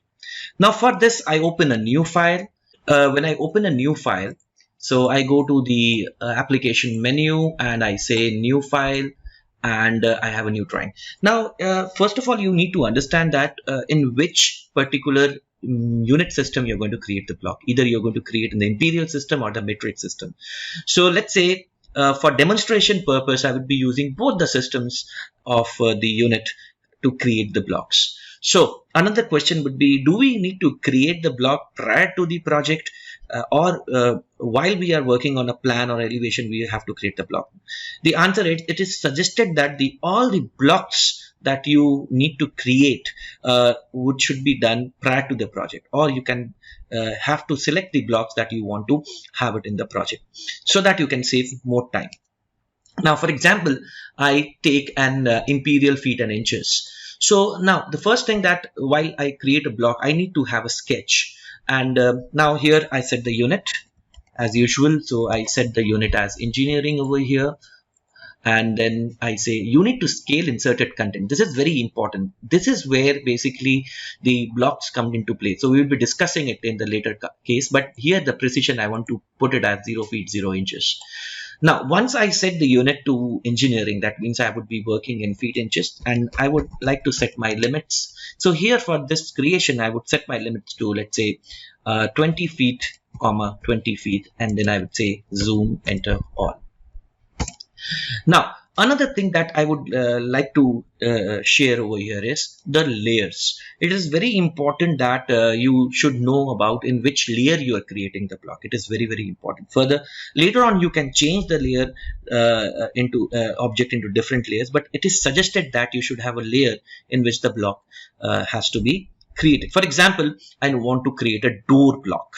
So here the case is, I want to create a door block, which is I'm using an imperial system. So here I would like to have, so what are the parts of the door? So door would be having a panel, it would be having a frame, and it would be having a swing. So in the plan, so I will teach you how to create a panel, how to create the swing and the door symbol that I'm going to use. Right here, so for this I would like to have a layer. So I can create numerous layers like door frame, or I can create a door swing or something kind of that. But here I am taking one particular layer named as door, whose color I am going to put it here right now at, let's say, I take a brighter color over here, right? So I make it current. I want to use this layer to insert the, for the, it's a brighter color, and I'm keeping it. That is a color 11 that I am taking for the door, and close it. Now let's say, what is the method of creating the block? So there are various methods. I would be using my own method. So for that, I take a line, let's say, for example, the door opening. So I take an ortho on is, which consists of, let's say I have a door opening of 3 feet 3 inches.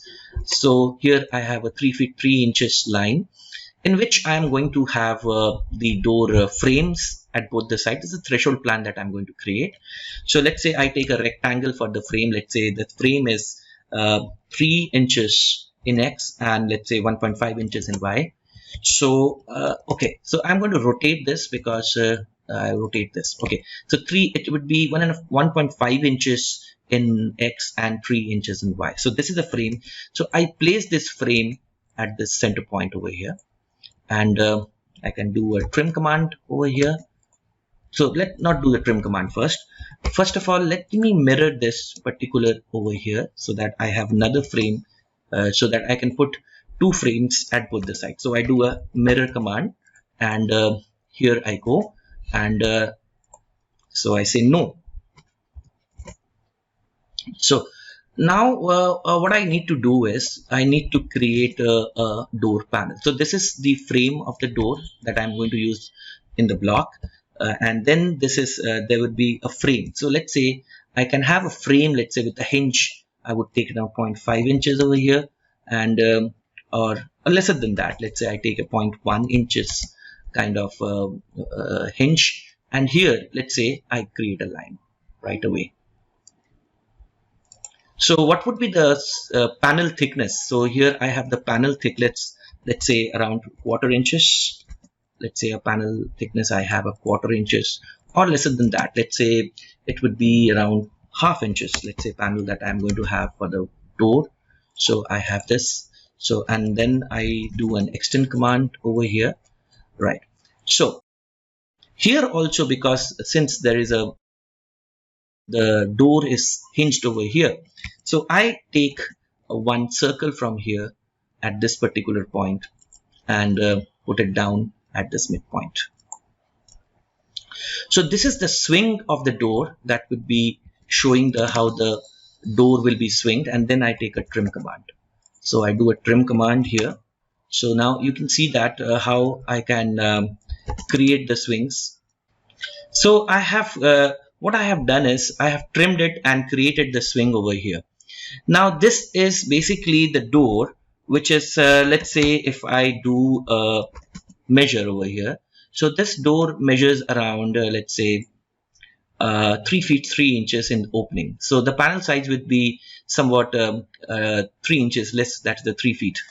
So here I want to create it as a block. So this is one thing that you need to make sure that you have this object over here, and you want to use this object that is a single door panel that is in my drawing of 3 feet 3 inches size. So now you go for a block, and then you have to name it. Let's say I have a name door. So this is what a single panel door, a single swing door.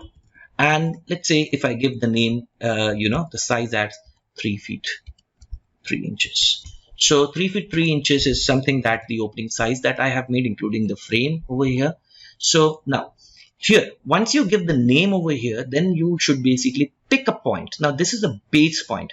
Pick a point means this is the point from where you're going to insert while you're in the drawing. So this is very, very important to specify. So here I am picking the point as the because the swing is on the left. So I'm putting this midpoint as the pick point. The moment I do the pick point, then I have to select the object. So select the object that you want to create the block. Press enter. So now a preview will be displayed over here. Now you have done that. The moment you have picked the point, you see the coordinates are over here. And the other thing is that you have to look into it. What are the units that you're going to basically define for this block? For this particular block, I am defining the inches as a unit. So this is the area where you define the base point. So I had another option as specify on screen that I would be telling you in the next demonstration when we should use the specify on screen. But we have picked the point for the insertion point of the block. Next is basically hyperlink. So if you want to have a hyperlink, if you want to give some link to the block, or you want to give a website link or something, so you can always have the hyperlink option that we will discuss it when we'll be doing more blocks. Then the select object. The moment you select the object, so you this is the screen over here, and then there is an option over here, quick select. So quick select is another method of selecting an object, but we are doing it by window selection. So now you can see that there are 3 options. That means when you are creating the block from the object that you have created, so you can retain, if you select the retain button over here, you can retain the object without creating it a block. So it would remain as a block. So when it will be converted to a block, it will be a single entity. So you would see how the difference would be if you select a retain option or a convert to block. Second is the convert to block. That means the object itself will be converted to a block and it will be saved in the file. And then the other option is delete. That means once you select this object, the object will have a block and it will be saved in the computer, but the object will be deleted from the screen. So there are three options what you want to do with the selected object. So I would say I would convert to block. The other thing is that you want to make it annotative or not. So if you want to make it annotative, that means it will have an annotative function when you are using an annotative scale. So you can make it annotative. For the time being, I'm not making it annotative. Second is two important thing. When you're creating a block, you are basically telling CAD that I want to scale it uniformly. That means I cannot have the function of scaling ununiformly. That means I cannot make it size in different size in X and different size in Y. So that is ununiform scaling, because in inserting you have got scale option. And the other thing is that allow exploding. If you select this checkbox, when you insert the block will be exploded and it will become a normal drawing. So if you select this, that means you can allow exploding of the block, or if you don't select this, the block won't be exploded. So we'll be seeing what would be the difference between it. And the other thing is that this is hidden over here. So it is open in block editor. That means once you basically click OK, and it will open in the block editor for editing the blocks. I'm not selecting this checkbox right now. So let's press OK.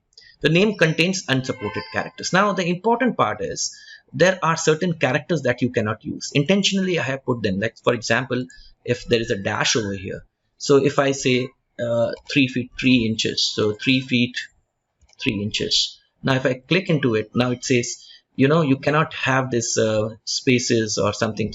So here what I would do is, if I want to name the block, so I would say door underscore single, let's say 3 feet.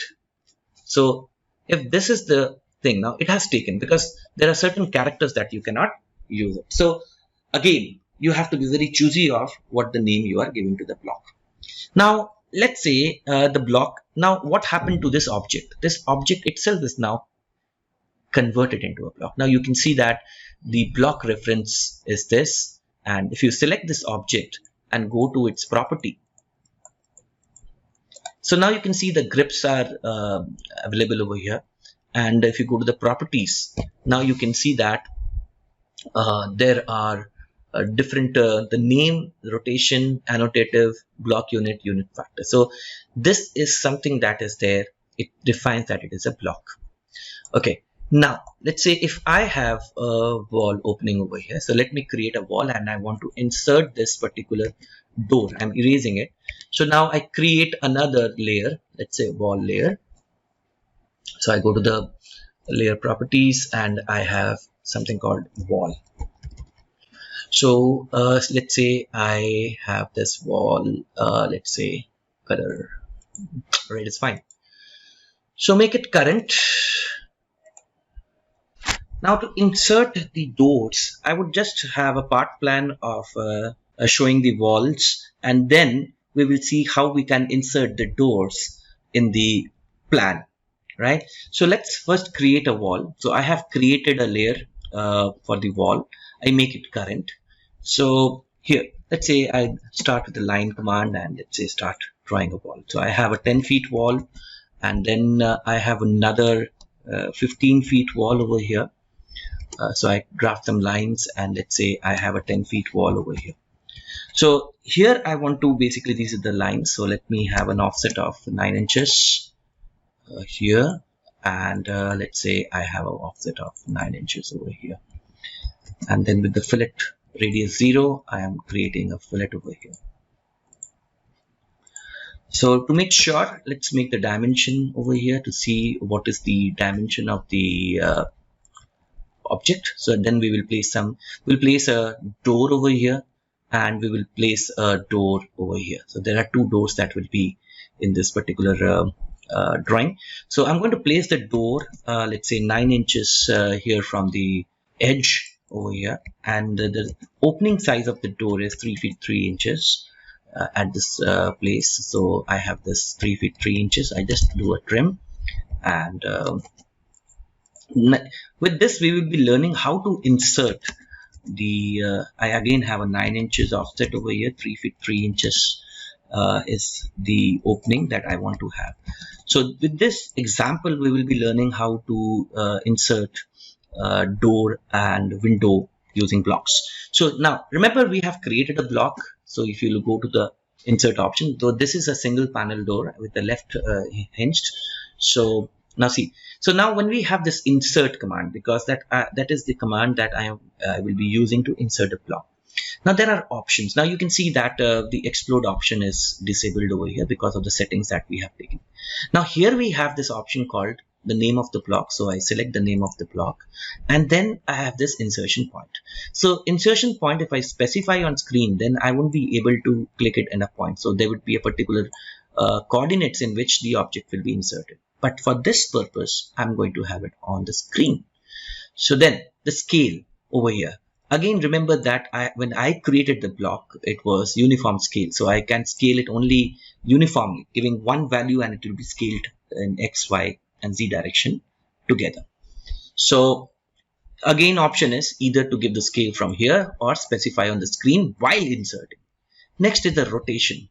So here you can give the angle over here. Let's say you want to insert it and rotate the block in 90 degree from the base point or 0. Let's try with this. And let's say we have this, we are not going to specify on screen. So press OK. Now over here you can see the moment I said OK, so it says specify insertion point. Now you can see my cursor is attached to the insertion point that I have defined while defining the block. So here I am going to insert it at the midpoint of the door. Now you can see the door is inserted over here. Now if I want to flip it, I want to have the opening in, let's say the swing in this particular side, I can do a mirror command and do it. I'll tell you how. Similarly, I want to have the insertion over here, insertion, and let's say I can do it with insert on screen and here. Now the thing is that this is very easy since we are basically having a same size.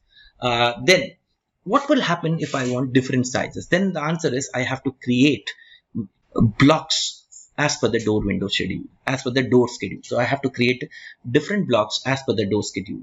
That means types of door. In this case, it is a single panel. Somewhere it can be a double panel. Somewhere it can be a sliding door. So I have to create those blocks with different sizes and keep it in my file. Now the other question you would be asking, how I'm going to flip this. So the rotation, what is the rotation option? So if I insert the block over here, so let's say if I go for specify on screen, so it will explain me better what is the rotation option. So if I click on it, so now if you look into it, it says specify insertion point. Go with the command line, and then it asks you for the rotation angle. Now if you put the ortho off, so you can have the block inserted at different rotation angle. So if I say okay fine, if I want to have the rotation angle 90, so it will be rotated from the insertion point. Now if you select the block, now you can see the grip is displayed at the insertion point. Other thing is that while you are snapping, so you remember there was one option called insertion. So if you clear all and say insertion, so the insertion point will be snapped. For example, this is the insertion point, this can be snapped. So you can snap this insertion point of the block by using the object snap insertion option. Right. So now here, let's say if I want to flip the block at this particular point, can I rotate it by normal rotating? So if I normal rotate it, so I mean the things will not work. So I need to do a mirror command over here. Let's say if I want to give the opening swing inside, so I have a mirror command, and then I do the, let's say, 2 insertion point, one here, and let's say the other at this particular. So this is not an insertion point, this is a midpoint. So I can go for the mid option and then say erase source object. I would say yes. Now you can see that it has been flipped inside. So this is how you can create the flipping of the doors while you insert in the block. Okay. Other thing is that what is the scale option then? So the scale option is, let's say if you insert block, and if you say scale is twice, so this object will be scaled twice. So again, the rotation angle is specified on screen. So if, let's say, if I go for insert, and if I say rotation angle is 0, but scale is something that I want to specify on screen, or I want to give a value, let's say 2.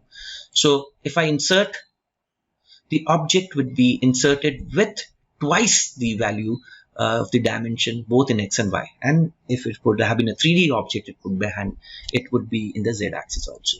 So scale. So you cannot do a non-uniform scaling, because at the time of creation of the block, you have selected the uniform scale. So we'll be doing it later on for different objects, but for doors right now, you have this particular option ready. Now, what about working in a metric system? We will be doing in a metric system, and we're doing similar kind of repetition for a metric door. And now let's go with the window option. Now, the one way of creating a window, now window is something that it's basically in placed. So if you want to place a window over here, create a symbol. So let's say if I want to create a window, so again, now you can see that though the object over here, which is inserted here, is a single object, it is controlled by the layer. So if I put the door layer off, it would be off. So go to the layer and create another block called another layer called window that you want to place. So we'll be doing elevation for the door also, and the elevation for the window also as a block, and we will place in our drawing file. So here basically we have the window, the plan view. So let us give the color as magenta, or right. So make it current. So we are going to create the window block and set current. So let me erase this, and let's say I want to create the window. So let's say the window will again be having a frame. Let's say I have a frame, I create a rectangle. Let's say it would be 1.5, 3. So this is, and the size of the window, let's say a single casement window that I want to create, or double, is, let's say 4 feet size. So from the midpoint, I have those. So I give the settings of the midpoint over here, and let's say it is 4 feet. Here we have the 4 feet. It's a double panel. Let's say if I want to have 4 feet, or let's say I want to have it a 3 feet kind of thing. So okay, 3 feet is the panel size, and then I have this. I mirrored this so that I can have the frame. So source object no. Right now here we will be having a glazing, as well as we will be having the panels. So let's say the panel thickness is 0.5, 0.25, both the sides. So we'll be having a double line over here. So go for an offset 0.25. Let's say I have this here, and I have this here, and the midline may be showing that it is a glazed. So you can have the midline as the glazed. So you can have this as a glazed. So the midline is the meeting line where the two. So it shows that this is a double panel casement window where the mid is glazing part. It's a glazed part, glazed window. So if you want to create this, so let's say, and the size is, let's see, check the dimension over here, and the width of the window is, let's say, you have to mark it as, let's say, from the end point to end point. And the opening for the window is, let's say, here we have, it's 3 feet 3 inches. So we have 18 inches panels over here. So now how we are going to do it. So for example, here what we do is we create a block and name it as window underscore double casement 3 feet 3 inches. So here we have, again, it is not supported, so you have to have you have to look into it. 3 feet. Okay, so select the object. So I select this object. Now here I would be picking the point, this midpoint over here, and I would be converting it into a block. So now you saw that I have removed the 3 inches. We'll be renaming it later on, how to rename the block. So we'll also learn how to rename a block, but this is a window, a general block of a window that you can basically insert in your drawing area. Now let's say I want to have the I keep 3 feet 3 inches, so 3 feet 3 inches 39, that is 19.5, both the sides. So there's an opening that not an opening, in fact, so 19.5 inches. So approximately, if I go with the size, so I have an offset, and let's say here I go, and let me take the dimension. It should be approximately 3 feet 3 inches. So here I hope, because I've kept this line because I want to insert this at this particular point.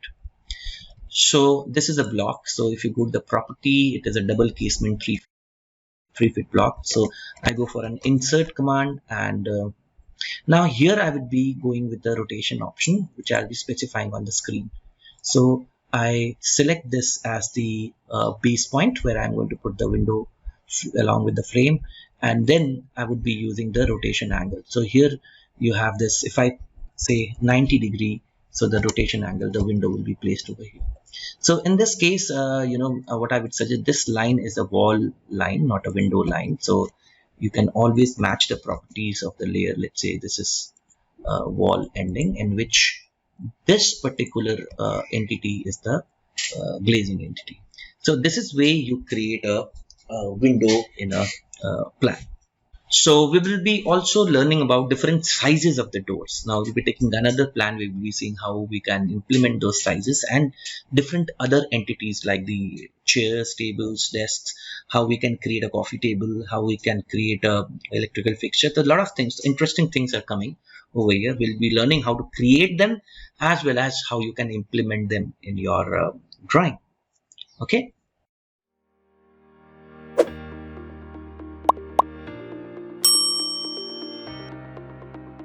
So in this particular plan, after creating, I would be also now doing some different sizes of doors. But before that, I was just mentioning about renaming the blocks. So there is a command in AutoCAD called rename. Now, once you write this command, rename, so there's a dialog box that will open. Now, in this dialog box, interestingly, you can rename blocks, you can rename the dimension styles, you can rename the line types, materials, views, and a lot of things. So here we are interested to rename the block. For example, I want to rename the block, which is I select the block option from the named object, and I want to rename this. Let's say rename both of them. I want to rename this as let's say casement, double casement. So you can see the spelling is so I make it double. So and casement 3 feet 3 inches over here. So press OK. So now invalid name specified. So for that you have to go to rename to invalid new name specified.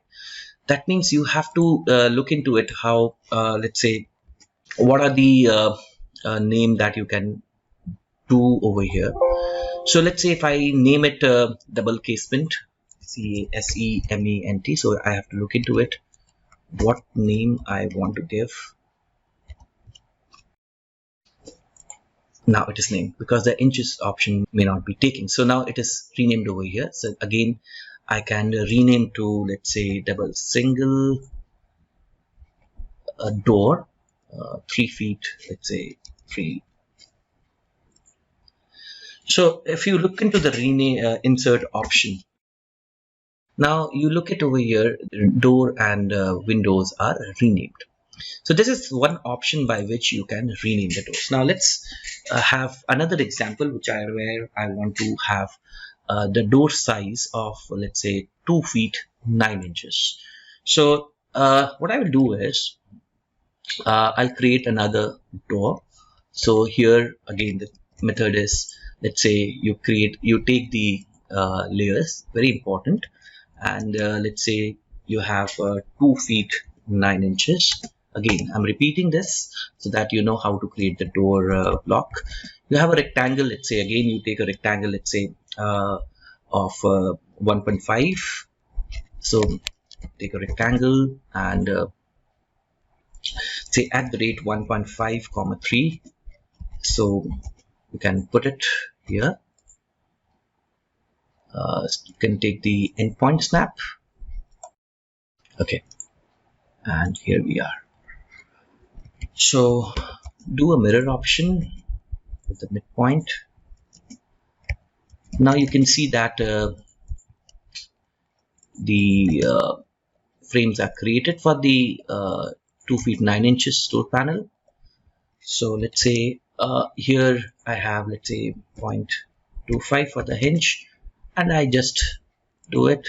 Let's say 0.75 is the panel thickness that I give for the door, and just extend it to a point so that it can be extended, and take a swing, taking this as a center point, and let's say I have a swing here, and just trim it, extend and trim it. So a bit of accuracy, if you want to maintain it, is fine. Otherwise you can look into it how the trimming option can be worked out. So here we have trim command, and then you can trim it. So this is trimmed.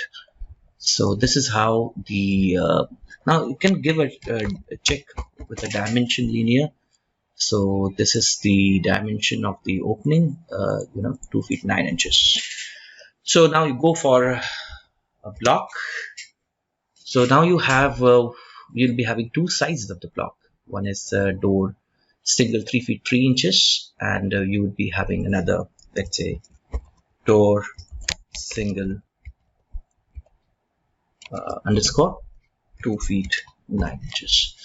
Take the point, and obviously you need to give this point as the midpoint of this frame, and select the object. Now one thing that you can do is retain, see what will happen, and give a description. So there is a door single panel right of size again. So this description will come along with the insertion of the block, or when you will be extracting the information of the block.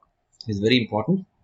And panel size, panel of size 3 feet, say 2 feet 9 inches. So you can write the description over here, and I think you have selected the object. So right, the base point is there, and then you can have the scale uniformly and allow exploding option checked out at this point. So now you see that once you create the block, this object is retained, right? So you can make more blocks out of it. But here you can see that I want to replace this door with a 2 feet 9 inches. So let me have 2 feet 9 inches opening over here. So that so just give an offset over here, so that the door opening size is reduced to 2 feet 9 inches. So I can do an insert option and select the door 2 feet 9 inches over here, and now you can see that these options are open right now. So I would go for a uniform scale, specify on screen, and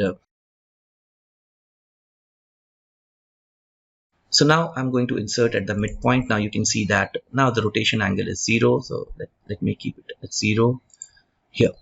So now you have got two doors of different sizes. One is 2 feet 9 inches at this particular point, and 3 feet 3 inches over here.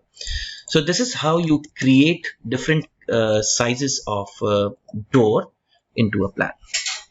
Now I want to create a coffee table over here with some or a sofa. Let's say I want to insert some sitting plan over here with a 2-seater and a 3-seater sofa, so that I can see how the space is utilized over here. Now before that, if you see that if you go with an ununiform scale, you can have let's say if you click here, you can see that the door is scaled twice in the x-axis. Similarly, if you want to have the scale twice in the y-axis, so you can have it. Or if you want to specify, so I don't want to specify the scale in the screen, so once I insert it, I can enter x scale factor. So it's asking x scale factor, let's say 2, and the y scale factor is 1. So here you can see that I am specifying the scale on the screen while I am inserting. Okay, so this is one option that we have seen over here. Now let's see a sofa that I want to create. For that, I will again create a layer. So I create a layer, let's say furniture, in which let's say I have some brighter color, say here, and make it current.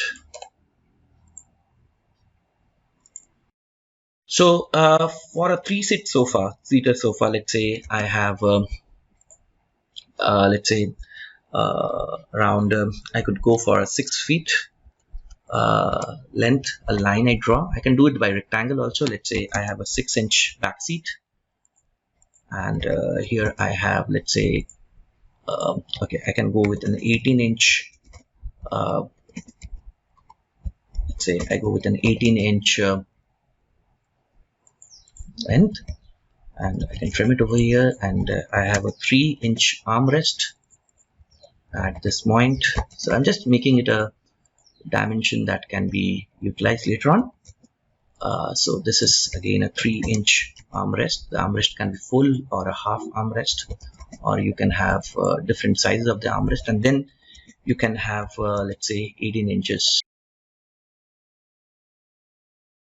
So it is so now you can uniformly distribute it. Now let's say what is the dimension left over here. So here we have let's say 5 feet 6 inches, that is approximately 66 inches. So I can have let's say 22 inches as the sitting. So here we have a 3-seater sofa. So now I want to make a block and say that 3-seater sofa, and I can have the pick point at the, let's say I would take this one as a pick point, select the object here, and then I would say that it delete. That means the moment I create this block, it would be deleted. Now you can see the preview is already there, and I can say some words of 3-seater sofa as a description of the block. So here we have this particular option. Then we can have the scale uniformly or allow exploding. Okay, so if I say allow exploding, what will happen now? So it is deleted right now. Now the moment I insert the screen, so I can have this 3-seater sofa. Now you can see the explode checkbox is activated over here. So now I can insert it somewhere here, and then I can rotate it also. Let's say if I would have the rotate option open, so I select it over here. Now it's saying the scale factor specify on screen, so I press enter, and press 1 over here, and it is done. So what if I would have, while I'm inserting, I would say that I don't want to specify on screen, it should be a uniform scale, and I should specify rotation, specify on screen, and I want to explode it. So if I select the explode option, what will happen? If I don't select it, what will happen? If I select it, what will happen? So the moment I select the explode option, the uniform scale checkbox is you can see that disabled. So why? So let's not do the exploding option first, let's say, and then you can see the inches and the factor over here. So now you specify the insertion point here, and you can insert it. Now you can see that the object over here is the single object, and then you can specify the sofa at your ease. So now you can see that this object is a block with furniture, 3-seater sofa. The rotation angle is specified over here. Now if you want to insert it and make it a 2-seater sofa, so I just put my insert the block here, and now I can explode it. So the moment I explode it, it becomes individual objects. So now I would be having a 3 inches armrest. Trim this particular portion so that it becomes a 2-seater sofa, and let's say I am giving a half armrest over here. Let's say till this particular point, let's say 3 inches from here. Let's say I'm just going for offset so that not a half, in fact, can be a kind of armrest. So this is a 2-seater sofa, and you want to create a block of it. So you say 2-seater sofa. After doing that, you can say 2-seater sofa, and then you can pick a point. Let's say I pick a point over here. I select an object, right? And then okay, allow exploding, I can do that. Scale uniformly, yes, I can do that. and I have selected the object block units in inches and pick point, and okay. So there is another option of opening block editor. I will be telling you what will happen if I select this option. So I press OK, and it is deleted from the screen. Now if I want to insert it over here, now let's say I can select the two-seater sofa and insert it. And then if I want to rotate it, I can rotate it. Now you can see that doing a block basically reduces your work to an extent that you don't need to do a repetitive job. Now you can use this sofa, you can use this two-seater sofa in anywhere in your project while you're working. So let me say if I want to put another sofa over here, so I would insert it, and let's say to check it whether there is enough space over here, so I can place the sofa here, or I can place the sofa. So let's say I place a sofa here. So this is the angle. Now see, there's a swing over here, so obviously it is not intersecting with this. So once you open, so you can have the swing outside also. So that's the design aspect of it. So now if you want to have a table over here or a side table over here, let's create those things, and let's create more blocks to understand it, and then we can go for the. Now other thing is that you can see that once you are inserting the block, you can do a proper space planning of it. So you can move this sofa a bit here, and let's say okay. So you need a side table over here, you need a table over here, then we can have some coffee table, and then later on we will be learning how to create a toilet plan and place electrical symbols also time to time in the plan. And then we will be also learning in the elevations how can I use the blocks, and then we will be going for an edit block. So now you can see that there is different blocks over here which is used, so you can use them anywhere in the project by insert option. Now let's create a side table. Let's say it would be in the furniture layer, so I have a 2 feet by 2 feet side table over here. I go with a, let's say, a block option, B for block option, and I say side table, and I give a size of 24 inches. So I can say 24 inches if it is not taking. So side table 24 inches, pick point. So here I can give the point as the center of the object also. Let's say here I have this option called center of object, geometric center. So I can select this as the base point, and select the object here, and then all the things will be common, and I can write it over here, side table 24 inches square. So here so once you've done, it is erased, and now you can insert the side table from the, so I can select the side table, and I can insert it over here.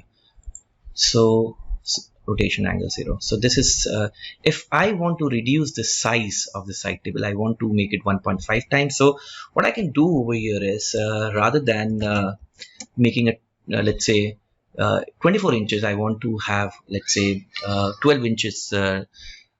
So what I can do is I can scale it. I can rename it later on, but I can scale it, and I say okay, fine, I need it 75% reduced the size uniformly, and I can put it over here. But the name is 24 inches, but you have inserted it with a uniform scale of 0.75, that is a 75% you have reduced the size. So then we can put a table over here. Then I can we'll be going with a coffee table, how we make a coffee table. So here we will be learning how to create different components and get them into a block and put it into your file. Later on, we will be learning about how we can edit these blocks. Let's say if you want to change something in the blocks, how we change it. And then we will be also learning about how to tag these blocks. For example, this door will be having a tag D1, D2. So attributes will be used there. So there are wonderful things that we will be learning further. And we will be learning the application in the project, as well as we will be learning the commands also along. So here we have a table. Let's say go with a rectangle, and the table is, let's say around would say 2 feet by 3 feet. So we write it over here at the rate 24 into, let's say, 48 inches, 4 feet.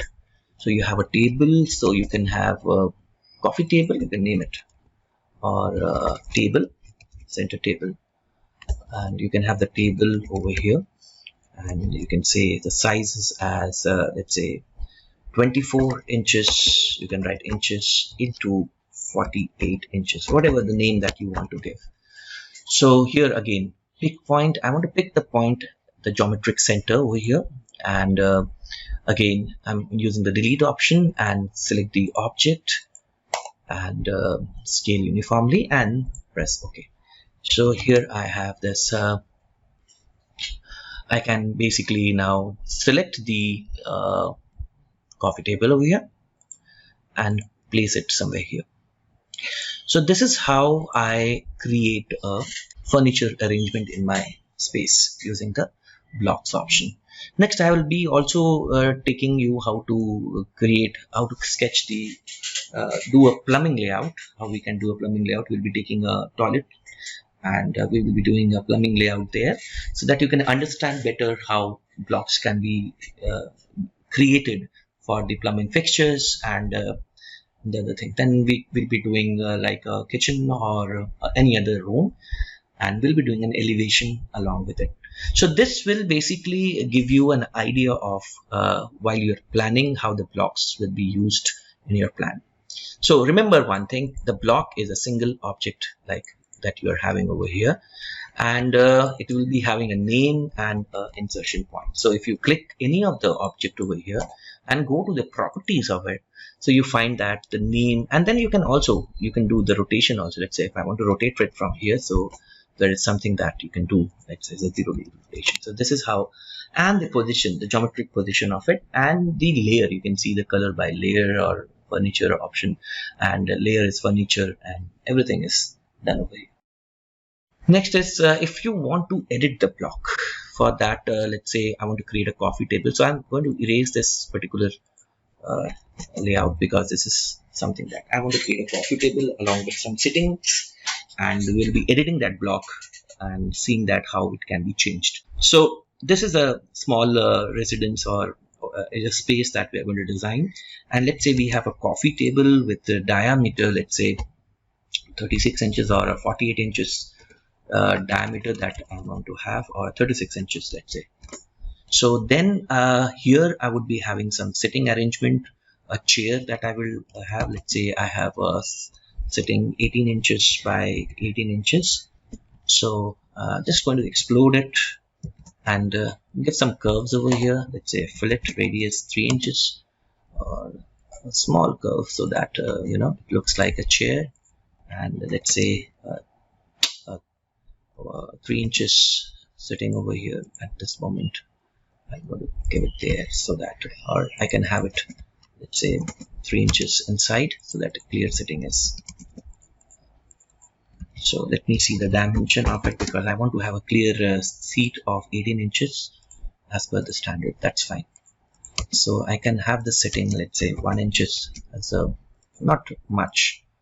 Let's say I would like to go with the 1 inch backrest, the plastic. So this can be done, and let's say I put it like this. So this is a sitting that I want to create a chair. Let's say here I just put it in the quadrant here and just place it a bit outside. So there are some inbuilt blocks that you can do. So I do an array over here, select this object, and I want to have a polar array. Center point, I would like to give it somewhere here at the center of the circle.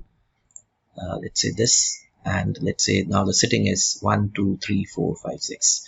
So I will, let's say I want to go with the 6-seater table over here.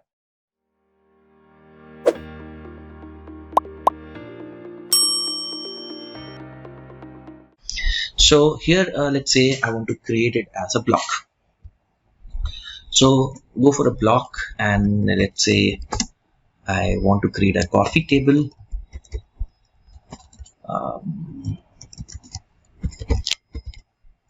So size is bigger, and I select the object, and pick point, I would prefer to give it to the center of the circle, and other things will remain same, and I want to delete it, scale uniformly, and other things.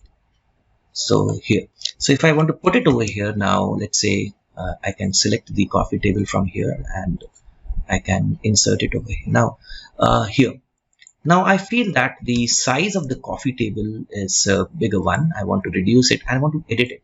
So let's say I have a bigger space here. Let's say there are numerous insertion of this coffee table. Let's say this coffee table is inserted at several places in this plan. So this is a layout that I want to go for. But at this moment of time, let's say I want to edit this coffee table and reduce the size of this circle, and I want to make the number of settings. Right now it is 6, so I want to make it as 4 settings, right? So what I do is over here there's a command called bedit. So here select the block that is a edit block. So I can edit a block. If I double click it, will be displayed. Now select that block that you want to edit. For example, this is a coffee table. There's a display over here, and press OK. Now you are in the block editor. Here basically there are a lot of tools that will come in the block editor, like the block authoring palette, like using the dynamic blocks and other things. So we can see some of the examples of dynamic blocks, how can that can be used, but there are a lot of things over here. But apart from that, what exactly I would suggest is I want to change the size over here. I want to use this option to change the size of the let's say the coffee table is 3 feet. I want to make it 30 inches, and so let's say 30 inches. So, and now I want to delete this particular object, and I want to make it a 4-sitting sofa, 4-sitting coffee table. And so I'm editing the block. Which block? The coffee table block, and making it, and I want to make it as a 4-seater than the 6-seater. So just to move it a bit so that it is here. And here you can use the array command. So you can go to the home and you can see the array tool, or you can say AR. So select the object that you want to array. So the polar array, and here I go up with this, and the number of items that I want to have it is 4 units. So now you have a, and then what you can do, first of all, close the array. And next is basically close the block editor. So save, there will be a dialog which will be displayed. The changes you have made have not been saved. What you want to do? So if you want to save this change, there is an option in the block editor. So click on the block editor, save block. So now if you close the block editor, now you can see all the objects that were of the same block is now changed. So this is the how you can do the editing of a block. So we'll be doing the editing part in most of the things. Some of the blocks I will show how the editing can be done. So going forward, let's do a kind of toilet plan, how we can make a toilet, what are the plumbing fixtures like the WC or the sink or the faucets, how we can make it and place it in our layout. For this, I would be also doing a sample plan layout for the plumbing, and then we can do it. So I'll take a case, and then we'll be doing a metric one, like in mm, how can we do this, and we have done it in inches, so you will also learn how to do in millimeters, right? So before doing the toilet plan, I would like to basically introduce to another tool, that is the design center. Now what are the design center? So for that you need to go with the command called ADC, Autodesk Design Center. So the moment you click on ADC, now you look into it, the design center dialog box will be open. Now it's very interesting because I have been using it for a long time, and here you find that the design center is opened up with a sample folder, and there is a design center folder over here. So now if you look into the design center folder, there are certain drawing files along with it, and there is a preview of them in the right hand side. So for example, now here you have the folders. The folder of the design center folder is here, And let's say if I go with one by one, let's say if I go with the electrical power. So if you click on the electrical power, there would be in this particular drawing file, there's a blocks whose previews are being seen. So you can use this blocks in your drawing file, right? You have the dimension styles, you have this layers. So Design Center not only provides you with the list of the blocks, but it also gives you the list of the layers, line types, table styles, visual style, text style used in different other drawing files, so that you can bring it down into your own current project. So but now we are talking about the blocks. So let's say the blocks in the electrical power. So you can see that here we have got different kind of blocks over here. So let's scroll more down and see what else is there. So you have this fasteners. So again, as I said, that you would be having for metric as well as for the US, that is the feet inches. So let's say if I go for fasteners, you can see the hexagon. Now you can see the naming convention. Now the naming convention is done like hex cap, half-inch side. So it's very important that you name the block correctly so that you can use it anywhere. So if you have this hexagonal bolt, now if you want to bring it into your drawing file, just you need to do, insert block, and you can get it over here in the screen, and it would be inserted in the layer.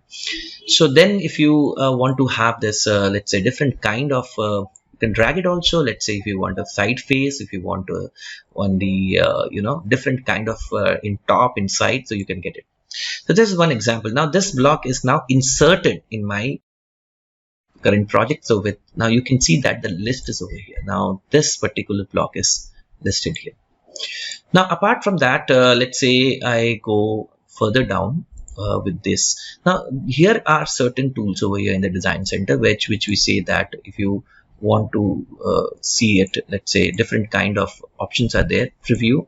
So if you have a block, so the preview is visible, you can click on it, you can see that different kind of options will be. So with preview, and this is the hierarchy list, then you can have small icons over here, you can have the large icon. So you can, it's basically how you want to see it. So the tree view is not visible here, so if you click on it, the tree view is gone. So tree view is here. Apart from that, here you have the details. Again, you can have different kind of icons over here. So there are three tabs. One is with the drawings. Now let's say there is a drawing that I had opened. You can also use the blocks that are in the other drawings. For example, the ground floor plan which is open over here, there's a block over here, so I can use this block, drag it over here, and now it is having a different scale, so I can always have it inserted in a different scale. Okay, so it's very important that what scale I use, because once you're defining the block, it should be defined in a particular insertion scale as well as the units. So we can look into it. Now let's go to the folder option. So here in the Design Center folder, you have this called Home Space Planner. So here in the blocks, you can have this bed. So you can drag it, you can place it over here, right? So then you can have the chair, you can have the, so these are some predefined blocks there, a sofa with round blocks, and let's say a table. So these are some of the blocks that is there in the Design Center. You can create your own Design Center. You can basically create a drawing file with a lot of blocks inside it, and then you can bring it at this particular project that you're working into it. So let's say if I want to go with the plumbing one, so I would go here as a house designer, and let's see. So then we have the, let's see how it's there, house designer. Then you have the blocks. So you have this bathtub over here. So then you have this faucet over the sink over here. Then you can have the side view of the toilet. You can have the top view of the toilet, and then you can have the front view of the toilet. A sink is over here, the faucets is over here of a bathroom. You can have it in a different block, so you can always drag them and get it into your project. So I'm just picking some of them so that, and we'll create some of them.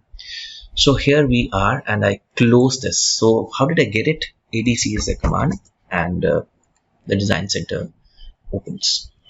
Another thing that till yet I have not told you how to do it from the ribbon. So in the insert, you have this option, the insert the block. So here you can insert the block from this. You can see that here you have the preview of the block. You can drag it from here and you can get it here.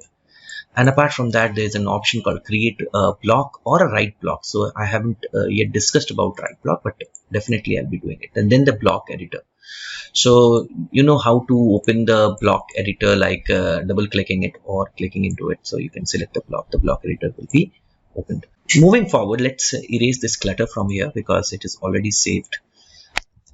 So let's create a toilet and let's see how the blocks can be used. Let's say I have a toilet, so I create a wall over here. So let me create a toilet plan. Let's say toilet, let's say at the rate 4 feet, 6 feet. So let's start with the 4 feet and 6 feet toilet, which is something around, you can see that it is a, let me go with a rectangle, let's say at the rate 4 feet, 6 feet. So let's say if I go with this particular toilet section, let me have a dimension of it so that I can have the internal dimension. So this is okay. So I go with a 9-inch wall here, and let's say offset 9-inch wall. And so let me increase the size, because if I would suggest I should go with a 6 feet by 8 inches toilet. Then I can further reduce it. So let's say at the rate 6 feet and 8 feet. So 6 feet, 8 feet. So let's say I have a 9 inches wall over here. I've got now adequate place for a sink, for a bathing area. I can put my faucets here.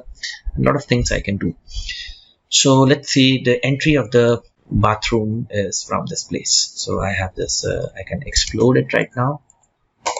So let me have let's say the toilet opening, I would go with it as, let's say 2 feet 9 inches. That's a size of the door that I'm going to use.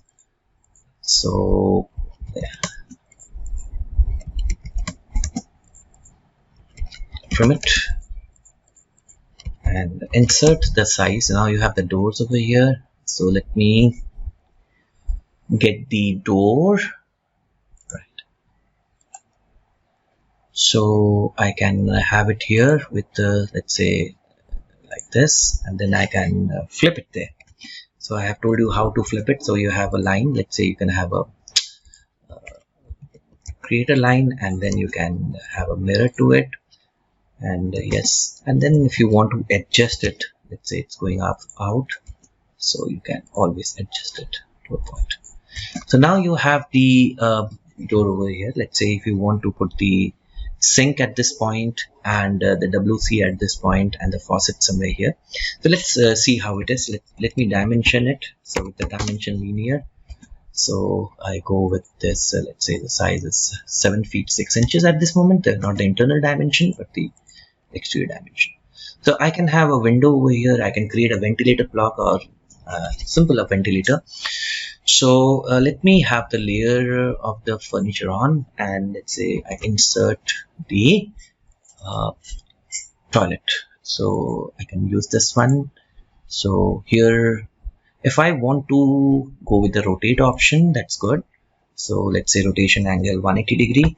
So I can insert it somewhere here. So now if I want to move it to a particular point, let's say I want to have it at a particular distance, let's say 3 inches from here, or let's say this is, I can just move it 3 inches, yeah, 2 inches. So this is the WC that I have put. I want to have a sink over here, and I want to have a faucet over here. So then I can go here and have the sink. So you have the top of the sink, and you can always have the rotate option, and let's say you place it here, and let's say 90 degree. So here you can place a sink. So here you have this, you can move the sink to a bit spot. So now you have the standard sizes of the toilet. Now you can see how the toilet is, and now you want to have the faucets. let's say for the bath and the showers also, let's say here. So I haven't taken the faucet yet, so so you have the, so you can put the faucet somewhere. Again, you can go for a rotate option, say 90-degree rotate, and you can put the faucet somewhere here. So this is how basically a plumbing layout can be made, and then you can have different line works showing the traps. Okay, you need a trap also, let's say you need a flow trap, you need a Nahani trap kind of thing, then you can have the plumbing layout. So placing the objects with the block, so you can have a number of block entities and different kind of block objects into the drawing and make it more descriptive if you want, right? So just I want to basically here finish this particular option with then we will be going with the measure and divide, and we'll be doing rebarring kind of thing. So how we can place rebars at equal interval using the blocks and the shapes of the rebars, so that we can understand how it can be used in our structural drawing also. So here we, the next drawing file that I will open is in metric, and I will explain you how to work in metric, how to make the drawings in metric, and how you can use the blocks in metric also. So here, so we did something that for the plumbing layout. So similar things we can have for the electrical. So if I want to have the electrical plan, I can have the power sockets over here. Let's see if the design center has it or not, or we can create it also. So let's say here we have the electrical power circuit over here. So here, if it is not there, let's say we have an alarm. Okay, we have a transformer. So you don't have a, you have a fan. Let's say this is a kind of exhaust fan. So okay, so you can create those icons. Let's say if I want to create a icon of that is from the legend. Let's say I would have a legend of a electrical plan from where I want to create the different switches and the lights. For example, if I want to create a fan, so I have a circle. Let's say 42 inches dia would be the fan dia. So let's say 42 inches. So I go with a layer called electrical here. So then I give a color over here so that I can make it some differentiator. I can make it current, but I have to move this object to the electrical layer, so that and then let's say I give a symbol from there. Let's say the CFM. Let's say which shows that it would be a fan, a symbol of a fan. So I can do a mirror option, and so let's say I create a fan block.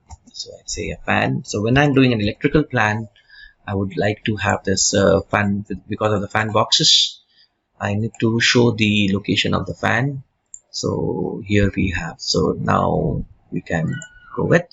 And let's see if I want to show the location of the fan, so I can go with the fan option, and show the fan right way here. So this is how the electrical. Then I can have the switches, one-way, two-way switch, or let's say I want to have a socket, power socket over here, 15 ampere or 5 ampere. I can have it from the legend. I want to have some lights. Let's say if I want to have some concealed lights over here. So I do a block, let's say 10 inches dia, and let's say, so these are the concealed lights. So I can have a lighting, I can have a layer for the lights, or I can put it in the electrical, have a block. So I can have concealed lights over here. Select the object, and you can put it here, and pick the point. I would prefer it would be a center point, and so you can have in the location of the light, you can always have a concealed light, and here you go. By now you have learned the uses of blocks. Now, so now you know, you have learned how to edit the block also, and next we'll be learning about a few examples from the structure, how we can use the block in the structure, like for the rebars, and then we will be moving towards a bit example of elevation, how blocks can be used in elevations and sections, and then we'll be going with attributes, and we'll finish the session with attributes and application.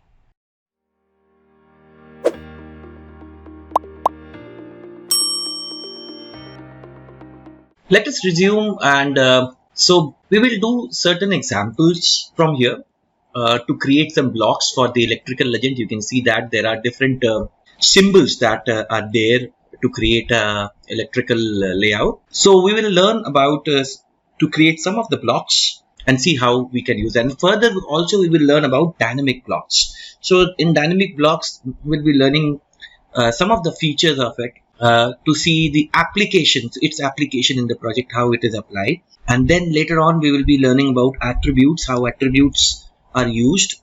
So let's create some of the blocks over here from the electric legend. So you have this 120 volt duplex convenience outlet. So if you need to create this one, so let's create a circle. So you can take a circle which is convenient, like for example, we are in mm right now, so we would like to create a block in mm. So let's say we can take around 100 mm dia, or we can have around 150, we can increase the dia to 150 mm, so that it looks a type of kind of a bigger kind of size. So then we can see that there are two lines over here, so we can have a line over here. Let's say I can create one line. So let's say I create, if I want to have a symmetrical line, so I have a line over here. So I take an offset, let's say of 25. So 25 this side and 25 this side, and then I can do a mirror of it. So I create the symbol of this is the symbol of 120 volt duplex convenience outlet. So let's say if I want to so then other thing is that we need to also understand that about the layers in which I want to put. So right now I am creating it in the 0 layer, but we have to be very particular about in which layer we are creating. So let's say I create a block now, B for block, specify on screen, and select the object. So let's say if I want to specify the, let's say I want to have the pick point over here, not specify on screen. So pick point is the center point. Now let me name this block. So the name of the block, let's say right now I name it as 120B. So now the name of the block would be 120 volt duplex convenience outlet. So I can rename the block right now from you're matching the legend. So let's say we have the rename option. I can rename the block. So it says that rename rename, and you have the block. So you can rename this to, let's say, 120 underscore volt duplex. So here volt duplex outlet. So basically what you need to understand is these names will go along with the legend. So I'll also tell you how to create the legend convenience outlet. So here along with the block I will also explain you how to create electrical legend. So the name is updated, so you can now use it by the insert tool. Let's say I want to use this one, and I can insert it at a point where I want it to do. So this is how I have created one. So I'll be creating let's say some of them, and then I'll create a legend like this, and make sure the name basically matches with the name over here in the legend. So next is basically I wanted to create a GFCI 120 volt GFCI duplex outlet. So let's say, so I would have the similar kind of approach. So what I will do is I'll insert the block and then explode it so that I can create GFCI. So for that I need to write the text over here. So write the dtext command and rotation angle 0, and let's say you write GFCI, and you can basically and press enter. So you can have the scale done over here while you are creating it. Let's say I want to scale this text let's say 0.75, and or you can have the size changed from the properties also. So you can have the ch command from the change properties, and right now the height is 150, so you can have the height as 100. So now you can see that the block comes up with the text. So create a block, select the object, and let's say go with the pick point, and so now you can basically pick the center point also, and say, so now you have to name the block. Let's say you want to GFCI, you want to name it GFCI, so later on we can rename it, so redefine it. So start. Then you can have this junction box, the cable television. So I'll be having this single pole switch and three-way switch. Let's say if I want to have the symbol of single pole switch, so I can write the text, let's say start point, and here to create the symbol I write S, and with the S press enter, and I'll have straight line over here with the switch, like let's say I can have a straight line here. So this shows the symbol of a single pole switch. So I can create a block for the single pole switch.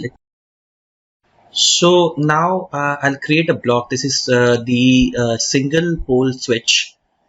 Let's say I'll create a single pole switch, name it a single pole switch. So you have to see the name nomenclature, because that will come into the legend. Will tell you how you can extract it, the name, and say okay.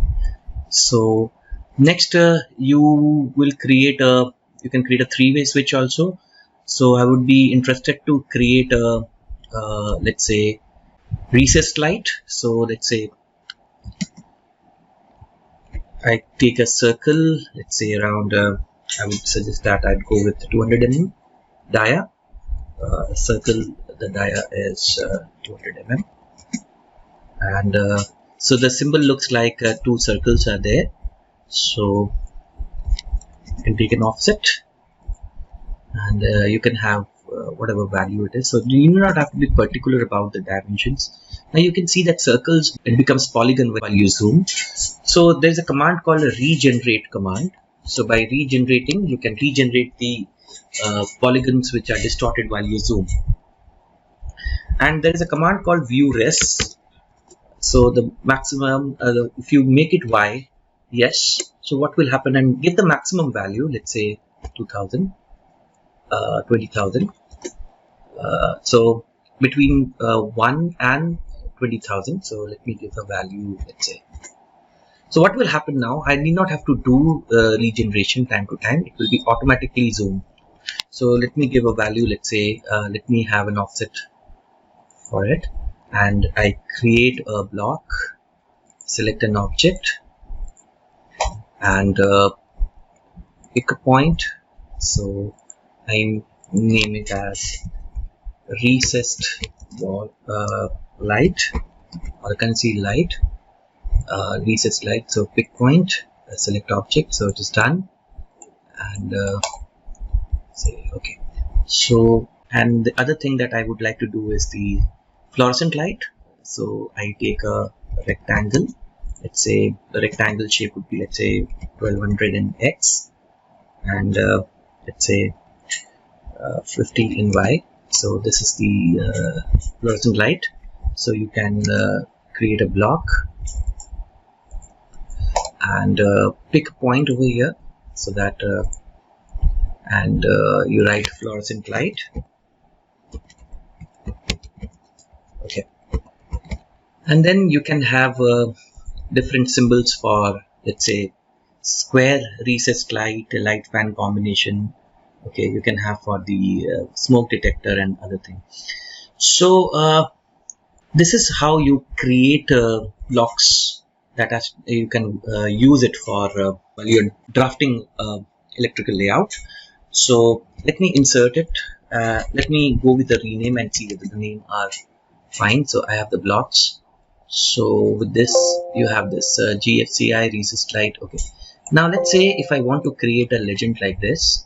So I want to create the legend here, and so I create a rectangle first for the legend, explode it, and fine. And then I have a sufficient space. Let's say I explode it, and I have a sufficient space for the block to be inserted, and then the definition. Now look into this point, how do I develop it? So I go for an insert option. So let's say I want to insert this, so I insert the symbol here, right, at this point. I can scale it also if I want. So this is one symbol, and then the other symbol that I want is I'll just put it below the, let's say I need the GFCI.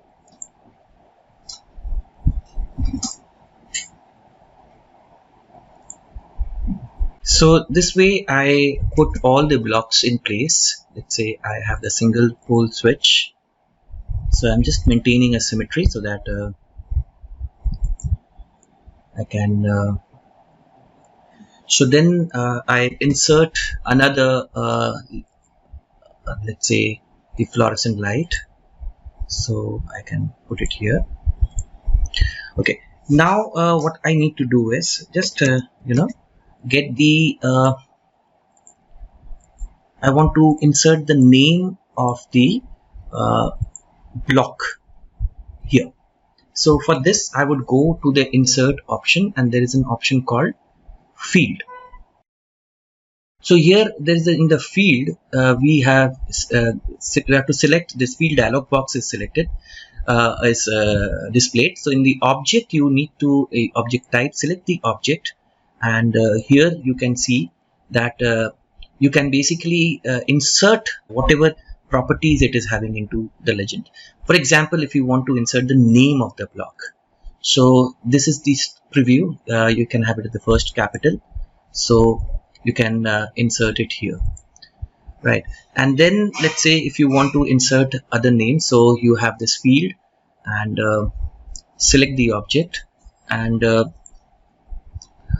for so you can so I have taken, so now here the different field has been selected, so go with the field and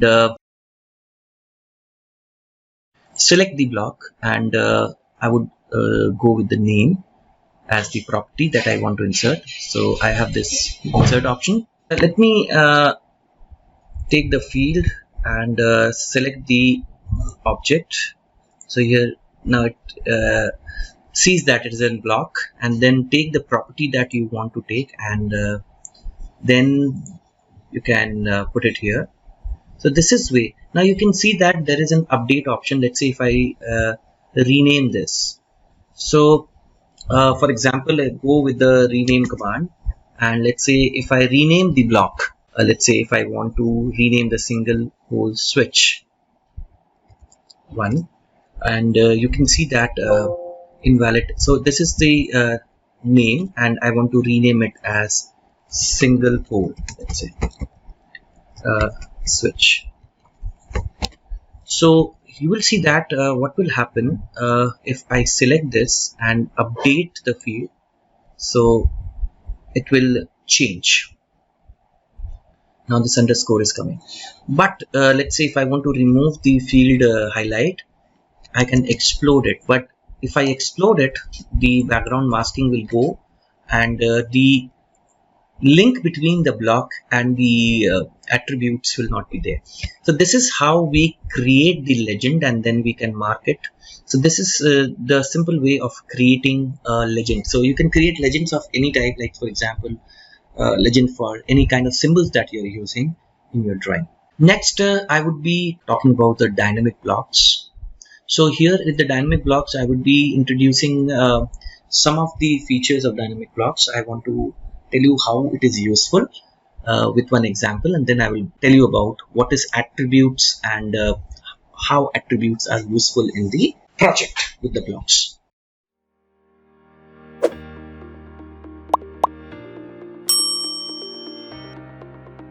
So now we will be learning about the dynamic blocks.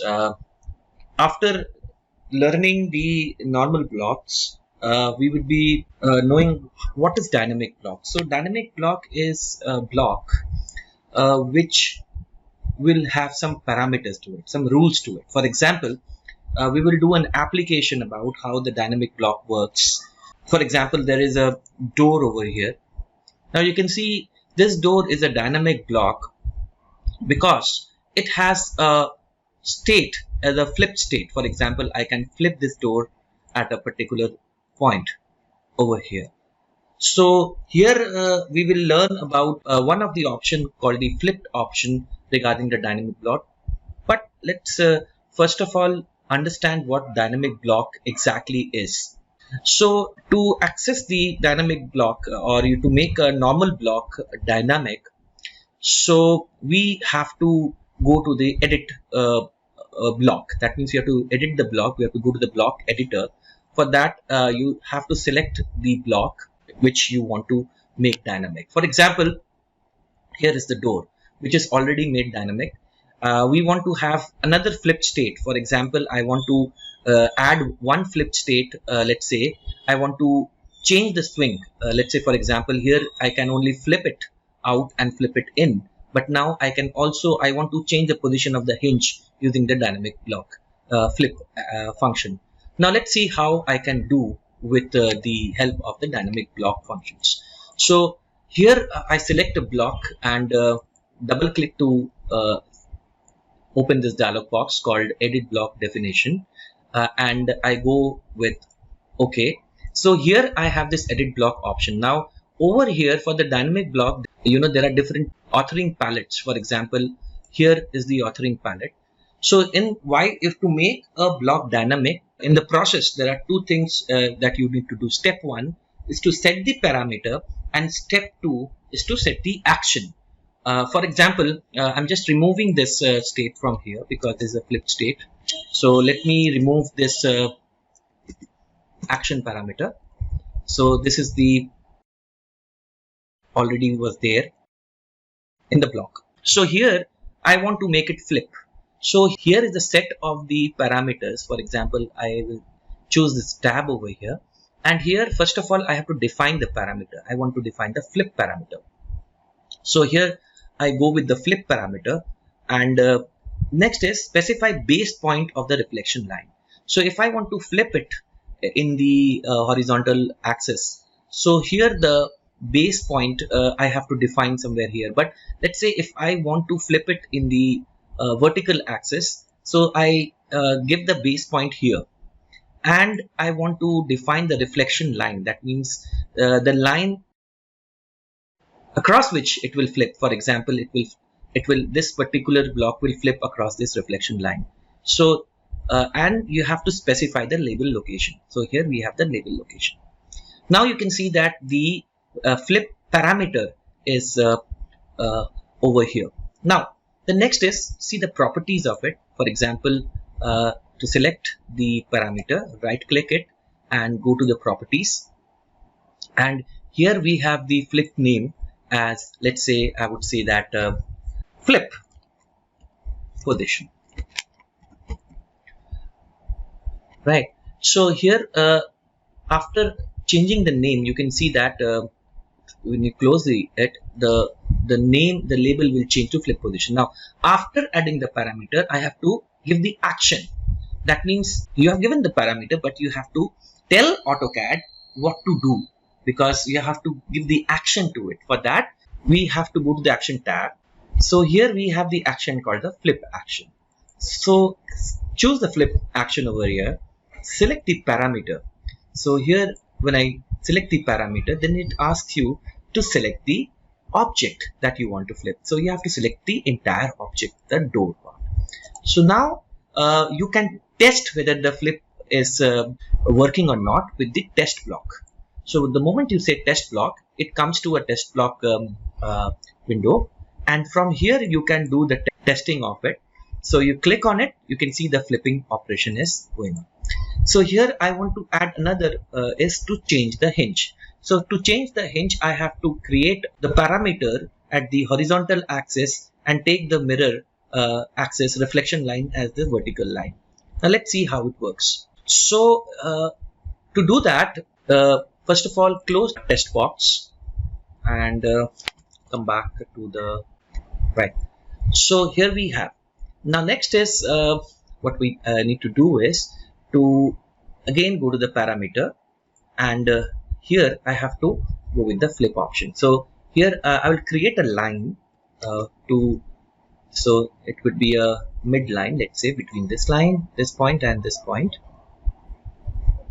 Okay, so that I can have a flip operation at this midpoint. So here I go with the flip, add a flip parameter. So select the base point. So the base point would be the mid of this, exactly the mid of this line, right? And here the reflection line would be this line. So the moment I do this and I give a location, so and then I go for the action, again I go for the flip action, select the parameter, select the object, and now you can test the block. So here we go.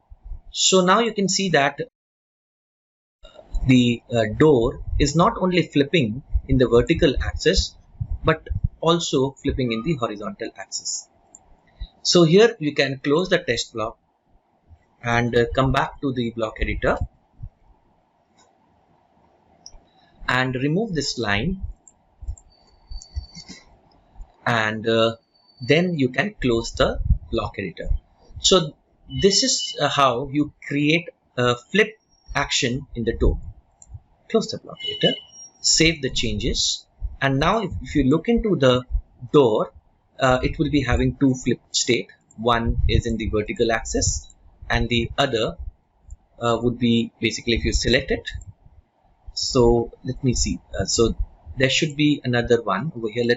So for that I need to go and again edit it, because there is probably the flip action may have been replaced. So again edit the block. So here it has been deleted from here. So add the flip parameter. So here I add the flip parameter at this particular hinge, and okay, and I would go with the axis reflection line is this, and I put it here, and then I would go with the action parameter and I will take the flip action. So select the parameter. So I will be selecting this flip state 2. Let me select it. So now if you look this icon over here, this icon state that the no action is associated with it. So we have to give the action, like the flip action.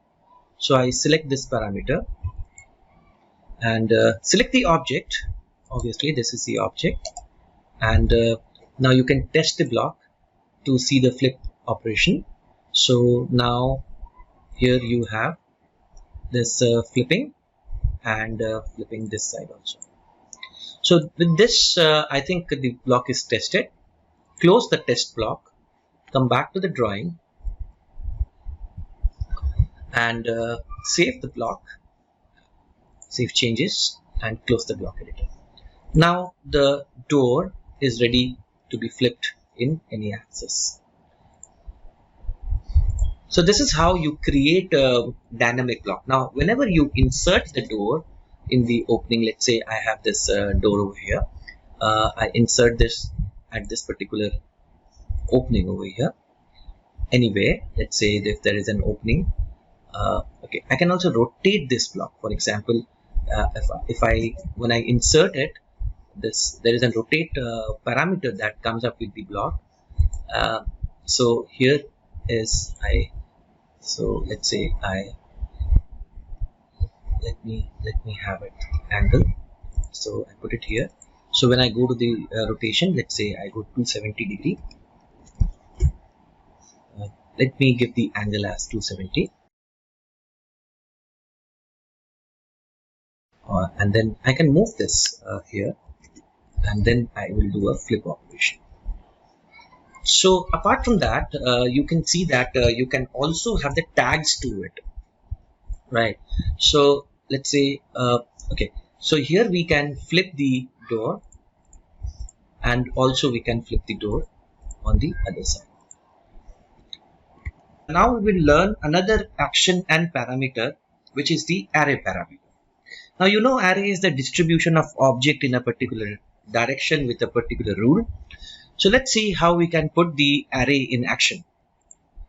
So select the object, the block, double click it, go to the edit block definition, And okay, let me remove this one because okay, so here in the parameter you will not find the array option, but here we have the parameter set where the linear array option is there for the parameter. So you give the start point, let's say just give a start and end point to define the distance, because this distance would be the linear array parameter, and then the action that you're going to give is the array action. So here you need to select the parameter. For example, this is a parameter that the object that I want to associate with this array action is this set of lines, that is the chair.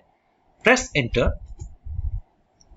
The moment you press enter, so it says that 20 objects already associated with an array. So probably now let's move this and save the changes. Now you see that what happens if you pull this line, now what is happening is the array is not working properly. So let us do one thing. Let me explode this object, make another block out of it. Let's say I create a chair 1, a fresh block, to remove the actions and parameters that is previously defined. So I take the base point here and select the object, and I'll make it a dynamic block. So I insert it and bring the chair 1 and here. So now I would be, let's say this is the chair 1 I have inserted. Now double click in it, and then let's again look into the parameter. That is a parameter set, linear array. You have this distance, and then you can go with the action. So after defining the parameter, you have to define the action called array, and select the parameter and select the object. For this is the chair, which is the object, and then you have to enter the distance between the columns. Let's say this is the distance, primary distance that you want to give at this moment.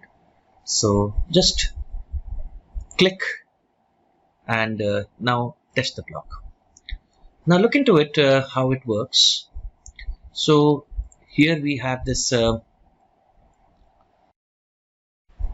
grip, and if you select this grip, so let me select this grip and just flip it into a distance that I want to do. The object will be copied, and now you can see that if you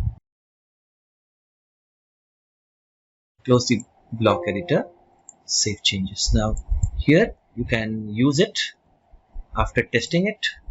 So let's say a particular distance, you can have the copy option done, and then you can also have the distance set from here. Let's say you want a 500 distance, so 500 is lesser, so you can give a value, let's say 3000 distance 1. So then you can give some other value, let's say 6000. So this is how basically the dynamic block is defined in an array. So next, what I would suggest is I would go with the another dynamic block option, that is the scale. So for this I would have a kitchen sink or a bed. Let's say I want to have it, so I bring this over here. There's another block, so I put this bed here, and I want to have the scale option inset over here. So I bring the bed and click on the object and the block. So here you find that there is an option for scale. So again, parameter. So there is a parameter called XY for the scale. So here just click on it, give the base point here. So this is the X and Y distance that you need to specify. So here you need to, this is the X and Y distance, and then from here go to the action, then you have the scale option. Here you select the parameter. Let's say you can select both the parameters, select the object, and here we are. So then you can test the block. Now you can see the grips would be there. So you can see that okay. So if you now this is the grids that is developed. So we need to check it how it works. So let us bring it to the scene, to the let us close the block editor and bring it into the file. So here because of the scenario, let's say I have a distance. If I want to give a particular distance, I can change it. Let's say if I want to give 1200, so the object will be scaled, and the y distance, let's say x distance 1 and y distance 1, let's say 3000. So you can see that the object is getting scaled in both the direction. So let us see again how this parameter works. So going back to it, so here we are. So we have this parameter at this particular time. The grips are over here. So what I want to do is I would remove these parameters again, so that I can close the block editor, save the changes, and there is a point over here. Now again go to the block editor. Now let's define it again.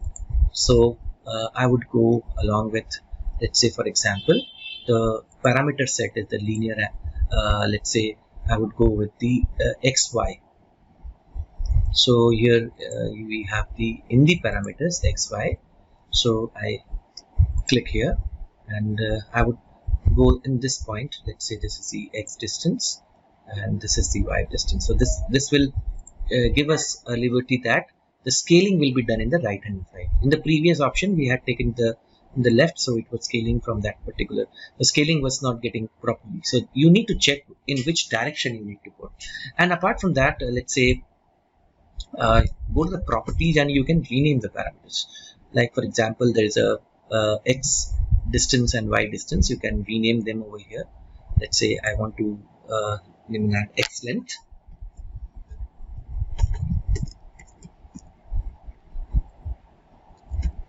or length, yeah, width, and the y distance at the depth. So let's see how it works. So now, okay, now let's test it and see how it works. So go to the test block, and then you can see the grips now would be okay, because you know what happened, you did not give the actions to it, because now you can see this warning action is there because we have just given the parameter. So we have to give the action.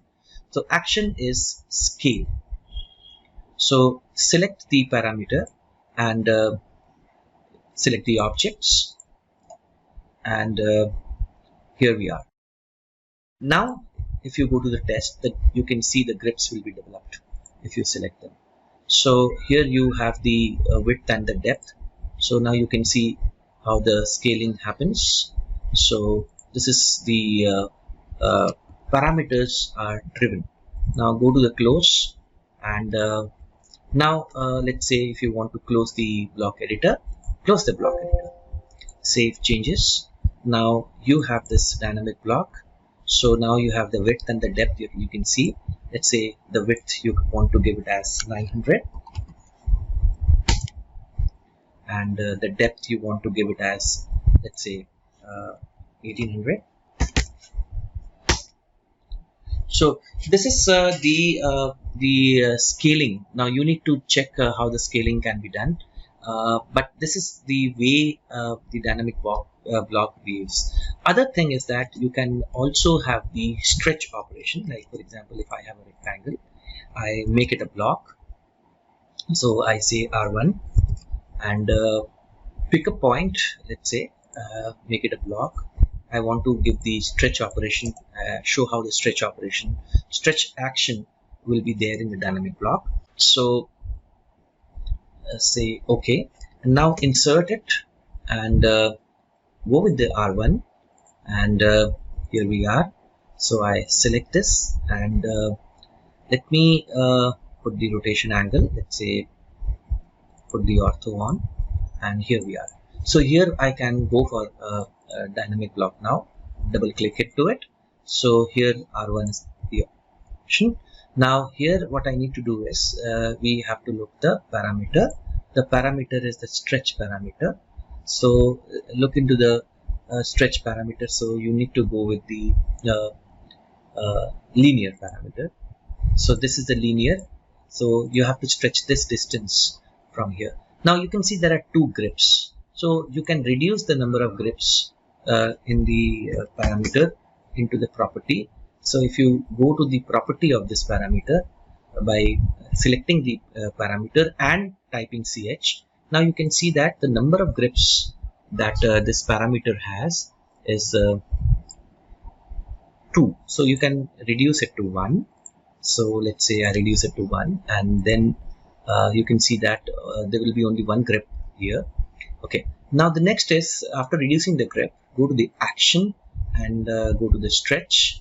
Now you need to select the parameter, which one you want to stretch, and we have to specify the point. So obviously there's one grip over here, specify the point over here, and specify first corner. So you need to have stretch region because you want to stretch this particular side, and you can test the block,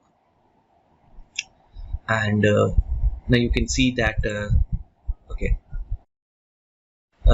before going to the testing we have to provide the action. So the action is not provided because the icon is no actions associated with the parameter. So again, so let's select it. Now put the point over here, the node point, and select the stretch object. Now until and unless the select object, so object was not selected, so now you can see that still the parameter is not associated. So we need to check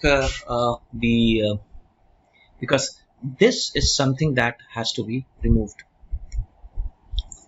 Let me remove this stretch part, and again let me go to the parameter set, go to the parameter and place a linear parameter, and remove the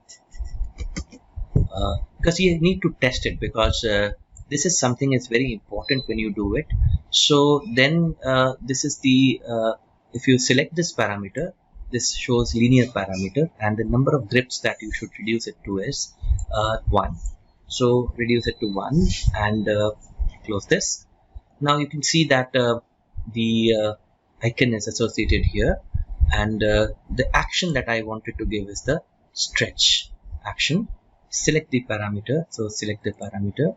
So let me put the node point over here, point to associate with action to enter. So I put the node point here, and let me give the stretch operation, let's say at this particular select this corner for the stretch. Let's say I'm selecting the corner for the stretch, and select the object. So still the icon is not removed because this is not associated with a parameter. Let me close this and see whether the parameter is associated or not. No. So now we need to understand what was the problem that we were having with the parameter. So while you are assigning a parameter and action, it is very important that the right parameter should be assigned to the right action. So let us see what is the correct way of stretching this object.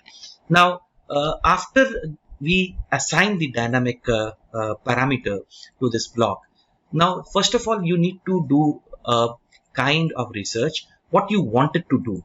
Actually what I wanted to do is I want to make this block so that it can be stretched, have an additional grip, and can be stretched inside when it is in the block in a particular direction. Now so when I stretch it, the distance of this particular edge will increase. So I have to give the parameter over here as the distance parameter, and then I have to give the action of the stretch for this particular edge, and the direction should be this side. Now let us see what is the correct way of doing it. So go to the now here you can see that there are certain parameters which are associated. So let's see what is the right way of assigning the stretch parameter. First when you select a parameter, you have to understand which parameter you want to assign. So the linear parameter is basically assigned for linear movement. So the stretch parameter should be taken from the parameter set. So you have the option called linear stretch, because the stretch that we are going to do is not a linear, it is not the linear movement, but it is a stretching operation. So we have to assign the correct parameter. So here we have to go with the linear stretch, and this is the distance that is going to vary. So see the direction. So the stretch would be in this direction. So in this case, when you define the parameter, now define the action and say I want to stretch it. So the moment you click on it, and now you select this parameter and associate the parameter point. So if I associate it over here as the node, and then specify corner or of stretch frame. So obviously, as discussed, we have to stretch this particular edge. So the crossing window should be with this edge, and press enter, and then select the object. So the object, the entire object. Now you can see that the now you can test the block. Now you can see how this, if the test operation works or not. So now you can see that there is a grip over here. Now it is stretching at this point. So it is succeeded. Now you can close it, and now you can come to the block editor, and then now you can go to the close block editor, save changes to the block. Now you can see that the grips is over there, and now there's a distance that you can control. Now you can see here, you can see you can write 1000. Now you can see the block will be stretched, right? So now what happens is this change. If I insert another block over here, is this change reflected in the other block also? The answer is no. So because when we have a dynamic parameter, the individual entity changes. So it is not that all the objects in the block will change, of the same block will change. So this is the stretch parameter and action, the dynamic block. So we did the first option, which was doing incorrect. So to understand that, sometimes we go wrong selecting wrong parameter. Now this is the right way of doing the stretch. Now other thing is that we are going to learn about attributes. So attributes are basically text which can be edited inside a block. For that, let us see a small example.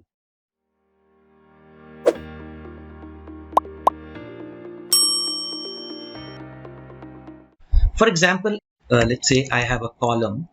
So let's say 300, 300, and I have a tag with the column. Let's say I give the type parameter of this particular column as C1. So I write a text with it, and let's say I write the tag as C1.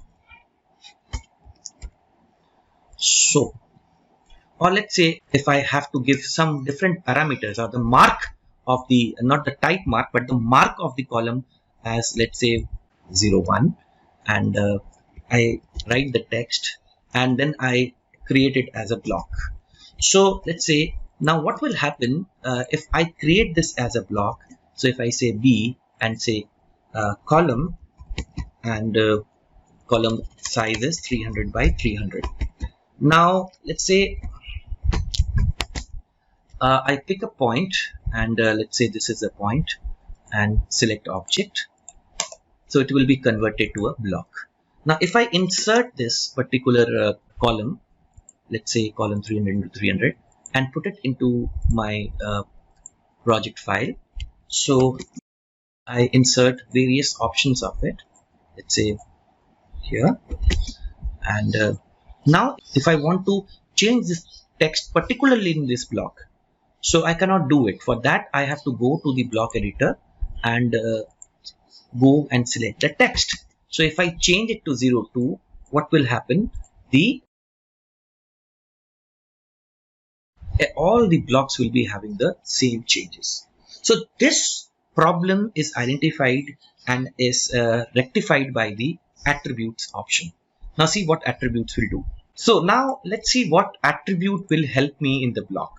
Now I have a column, and let's say this column is I create a column 300 into 450. So I'm just giving you an example of the column. There are various examples that I will tell you about attributes. how they work, and what is the importance of attributes in a project. So attributes by definition are text which are defined inside a block so that the text can be edited individually in the block. So what is the individual editing? We will look into it. So let's say we have a column over here, and let's say we have we create it as a block, and so I take the base point over here, and so before creating the column, the way I look into it, the attributes are written prior to the creation of the block. So you should not create the block first. First of all, you have to write the attributes. So attributes are written same way as the text is written, but the command is different. Now let's see what is the command. So we have the attribute. So the definition of the attribute starts understanding attributes. So attributes are text that are defined inside a block so that it can be edited in place inside the drawing. So we'll give you an example. So to define an attribute, we have the command called attribute definition, or from the ribbon, you have the insert tab, go to the block definition panel, and then define attributes are there. So now let's go to the drawing. So here we are. So I go to the attribute definition. So I can basically get the dialog box of attribute definition by typing @def, ATTDEF, or so we go to the insert option, and here we have the block definition, and there is an option called in the block definition panel we have the define attributes. So by doing so, the attribute definition dialog box opens. Now here we have got in the left hand side of this dialog box, there is a mode, which is an invisible, constant, verify, preset, lock, position, multiple, and then there is a tag, prompt, and default. So then you have the text settings. Now let's say the tag. For this column, I want to have some parameters which should be there inside the block, which I will change from time to time. So let's say the first is the tag is the mark. So I can write over here, prompt is just like a question. What is the mark of the column? So that, and when it will be used, I will tell you. And default value, let's say, if you do not edit it, it is 0, 1. And then you basically lock the position. You can lock the position, or you can go with the verify option. So what is the verify option, we will see. But if you don't select anything, let it be like this, the default position. And in the text setting, select, let's say you can select a left alignment or in the center, because I would prefer it would be a center, and the text style. So I have this text style over here. So the text height, you can choose a text height, or you can say 100 is the text height, or you can define it here in the screen. What would be the text height? Let's say this is the text height. It has taken it by default, and the rotation angle. So the moment you press OK, so this tag is placed here. So because if I click it, it is aligned center. So let's move this and place it somewhere here. So here also you can reduce the size. Let's say it is 58. So select it, and in the properties you can change the size. Let's say I can change the size to 45. Now again @def. So here I can align below the previous attribute definition. So now after mark, let's say the other would be something like the for example, I would go for the strength. So this is another attribute that I want to give. It is M25, M30, M45. What is the strength? So let's say I would say that what is the compressive, what is the strength. So there are different kind of parameters that you can assign with the block. So by default you can say M25, and then it would be so if you say OK, and then you can always change the so this is the tag. So this tag will become the value the moment you convert it to block. So then you can have more tags like this, but let us see what happens when you create a block. Now let's say if I create it as a block as, let's say I name it as column 300 into, let's say 450, and pick a point, because that is a base point, and then say select the object. I select with the attribute, and then I would go for OK. So now if I insert the block right now, so insert option. So now what will happen, the moment I insert it, you can see that there is a dialog box that is open. So after insertion, it will say what is the strength and what is the mark. So here the prompt comes into the practice. Let's say I have a mark called 101. So now if I have, let's say I copy this and I have this, for example, I have several copies of this column and I want to have different marks, or probably we can have different strength, but let's say I have different marks over here. So coming back, so let's say if I want to change the attribute over here, so what I would give the command is attribute edit. So select the block that you want to edit, and then you can give the value. Let's say the mark will change 102. Similarly, you can use the attribute edit over here, and you can click into it and give a different marking. So this way you can basically change the attributes to different blocks while you're working. Now let us see what attribute can be given to a bed. So I have this bed that I want to create a block. So I have some text data over here. Now for attributes are not only for the display with the blocks, but also for creating bill of quantity. So we will see how attributes can also help us in counting the number of elements in the project. For example, in this particular process, what I am going to explain you, I'm going to create a bed which will be having some attributes. We'll explain what attribute is, how to edit the attributes, and then how we can control the display of the attributes in a block. And then we will see how we can extract the data for BOQ purposes, or we can extract the data to the Excel sheet. So this is a process for creating BOQ and also for viewing purpose. So let's see how it works. Now this is a bed, let's say a bed. So the bed is manufactured by a company, and there is some sample data over here, like the reference of the bed, or the product group, or the width, depth, height, main material, secondary material, design, and manufactured. So there are certain tags that has to be attached to it, and then we will be extracting this data for the BOQ purposes. This bed can be inserted and in many places in the project. So every bed will be having some common data, or it can have some variable data. And here also I will add the cost also of the bed, or there can be different attributes that can be defined while inserting a bed. So let's start with attribute definition. So ATTDEF. So then here first of all, let's see what are the various options available. For example, first is the tag.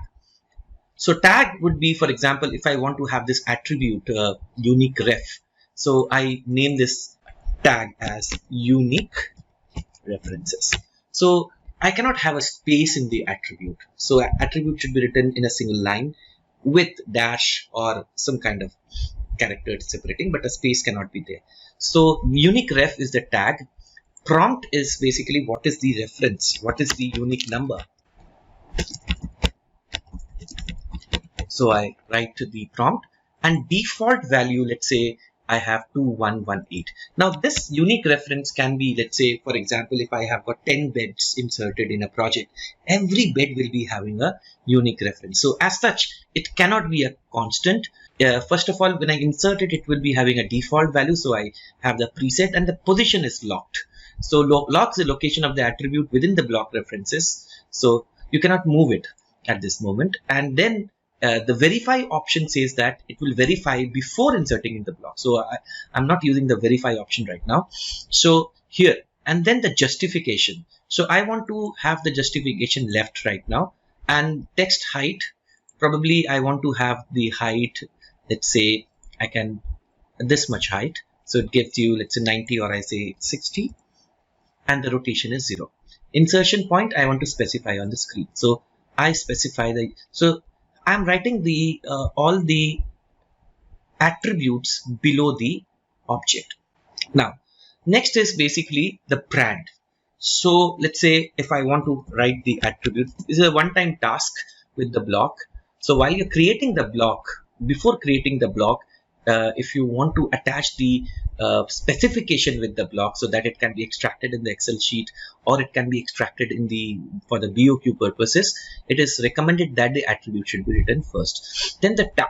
So let's say I have the brand as a tag, and prompt is, so size of the bed might be a constant, but it can have a different brands, like different companies, name of different brands can be there. So let's say brands prompt. What is the brand? So here I name the brand as by default it is Velis, or then I can say align below the previous attribute. So I will also have the same options here and say OK. And then next is attribute at def. So next is the attribute for the family, product family. What is the product family? So this is another attribute which is associated with this furniture. What is the purpose? What is the product family in the brand? So I would like to have this as a constant. So it is always a sleeping, let's say. So I don't want to change. So if it is constant, so you see the prompt is now locked. So then you can have it aligned below it.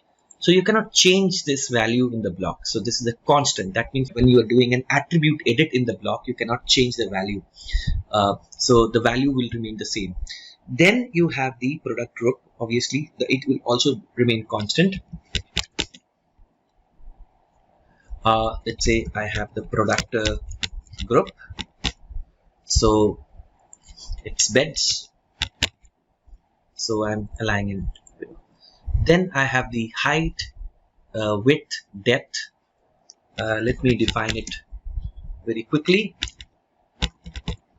So I can have different heights. What is the height? So I can basically have the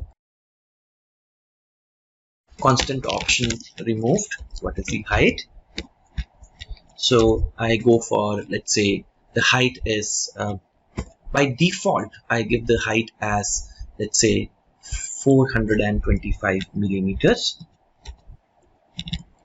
and align it. Similarly, I can have the width. So here we have the width. So the default value of the width is 1900 mm. Attribute def. So go with the width. What is the width?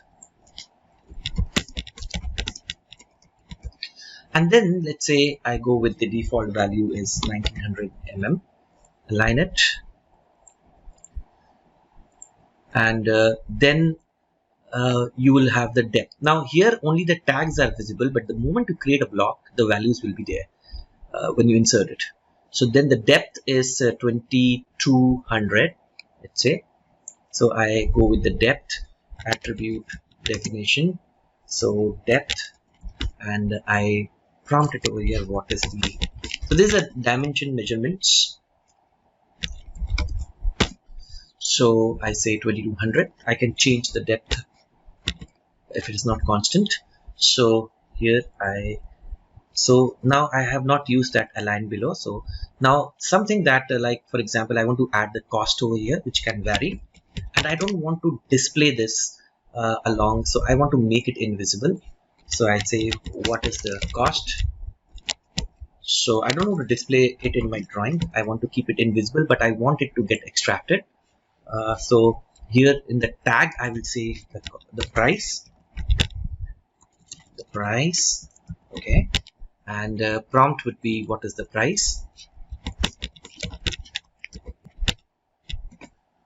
and the default value is, let's say, 50,000 INR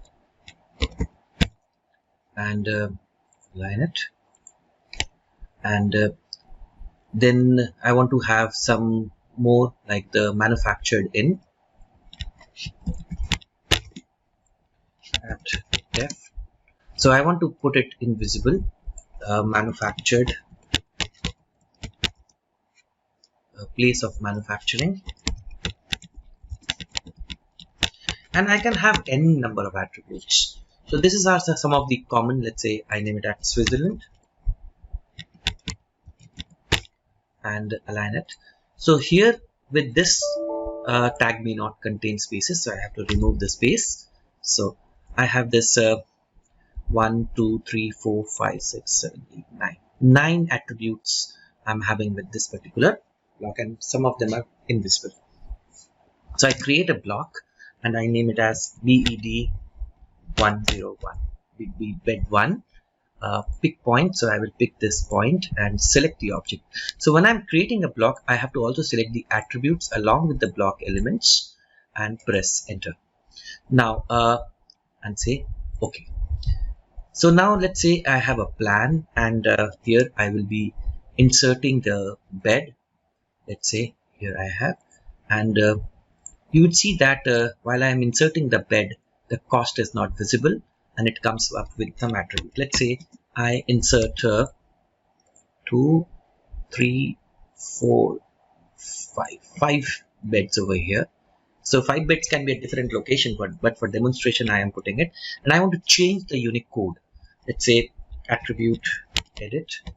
So I'm changing some values, like for example I'm changing the unique code as 2001, and probably the cost I'm changing it 70,000 INR, which is not visible, but it will be available while I'm extracting the data, and my place of manufacturing, that's fine. So I change it, and similarly now you can see the changes there.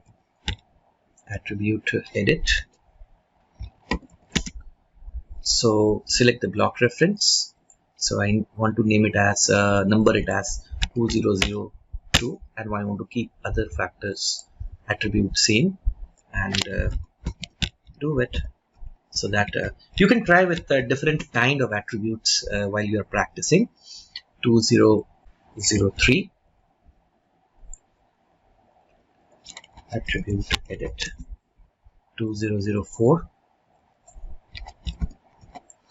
So these are all unique numbers. Now 2005. Now this is something that you can see that the attributes can be changed in the block. So this is one of the good advantages of attributes.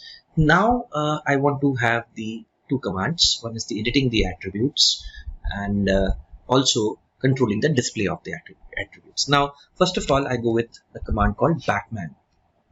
Is block attribute manager.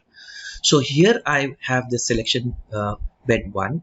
Now here you can see that there are different settings, and like the tag. So if you want to let's say there are different settings over here. Here you can change, let's say if you want to edit the tag like unique reference, the default value prompt, you can do it from here itself. Apart from that, what you can do, if you want to remove a tag, you can remove it, or go to the settings and display in the list. So attribute settings, so justification layer not required, emphasis duplicate tags. So if you want to edit the tag, like for example unique reference, you want to edit, for example if you want to have edit the justification or the height, or let's say the properties, like if you want to move it on different layers, if you want to give a different color to it. So now you can see that the color changes. So in the block attribute manager, you can select the block, let's say that you want to, let's say for here it will, the name will be here, and then you can edit the tags, prompts, default values, and different modes, and make it annotative or non-annotative. So this is the block attribute manager. So then you have the modes, like the constant mode or the preset mode, invisible mode, it is given over here.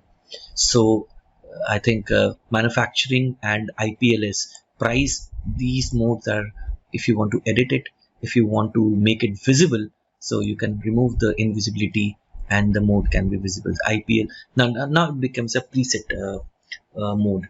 So these are constant. CPL is the constant mode, and say if I want to again hide the price, I can edit it and make it invisible.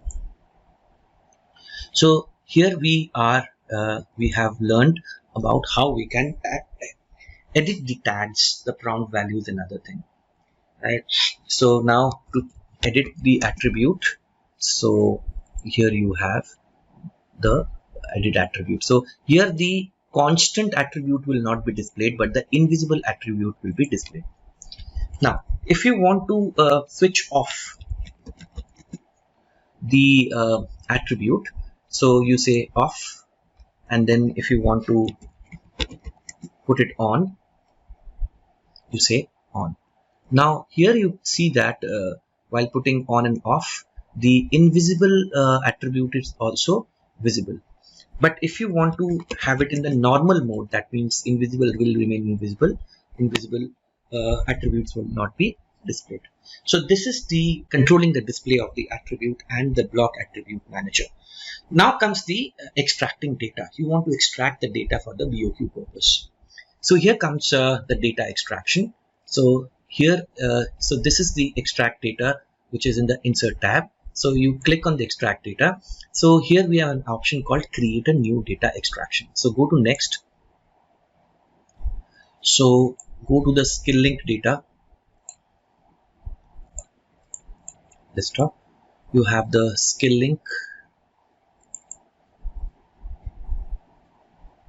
and here you have the week. Let's say I want to put it in the week 8, and I want to name this txt file as bill bed information and save it. So now you can see that there are two options: data sources, select objects in the current drawing, or include current drawing. So if I select object in the current drawing, so current drawing is the, you can see the path of the current drawing where to save. So you can select the objects that you want to include. So I select all the 5 blocks.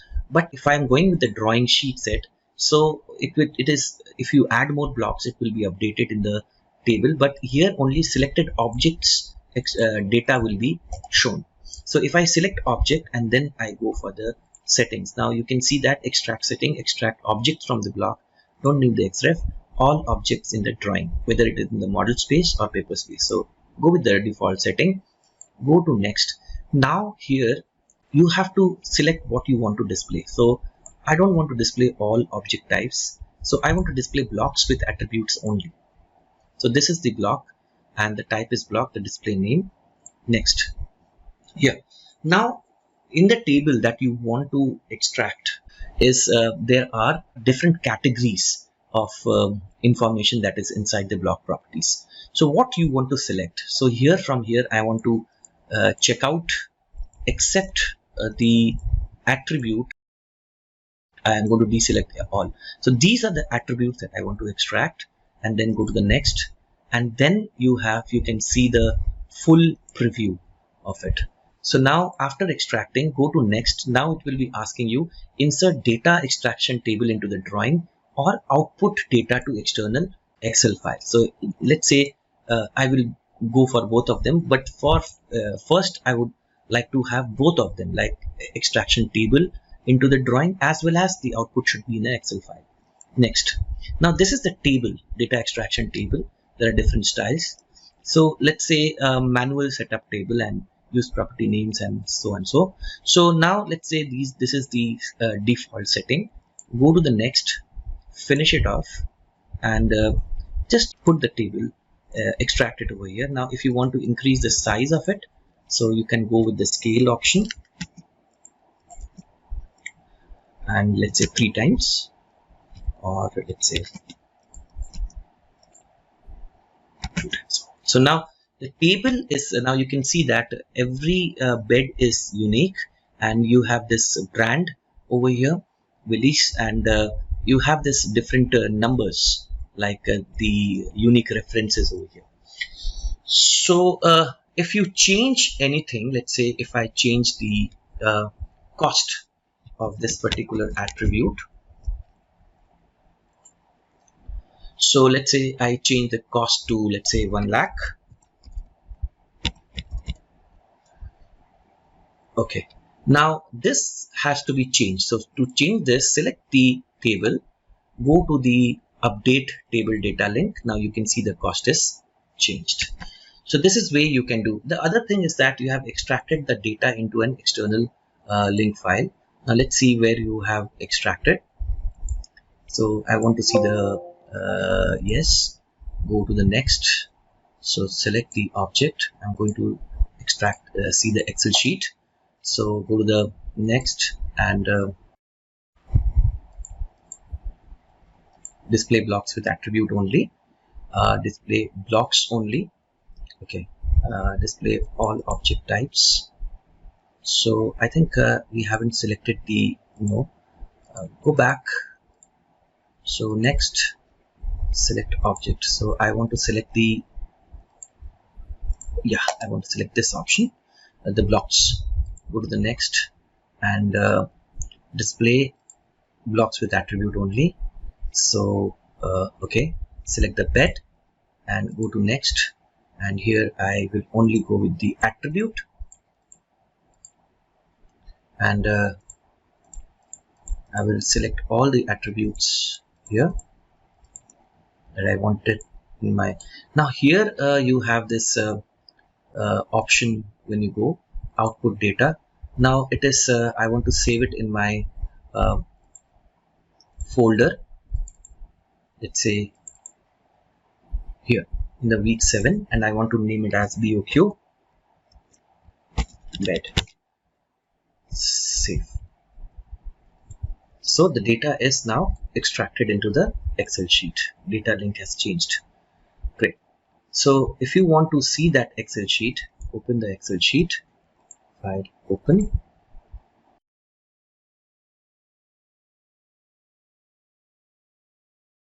So now you can see the Excel file that we have linked is now seen over here. All the data are visible, and as such the attribute data has been exported to Excel sheet. It is now here. This concludes the session of attributes and blocks, and in the next session we will also be taking some of the examples of blocks. I'll be doing the XREF in the next session, but there I will be also talking about W blocks, the right blocks. What are right blocks and how they are different from XREF. So I will take the session of XREF, external reference, and then I will talk about the W block, and then we will be doing hatching. So thank you, and see you in the session 9.